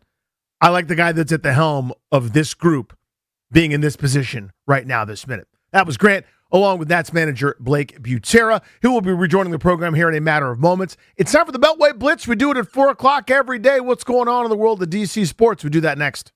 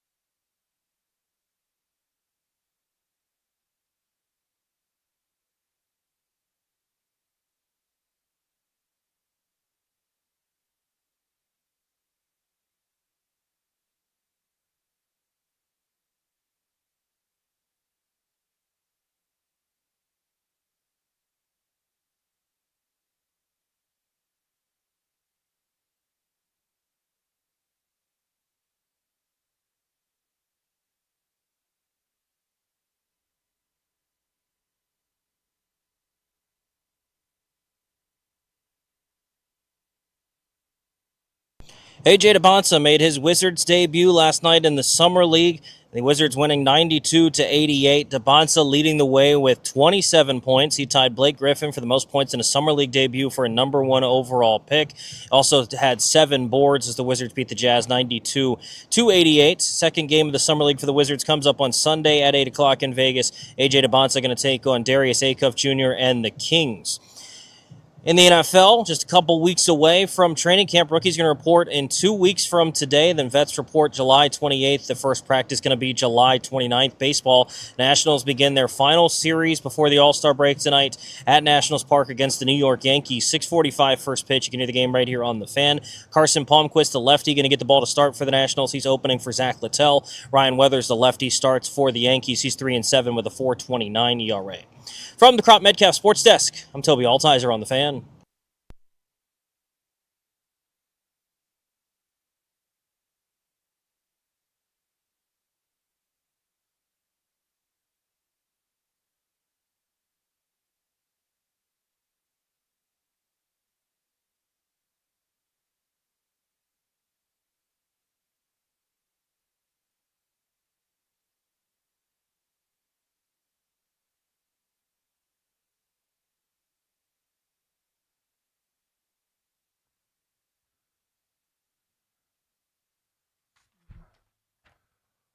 What are you doing to protect your family's assets? We're exclusively sponsored by the law firm of Condori and Murad, estate planning, elder law, real estate transactions, probate administration.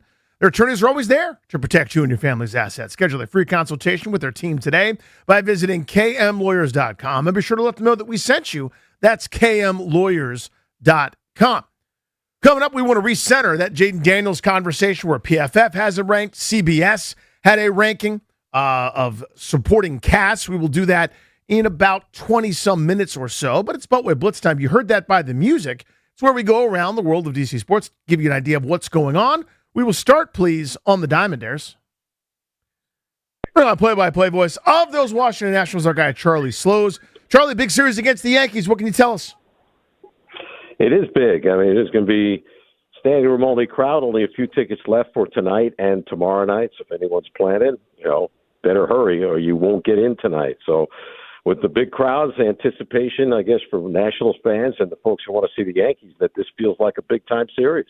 Charlie, we're past the official halfway mark of the season, games numbering in the 90s now, but the All-Star break's kind of that unofficial halfway. As we sort of get introspective and look back at what the half-plus that we've just seen, what are the most surprising things to you about this club that's way more competitive than a lot of people thought? Well, it is amazing that you can score like they have, give up the amount of runs like they have. It just boggles my mind. It has the entire season.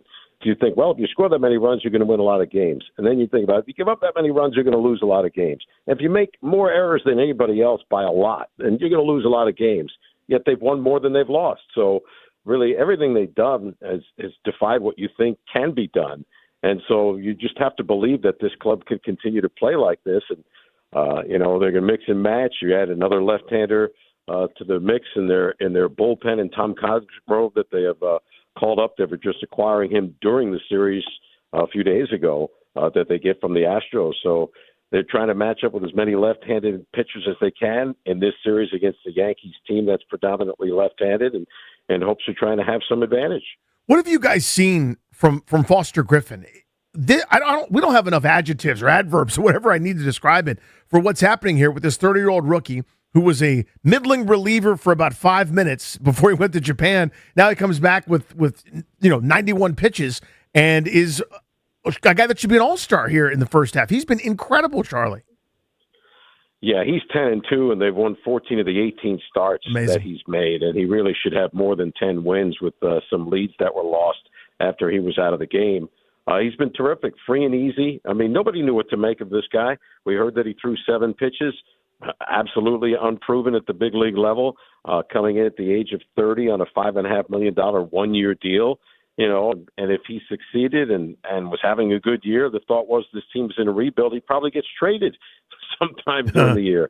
Now you're scratching your head saying, how quickly can they sign this guy to have him here for the next few years? Because he looks like a guy who can lead a staff and doing it, I don't want to say it's the old-fashioned way, but he's doing it by throwing 90-93. He's not blowing apart the radar gun trying to match Jacob Mizorowski, or if he could at 103, 104 miles an hour. He pitches. He isn't a thrower. He's a pitcher. Well, yeah, it reminds me of guys that I grew up watching, the Dennis Martinezes of the world, right? That every pitch was different, it moved a different way, and you could never sit on anything. It's an uncomfortable at bat. It's really been incredible. Let's go through pitching matchups here this weekend. Tonight looks like an opener. What can you tell us about the guys on the bump? Well, you're going to have Palmquist to open, which he's done before, and then they'll go to Littell. And, Littell's success has been when he's come out of the bullpen. You look at the difference, 6.07 ERA in 12 starts.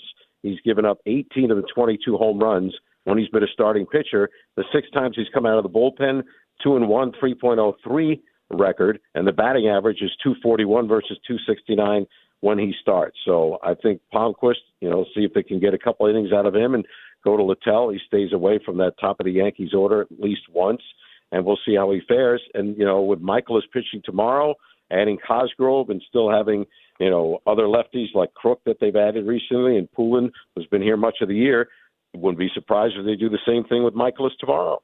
Charlie, you've been around this game and this org for so many years. Slumps are part of it, and pitching is better than it's ever been. We talk about this all the time on the post-game shows, but guys are so good at this level, and slumps are inevitable. You hit a couple line drives at somebody, all of a sudden, you find yourself in a 1-for-15 streak, etc. But they've been more prolonged slumps. You think of the second half last year for Wood, a couple of really big valleys in Abrams' career. It feels like those slumps are not prolonged now, and that's kind of the difference as to how these guys are putting up these unbelievable first half numbers. A, just go into that, and B, what do you attribute that to? Abrams, it was in a 4 for 35 that he busted out of on Monday with a home run and 2 singles.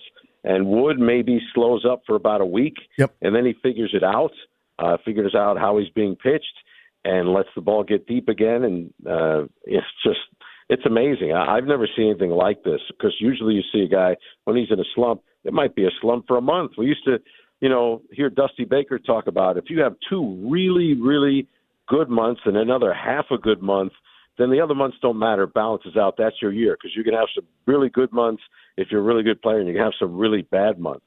I don't see any really bad months. Seriously, no. That's what's been remarkable. My final one here is about Dylan Cruz. He is a winning ball player. I love some of the little things that he does. It feels like every time he starts to take that big step forward offensively, feels like he's running into a bunch of bad luck. Although he did have that check swing, single after lining out to left field in his first at bat the other day. So these things do start to equal out. But what have you seen from Cruz? Well, again, probably he's had the worst luck of any guy on the club since he came up in terms of hard hit balls being caught. And he's still got a half a season to go. I mean, everybody you talk to still thinks he's going to be what they thought he was when they drafted him. And, he's had less time here than the other guys. Came up in August of 2024. And last year, to me, was a lost season for him with that oblique injury, keeping him out 3 months and then trying to play catch up. I think you could throw last year out the window. And then, then he really hasn't had as much experience as the other guys who've been here a little bit longer, that are having success now. Charlie, thank you as always, my friend. I'll talk to you in a few hours for postgame. All right. We'll see you, Danny. Thanks. Sounds good, my friend. There he goes. That is the great Charlie Slows. And I got postgame tonight. I'm looking for my 3rd win of the year. I know we're in July. All right. I'm 2-11. No, 3-11. Look at my 4th win. Don't do that to me, Darius. Don't sell me short. NBA, I want to talk Wizards, please. Our guy, Chris Miles, NBA TV. All right. It's a summer league game, Chris, but come on, dude. How much fun was that? I mean, I had a ton of fun watching it. Felt like it was electric from start to finish. And for me, seeing Trey Johnson, just light it up every time he touched the ball. You want to see those second-year guys look incredible. And obviously, A.J. Debons, to me, he looked better than Victor Wembanyama's first game. He looked better than Cooper Flagg's first game. So I think for the Wizards, you got to feel great that it's like, well, if this kid looks more comfortable than those guys, and we've seen how their rookie years played out, a lot to look forward to. So let's go into Debons. That's obviously most germane to us here in D.C. Give me the good. Give me the things that was it. Kind of confirming some of the things you thought when you were scouting and evaluating him. Things that you weren't sure he could do, but then he did. Just kind of break down his performance for me. For me, the biggest thing was how he answered questions afterwards. and his emphasis on defense. Look, he's going to score. He's going to average 20, 25 points per game in his career, whether it's his rookie season, second year, third year. That I'm not concerned with that at all. The 3-point shot, I guess it'll come at some point. But for him to continue to say, defensively, I try to do this, or defensively, I try to do that, and to see him have an impact, I think if the Wizards are going to be a winning team going forward, playoffs and, contend and that sort of thing, his growth there needs to be exponential. And I like to hear him speak in that way. And I liked how the Wizards as a group collectively got after it on that end. I thought it was really impressive. Yeah, clearly was a priority, right? Whether they knew the context that, hey, this is 1 versus 2 and it's going to mean a little bit more or whatever. You could tell Jameer Watkins, to borrow from The Last Dance, took that personal. And I think that was really, really good. Give me your thoughts. I mean, I respect your basketball acumen so much. It looked to me like Debons didn't have that second defensive effort. And what I mean is he's on ball. He's guarding the guy, doing a good job. He gets screened. It kind of then, okay, my part of the play is over. I didn't see some of that scrambling desperation kind of get back in, whether it's deflect something, to chase down block, or get a board. It looked like, okay, now I'm thinking about offense almost at that point. I think that's something that's going to come because it's probably never been emphasized for a guy that's been the alpha, especially on the offensive end. Just kind of give me your read there. Yeah, I mean, that's been, and when we say that, I think the stat that everybody pointed to was the 12 blocks all season at BYU for a guy that athletic. That's the thing that, stands out. But whenever you watched him, whether it was like Peach Jam Championship, for instance, right? It's like he makes offensive plays, but man, has he ever made defensive plays? He's got to learn a lot of the things that you're talking about, right? And that's where it's like, yes, he's a rookie. Yes, he's 18, 19 years old. Those are things that he's going to have to learn. And when you have guys on the team that do that, like Koulibaly, right, or Watkins, you got to keep those guys around so that he does learn that in his first couple of years in the league, and then it becomes second nature. But it's not something that's innate in his game, like, say, Darren Peterson does get after it on that end of the floor. And he said, I mean, you heard Darren Peterson, right? He's like, yeah, I had 10 fouls against, so I gave 9. That's where if AJ gets there mentally, oh, man, then I look at the Wizards, eventually being a championship caliber team.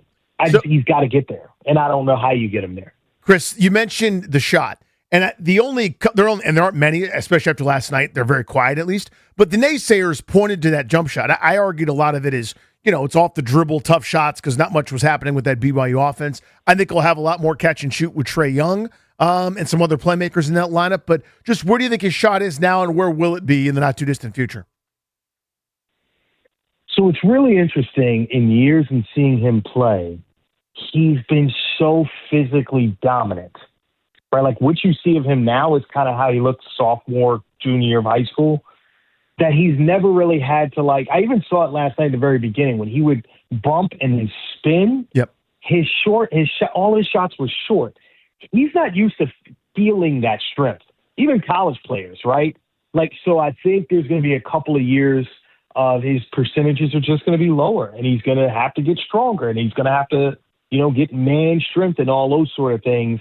But the 3-point shot, I would almost advise, just don't worry about that. That'll come as he gets older. And for him, I hope he continues to attack the basket in his rookie and sophomore campaigns because everybody works on the jumper. But I think, a lot of that comes with a player like him that's so physical with strength and as they age. A lot of the guards that come up, they're working on it from day one. They got it. But for him, he's been finishing around the basket. He's been hitting pull-ups. I think that'll come eventually. I think he can play make a little bit better than people give him credit for, too. There was a great pass where he got clobbered that ended up not being finished. I think it was on the interior to Okpara, but I could be mistaken about that. But that one pass in traffic led to a dunk that just was threaded the needle. A couple of passes out of double teams that are unsexy but really important. I think he can play make a little bit, Chris. Yeah, and that's something else that, again, he's never really had to do, right? And for the Wizards, that's going to be paramount because Trae Johnson can shoot lights out. Will Riley can score. There's only one basketball. Trae Young's going to be dishing assistant, right? He's going to need to learn to find his teammates a lot more than he did last night, too. I thought there were points in a game where he would take just too many dribbles and dribble the air out of the ball and not look for his teammates. But again, he's used to just scoring and being asked to score so much. I think he'll learn. I think he'll start trusting his teammates. And remember, these are going to be the most talented players he's ever played with, right? Like, especially this Wizards roster. So I think he'll learn and he'll grow that way, and they'll communicate. And I think there'll be a tremendous amount of growth in his game in that category. Chris, my last one. What did you make of, speaking of the Wizards, pretty much the entire roster showing up there and sitting in the front row at the Vegas Summer League? It's one thing for front office guys to kind of look at the new toy, but Anthony Davis and Trae Young, and there was a lot of people there, a lot of buy-in. I thought that was really cool. Yeah, and I'm seeing that more consistently from teams that turn it around. Like, you see that the year before they truly get better. And I'm like, okay, Wizards, you're now being that team. But I try not to look too much into it, right, because the Pelicans did the same thing. But I think for the Wizards, it's like the entire team is there, and everybody is supporting each other. But that's one thing, 5 years of being at Summer League, I always say you see more people from around the NBA at Summer League than anything else. Like, if you want to talk to someone, you want to talk to a general manager, you want to talk to a young player, you want to talk to a trainer, it's like they're all there that first weekend in Vegas. And I think it's great to see the Wizards have that camaraderie. I don't know if we've ever seen them have it to this depth. And, for instance, Trae Young, I feel like I've seen him every single year at Summer League. So it's great to see him there. Anthony Davis, I mean, just the whole squad. It's beautiful. Chris, awesome, buddy. Always appreciate the time, man. Have a great weekend. Yes, sir. Thank you. There he goes. That is Chris Smiles, and that's basketball coverage, people. Basketball coverage on 106.7 The Fan is presented by Xfinity. Score the most reliable Wi-Fi, one price, 5 years guaranteed. Xfinity, imagine that. I want to get back into Jaden Daniels. We touched on this, seems like a while ago, a couple segments ago. Both his PFF quarterback ranking coming into the season and a nice little graphic from the NFL on CBS about what tier of supporting cast all the NFL teams fall into. If you're a Washington fan, buckle up. That's next on the show.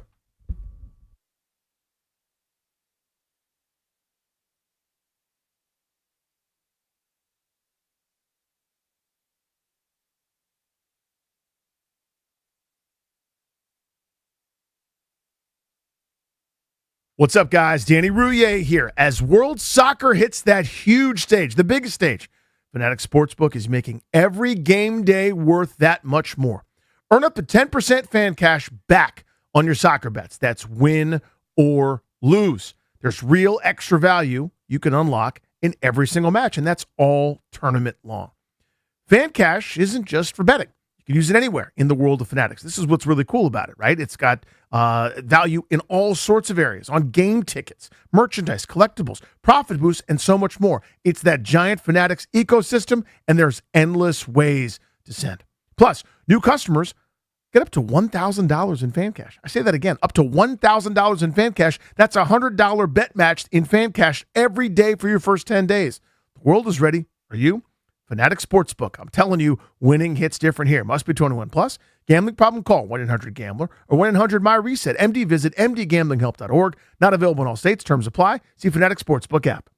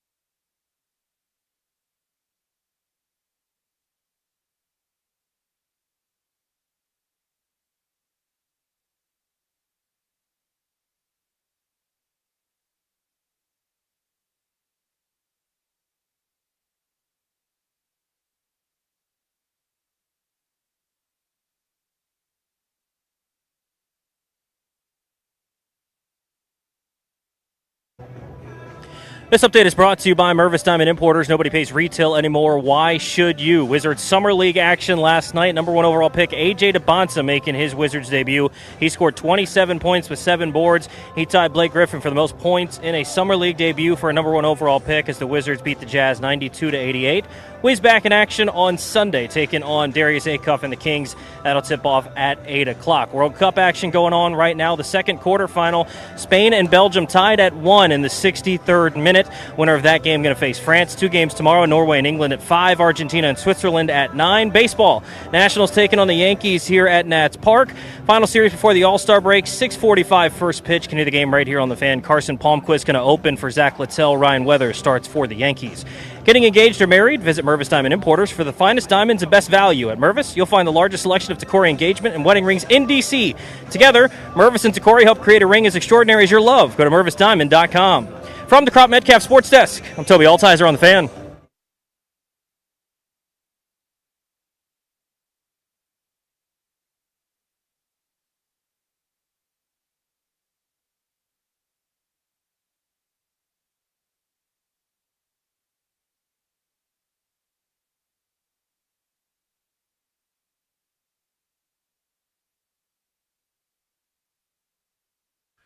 It's G&D here on the Fan.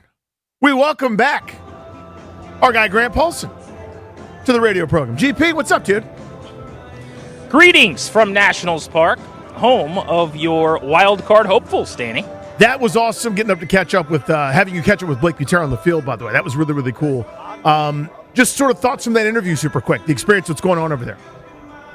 Well, first thing I'll say about Blake Butera is he's been very candid all year as a first-time manager and routinely acknowledges when he perceives that he's made mistakes.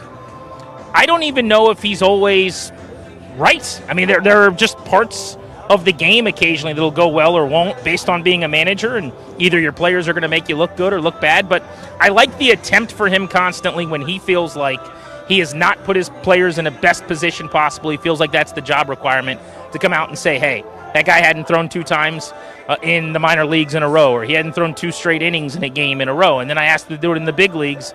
Probably not the most fair thing. So he's always pointing things like that out. I find that respectable. I think his players find that very admirable. He's done a really good job. This clubhouse, it's just a really healthy environment. The amount of guys that are really happy for and proud of James Wood and C.J. Abrams is significant. So what I wanted to get to with, because that's the thing I pulled out as well, right, is that willingness to own it. And you and I have talked about this kind of in an ancillary way a couple different times. But the fact that they've been pretty cold-blooded, where you're Reggie, the 4A reliever, you come up, you get your teeth kicked in, you get your butt set right back down. The thing that can be kind of, guys notice that. They raise an eyebrow at that every now and again. I'm wondering if that's how, I don't have a better term for this, so forgive me. Is that how you get away with that? Meaning saying, like, you know what, I'm going to own this. It's going to be my bad that this is happening, not yours. I'm wondering if that's kind of the way to take your medicine. Here's the sugar to take your aspirin. Yeah, I think that's probably part of the strategy, right? I think also in some way you're still indoctrinating yourself to the ball club. They're learning you. I think they are probably monitoring everything being said all the time, and he knows that. And so he's trying to take some pressure off them, and when he can, insert himself in as the story and the guy to ask the questions of. So I think that's good coaching. That's good leadership, probably, even outside of sports. But I just think he's done a nice job with the clubhouse part of managing. And then specific to on the field, look, can you pick some nits with bullpen usage? He critiqued himself and said, I've had a lot to learn. The fact is, who's his hot hand? Who are the guys that he can really rely upon? That was a good point that you made, yeah. Like, how many relievers have had first halves that you would say, at any given moment, he could have gone to them and expected really good results? Maybe Brad Lord, who's had a couple of huge blow-ups and is now on the injured list, right? He's been their most consistent guy. So I think that's something to be said, too. Yeah, him one, Revolta 2. After that, I don't know. It's any given night. I mean, Poulin's overall numbers have been there. He's one of the few plus WAR pitchers coming out of that bullpen. But even guys with some decent overall numbers like Clayton Beater, you've seen those 3-ball counts. You've seen the first 7 pitches coming out as he's a bird bath, spraying the ball everywhere. So you don't know on any given night. We talked about that before in the kind of Nationals history with there's no good call to the bullpen for a little while. Even that plagued Davey Martinez during some good times. But, that was neat. What was the vibe kind of catching up with the dudes right before the All-Star break, right? The guys that are going to be All-Stars and just kind of the sort of the feeling here. It's the only downside of doing our show the time we do is we usually can't go over there and kind of mingle with the folks. And you got to do that today. Yeah, it was cool to see James Wood, CJ Abrams over here in the clubhouse. We're going to play those conversations toward the end of the show ahead of Nats pregame today. I think CJ's particularly really, really excited about the opportunity to start at shortstop. Nobody's ever done that for this organization, for the National League before. It's quite an honor, and he's come a long way, man. A couple of years ago, questions are being asked about his work habits and what kind of player eventually he's going to turn into. Is he just a decent hitter who's not going to play the field particularly well? And then he becomes an all-star, and now he becomes an all-star game starter, and he's still not even in the mid-20s prime of his career yet, and I think he feels like there's still plenty in the tank. So he's jacked up to get out there. Just as an example, to give you an indication, Danny, I asked him, I said, so will you, Monday night just go to dinner and have some people out and about in Philly, or what's your plan? He's like, no, I'm going to be at the ballpark. He's like, I want to go to the home run derby. I want to be around the all-stars. I think that gives you an indication of, how much he's going to soak it up and enjoy it. James Wood is, for the second time in as many years, going to be a part of the event. Maybe he gets to slow things down a little bit this year because he won't be in the home run derby like he was last year on Monday night. But as I said, I think the really cool thing was just seeing all of the other guys, and this is days after we found out they were all-stars, but that are still coming up, congratulating them or kind of ribbing them, saying, hey, all-star, that kind of thing. Their teammates are really, really happy for them. Nats are going to be represented not only by those two players, but it could have been 3 or 4. Foster Griffin and Luis Garcia's numbers are every bit as good or better as some of the guys at their position that'll be in Philly. So earlier on, we only had one segment to do it. Because, by the way, this has been so much fun while you were not on with us for basically an hour. Just talking to AJ Debons and how giddy people were at the reactions, by the way, were just people so excited, over the top. And it was like, let's just have a great time talking Wizards Summer League. When was the last time we were able to do that? It was just really, really, really fun. Ended up doing that a bunch. So we didn't really get to spend a ton of time on the PFF quarterback rankings. And I wanted to circle back to that to make sure you got a chance to weigh in. And then we'll kind of combine that with the NFL and CBS's graphic that had Washington supporting cast ranked pretty low. But where did you weigh in on the fact that PFF, again, it's not gospel, but it's an interesting data point, had Daniels ranked 12th, and at first maybe you go, well, that seems maybe a little low, but then you realize he's ahead of Caleb Williams, Sam Darnold, Super Bowl champion, Jalen Hurts, who's been great in a Super Bowl, and Jared Goff, who gets out of bed throwing for 4,500 yards and 38 touchdowns a year. It seems both optimistic and maybe even a little bit low. Where do you fall on that PFF ranking? So I think, first off, Jaden Daniels is one of the hardest players in football to rank this year, right now, because it's been 2 seasons, and we've gotten the extreme end of both sides of the spectrum, right? In year 1, otherworldly, elite, all-time rookie year, kind of thing that you dream about, salivate over. He's flirting with MVP consideration. And then in year 2, based on the injuries, doesn't play enough, starts and finishes only 4 games. Some of the concerns pre-draft about durability rear their head. And so now you basically, it's like, what is a hitter who's hit 315 one year and 207 another? And you're trying to figure that out. So I think he's a hard guy to slot in after last season. So the first thing we've got to do probably, as Jaden marks and as DC sports fans, is check our infatuation with the person and the player at the door, right? Because obviously we all think if he's healthy, he's going to play at a really high level. But any national ranking has to account for a 500 batting average over 2 seasons, and they've got to bake that in. And you're talking about guys like Jared Goff, who have been consistently excellent for years. You mentioned Sam Darnold, who not only starts in and wins the Super Bowl last year, but has now put together 2 consecutive regular seasons where he was outstanding. And they're getting to a point where they're in the top 10, top 8 conversation too. So when I first heard 12, I thought PFF would have had him a little bit higher than that. But you could go through the back end of the top 10 and some of the names around him. I have a hard time moving him up the board after last season. If you're doing the list going into last year, I would guarantee you, Danny, he would have been higher than 12. I'm sure he was. 100%. But I think a lot of people want to take offense to any kind of conversation about him having regressed or stepped back. And the fact is, the timing is just that. You can't pretend like last year didn't happen. It's half of the career. even if you think the first year was more authentic, and you might be right, he's going to go out and have to prove that this season. You still have to bake that into wherever you're ranking him right now. And so this goes to the next part of the conversation. The NFL and CBS put together a graphic where they basically broke the teams down into tiers, the best ecosystems for a quarterback. That's Detroit, that's Dallas, that's the Rams, that's Chicago. Makes sense, right? That's everything from the guy that keeps the coffee hot to weapons to throw to, offensive coordinator, offensive line, etc. Then there are tiers below that, very good, above average, average, help wanted, help needed. Washington is in the same group with Cleveland and Tennessee, and then the final group on their own is the Dolphins. So they're closer to the Dolphins than they are average in terms of supporting cast and situation and system. Maybe a bit harsh, etc., but that was my main reason, GP. I know you and I butted heads on this a million times, but that's my reasoning for kind of going, I don't think I rank them ahead of some of these guys because we're asking in this year with this supporting cast to be more like Bo Nix than to be more like Joe Burrow, right? Which is play defense and check it down and not have some pretty excellent numbers. And we're going to maybe limit some of the running because he's lining up under center. Kind of how does that weave into the conversation? So how did they define? Like, what was the actual terminology they used? Did they say skill groups? Did they say supporting cast? What did they say? Yeah, this is for the NFL and CBS. Which teams have best set up their quarterback for success, according to a guy named Jared Dubin? So the best ecosystems, right? Good environment. Right. So I count that to mean, everything from like, maybe you're playing in winter outside, maybe that hurts you. I guess the Bears, it wouldn't bother them. But you know what I mean? Like, it's everything from offensive line, skill guys, offensive mind, what you're doing, etc. I think it's just the offensive part of things. That'd be my guess. Exactly. So I read the piece. I really liked it. I don't disagree with it, for the record, when you're actually talking about offensive talent and skill group.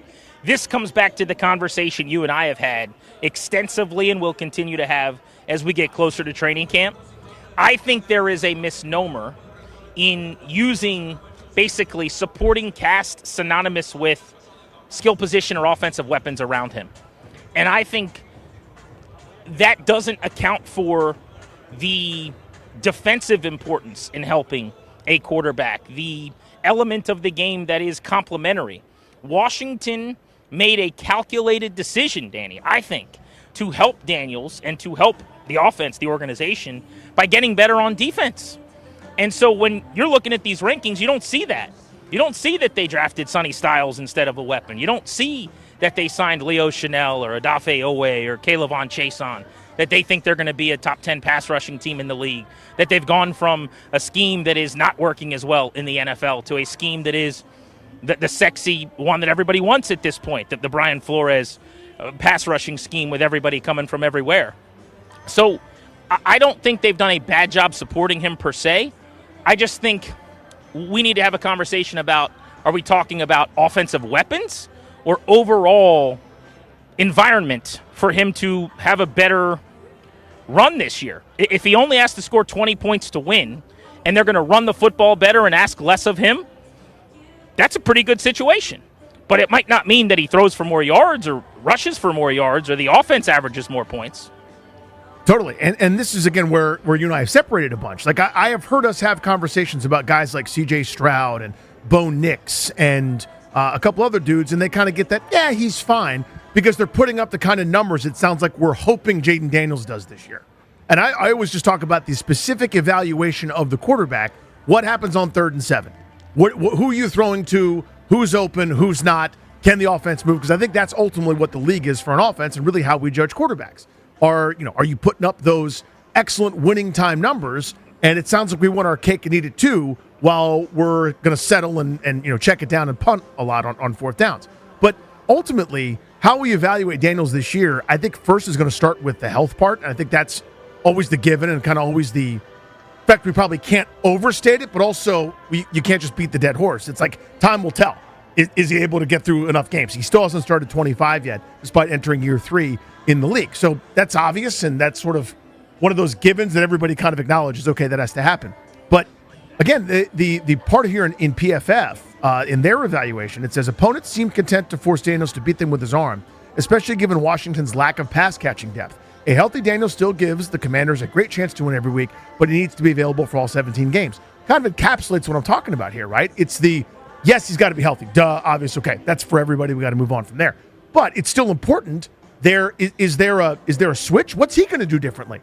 Anything or no? Are we just going to go cross our fingers and hope that he avoids contact? He got hit a lot. Part of that's the position. The other part is he still took a bunch of hits. Is that going to be different or not? What do we need to know there? Well, they changed the offensive scheme to a scheme where he's going to be asked to run less. And that's the idea. And is that being considered when it comes into these rankings? I don't see that there, but I think that's an important clarifier. And then also pass catching stuff. Now, if they're right, I like Chigakonkwo too, but if they're right about Okonkwo, right about Antonio Williams, that they didn't need anything else in the receiving game, and they've got Amon-Ra St. Williams there, then I think this all may work out. But to me, I'm more dubious, and it sounds like that's kind of the average of the bullish Daniels makes everybody right. He elevates the Olamide Zacchaeuses of the world, the Jamison Crowders of the world, and the Noah Browns of the world, or there's not that much there, and you kind of got away with it a couple of years ago. I think 12 kind of has him at the balance of those two things. Well, so two things. One, if they're right, I start a lot of conversations that way. Sure, yeah. Part of, I think, the difference sometimes when we're discussing this is you're giving your opinion on if they have enough, and that's the gig, that's the job. I have no problem with that. I do a lot of that too. I'm almost speaking from the perspective of here's what they've done, here's the way they view it, right? And so they're telling you, we've got our slot receiver that we like, who was a top 75 pick. We've paid a guy $30 million who's a wide receiver 1. We're counting on some variation of Luke McCaffrey or Traylon Burks as a wide receiver 2. We think we'll get enough out of those guys. And so the point is you're looking at it going, I don't necessarily see that. And I don't think you're wrong per se, but they're betting on a lot of these things to take place, and we're going to see if they're right or not. Totally. The other part of this, too, is we got to go back a few chapters in the book when we're talking about philosophy, and I'm saying, well, they improved the defense. That helps the quarterback. They're going to play a little situational complementary football. That helps the quarterback. And you're correctly acknowledging, well, you could just go get an elite receiver and help the quarterback. They hired a defensive-minded head coach. Let's not forget that. They went and got a general manager from the San Francisco 49ers who have been a buzzsaw defensively with a lot of talent and money allocated to the position. And we think about them as having a great offense, and it's because of the savant Kyle Shanahan who is there. But I have believed all along, very confidently based on the conversations I've had with people, this is an ownership group at the very top that believes defense wins championships. The first time they got a chance to run a search, they landed on one of the better defensive coordinators in the NFL. The first offseason they had where they're really going out and spending big and being aggressive. The majority of the pieces they brought in are on defense. So I think there's actually probably a difference in philosophy or paradigm that is at the root of any conversation about how to best help Daniels. I think so, too. And I guess what this also boils down to for me, and I want to hear what you guys have to say as well at 800-636-1067, kind of combining two topics into one here. Is the supporting cast good enough? And then Jaden Daniels is 12 on the PFF list, and one of the reasons is questions about that supporting cast. Quite simply, have they done enough? 800-636-1067. I don't blindly trust anymore. When they went Ben Sinnott, Luke McCaffrey, Noah Brown, injured Zach Ertz, that's enough. And it wasn't. It wasn't enough at all, in my view. They got away with it in year one, and what I think was a bad plan that went beyond what anybody could have hoped for. And year two, I think it's been kind of exposed. And year three, we're sort of doing that same formula again when it comes to the offensive part. Defensively, obviously, they've improved. That's anybody with a brain would say that. But to me, I'm kind of going, I know that's what they think. And I'm telling you, I don't think they're right. I think, as you said correctly, the proof, of course, will be in the pudding. 800-636-1067. It's Grant and Dan here on The Fan. Your call's next. Do they have enough for on Jaden Daniels?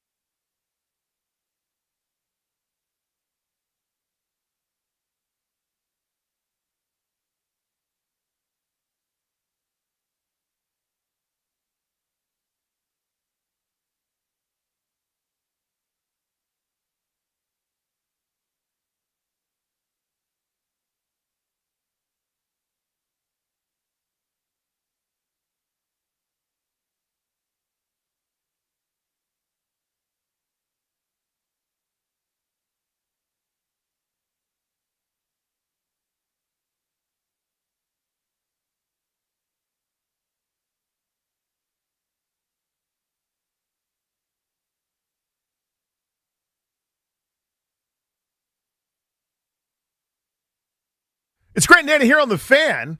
I'm over here in our regular studios drinking a gallon of tea because I've got a nasty cold. Grant is at the ballpark, so I'm actually going to throw it to him because he's got a couple proud papas hanging out with him at the moment.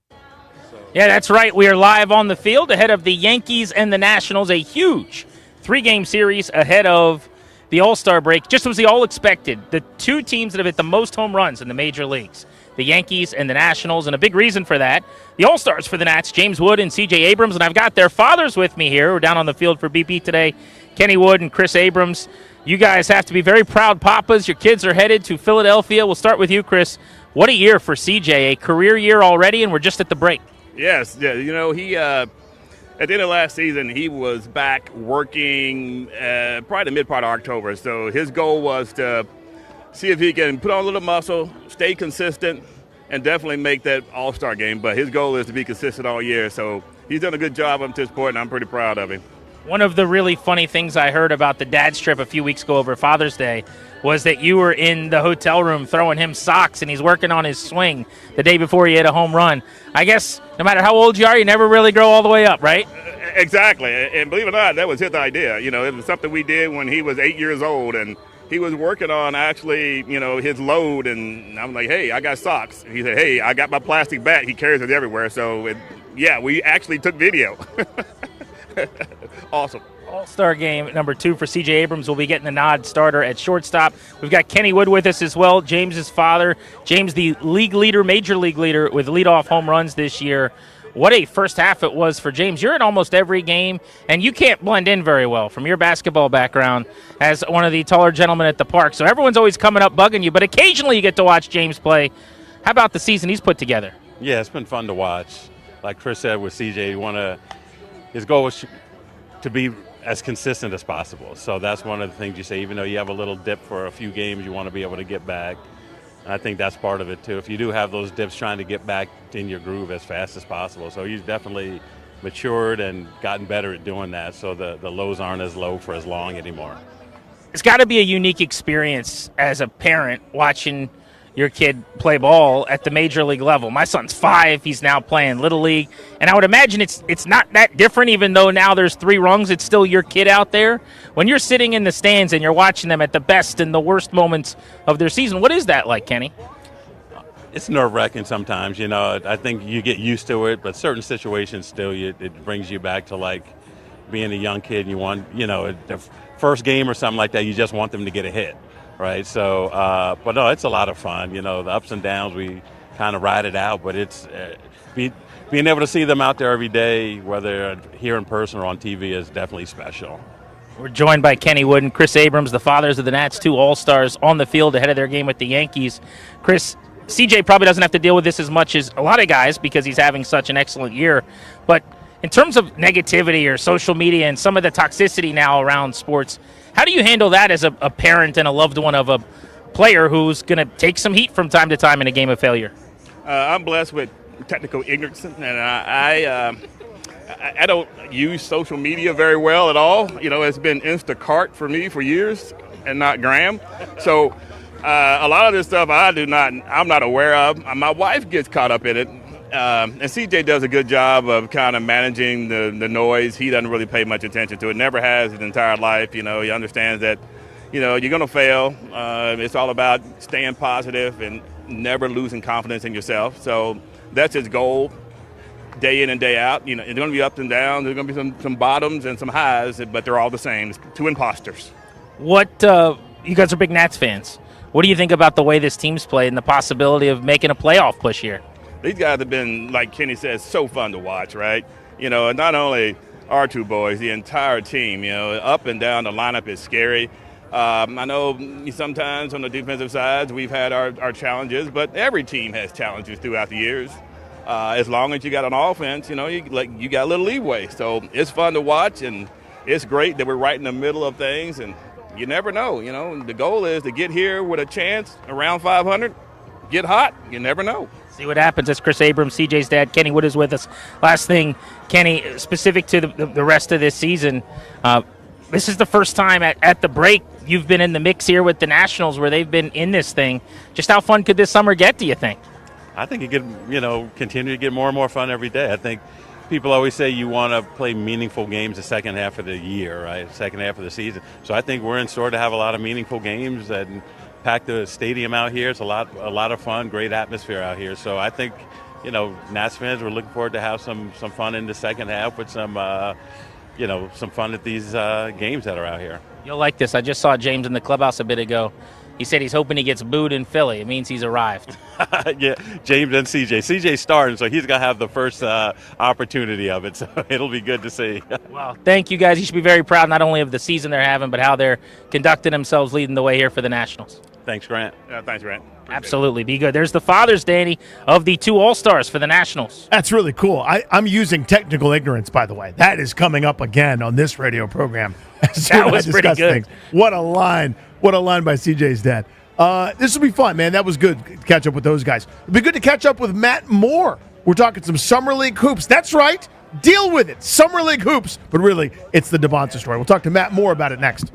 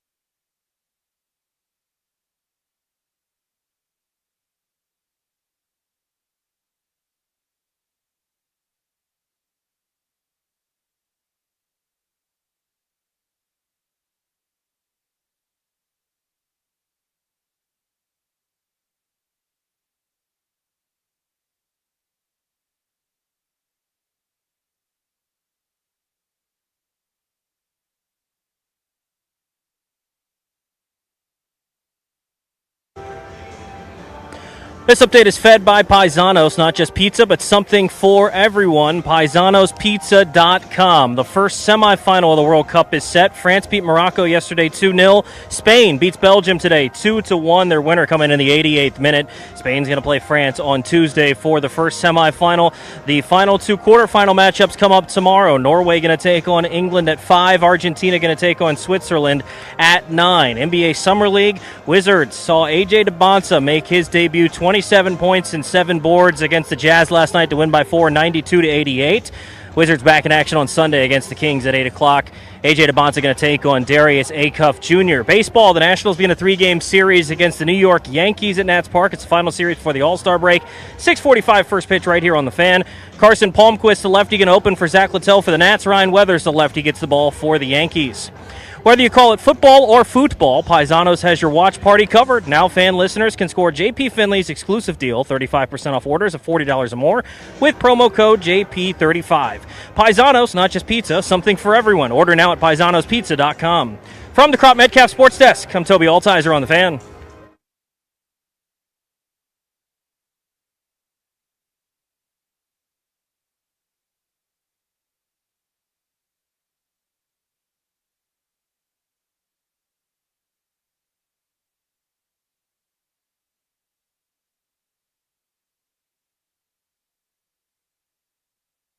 We are Grant and Danny, right here on 106.7 The Fan, and we're brought to you by the law firm of Condor and Murad. Estate planning, elder law, real estate transactions, probate administration.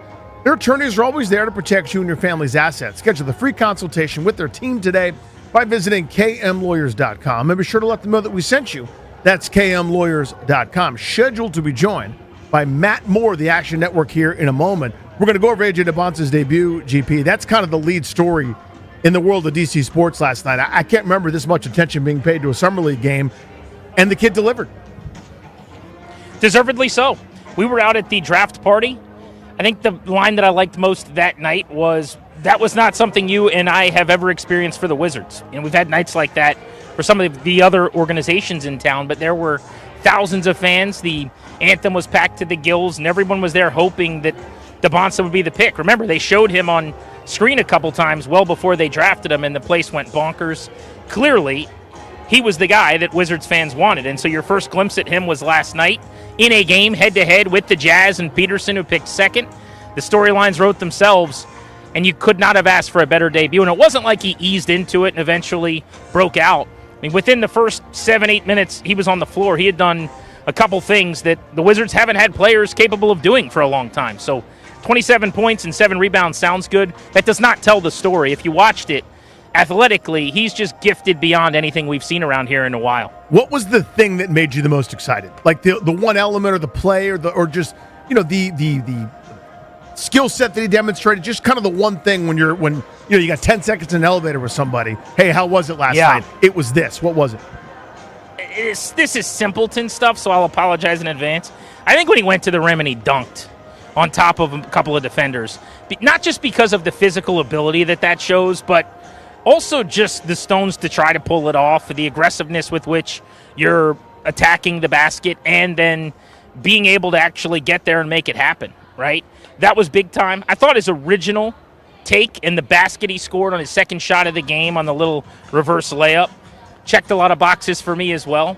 But I'll tell you subtly, like non-box score maybe, something I really liked, the bounce pass he threw between two defenders in transition early in the game as well showed vision and kind of an old school, like not everything has to be highlight reel. I got some fundamentals in my bag too. There wasn't a lot I didn't like. I mean, there are going to be things he has to work on. We talked yesterday with Hall of Famer David Aldridge about the defense and where it's at, where it's got to go, and how it's going to have to develop. I think the dribble's going to get a little bit tighter around the perimeter, especially with guys that are going to be D'ing you up and trying to get a body on you. The shooting is going to be a big storyline early in the season for him from the outside, but the stuff that you wanted to see, you saw last night. I mean, you can't ask for a better first impression. To me, I know it's nerdy, boring, whatever you want to call it, but it was he can do that too. Does that make sense? Like the 3 shots, I think maybe even 4 shots that he ended up missing, where he's already driven by his man multiple times, and he showed you that if you don't respect that 100%, it's a bucket and probably an and one, where he's able to stop on a dime, use footwork, under control, and get that kind of mid-range fall away going. Now, he missed all those shots. I'm aware of that. But that process, that look, that's available. So we were talking about this again, I think one of the times while you were roving around Nats Park talking to players, is right now, even without a consistent three-point shot, he's going to be able to score 20 a game just from 15 feet and in, just from attacking, just from getting to the foul line, and just from that mid-range. And I was talking to an old dad, a guy that called in, who was in his 60s, and I was like, my point is, the three-point shot at one point was seen as a fad and as a gimmick. Guys would dominate this game. Think of Jordan in that triangle. But from that mid-post area where Debons set up a couple times, where he got to a couple times, when the drive was cut off, you could beat him to that spot because he's 6'9". You put a smaller guy on him, as Peterson was matched up that one time, and he's got all the space in the world to hit the brakes, do that spin. That fall away is unblockable. It is unguardable. And to me, he missed those shots. I'm aware of that, but it's a reminder that even without the completed toolkit, that will be completed in the not-too-distant future, in my view. I have no doubts in that kid, that he could do that right away, GP, and walk in as a 20-point-per-game scorer. Yeah, I think that's kind of the point to be made here is we are looking at him in his infancy as a prospect, but he is a plug-and-play, NBA-ready scorer right now without adding anything to his game, as flawed offensively as you're going to be as a teenager playing in the NBA, which is what he is, right? When he adds to the toolbox and he's able to develop the jump shot a little bit, when he adds some pieces to the portfolio, I do believe this is going to be an uncheckable player. I think he could be a 27 to 30 point per game scorer if that's ultimately what they need. The question's going to be, what is the ceiling? And it's impossible to know that after one Summer League game. Who knows? But I know just in talking to people the night we were at the draft party out at the Anthem from the organization, their hope is that they drafted a player that night who ends up being one of the best players in the NBA, which is not something we've had here. You flirted with it with John Wall deep down the All-NBA team roster, but they haven't had a guy that was first-team All-NBA or legitimate MVP candidate. And I know that's a lot to put on a teenager and a young guy. It's probably not fair, but he has that type of potential. And it's hard not to get excited after watching him last night and just dreaming on what he could become. Because I don't think there's anything offensively that he won't be able to do. Maybe everything doesn't develop how we want it to, right? But there's nothing you can say. Like, if I'm covering the draft tomorrow for Major League Baseball on Sirius XM, and there's certain guys that, like, this guy doesn't really have power, okay? It's not going to be there. This guy, he's a 45 runner. He's never going to steal a bunch of bases. There's no tools on a 2080 where Debons is not a 70. You know what I'm saying? Yep. So if there's a disappointing element where he doesn't put it together here, that's fine. But he has the capabilities of being special in almost every capacity. So I think of, and they're different players, so bear with me, but I think of Dwayne Wade, right, who when he first walked onto campus at Miami, talking about in the NBA, was this Crash Bandicoot-like character who could get to the rim. He was so explosive, so strong, so tough, and you go, this is a badass, right? Average 16 a game for a Miami team that was retooling. Got to the point where he was an MVP candidate almost every year. There was a year, in fact, I thought he got robbed and should have been the MVP, where they gave it to LeBron. But he turned into that mid-20s, upper 20s per game scorer without ever really being a three-point shooter, right? I mean, even in this era of space, he's coinciding with Steph Curry doing the Renaissance thing as everybody else is looking for threes, looking for space. Was never really better than the occasional, took a couple a game, a 33% three-point shooter. That was never really his game. And he had the array, the arsenal, inside the three-point line as a power guard. That's Dwayne Wade. He's 6'4". AJ Debons is 6'9". And by the way, I don't know if you guys got to talk about this while I wasn't on yet, Danny, but I'm interested to get your thoughts on this. Something you and I brought up quite a bit going back till the draft time was how many times did Will Dawkins refer to Debons as a guard? Yes. Do you remember that? I do. Yeah, Strobes and I we're throwing the ball around on that a little bit. I think it's interesting. Well, didn't he look like one last night? To a degree, yeah. Now, that is the Summer League and him being kind of ball dominant with as he should have been with this group and him at the perimeter. You talked about some things going through him. I don't think it's going to look like that at all when the regular season starts, when Trae Young's on the floor and he's dominating the basketball. But that was the vision, I think, for Will Dawkins, right? I mean, when he's talking about him as a guard, I'm going, okay, I guess. Well, he kind of looked more like one than I anticipated last night. So, Strobes and I were kicking this around again while you were over at Nats Park for a minute. And I think part of that is I need to get out of my old school basketball mind, which is this person's the point guard. That's the shooting guard. He'll come off a couple of pin downs on the small forward. You see what he does, and then the power forward. I think they basically want an army of interchangeable wings. And yeah, they want 4 dudes that can play 4 positions in a big. And that's yes on defense because switchability is the name of the game. Being able to guard 1 through 4, 2 through 5, or whatever is essential in this modern NBA. I mean, you can't put a 2 on DeAndre Ayton very much, but those guys don't play in the important minutes. It's a bunch of, it's 4 small forwards now. But switchability is key on defense, that's obvious. But I also think some of the responsibility on offense has to fall to a guy, and if you want to call that a guard, in my day, I know I sound like an old person, that was a point forward. That's what Scottie Pippen was doing for those Bulls teams, so that Jordan could play off the ball, and the point guard had to get it up with some pressure. You get to Scottie, now you initiate the offense. And I think there's going to be part of that. So if you want to call it a point forward, you want to call it a 2 guard, you want to call it, because you saw what they did with him last night, Grant. He was the initiator, always, every time down, whether he brought it up or they got it to him in that top of the key spot. Everything was him beginning the offense. And I think that was by design, just to say, throw you into the fire, deal with as much stuff as possible, just be aggressive, and we'll deal with some of the real stuff come training camp time. But I felt like that's going to be part of it. Again, I don't know that he's purely a 2 or purely a 3 or even purely a 4. I think the answer is yes to all of it. No, I don't think he will be. And my point isn't necessarily that they're going to ask him to do that. I just think he could probably handle more of what is the traditional guard load right away than I anticipated. And I think it's why Dawkins was carefully saying that. I don't think that was an accident. But I think he's going to get a chance.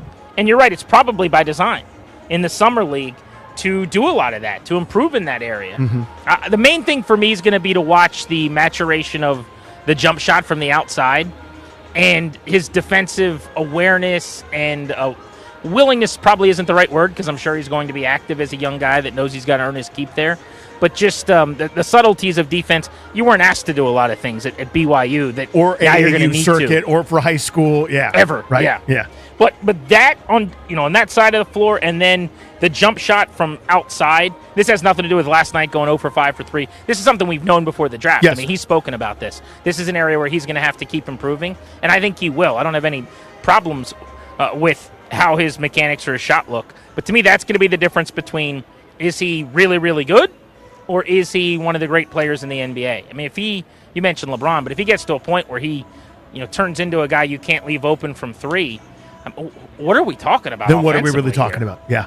Like, this is he could win a scoring title. I mean, he's that kind of player. I think that's well within his grasp within a handful of years. I mean, again, in any given year, it could be Anthony Edwards' year to average 33, or you could run into that year that somebody else decides to do it. But he is absolutely capable, in my view. Right now, setting foot in the NBA to score 20 points a game without outside shots falling. I think that's an underrated, remarkable thing at this point, where that's just not in vogue. And he can do that. Again, getting to the foul line, I think, is going to be such an asset he'll be able to do from minute 1. But I want to take people's reactions to this. We haven't done this in a little while. 800-636-1067 is the number. 800-636-1067. There's some excitement here. There's some legitimate buzz. And I guess the question, I'll pose it to you first, Grant, and then to everybody else, is we cautioned everybody, right? We said, let's say hypothetically it was bad last night. We'd be doing the don't worry about it, don't overreact. It's just one Summer League game. Remember, Sarr went 0 for 15, and now he's turned himself into something pretty good. It's the beginning of a process. I'm basically violating my own rule, and I am dreaming on all sorts of things for this superstar. And I tried to justify it a little bit ago, but I wonder, is it okay today to let your mind wander? Is it okay to dream big based on one Summer League appearance that went as good as advertised, if not better? Why not? I think this is the time to do that. He was so entertaining and so impressive last night that Wizards fans got exactly what they wanted, and they waited years for this. The tank, however long we're going to track that back and say it was going on, but really, since the day that they decided to operate correctly, which is when they hired Michael Winger and Will Dawkins in this front office and said, we're tired of spinning our tires and trying to win 39 games. Since the moment they made that decision and they opted to build this thing up from the ground floor and tear everything down to the studs, it was all leading up to Debons. And so in some way, it was all leading up to last night and finally getting to see the prize jewel on the floor. And it went better than any of us thought it was going to. So why shouldn't we talk today very proudly, positively, and with some hope? This looks like it's coming together exactly how we all dreamed that it would.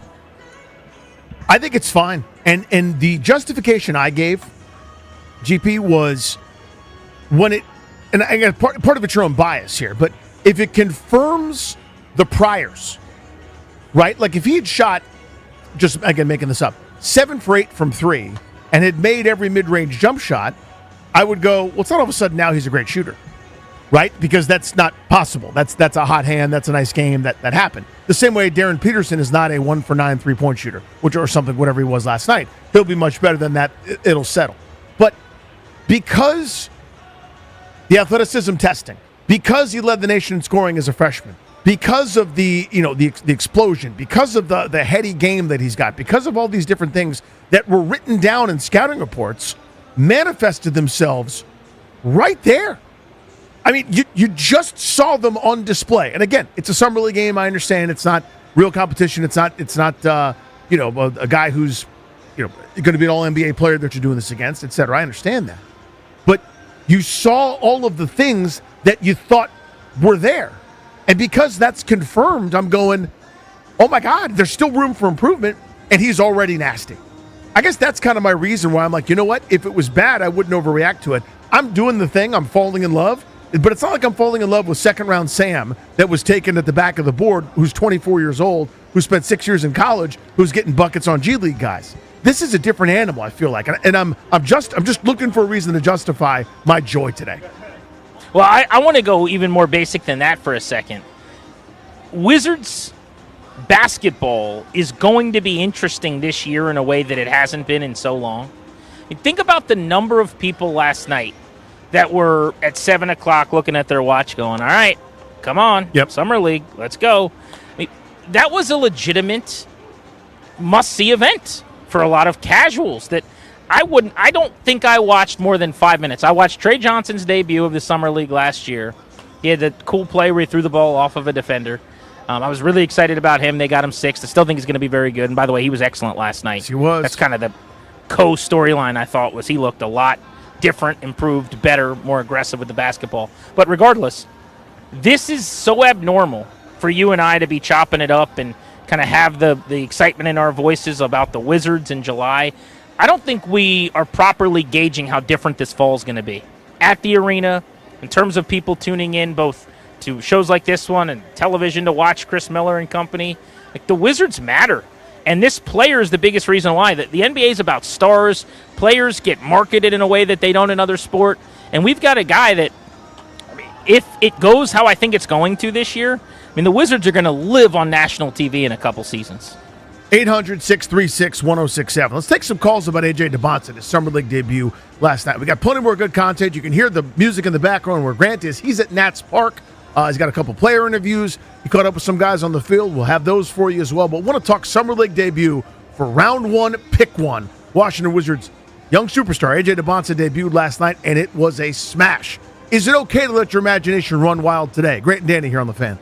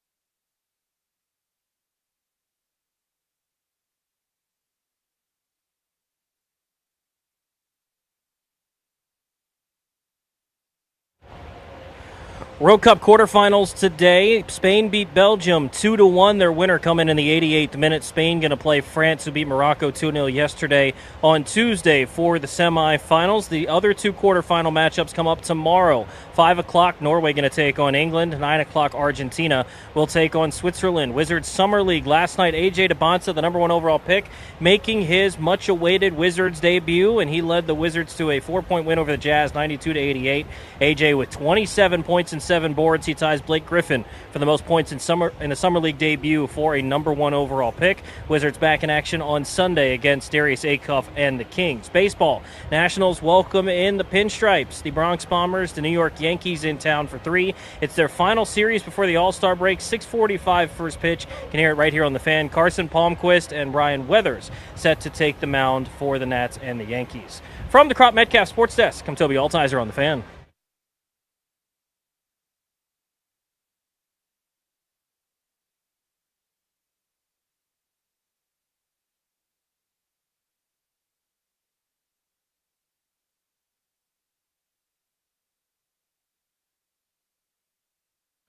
It's G&D here on the Fan. You heard Toby Altizer with the update.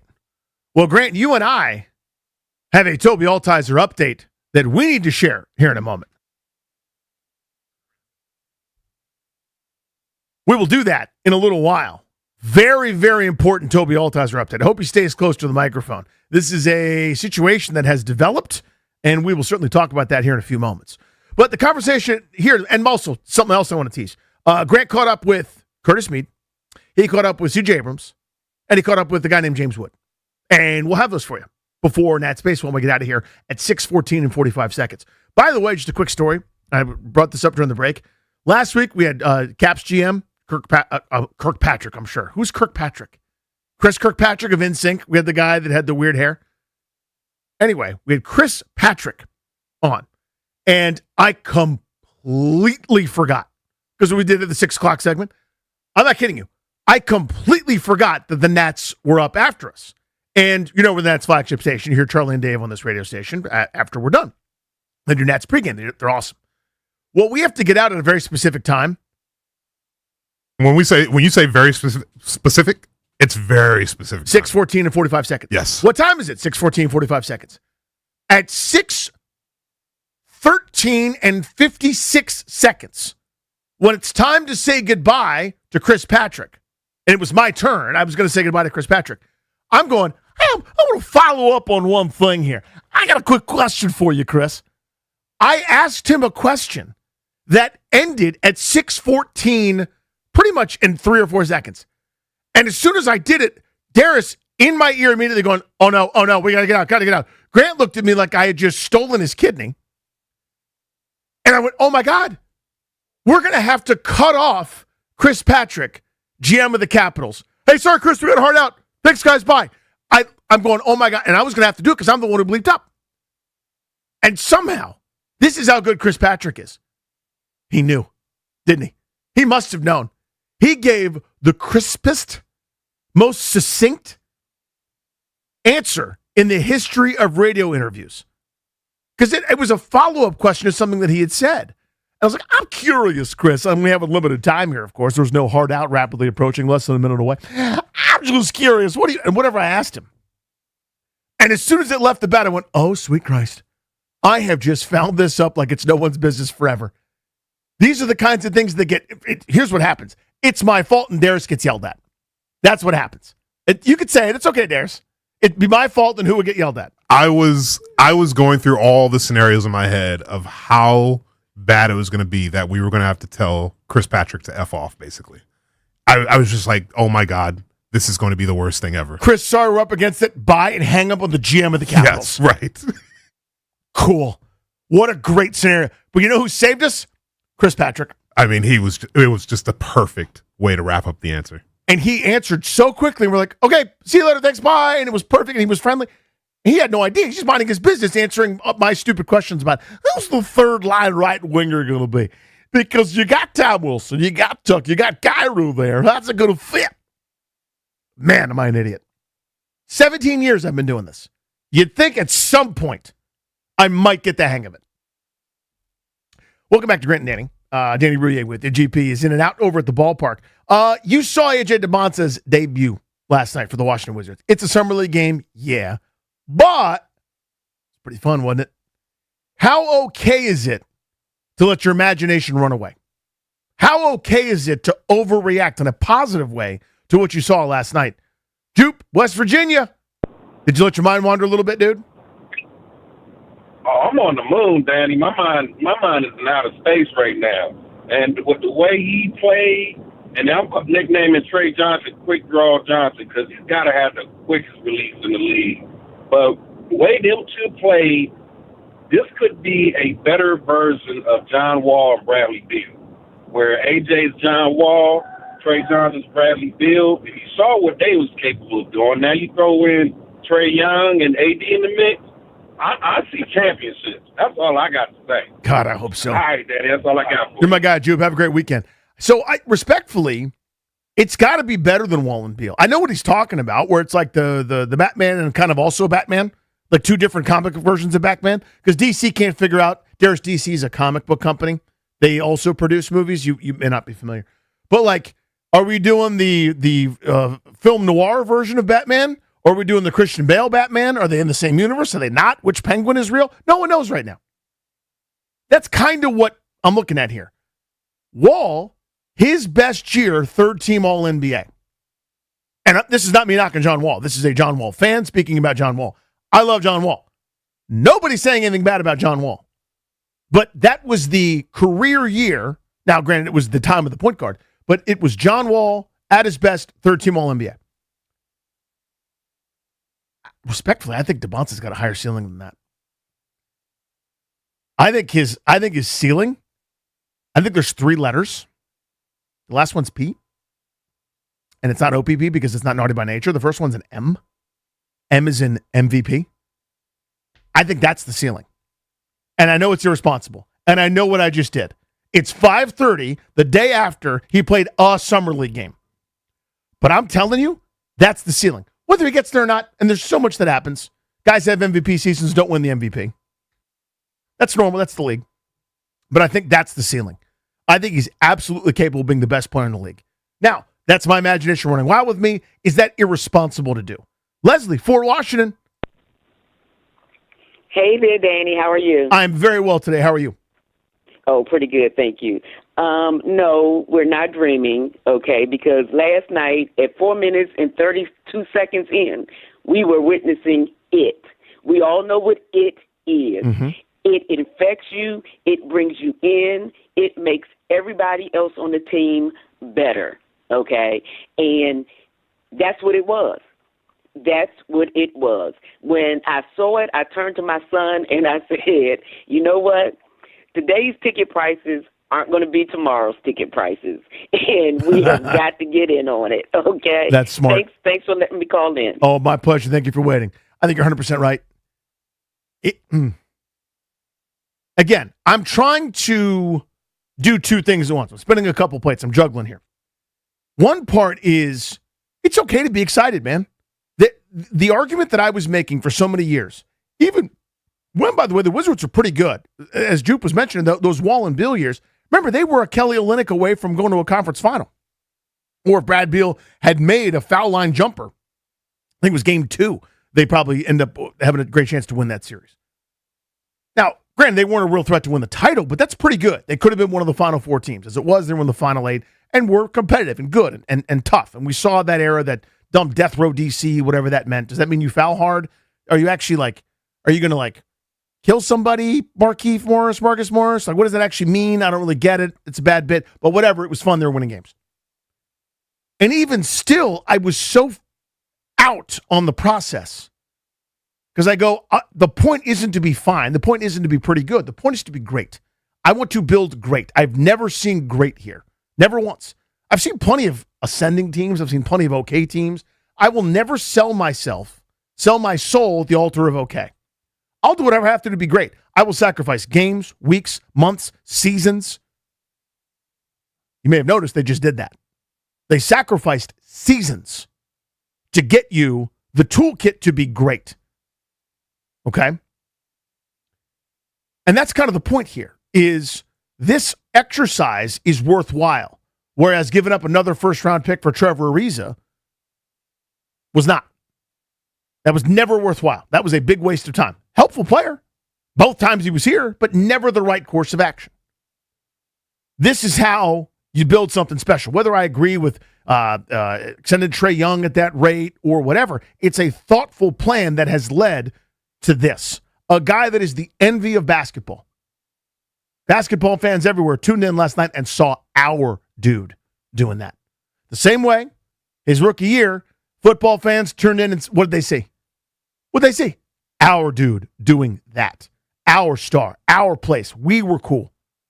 Von Miller, I came to D.C. because of Jaden Daniels. The cool kids. The next phase is I came to D.C. because of A.J. Debons. You get to think about those sorts of things. That's my one plate that I'm spinning. The other one I'm spinning is, could you just relax for 1 second, you rosy-cheeked, pudgy idiot? Would you just settle the hell down? This is one summer league game. One summer league game. You have seen dudes that couldn't make rosters go for 25 in a summer league game. Will you settle down? So I'm trying to balance those two, and I think it's fine today. Let your imagination run wild. So good calls on that. Really appreciate you guys chiming in.